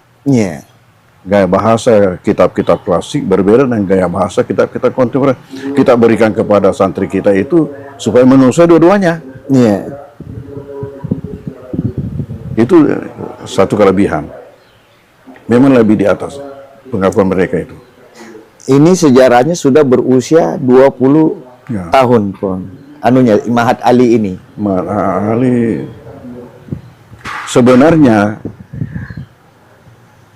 yang usianya itu nanti tahun 18 baru mulai dibesarkan. Sebenarnya awalnya itu sejak saya datang, hanya belum resmi waktu itu. Belum resmi ya Ma'had Ali tadi. Sejak saya datang langsung pengajian yang di masjid yang saya hadapi memang hanya untuk tingkat mahasiswa. Jadi itu sebenarnya Ma'had Ali. Cikal bakalnya. Ya, itu berarti 85 sudah mulai ada. Memang sudah ada. Tapi yang model klasikal dipadukan itu memang Ma'had Idadiyah dulu ya, sudah ada kelasnya. Jadi dulu Ibu Nurs ini kalau kita masuk sekolah tamat SD dulu atau tamat ibtidaiyah di luar kemudian masuk ke sini, banyak yang ini karena kita berkurang tahun kita karena masuk Idadiyah 1 tahun, Pak. Itu ceritanya, sejarahnya mendirikan Idadiyah bagaimana itu, Pak? Ide awalnya itu hanya sampai 5 mata pelajaran saja selama 1 tahun. Itu awalnya karena salah satu prinsip yang dipegang oleh Guruta. Ialah kualitas Mangkoso tidak boleh menurun, tidak boleh kurang. Sementara mata-mata pelajaran di Sanawiyah yang ini level SMP, Sanawiyah itu sudah membaca kitab kuning. Pertanyaan, mampukah kira-kira alumni SD langsung membaca kitab kuning? Pasti tidak bisa. Maka dulu itu sistem di sini sampai saya kembali dari Kairo, nanti setelah saya kembali baru dirubah. Santri itu mempunyai 2 kelas. Terpisah kelas agamanya dengan kelas umumnya. Terpisah. Kenapa? Karena dari SD otomatis untuk kelas umumnya masuk SMP. Tetapi agamanya masih di ibtidaiyah. Karena tidak bisa masuk Sanawiyah. Jadi masuk di ibtidaiyah kelas 4, kelas 5, kelas 6. Jadi tamat SMP baru naik Sanawiyah. Jadi pincang. Ya. Selesai SD dan sederajat sudah masuk menengah pelajaran umum, tapi anunya agamanya masih tingkat dasar. Tapi saya zaman saya Pak kan 86 itu mulai 85 mulai. Itu ijazah masih 2 Poang ya di sini. Antara ada ijazah dari sanawiyah dulu, ada ijazah dari kan masih ada kelas lama itu. Masih ada kelas lama kan, ini gagasan baru. Nanti ada tahun 85. Itu saya pikirkan. Saya pikirkan bagaimana sehingga santri masuk di Mangkoso hanya satu kelas tapi dua-dua sederajat. Nah, itulah melahirkan konsep Idadiyah. Bagaimana yang semestinya 3 tahun belajar di Ibtidaiyah baru masuk sanawiyah, bagaimana sehingga hanya 1 tahun. Saya ini jadi waktu itu kita bisa masuk MAPK karena ada ijazah sanawiyah. Andai kan ijazah Idadiyah Pak denalai. Mana Tapi itu sudah dipikirkan sejak ada di Mesir, sebelum pulang itu. Sebelum pulang. Nanti saya akan terapkan nanti kalau kembali nih. Jadi awalnya dulu itu alot juga itu diskusi dengan guru ta. Baru diterima. Karena itu ada pandang mengatakan dirugikan anak-anak 1 tahun. Betul. Di mana teman-temannya sudah naik kelas 2 baru dia masuk kelas 1 betul. Tapi prinsip saya katakan pertama tidak rugi. Yang rugi itu kalau tidak belajar. Kalau orang belajar tidak rugi. Kemudian kedua, andai kata pun dikatakan rugi, tidak apa-apa rugi 1 tahun, tapi dia akan menang seumur hidup. Masya Allah. Itu prinsip. Nanti ini hasilnya nanti dia dilihat setelah selesai nanti. Jadi banyak itu waktu masih ditanya apa ini apa tapi setelah nanti ke atas dia ada rupanya begini. Humahum ya humahunna alfiyah Pak. Itu banyak begini. Nah, pernah suatu ketika terhenti itu. Terhenti. Tahu-tahu apa yang terjadi? Ini alumni sampai-sampai angkatan kamu itu. Memprotes. Tapau TV mengindahdia Pang. Kita ini jadi manusia karena Idadiyah. Itu saya katakan asli terkatakan walau andai kata dikatakan rugi 1 tahun, tidak apa-apa, tapi dia akan menang seumur hidup. Nanti dia lihat. Kalamun al-lapsul mufidu kastaqim. Betul. Itulah. Ternyata menjadi inceran ini sekarang. Tapi itulah memang modernisasi awal Mangkoso ya, model memadukan model klasikal dan model dulu bersila di Masjid Poya 85 kita pulang dari Mesir itu angkatan pertama.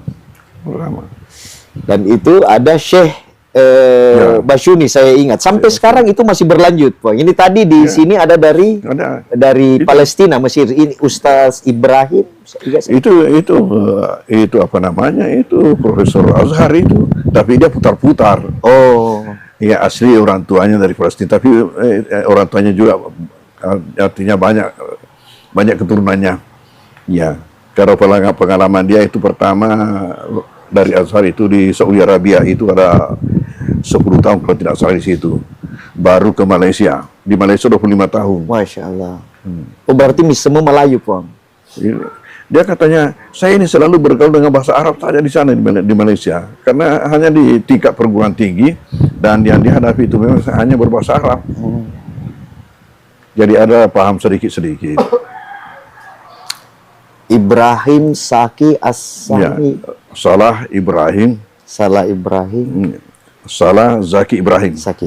Profesor Qiraah Sab'ah.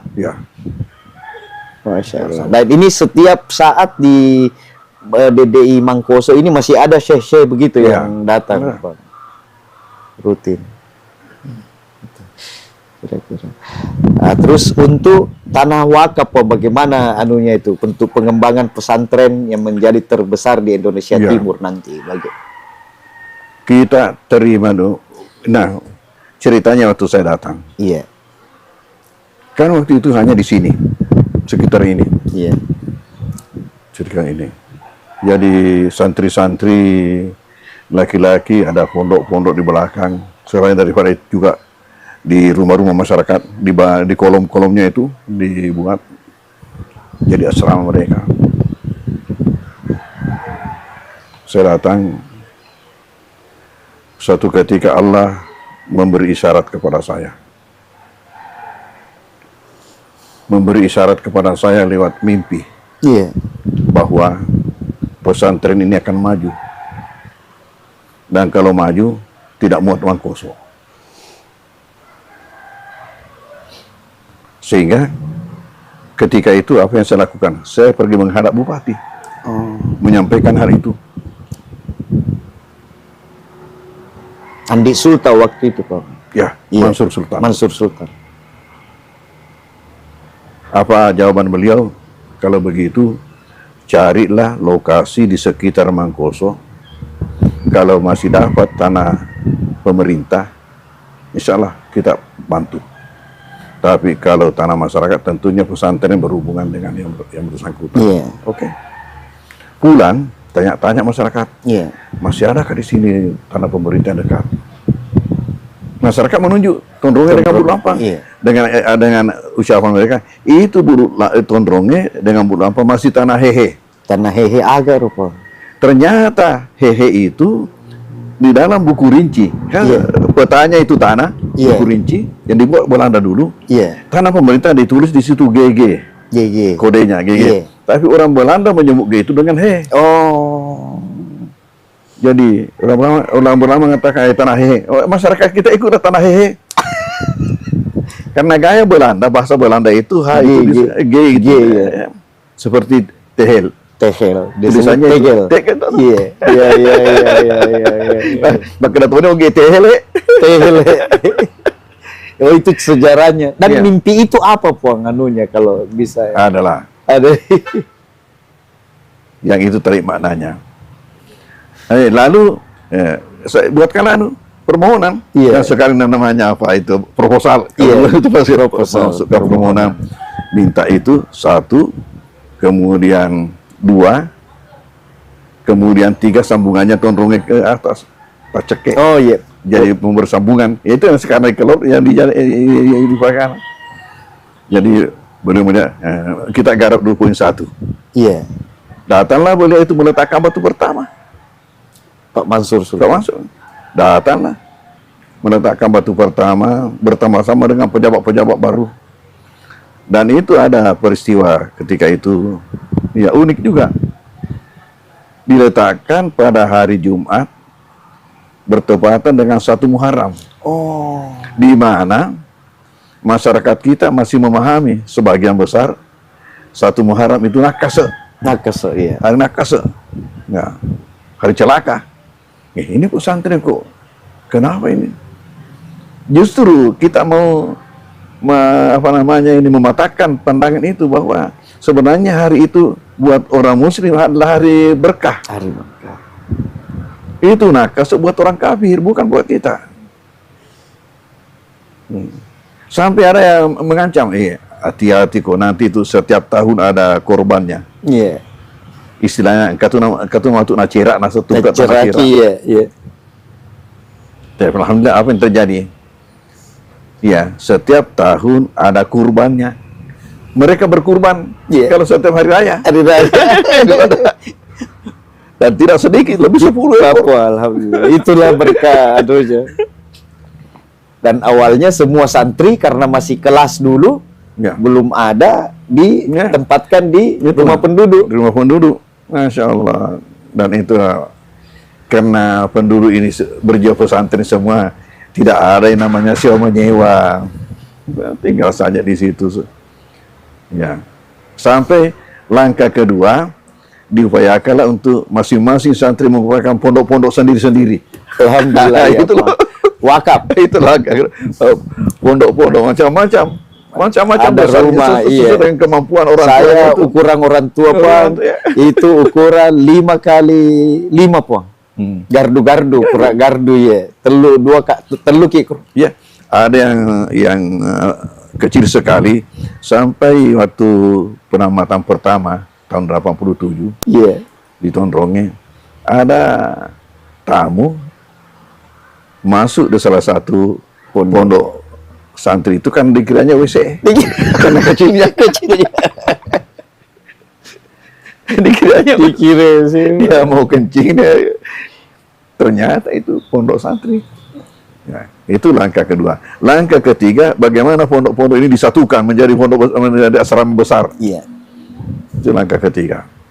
Nah, langkah keempat sudah membuat sendirian Asrama. ya. Kemudian sesudah itu prosesnya membangun dengan bangunan permanen. Jadi sekarang setiap membangun sudah berapa tahun ini selalu permanen. Jadi kita saksikan nanti itu di sana. Masya Allah. Alhamdulillah. Ya, baik di sini maupun yang di kampus Putri. Jumlah total santri sekarang di pondok kita dari Idadiyah, Ibtidaiyah, Ali dan lebih 4.000. 4.000, Masya Allah. Lebih 4.000. Dan masih dari seluruh Indonesia, Pong, Kalimantan. Macam-macam ya. Iya. Macam-macam. Tadi kita ada cerita, Pong, bahwa kenapa mudah membangun lapangan kereta api di jalan rel kereta api di Barru. Tadi kita cerita tentang bahwa ada kelebihan karena Guru Tak diminta oleh Bupati dulu, kalau saya tidak salah, Andi Rum itu, Bau Rum itu meminta untuk meyakinkan masyarakat, mempermudah pembangunannya. Itu dengan apa namanya? Dengan pertama tadi itu bahwa mereka ini dimotivasi dengan makna daripada nama Barru sendiri. Iya. Dari situ bertolak dimotivasi. Nama itu tidak ada di surah apa itu disebutkan? Innamal barruwar.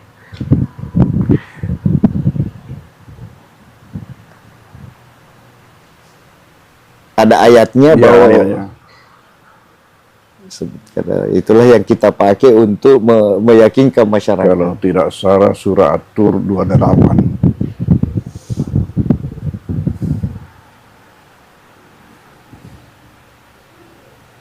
Innahu huwal baru. Soalnya itu sifat Tuhan. Bahwasanya dia itu innahu, hu itu huwa.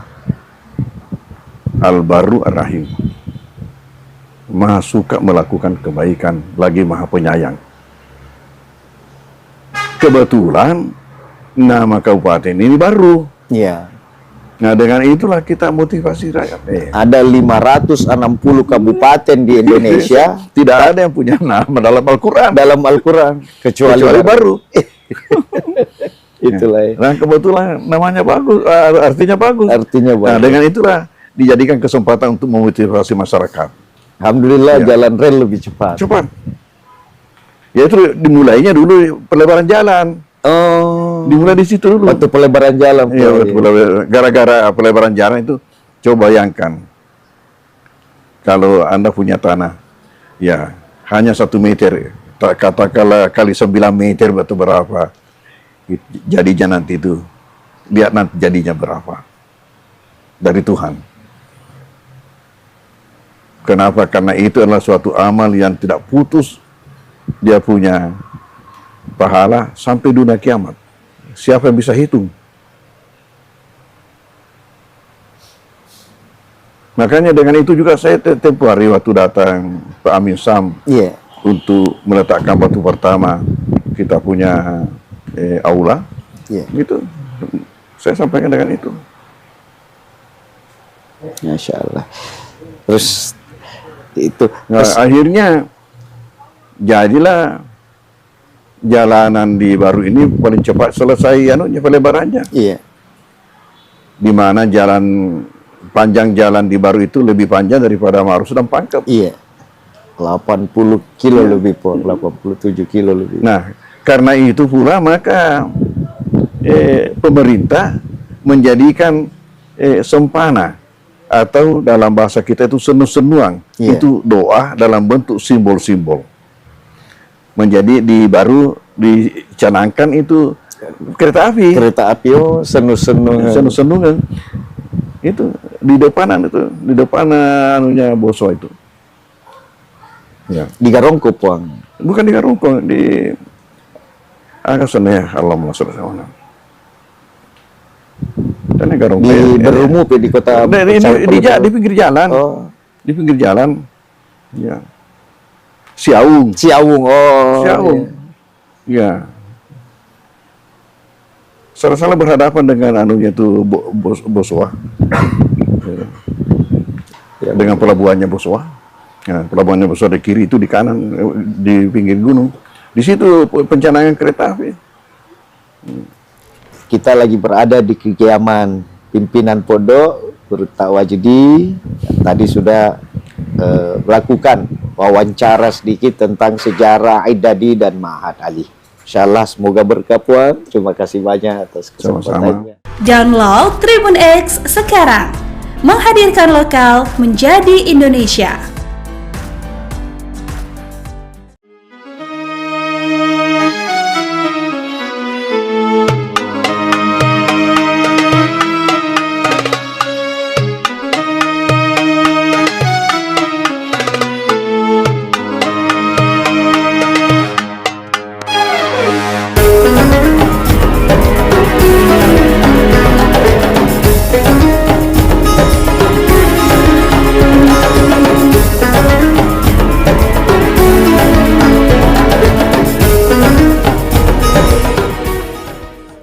Tribuners, saya Harni, wartawan Tribun News Ultra yang hari ini bakal ngajakin kamu buat ngeliat tradisi menyambut 1 Ramadan di Kota Bau-Bau, Provinsi Sulawesi Tenggara. Jadi kita bakal ke salah satu rumah warga yang nanti kita lihat prosesnya yang namanya tradisi Harwa nih Tribuners. Kira-kira seperti apa perjalanan saya? Ikutin aku terus ya.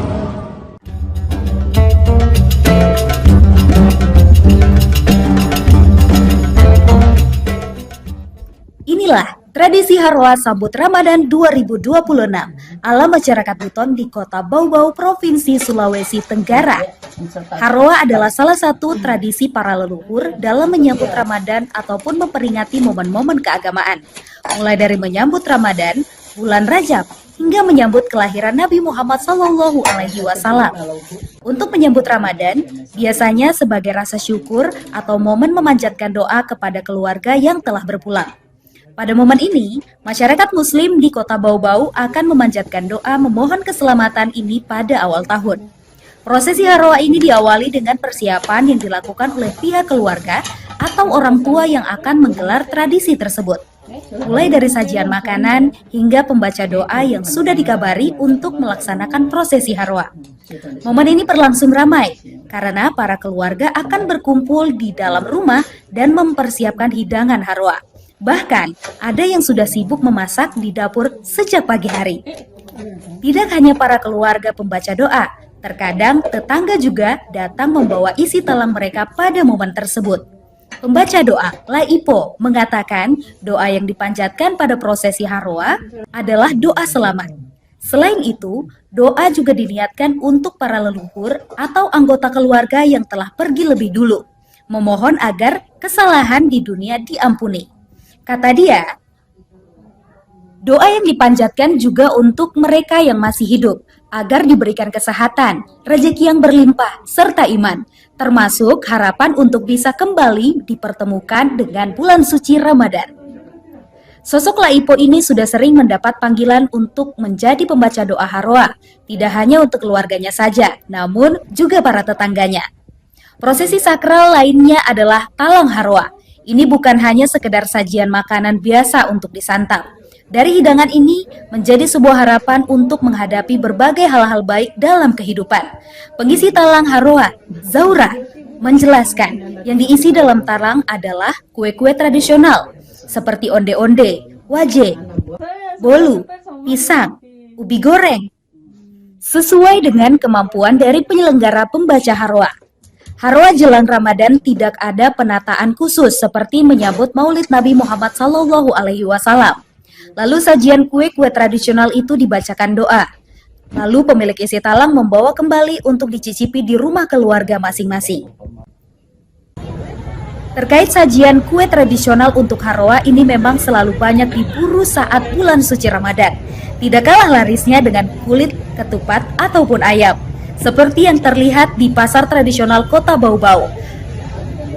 H-1 jelang Ramadan, emak-emak mulai serbu kue tradisional untuk Harwa atau tradisi adat yang biasanya digelar masyarakat sebelum puasa pertama. Terlihat antrean terjadi di salah satu gerai kue tradisional sejak pukul 6.30 WITA. Pedagang kue tradisional di dua pasar Kota Bau-Bau yakni Wameo dan Karya Nugraha ramai dikunjungi.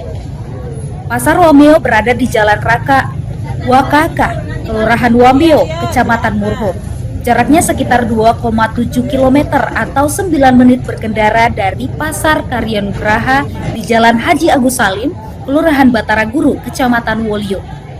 Terpantau hingga pukul 12.00 WITA, para pembeli masih memadati lokasi tersebut untuk persiapan tradisi. Pedagang kue tradisional Ambo mengatakan pembelian kue untuk Haroa selalu ramai 2 hari menjelang Ramadan. Kata dia, warga ramai memborong kue karena sudah waktunya masyarakat Buton melaksanakan Haroa menyambut Ramadan 2026. Penjualan kue tradisional ini sudah dibungkus sesuai dengan jumlah kue dalam satu piring. Terlihat bolu, baruasa, juga ubi goreng dan pisang goreng sudah dibungkus plastik untuk memudahkan pengemasan. Ia membeberkan penjualan satu paket komplit dibanderol Rp51.000 dengan harga per bungkus Rp5.000, serta ada yang dibanderol Rp10.000 per cup. Dalam satu paket komplit, talang Haroa berisi onde-onde, baruasa, waje, pisang, dan ubi goreng, bolu, cucur, serta palu. Hari ini ramai untuk pembelian makanan tradisional, Pak? Iya, alhamdulillah sudah waktunya lagi. Untuk mulai ramainya sejak kapan, Pak? Sejak kemarin sebenarnya, sejak kemarin hingga hari ini. Ada peningkatan dari penjualan sebelumnya, Pak? Untuk kemarin ada peningkatan hari ini. Karena pas hari ini kan waktunya orang mau Haroa istilahnya kalau orang di sini, orang Bogor sini. Gitu. Kalau Bapak hari ini apa yang dijual, Pak, di jajanan? Pisang goreng, ubi goreng, bolu, baruasa, waje, cucur, onde-onde. Untuk harga yang Itu, ditawarkan? iya, itu khusus untuk isi talang.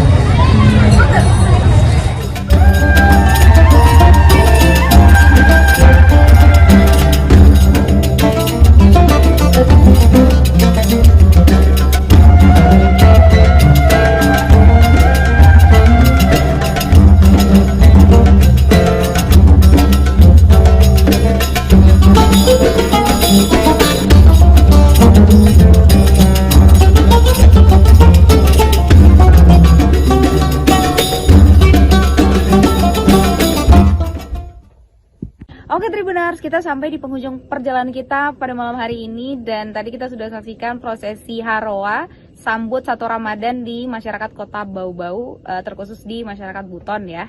Dan memang seru banget ya dan nostalgia karena memang saya juga tumbuh di antara masyarakat Buton karena memang tumbuh besar di Kota Bau-Bau dan saya berharap ini akan terus lestari ya Tribuners. Dan masih banyak lagi tradisi-tradisi di masyarakat Buton selama Ramadan ini dan tentunya akan kita ulik bersama dan makanya itu jangan sampai melewatkan Tribun Travel selanjutnya.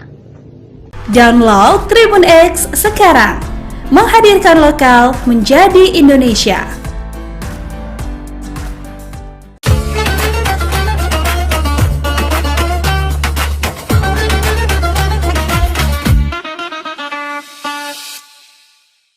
Assalamualaikum warahmatullahi wabarakatuh. Alhamdulillah, asyhadu an la ilaha illallah wa asyhadu anna Muhammadar Rasulullah. Allahumma shalli wa sallim wa barik ala Muhammad wa ala ali Muhammad.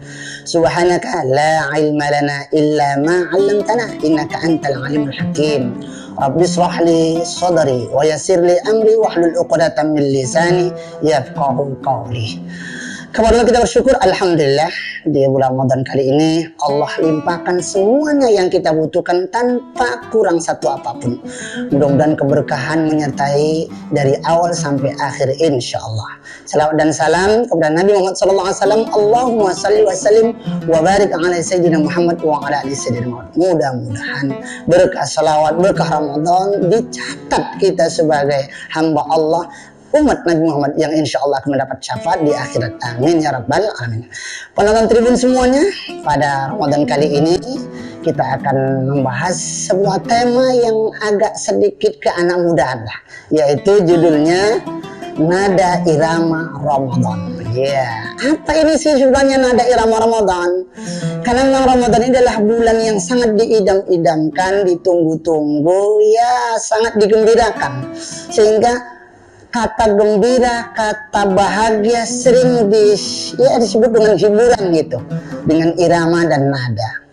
Lalu perlu kita ambil gambaran yang sederhana. Tentu ini nada irama yang sifatnya adalah baik atau syar'i berkaitan dengan Ramadan. Apa itu nada irama Ramadan? Yang pertama adalah bunyi sahur. Itu hanya ada di bulan Ramadan, saudara ya.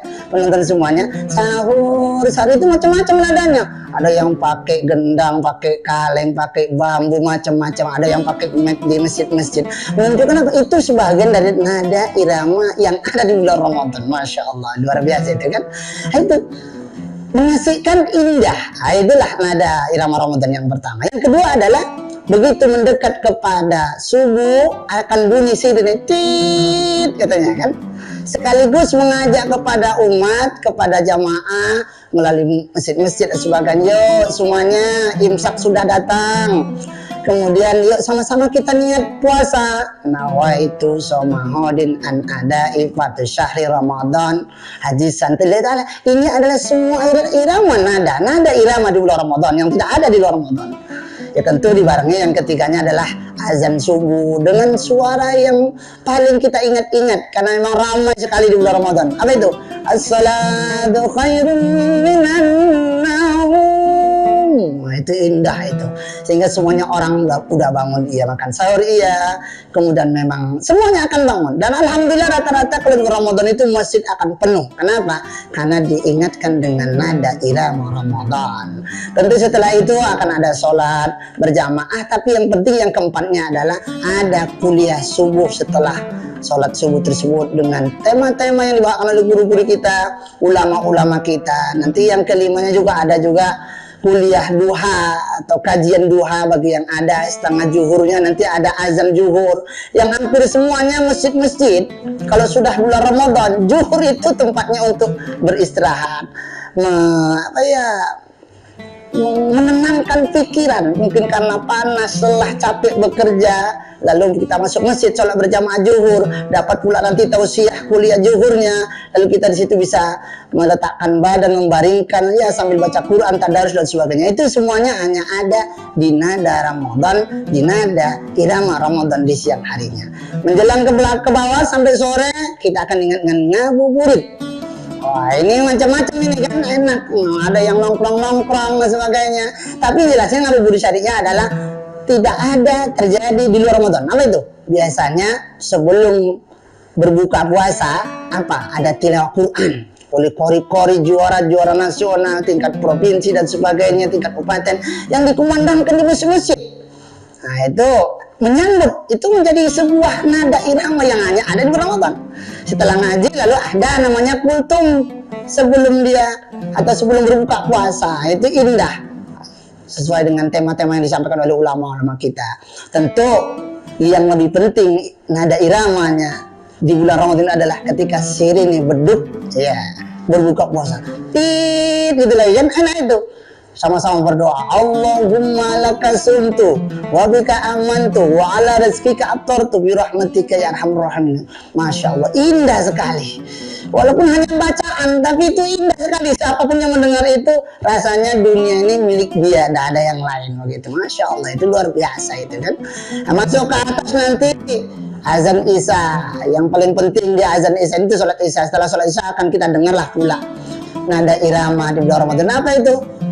Subhanal malikil ma'mud, subhanal malikil mawjud. Apa ini? Ajakan biasanya ini irama untuk mengantarkan kepada sholat tarawih qiyam Ramadan. Nah ini indah kan. Jadi nanti ada salawatnya, Allahumma sholli wa sallim wa barik ala sayyidina Muhammad. Nah itu kan Allahumma sholli wa sallim wa barik alaihi. Ini semuanya nada-nada irama yang ada hanya di bulan Ramadan.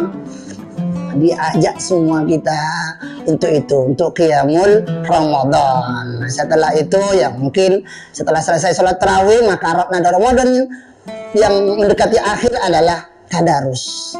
Malam hari kah, siang hari kah, masjid-masjid, surau-surau, langgar-langgar selalu riuh, indah sahdu, menyejukkan, menenangkan lantunan Al-Quran dari anak-anak kecil, dari anak remaja, dari orang-orang tua, bahkan suara nenek-nenek, kakek-kakek yang ompong pun ngajinya itu enak iramanya kalau didengar di bulan Ramadan. Nah ini nada irama bulan Ramadan yang memang sangat kita rindukan dan selalu dikangen-kangenin setiap tahunnya.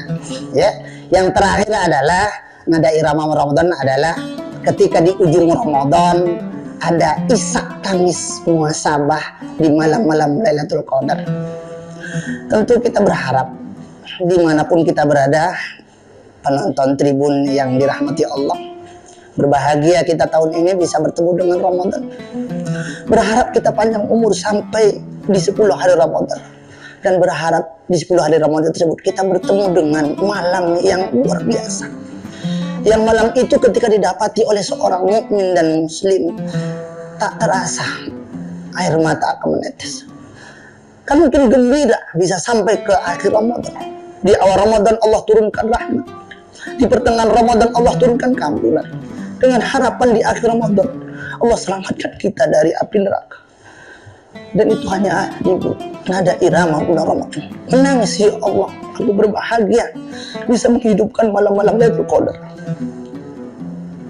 Dan tangisan itu adalah tangisan bahagia seorang hamba, karena alhamdulillah telah disampaikan oleh Allah sampai kepada titik-titik 10 yang terakhir Ramadan, dan bisa beriktikaf, bisa berzikir, bisa menghatamkan Al-Quran, dan bisa banyak qiyamul lail, bahkan bisa mencurahkan seluruh air matanya karena bahagia, dan mungkin dengan harapan bisa ikut merayakan Idul Fitri dengan para keluarga. Tentu inti dari ini semuanya adalah irama Ramadannya adalah di pas ujung dari Ramadan, lalu di tanggal 1 Syawal, Allahu Akbar, Allahu Akbar. Kalimat ini adalah kalimat yang menggemparkan seluruh telinga-telinga manusia orang beriman, akan menggoyahkan dan meruntuhkan hati tentang kerinduan dan kebahagiaan sebuah perjuangan bulan Ramadan. Walillahilham, itu ungkapan. Tentu hanya Allah lah yang layak kita puji. Mudah-mudahan benar-benar kita di Ramadan kali ini, pada sahabat-sahabat tribun semuanya, menikmati nada irama Ramadan melalui sentuhan telinga, merasuk ke dalam hati, mengalir dalam seluruh tubuh kita, dan akhirnya kita keluar dari Ramadan menjadi la'allakum tattaqun. Pas di bulan 1 Syawalnya kita adalah minal aidin wal faizin, Idul Fitri kembali suci seperti bayi baru dilahirkan.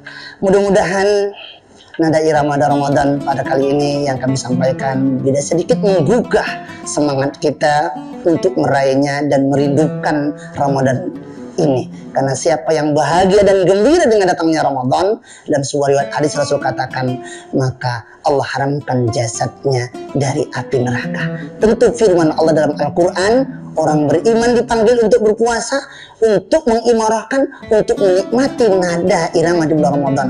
Mudah-mudahan kita mendapatkan nikmat itu, insya Allah. Amin ya rabbal alamin. Banyak bicara tentu banyak salah. Kepada Allah saya mohon ampun, astagfirullahaladzim. Kepada kita semuanya, pendengar, penonton tribun, saya mohon maaf dan batin. Subhanakallah bihamdika, asyhadu an la ilaha illa anta, astaghfiruka. Assalamualaikum warahmatullahi wabarakatuh. Download Tribun X sekarang, menghadirkan lokal menjadi Indonesia.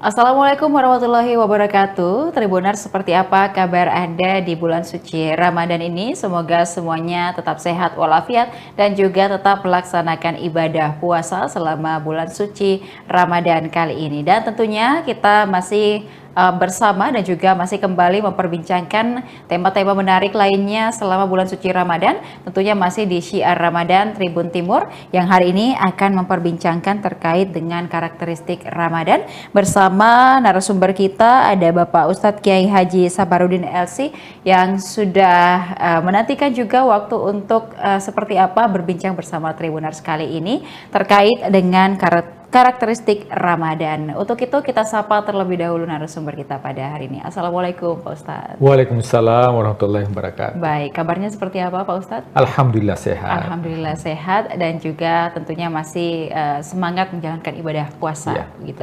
Baik, nah ini kita memasuki sudah di bulan suci Ramadan, kemudian juga kita perlu mungkin mengetahui seperti apa sebenarnya karakteristik Ramadan, karena kalau kita bisa gambarkan sedikit di awal Tribuners, ada yang karakteristiknya ada ampunan, kemudian juga ada perisai dari dosa, kemudian ada juga dilipat gandakan pahalanya, dan ada berbagai macam lagi karakteristik dari bulan suci Ramadan yang bisa disampaikan kepada Tribuners hari ini. Silakan Ustaz.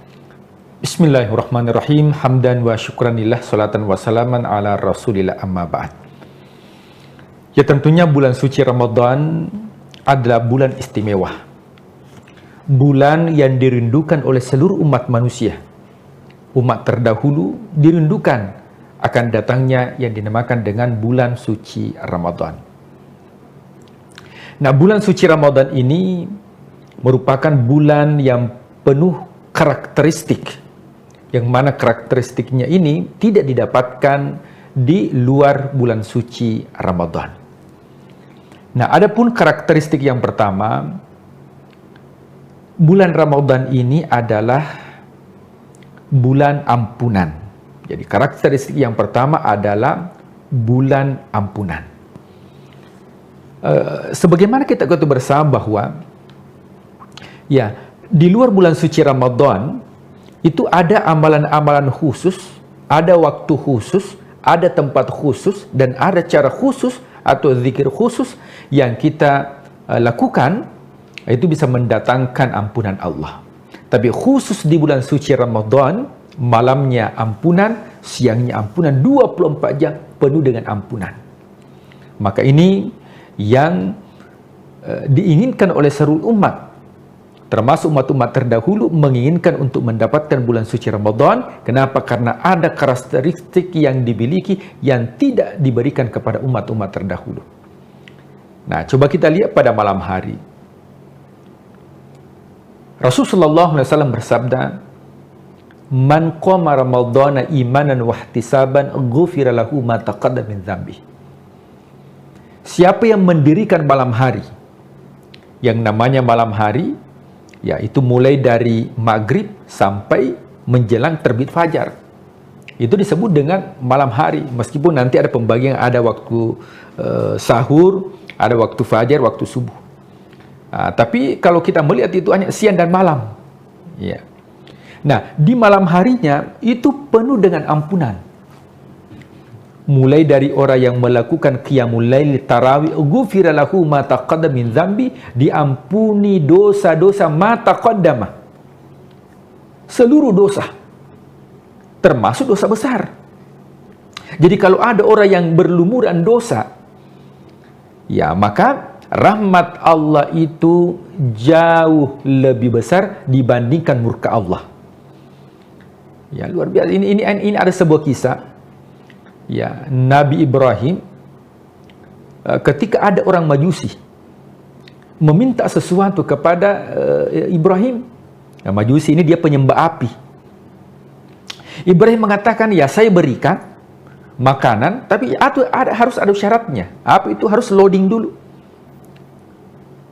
mengucapkan syahadat, berislam. Maka Nabi Ibrahim ditegur oleh Allah. Coba kita lihat. Nabi Ibrahim ditegur oleh Allah. Allah mengatakan, ya Ibrahim, tahukah engkau Majusi itu usianya 70 tahun? 70 tahun usianya dan dia tidak beriman kepadaku, tapi saya, kata Allah, tiap hari saya berikan makanan.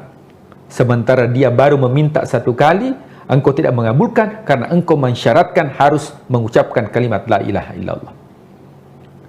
Ini artinya bahwa jamaah yang dimuliakan Allah Tribuners, bahwa ampunan Allah ini itu didapatkan di malam hari. Makanya ma taqaddama min dzambihi. Ma ini berlaku secara umum. Ya, bukan hanya pelaku dosa kecil, tapi termasuk pelaku dosa besar. Maka momentum bulan suci Ramadan yang merasa bahwa saya ini adalah orang yang berlumuran dengan dosa, maka karakteristik yang pertama, maksimalkan mendapatkan ampunan yang pertama di bulan suci Ramadan, maka maksimalkan di malam hari. Kemudian ketika tiba waktu sahur, itu wabil asharihum yastaghfirun. Orang yang melakukan amalan di waktu sahur, ya, kita terbangun saja makan sahur, itu mendapatkan ampunan dari Allah. Wabil asharihum ya yastaghfirun. Di waktu sahur dia meminta ampunan kepada Allah, dia istighfar. Ini orang-orang yang mendapatkan ampunan. Itu di malam hari. Jadi di waktu malam itu kita akan mendapatkan ampunan Allah. Kemudian di waktu siang, man shoma Ramadan, siapa yang berpuasa. Saya yakin bahwa Tribuners ini sudah ya rutin kita berpuasa setiap Ramadan. Ghufira lahu ma taqaddama min dzambihi imanan wa ihtisaban. Dalam keadaan iman, spiritualitas, dan juga mengevaluasi diri, ghufira lahu ma taqaddama min dzambihi, maka akan diampuni dosanya sebesar apapun dosanya kepada Allah. Itu akan diampuni. Itu di siang hari. Jadi malamnya mendapatkan ampunan, siangnya mendapatkan ampunan. 24 jam waktu yang diberikan oleh Allah itu penuh dengan ampunan. Bahkan kelebihannya bulan suci Ramadan ini bukan hanya ampunan. Jadi ampunan Allah itu ada 2. Ada ampunan Allah yang disebut dengan Al-Ghafur. Ada ampunan Allah namanya Al-Afu. Apa bedanya Al-Ghafur dengan Al-Afu? Kalau Al-Ghafur itu dosa yang kita lakukan itu ditutupi oleh Allah, tapi dosanya masih ada. Maka yang seperti ini nanti di akhirat, faman ya'mal mithqala dzarratin khairan yarah wa may ya'mal mithqala dzarratin syarran yarah, diperlihatkan dosanya di akhirat karena sudah mendapatkan Al-Ghafur, maka dosanya itu hanya diperlihatkan untuk dirinya, tidak disebarluaskan untuk dilihat orang banyak. Tapi kalau mendapatkan Al-Afu, Al-Afu ini artinya dosa yang dilakukan memang sudah dihapus oleh Allah. Bukan hanya ditutupi, tapi dihapus oleh Allah. Dan itu kita dapatkan di bulan suci Ramadan dalam bentuk doa yang diajarkan oleh putri Rasul Sallallahu Alaihi Wasallam. Beliau mengatakan, ya ketika saya mendapatkan Al-Qadar di Ramadan, apa yang harus saya baca? Maka bacalah sebuah doa. Allahumma innaka afuun tuhibbul afwa fa'fu anni. Allahumma ya Allah, innaka afuun, engkau yang memberi maaf. Tuhibbul afwa, engkau senang untuk ya memaafkan. Fa'fu anni, maafkanlah kami. Ketika kita mendapatkan al-afu, bukan hanya dosa itu ditutupi oleh Allah, akan tetapi dosa itu dihilangkan oleh Allah. Jadi ini karakteristik yang pertama, yaitu al-afu atau ampunan dari Allah Subhanahu wa taala.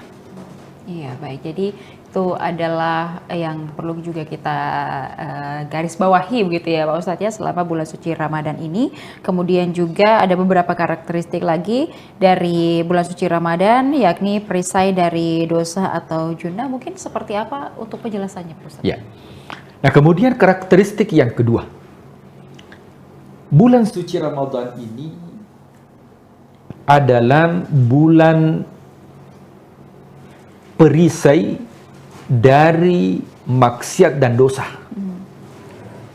Ya, yang namanya perisai dia tameng. Ya, oleh sebab itu orang yang berpuasa itu dipastikan tidak melakukan maksiat. Kenapa demikian? Karena yang halal saja dihindari, apalagi yang haram. Ya, coba makan minum kan halal. Tapi orang yang berpuasa dia tidak makan, dia tidak minum. Kenapa dia tidak makan dan minum padahal itu halal? Kalau yang halal saja dihindari, apalagi yang haram. Maka luar biasa puasa ini sebagai perisai. Dalam hadis Rasulullah SAW beliau bersabda, as-siyamu junnatun. Puasa itu adalah perisai junnah. Nah, junnah ini kalau dalam literasi bahasa Arab itu terdiri dari dua huruf, yaitu jin dan nun. Maka semua kosakata bahasa Arab yang menggunakan huruf jin dan nun itu menunjukkan tentang sesuatu yang tidak terlihat. Ya, janin dalam perut seorang ibu, kenapa disebut dengan janin? Karena tidak terlihat dengan kasat mata. Kemudian ada makhluk, ya ini pada manusia, disebut dengan jin. Jin itu karakternya tidak terlihat. Jadi kalau ada jin yang terlihat, itu ya salah penampakan. Ya memang karakternya dia tidak terlihat. Kemudian jannah, artinya surga. Ya, surga juga tidak terlihat. Ya, tidak dilihat oleh mata, mala ainun ra'at wala udhunun, tidak didengar oleh telinga. Nah, sehingga dikatakan bahwa puasa ini sebagai perisai, penghalang kita. Memang tidak dilihat, penghalang itu tidak dilihat. Ya, akan tetapi itu mampu menghalangi kita dari hal-hal yang dilarang oleh Allah Subhanahu wa Ta'ala. Bagaimanapun ada orang yang suka marah, temperamen, tapi kalau dia melakukan ibadah puasa, apalagi kalau temperamennya itu muncul, rasa marahnya muncul mendekat buka puasa, saya yakin bahwa dia akan tahan. Itu artinya bahwa dalam bulan suci Ramadan, karakter negatif yang dimiliki oleh seseorang ketika memaksimalkan puasanya di dalam bulan suci Ramadan, maka karakter yang negatif itu bisa menjadi karakter yang positif karena dirubah oleh karakteristik yang ada di dalam bulan suci Ramadan. Yang kedua yaitu as-siyamu junnatun, puasa itu merupakan junnah atau merupakan perisai. Ini untuk di dunia, apalagi di akhirat nanti, yaitu menghalangi kita untuk disentuh apinya neraka. Ya makanya ada surga khusus bagi orang yang berpuasa. Nah, jadi surga itu ada 8 pintu, neraka itu ada 7 pintu. Nah, di surga itu ada, ya setiap satu pintu itu ada, ya ada khusus yang disebut dengan babur rayyan. Nah, babur rayyan ini, bab rayyan itu diperuntukkan bagi orang yang melakukan ibadah puasa. Nah, tentunya kajian terdahulu kita katakan bahwa ibadah puasanya ini bukan ritual, tapi ibadah puasa yang dilakukan secara penuh dengan spiritualitas, atau bahasa hadisnya dikatakan imanan wahtisaban, penuh dengan keimanan dan juga muhasabah atas dosa-dosa yang dilakukan. Maka ini poin yang kedua yang merupakan karakteristik bulan suci Ramadan. Ya, baik, poin selanjutnya itu ada juga yang dilipat gandakan pahala, kemudian juga ada poin lain juga terkait dengan kemudian bagaimana nanti kita itu diterkabulnya doa begitu Pak Ustadz. Mungkin dari dua hal ini juga dapat sekaligus dijelaskan, silakan. Ya, kemudian karakteristik yang ketiga yaitu dilipat gandakan pahala. Ya, pada dasarnya kalau kita berbicara tentang pahala, ya itu dimulai dari hasanat, kebaikan. Kebaikan yang dilakukan menjadi amal namanya amal soleh. Buah daripada amal soleh itu namanya ajrun atau pahala. Nah, orang yang beraktivitas ibadah, orang yang melakukan ibadah di bulan suci Ramadan, maka akan dilipat gandakan pahalanya. Nah, tentunya pahala itu bermacam-macam. Ada pahalanya 0. Siapa itu? Siapa yang berbuat tapi bukan untuk mendapatkan ridhonya Allah, hanya untuk mendapatkan prestisi dari dunia, maka tidak mendapat apa? Zong. Dia tidak apa-apa. Ada ibadah yang dilakukan satu ibadah satu pahala. Ada ibadah yang dilakukan satu ibadah 25 sampai 27 pahala seperti berjamaah. Ada ibadah yang dilakukan ketika kita melakukan ibadah akan diberikan 10 kebaikan. Apa itu? Membaca Al-Quran satu huruf 10 kebaikan. Ada ibadah yang dilakukan dilipat gandakan menjadi 70 sampai 700. Apa itu? Sedekah.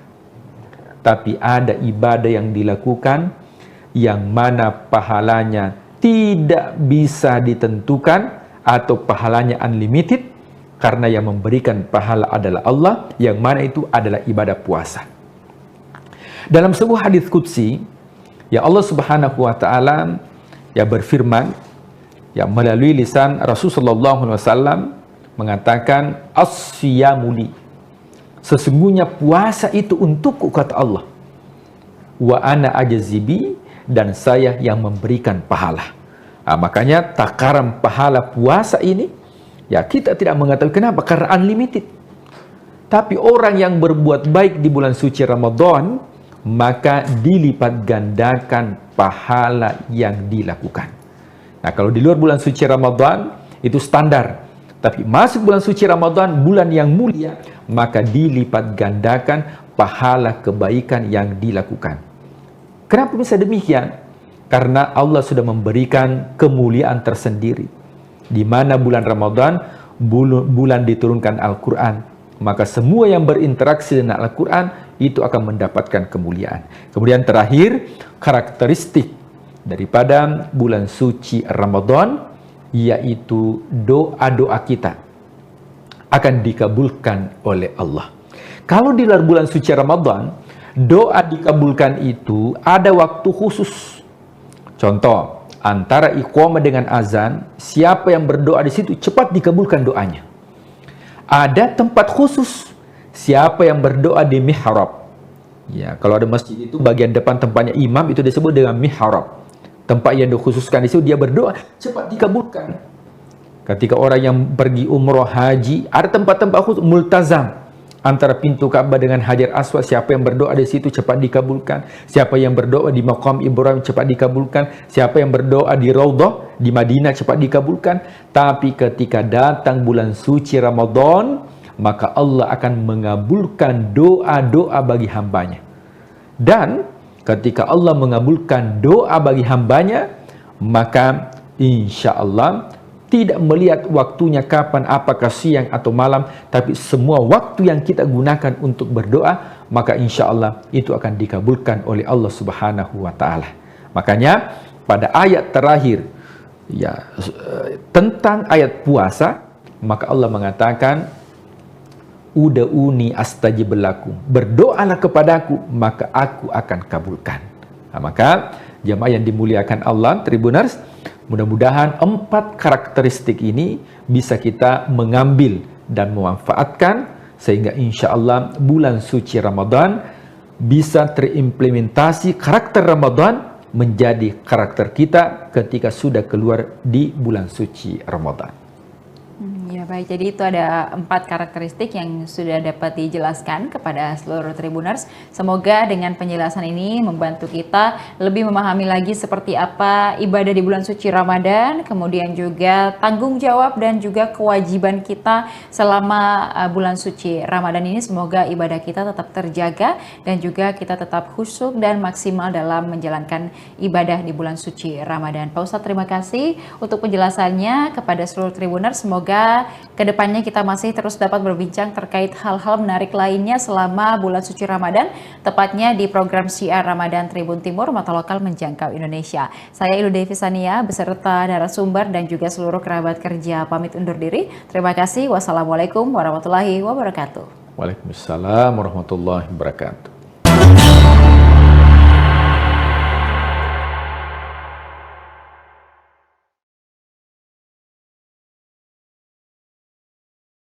Gaya bahasa kitab-kitab klasik berbeda dengan gaya bahasa kitab-kitab kontemporer. Kita berikan kepada santri kita itu supaya menguasai dua-duanya. Salah satu prinsip yang dipegang oleh Guruta, ialah kualitas mangkoso tidak boleh menurun, tidak boleh kurang. Suatu ketika Allah memberi isyarat kepada saya, lewat mimpi. bahwa pesantren ini akan maju. Dan kalau maju, tidak muat Mangkoso. Kita bersama pimpinan Pondok Pesantren DDI Mangkoso Baru, Profesor Dr. Haji Paritwajidi, MA. Dia tadi menjelaskan tentang kelebihan dari Ma'had Ali, pendidikan khusus kader ulama level setelah alia, jenjang untuk ini ada kelebihannya di Indonesia. Dari ada 92 lebih di Indonesia, salah satu Ma'had Ali yang ada di pesantren Mangkoso inilah yang memiliki kelebihan. Itu bagaimana ceritanya kelebihannya, Pak? Setara katanya bisa langsung diterima S2 ijazahnya di Al-Azhar di Kairo. Menurut asesor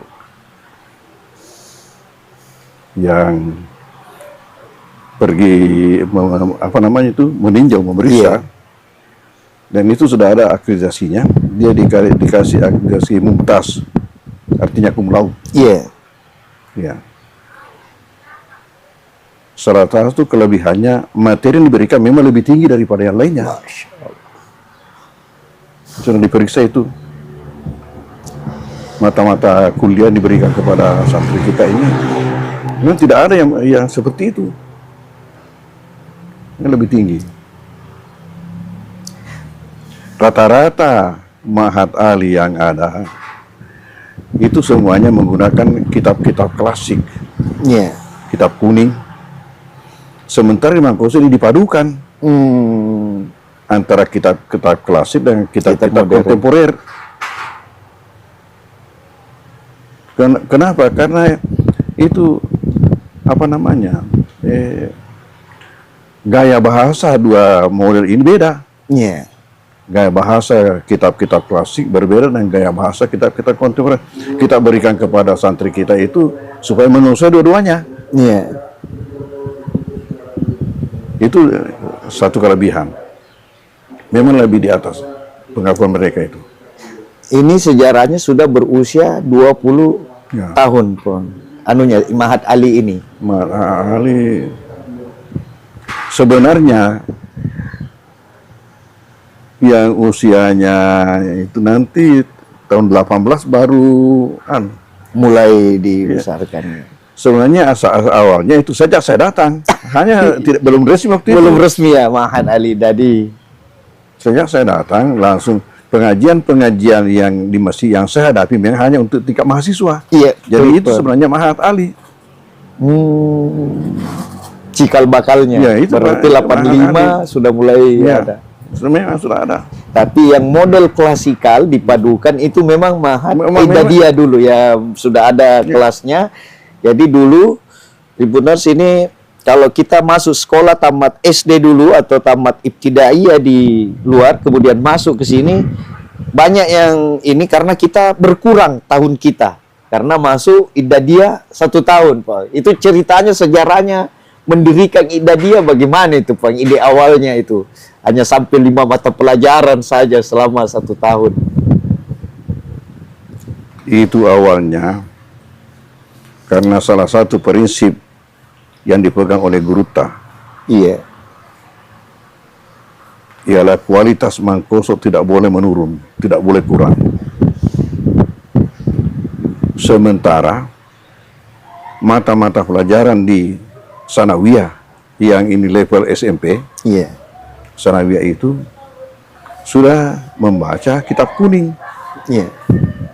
Pertanyaan, mampukah kira-kira alumni SD langsung membaca kitab kuning? Pasti tidak bisa. Maka dulu itu sistem di sini sampai saya kembali dari Kairo, nanti setelah saya kembali baru dirubah. Santri itu mempunyai 2 kelas. Terpisah kelas agamanya dengan kelas umumnya. Terpisah. Kenapa? Karena dari SD otomatis untuk kelas umumnya masuk SMP. Tetapi agamanya masih tidak iya. Masih tidak iya. Karena tidak bisa masuk Sanawiyah. Tidak. Jadi masuk ditanya kelas 4, kelas 5, kelas 6. Jadi tamat SMP baru naik Sanawiyah. Jadi pincang. Ya. Selesai SD dan sederajat, sudah masuk menengah, pelajaran umum, tapi anunya agamanya masih tingkat dasar. Tapi saya zaman saya Pak, kan 86 itu mulai, 85 mulai. Itu ijazah masih 2 Poang ya di sini. Antara ada ijazah dari sanawiyah dulu, ada ijazah dari kan masih ada kelas lama itu. Masih ada kelas lama, kan ini gagasan baru. Nanti ada tahun 85. Itu saya pikirkan. Saya pikirkan bagaimana sehingga santri masuk di Mangkoso hanya satu kelas tapi dua-dua sederajat. Nah, itulah melahirkan konsep Idadiyah. Bagaimana yang semestinya 3 tahun belajar di Ibtidaiyah baru masuk sanawiyah, bagaimana sehingga hanya 1 tahun. Saya ini jadi waktu itu kita bisa masuk MAPK karena ada ijazah sanawiyah. Andai kan ijazah Idadiyah Pak denalai. Mana Tapi itu sudah dipikirkan sejak ada di Mesir, sebelum pulang itu. Sebelum pulang, nanti saya akan terapkan nanti kalau kembali nih. Jadi awalnya dulu itu alot juga itu diskusi dengan guru baru diterima. Karena itu ada pandang mengatakan dirugikan anak-anak 1 tahun. Betul. Di mana teman-temannya sudah naik kelas 2 baru dia masuk kelas 1 betul. Tapi prinsip saya katakan pertama tidak rugi. Yang rugi itu kalau tidak belajar. Kalau orang belajar tidak rugi. Kemudian kedua, andai kata pun dikatakan rugi, tidak apa-apa rugi 1 tahun, tapi dia akan menang seumur hidup. Masya Allah. Itu prinsip. Nanti ini hasilnya nanti dia dilihat setelah selesai nanti. Jadi banyak itu waktu masih apa ini apa ini tapi setelah nanti ke atas dia ada, rupanya begini. Humahum hiya humahunna alfiyah Pak. Itu banyak begini. Nah, pernah suatu ketika terhenti itu. Terhenti. Tahu-tahu apa yang terjadi? Ini alumni sampai-sampai angkatan kamu itu. Memprotes. Tapong TV memang Idadiyah, Pong. Kita ini jadi manusia karena Idadiyah. Itu yang saya katakan, asli itu katakan, walau andai kata dikatakan rugi 1 tahun, tidak apa-apa, tapi dia akan mengenang seumur hidup. Nanti dia lihat. Kalamun al-lapsul mufidu kastaqim. Betul.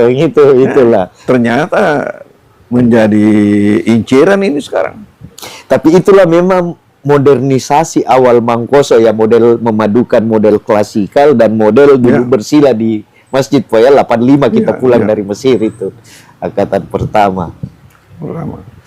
Dan itu ada Syekh Basyuni saya ingat sampai sekarang itu masih berlanjut, Pak. Ini tadi di sini ada dari Palestina, Mesir, ini Ustaz Ibrahim.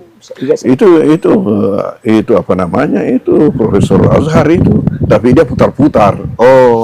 Ya asli orang tuanya dari Palestina, tapi orang tuanya juga artinya banyak keturunannya. Ya, kalau pengalaman dia itu pertama dari Azhar itu di Saudi Arabia itu ada 10 tahun kalau tidak salah di situ. Baru ke Malaysia. Di Malaysia 25 tahun. Masya Allah. Berarti semua Melayu, Pong.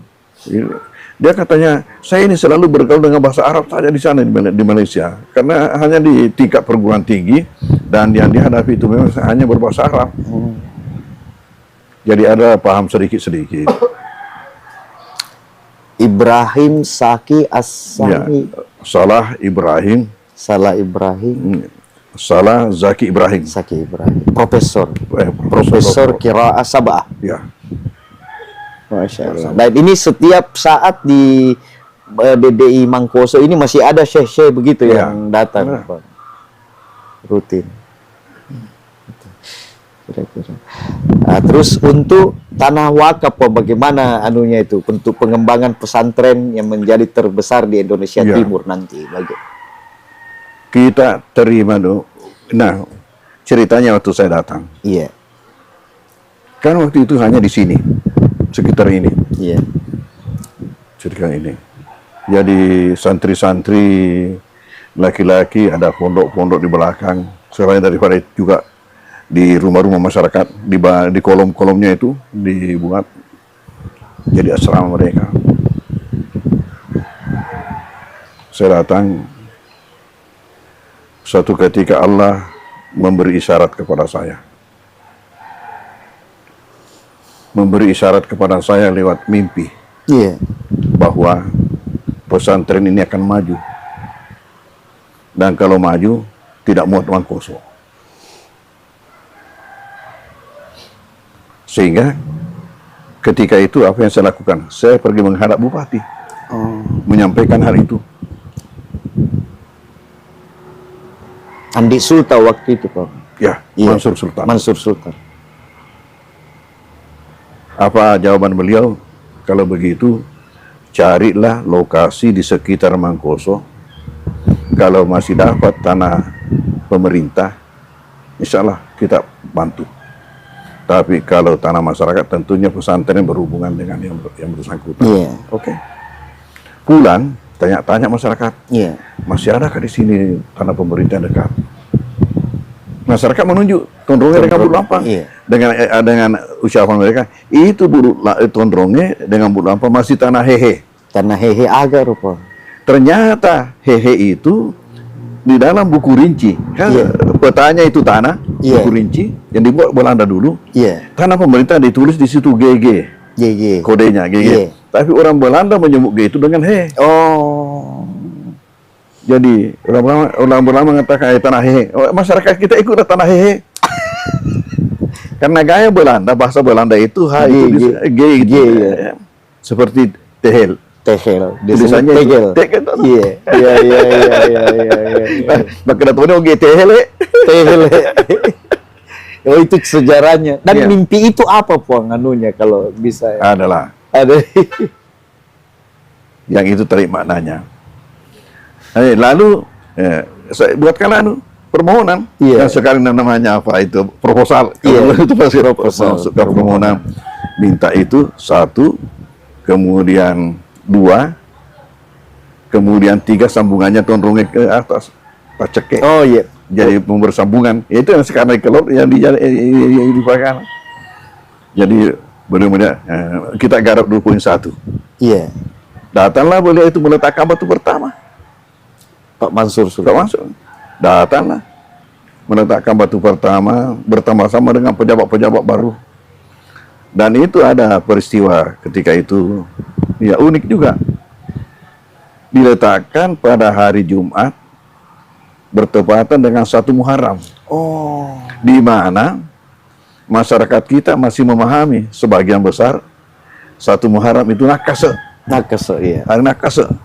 Ya. Hari celaka. Ini pesantren kok. Kenapa ini? Justru kita mau mematahkan pandangan itu bahwa sebenarnya hari itu buat orang muslim adalah hari berkah. Hari berkah.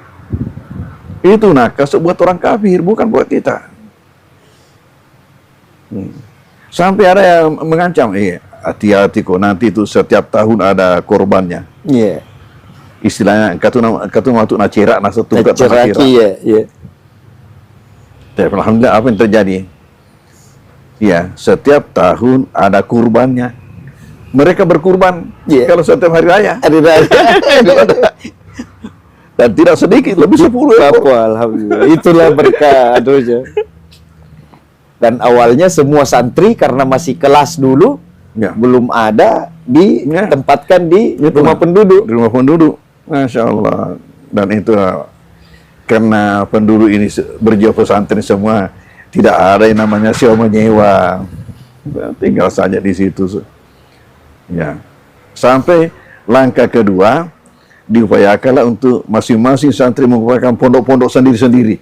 Alhamdulillah. Ya, itulah wakaf. Itulah pondok-pondok macam-macam. Ada rumah, sesuai dengan kemampuan orang tua. Saya ukuran orang tua, Pak. Itu ukuran 5 kali 5, Pak. Gardu-gardu, ukuran gardu ya. Telu kikur. Ya, ada yang kecil sekali sampai waktu penamatan pertama tahun 87. Iya. Di Tondronge ada tamu masuk di salah satu pondok santri itu kan dikiranya WC. Karena kecilnya. Dikira sih dia mau kencing dia.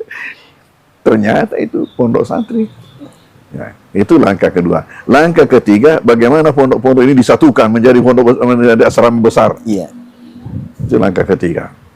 Nah, langkah keempat sudah membuat sendirian Asrama. ya. Kemudian sesudah itu prosesnya membangun dengan bangunan permanen. Jadi sekarang setiap membangun sudah berapa tahun ini selalu permanen. Jadi kita saksikan nanti itu di sana. Masya Allah. Alhamdulillah. Ya, baik di sini maupun yang di kampus Putri. Jumlah total santri sekarang di pondok kita dari Idadiyah, Ibtidaiyah, Ali dan lebih 4.000. 4.000, Masya Allah. Lebih 4.000. Dan masih dari seluruh Indonesia, Pong, Kalimantan. Macam-macam ya. Iya. Macam-macam. Tadi kita ada cerita, Pong, bahwa kenapa mudah membangun lapangan kereta api di jalan rel kereta api di Barru. Tadi kita cerita tentang bahwa ada kelebihan karena Burutta diminta oleh Bupati dulu, kalau saya tidak salah, Andi Rum itu, Bau Rum itu meminta untuk meyakinkan masyarakat, mempermudah pembangunannya. Bagaimana itu dengan apa namanya? Dengan pertama tadi itu bahwa mereka ini dimotivasi dengan makna daripada nama baru sendiri. Iya.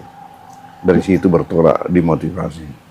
Nama itu tidak ada di surah apa itu disebutkan? Innamal barruar.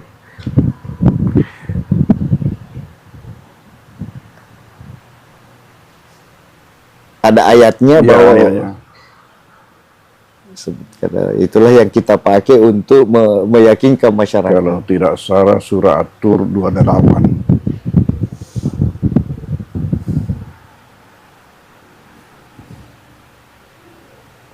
Innahu huwal baru. Soalnya itu sifat Tuhan.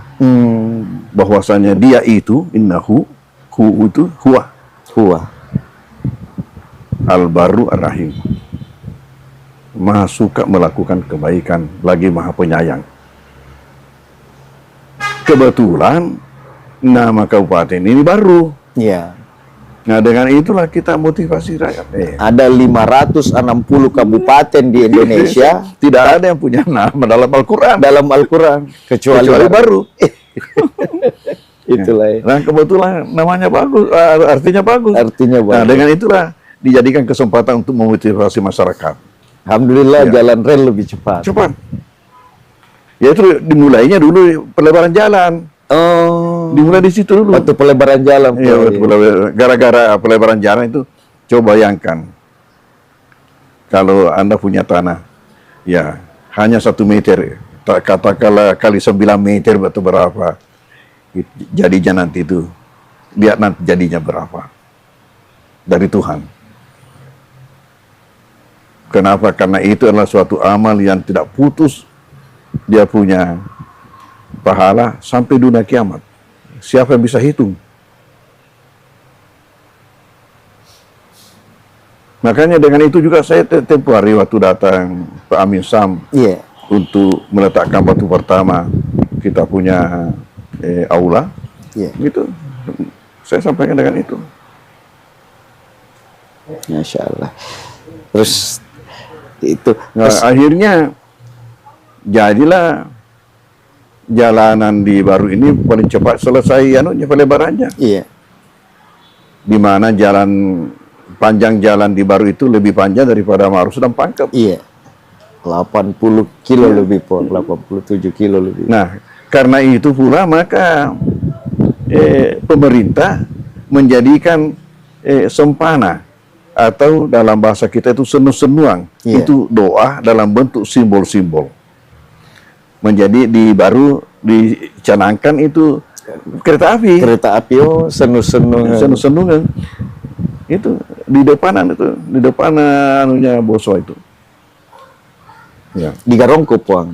Bukan di Garongko, di Allahumma sholli ala Garongko. Di Berumup di kota. Di pinggir jalan. Di pinggir jalan. Ya. Siaung. Siaung, oh. Siaung. Ya. Salah-salah berhadapan dengan anunya itu Boswa. Ya. Dengan pelabuhannya Boswa. Ya, pelabuhannya Boswa di kiri, itu di kanan, di pinggir gunung. Di situ pencanangan kereta api. Kita lagi berada di kediaman pimpinan pondok Guru Tawajdi. Tadi sudah melakukan wawancara sedikit tentang sejarah Aidadi dan Ma'had Ali. Insyaallah semoga berkah Puan. Terima kasih banyak atas kesempatannya. Download Tribun X sekarang. Menghadirkan lokal menjadi Indonesia.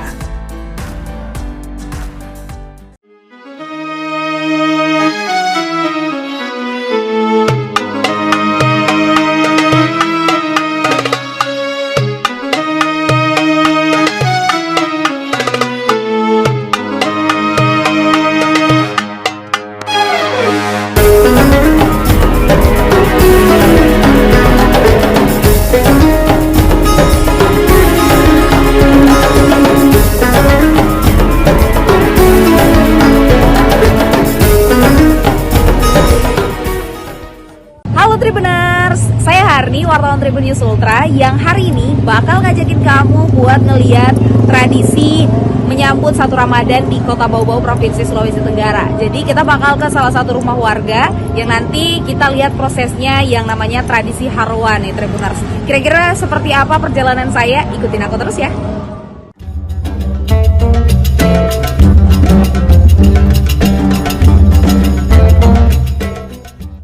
Inilah tradisi Harwa sambut Ramadan 2026 ala masyarakat Buton di Kota Bau-Bau, Provinsi Sulawesi Tenggara.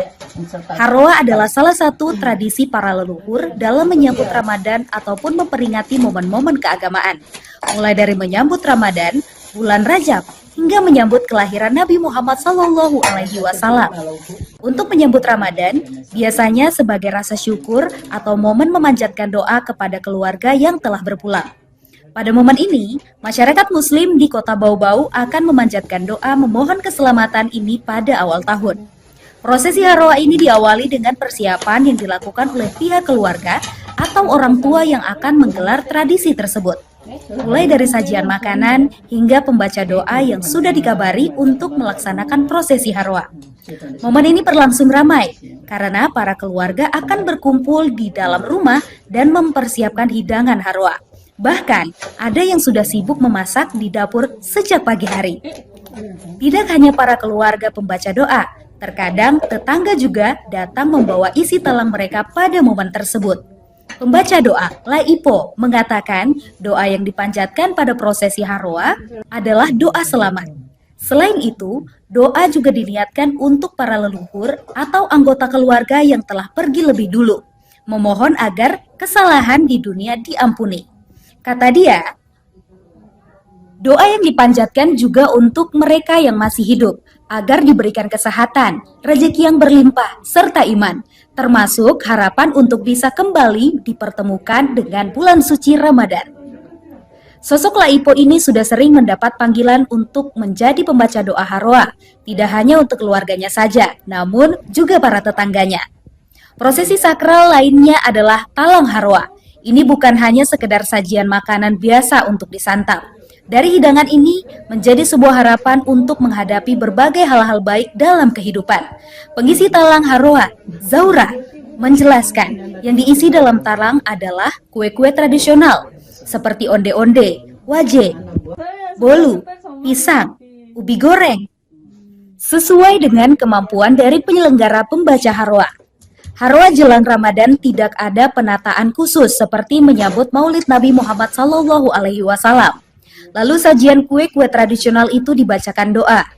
Lalu pemilik isi talang membawa kembali untuk dicicipi di rumah keluarga masing-masing. Terkait sajian kue tradisional untuk Harwa ini memang selalu banyak diburu saat bulan suci Ramadan. Tidak kalah larisnya dengan kulit, ketupat, ataupun ayam. Seperti yang terlihat di pasar tradisional Kota Bau-Bau. H-1 jelang Ramadan, emak-emak mulai serbu kue tradisional untuk Harwa atau tradisi adat yang biasanya digelar masyarakat sebelum puasa pertama. Terlihat antrean terjadi di salah satu gerai kue tradisional sejak pukul 6.30 WITA. Pedagang kue tradisional di dua pasar Kota Bau-Bau yakni Wameo dan Karya Nugraha ramai dikunjungi. Pasar Wameo berada di Jalan Raka Wakaka, Kelurahan Wameo, Kecamatan Murhum. Jaraknya sekitar 2,7 km atau 9 menit berkendara dari Pasar Karya Nugraha di Jalan Haji Agus Salim, Kelurahan Batara Guru, Kecamatan Wolio. Terpantau hingga pukul 12.00 WITA, para pembeli masih memadati lokasi tersebut untuk persiapan tradisi. Pedagang kue tradisional Ambo mengatakan pembelian kue untuk Haroa selalu ramai 2 hari menjelang Ramadan. Kata dia, warga ramai memborong kue karena sudah waktunya masyarakat Buton melaksanakan Haroa menyambut Ramadan 2026. Penjualan kue tradisional ini sudah dibungkus sesuai dengan jumlah kue dalam satu piring. Terlihat bolu, baruasa, juga ubi goreng dan pisang goreng sudah dibungkus plastik untuk memudahkan pengemasan. Ia membeberkan penjualan satu paket komplit dibanderol Rp51.000 dengan harga per bungkus Rp5.000, serta ada yang dibanderol Rp10.000 per cup. Dalam satu paket komplit, talang Haroa berisi onde-onde, baruasa, waje, pisang, dan ubi goreng, bolu, cucur, serta palu. Hari ini ramai untuk pembelian makanan tradisional, Pak? Iya, alhamdulillah. Sudah waktunya lagi. Untuk mulai ramainya sejak kapan, Pak? Sejak kemarin sebenarnya, sejak kemarin hingga hari ini. Ada peningkatan dari penjualan sebelumnya, Pak? Untuk kemarin ada peningkatan hari ini. Karena pas hari ini kan waktunya orang mau Haroa istilahnya kalau orang di sini, orang Bogor sini. Gitu. Kalau Bapak hari ini apa yang dijual, Pak, di jajanan? Pisang goreng, ubi goreng, bolu, baruasa, waje, cucur, onde-onde. Untuk harga yang itu, ditawarkan? iya, itu khusus untuk isi talang.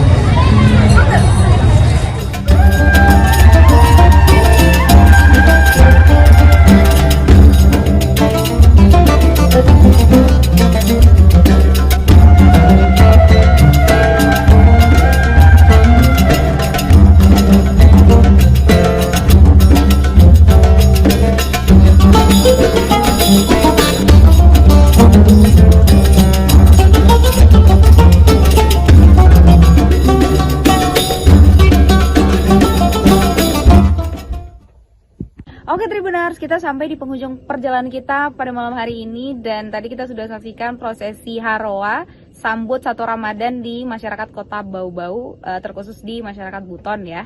Dan memang seru banget ya dan nostalgia karena memang saya juga tumbuh di antara masyarakat Buton karena memang tumbuh besar di Kota Bau-Bau dan saya berharap ini akan terus lestari ya Tribuners.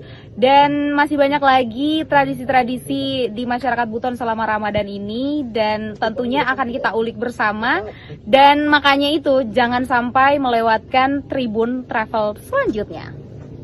Download Tribun X sekarang, menghadirkan lokal menjadi Indonesia.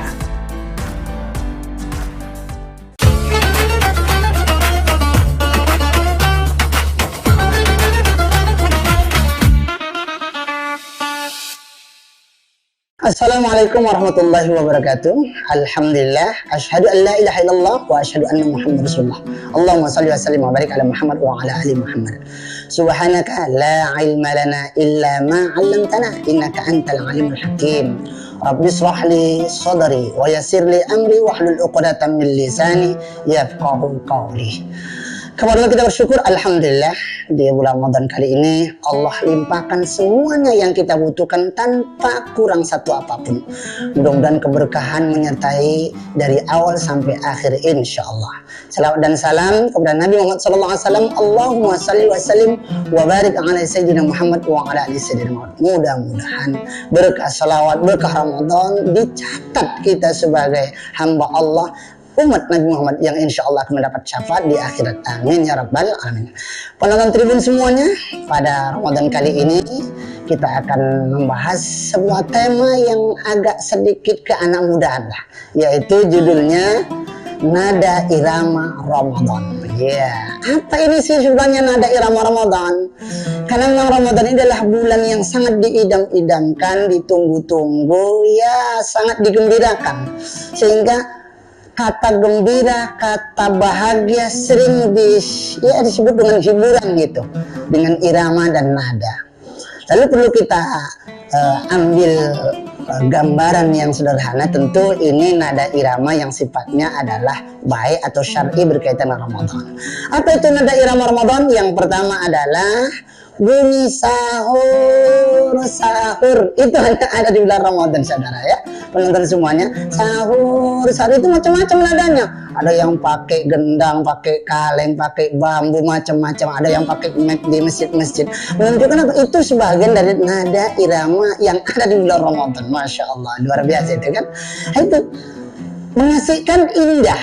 Itulah nada irama Ramadan yang pertama. Yang kedua adalah begitu mendekat kepada subuh akan bunyi sirine tit katanya kan, sekaligus mengajak kepada umat, kepada jamaah melalui masjid-masjid dan sebagainya. Yuk semuanya, imsak sudah datang, kemudian yuk sama-sama kita niat puasa. Nawaitu somahodin an ada ifatu syahri Ramadan haji santai. Ini adalah semua irama nada irama di bulan Ramadan yang tidak ada di luar Ramadan. Ya tentu dibarengi yang ketiganya adalah azan subuh dengan suara yang paling kita ingat-ingat karena memang ramai sekali di bulan Ramadan. Apa itu? As-salatu khairun minan naum. Itu indah itu. Sehingga semuanya orang udah bangun, iya makan sahur, iya. Kemudian memang semuanya akan bangun. Dan alhamdulillah rata-rata kalau Ramadan itu masjid akan penuh. Kenapa? Karena diingatkan dengan nada irama Ramadan. Tentu setelah itu akan ada sholat berjamaah. Tapi yang penting yang keempatnya adalah ada kuliah subuh setelah sholat subuh tersebut dengan tema-tema yang dibawakan oleh guru-guru kita, ulama-ulama kita. Nanti yang kelimanya juga ada juga kuliah duha atau kajian duha bagi yang ada setengah zuhurnya, nanti ada azan zuhur yang hampir semuanya masjid-masjid. Kalau sudah bulan Ramadan, zuhur itu tempatnya untuk beristirahat,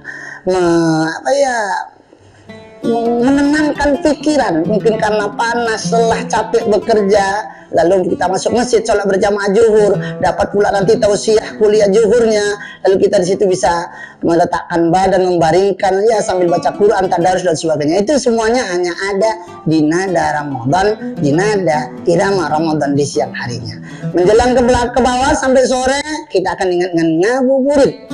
Wah ini macam-macam ini kan enak. Ada yang nongkrong-nongkrong dan sebagainya. Tapi jelasnya ngabuburit syariahnya adalah tidak ada terjadi di luar Ramadan. Apa itu? Biasanya sebelum berbuka puasa, apa? Ada tilawah Quran oleh kori-kori juara-juara nasional, tingkat provinsi dan sebagainya, tingkat kabupaten yang dikumandangkan di masjid-masjid. Nah itu menyambut, itu menjadi sebuah nada irama yang hanya ada di Ramadan. Setelah ngaji lalu ada namanya kultum sebelum dia atau sebelum berbuka puasa. Itu indah sesuai dengan tema-tema yang disampaikan oleh ulama-ulama kita. Tentu yang lebih penting nada iramanya di bulan Ramadan adalah ketika sirine beduk, ya berbuka puasa. Tit gitu lagi kan, enak itu. Sama-sama berdoa, Allahumma laka sumtu wa bika amantu wa ala rizkika attartu bi rahmatika ya arhamar rahimin. Masya Allah, indah sekali. Walaupun hanya bacaan, tapi itu indah sekali. Siapapun yang mendengar itu rasanya dunia ini milik dia, tidak ada yang lain begitu. Masya Allah, itu luar biasa itu kan. Nah, masuk ke atas nanti azan Isya. Yang paling penting di azan Isya itu sholat Isya. Setelah sholat Isya akan kita dengarlah pula nada irama di bulan Ramadan. Apa itu? Subhanal malikil ma'mud, subhanal malikil mawjud. Apa ini? Ajakan biasanya ini irama untuk mengantarkan kepada sholat tarawih qiyam Ramadan. Nah ini indah kan. Jadi nanti ada salawatnya, Allahumma sholli wa sallim wa barik ala sayyidina Muhammad. Nah itu kan Allahumma sholli wa sallim wa barik alaihi. Ini semuanya nada-nada irama yang ada hanya di bulan Ramadan. Diajak semua kita untuk itu, untuk qiyamul Ramadan. Setelah itu ya mungkin setelah selesai sholat tarawih maka nada Ramadan yang mendekati akhir adalah tadarus. Malam harikah, siang harikah, masjid-masjid, surau-surau, langgar-langgar selalu riuh, indah sahdu, menyejukkan, menenangkan lantunan-lantunan Al-Quran dari anak-anak kecil, dari anak remaja, dari orang-orang tua, bahkan suara nenek-nenek, kakek-kakek yang ompong pun ngajinya itu enak iramanya kalau didengar di bulan Ramadan. Nah ini nada irama bulan Ramadan yang memang sangat kita rindukan dan selalu dikangen-kangenin setiap tahunnya. Ya, yang terakhir adalah nada irama Ramadan adalah ketika di ujung Ramadan ada isak tangis muhasabah di malam-malam Lailatul Qadar. Tentu kita berharap dimanapun kita berada, penonton tribun yang dirahmati Allah, berbahagia kita tahun ini bisa bertemu dengan Ramadan.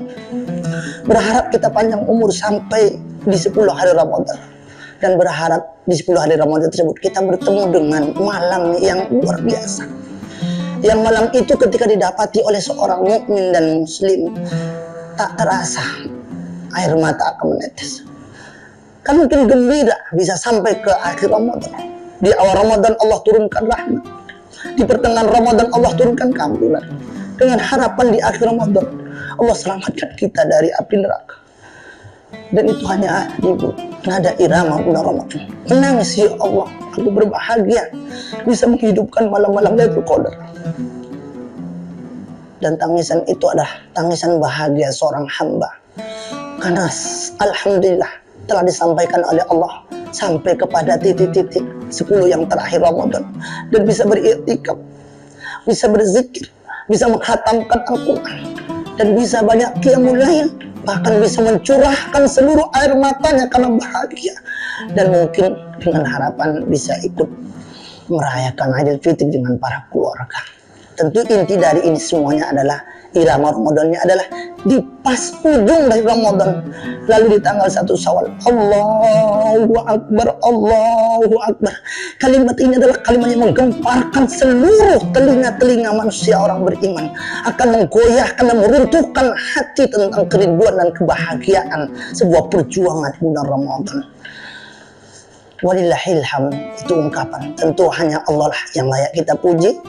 Mudah-mudahan benar-benar kita di Ramadan kali ini, pada sahabat-sahabat tribun semuanya, menikmati nada irama Ramadan melalui sentuhan telinga, merasuk ke dalam hati, mengalir dalam seluruh tubuh kita, dan akhirnya kita keluar dari Ramadan menjadi la'allakum tattaqun.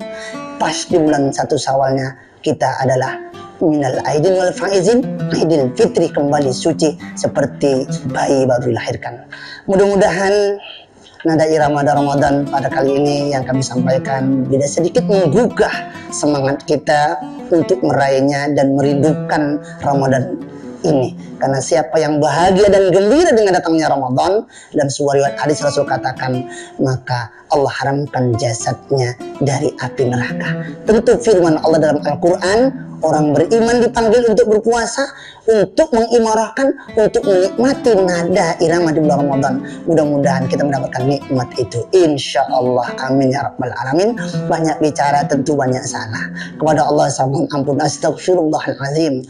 Kepada kita semuanya, pendengar, penonton tribun, saya mohon maaf dan batin. Subhanallah bihamdika, asyhadu an la ilaha illa anta, astaghfiruka.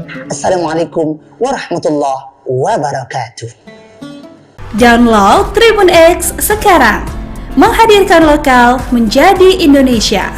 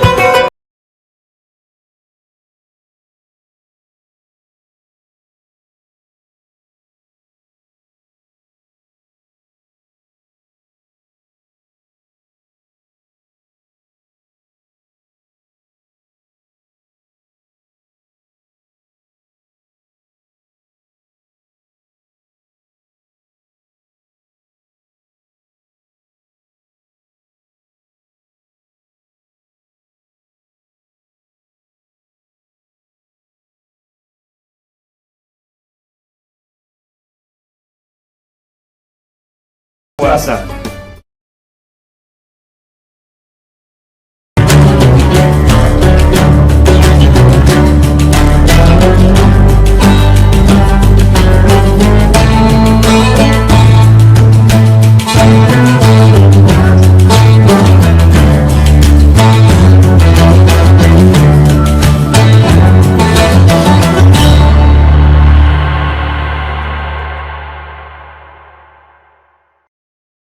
Assalamualaikum warahmatullahi wabarakatuh. Tribuners, seperti apa kabar Anda di bulan suci Ramadan ini? Semoga semuanya tetap sehat walafiat dan juga tetap melaksanakan ibadah puasa selama bulan suci Ramadan kali ini. Dan tentunya kita masih bersama dan juga masih kembali memperbincangkan tema-tema menarik lainnya selama bulan suci Ramadan. Tentunya masih di Syiar Ramadan Tribun Timur yang hari ini akan memperbincangkan terkait dengan karakteristik Ramadan. Bersama narasumber kita ada Bapak Ustadz Kiai Haji Sabarudin LC yang sudah menantikan juga waktu untuk seperti apa berbincang bersama Tribuners kali ini terkait dengan karakteristik Ramadan. Untuk itu kita sapa terlebih dahulu narasumber kita pada hari ini. Assalamualaikum Pak Ustadz. Waalaikumsalam warahmatullahi wabarakatuh. Baik, kabarnya seperti apa Pak Ustadz? Alhamdulillah sehat. Alhamdulillah sehat dan juga tentunya masih semangat menjalankan ibadah puasa gitu.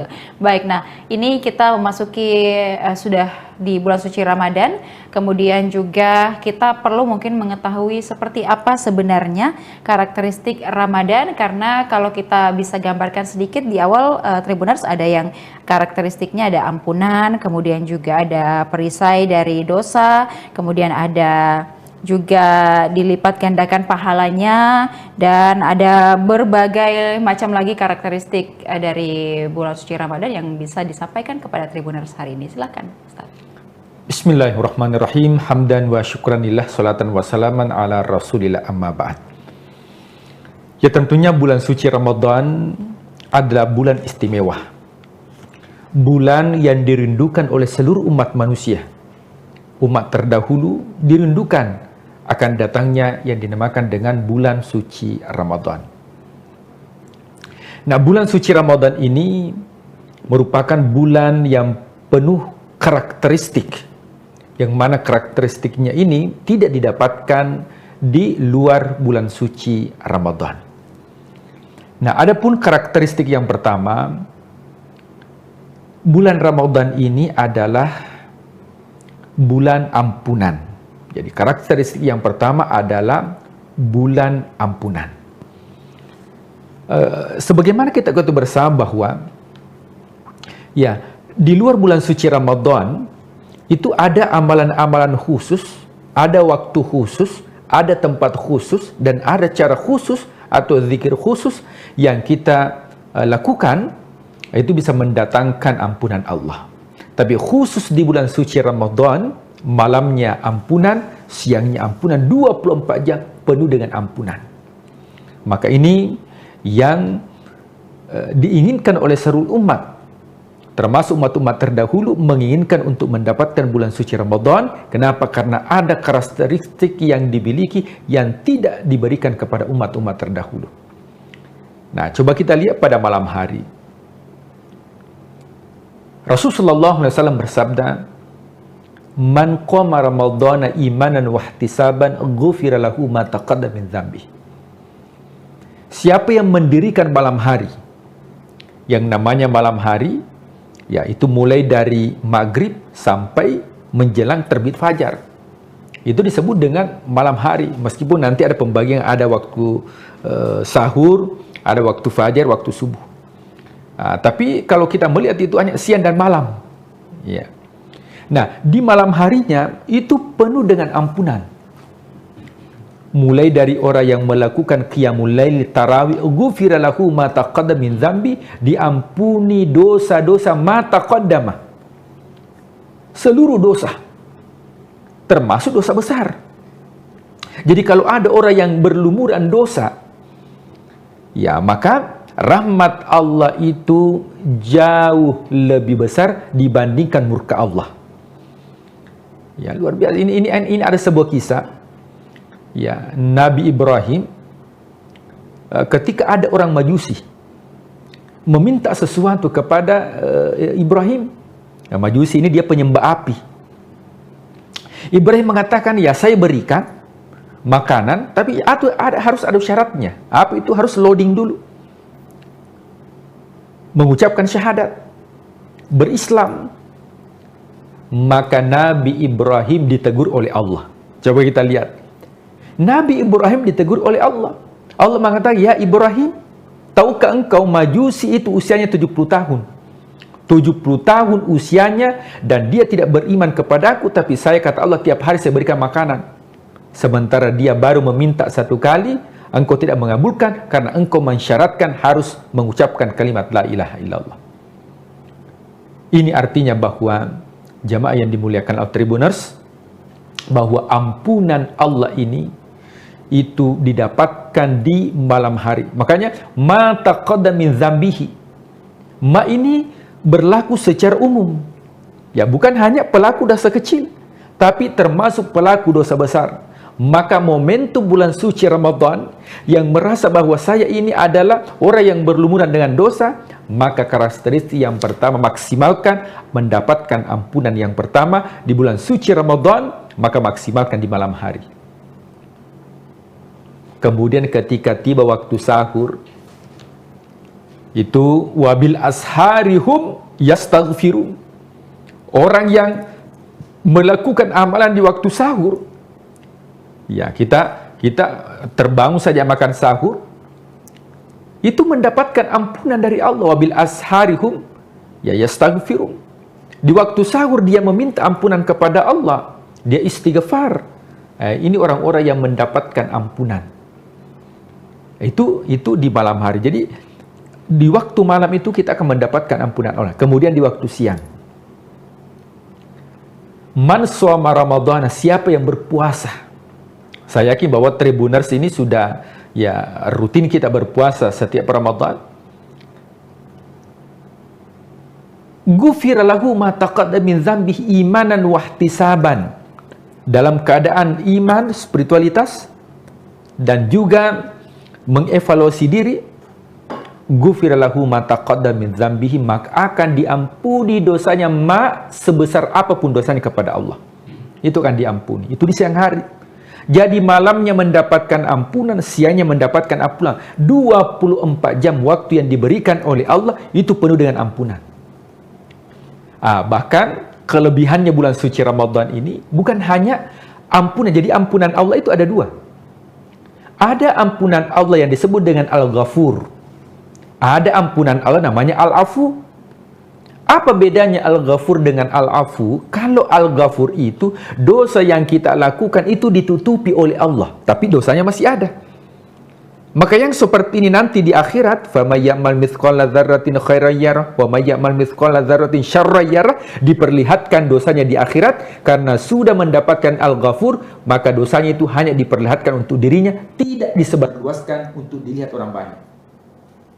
Tapi kalau mendapatkan Al-Afu, Al-Afu ini artinya dosa yang dilakukan memang sudah dihapus oleh Allah. Bukan hanya ditutupi, tapi dihapus oleh Allah. Dan itu kita dapatkan di bulan suci Ramadan dalam bentuk doa yang diajarkan oleh putri Rasul Sallallahu Alaihi Wasallam. Beliau mengatakan, ya ketika saya mendapatkan Al-Qadar di Ramadan, apa yang harus saya baca? Maka bacalah sebuah doa. Allahumma innaka afuwun tuhibbul afwa fa'fu anni.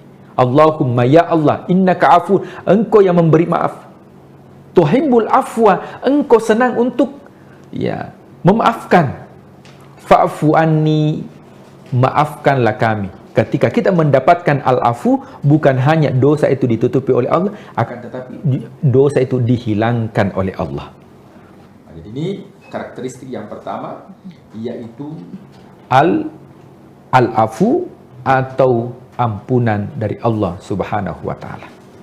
Iya, baik. Jadi itu adalah yang perlu juga kita garis bawahi begitu ya Pak Ustadz ya selama bulan suci Ramadan ini. Kemudian juga ada beberapa karakteristik lagi dari bulan suci Ramadan, yakni perisai dari dosa atau junah. Mungkin seperti apa untuk penjelasannya Pak Ustadz? Ya.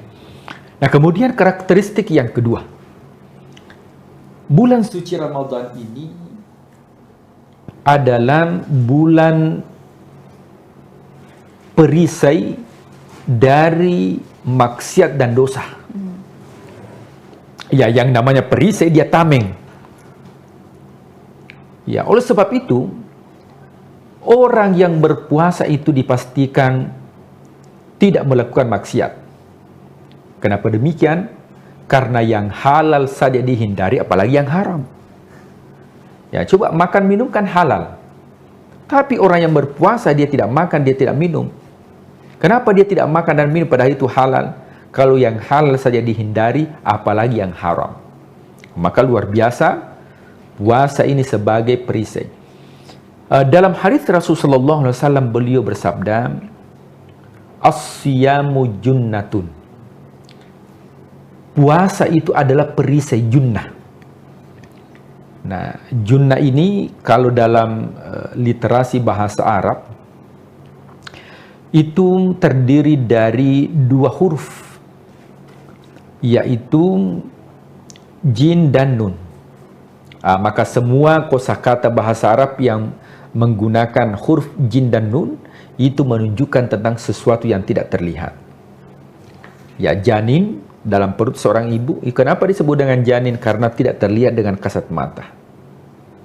Kemudian ada makhluk, ya ini pada manusia, disebut dengan jin.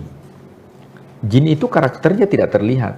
Jadi kalau ada jin yang terlihat, itu ya salah penampakan. Ya memang karakternya dia tidak terlihat. Kemudian jannah, artinya surga. Ya, surga juga tidak terlihat. Ya, tidak dilihat oleh mata, mala ainun ra'at wala udhunun, tidak didengar oleh telinga. Nah, sehingga dikatakan bahwa puasa ini sebagai perisai, penghalang kita. Memang tidak dilihat, penghalang itu tidak dilihat.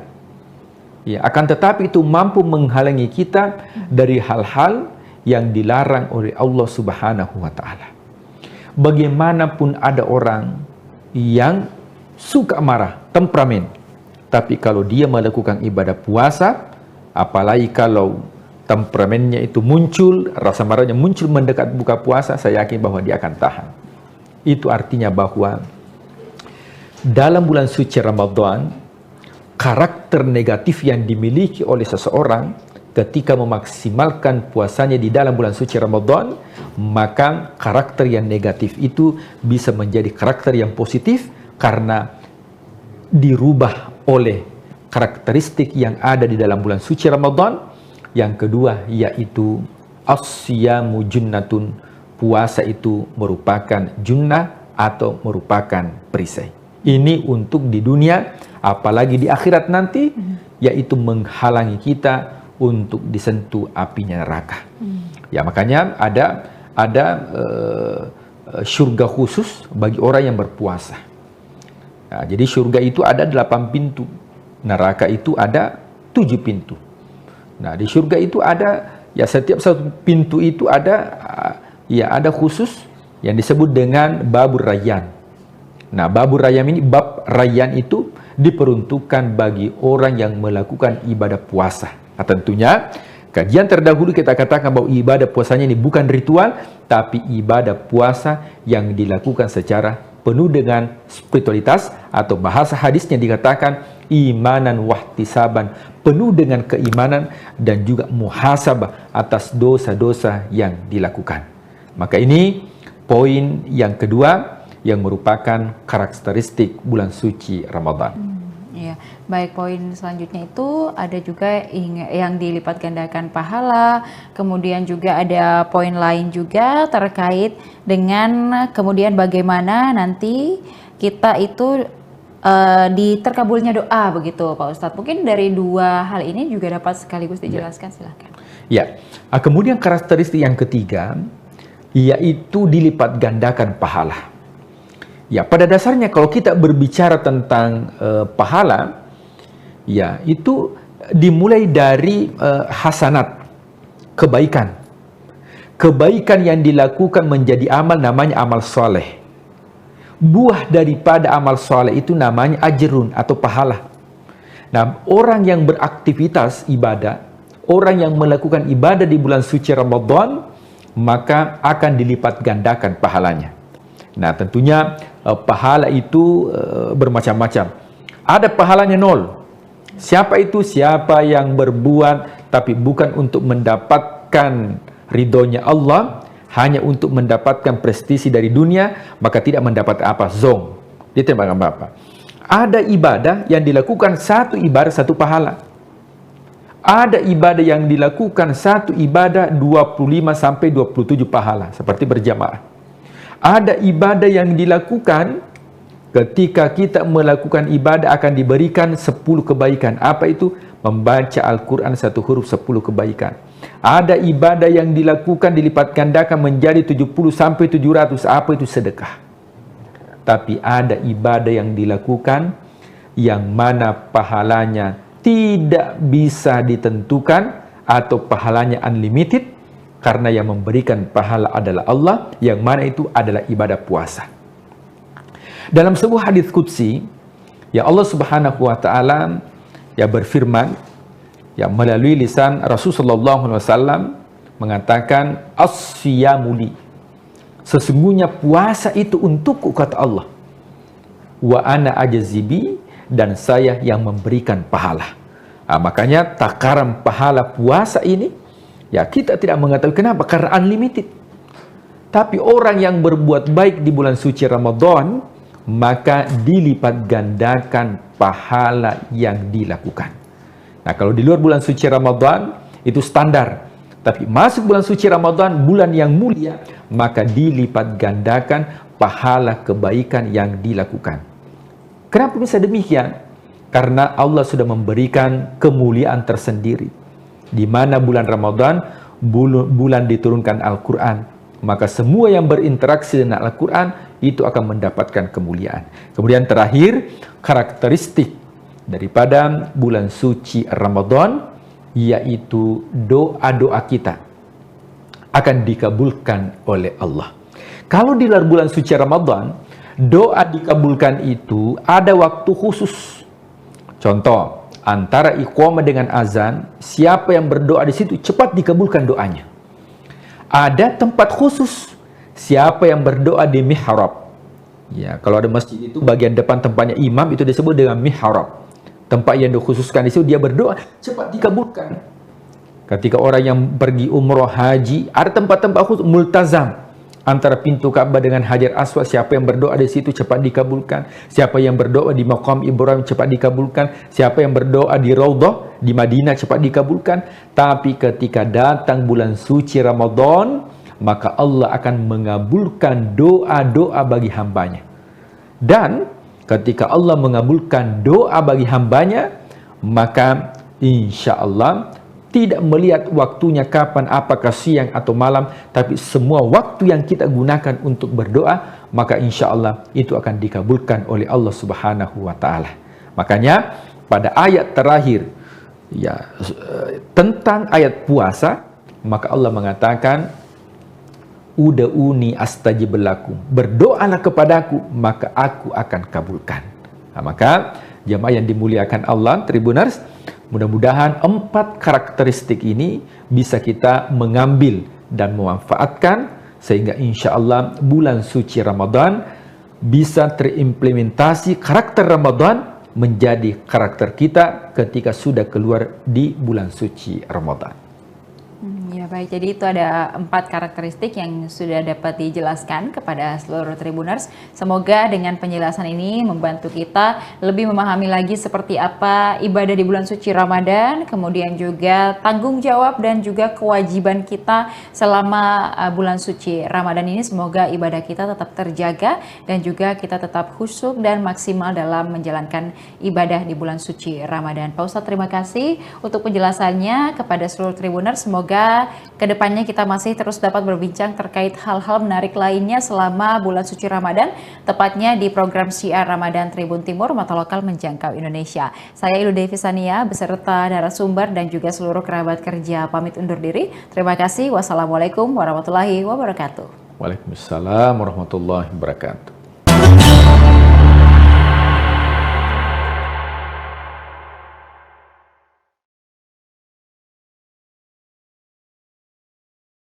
Gaya bahasa kitab-kitab klasik berbeda dengan gaya bahasa kitab-kitab kontemporer. Kita berikan kepada santri kita itu supaya menguasai dua-duanya. Salah satu prinsip yang dipegang oleh Guruta, Iya.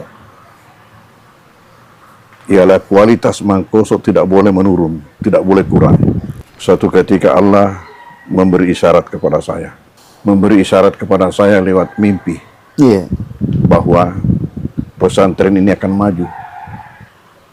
Dan kalau maju, tidak muat mangkoso. Kita bersama pimpinan Pondok Pesantren DDI Mangkoso Baru, Profesor Dr. Haji Paritwajidi, MA.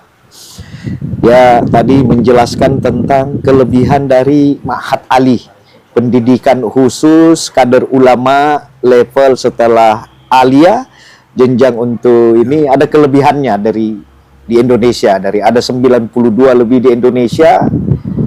Salah satu Ma'had Ali yang ada di pesantren Mangkoso inilah yang memiliki kelebihan.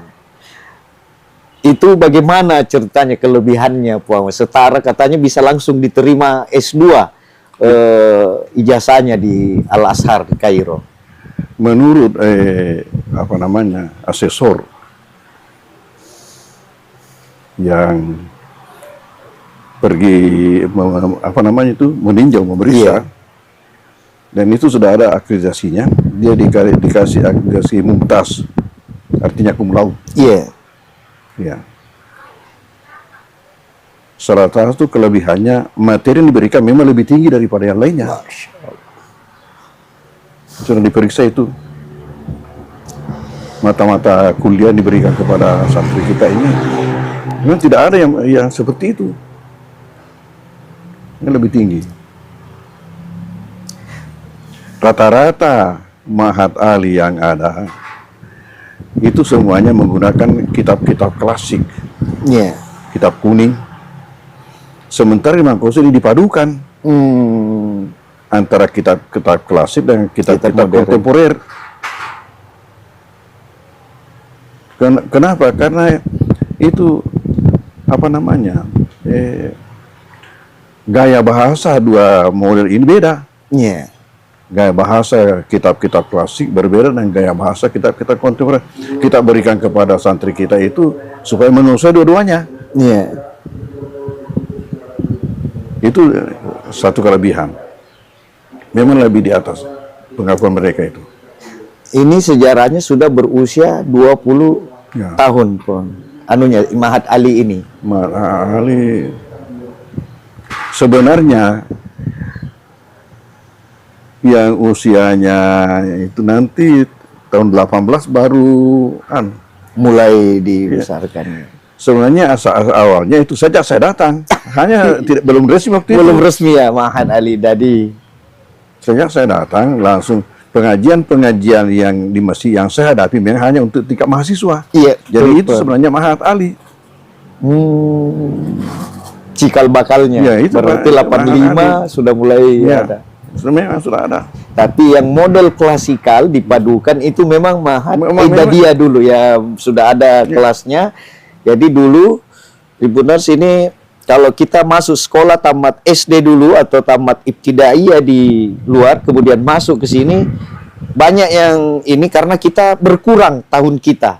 Karena masuk Idadiyah 1 tahun, Pak. Itu ceritanya, sejarahnya mendirikan Idadiyah bagaimana itu, Pak? Ide awalnya itu hanya sampai 5 mata pelajaran saja selama 1 tahun. Itu awalnya karena salah satu prinsip yang dipegang oleh Guruta, ialah kualitas mangkoso tidak boleh menurun, tidak boleh kurang.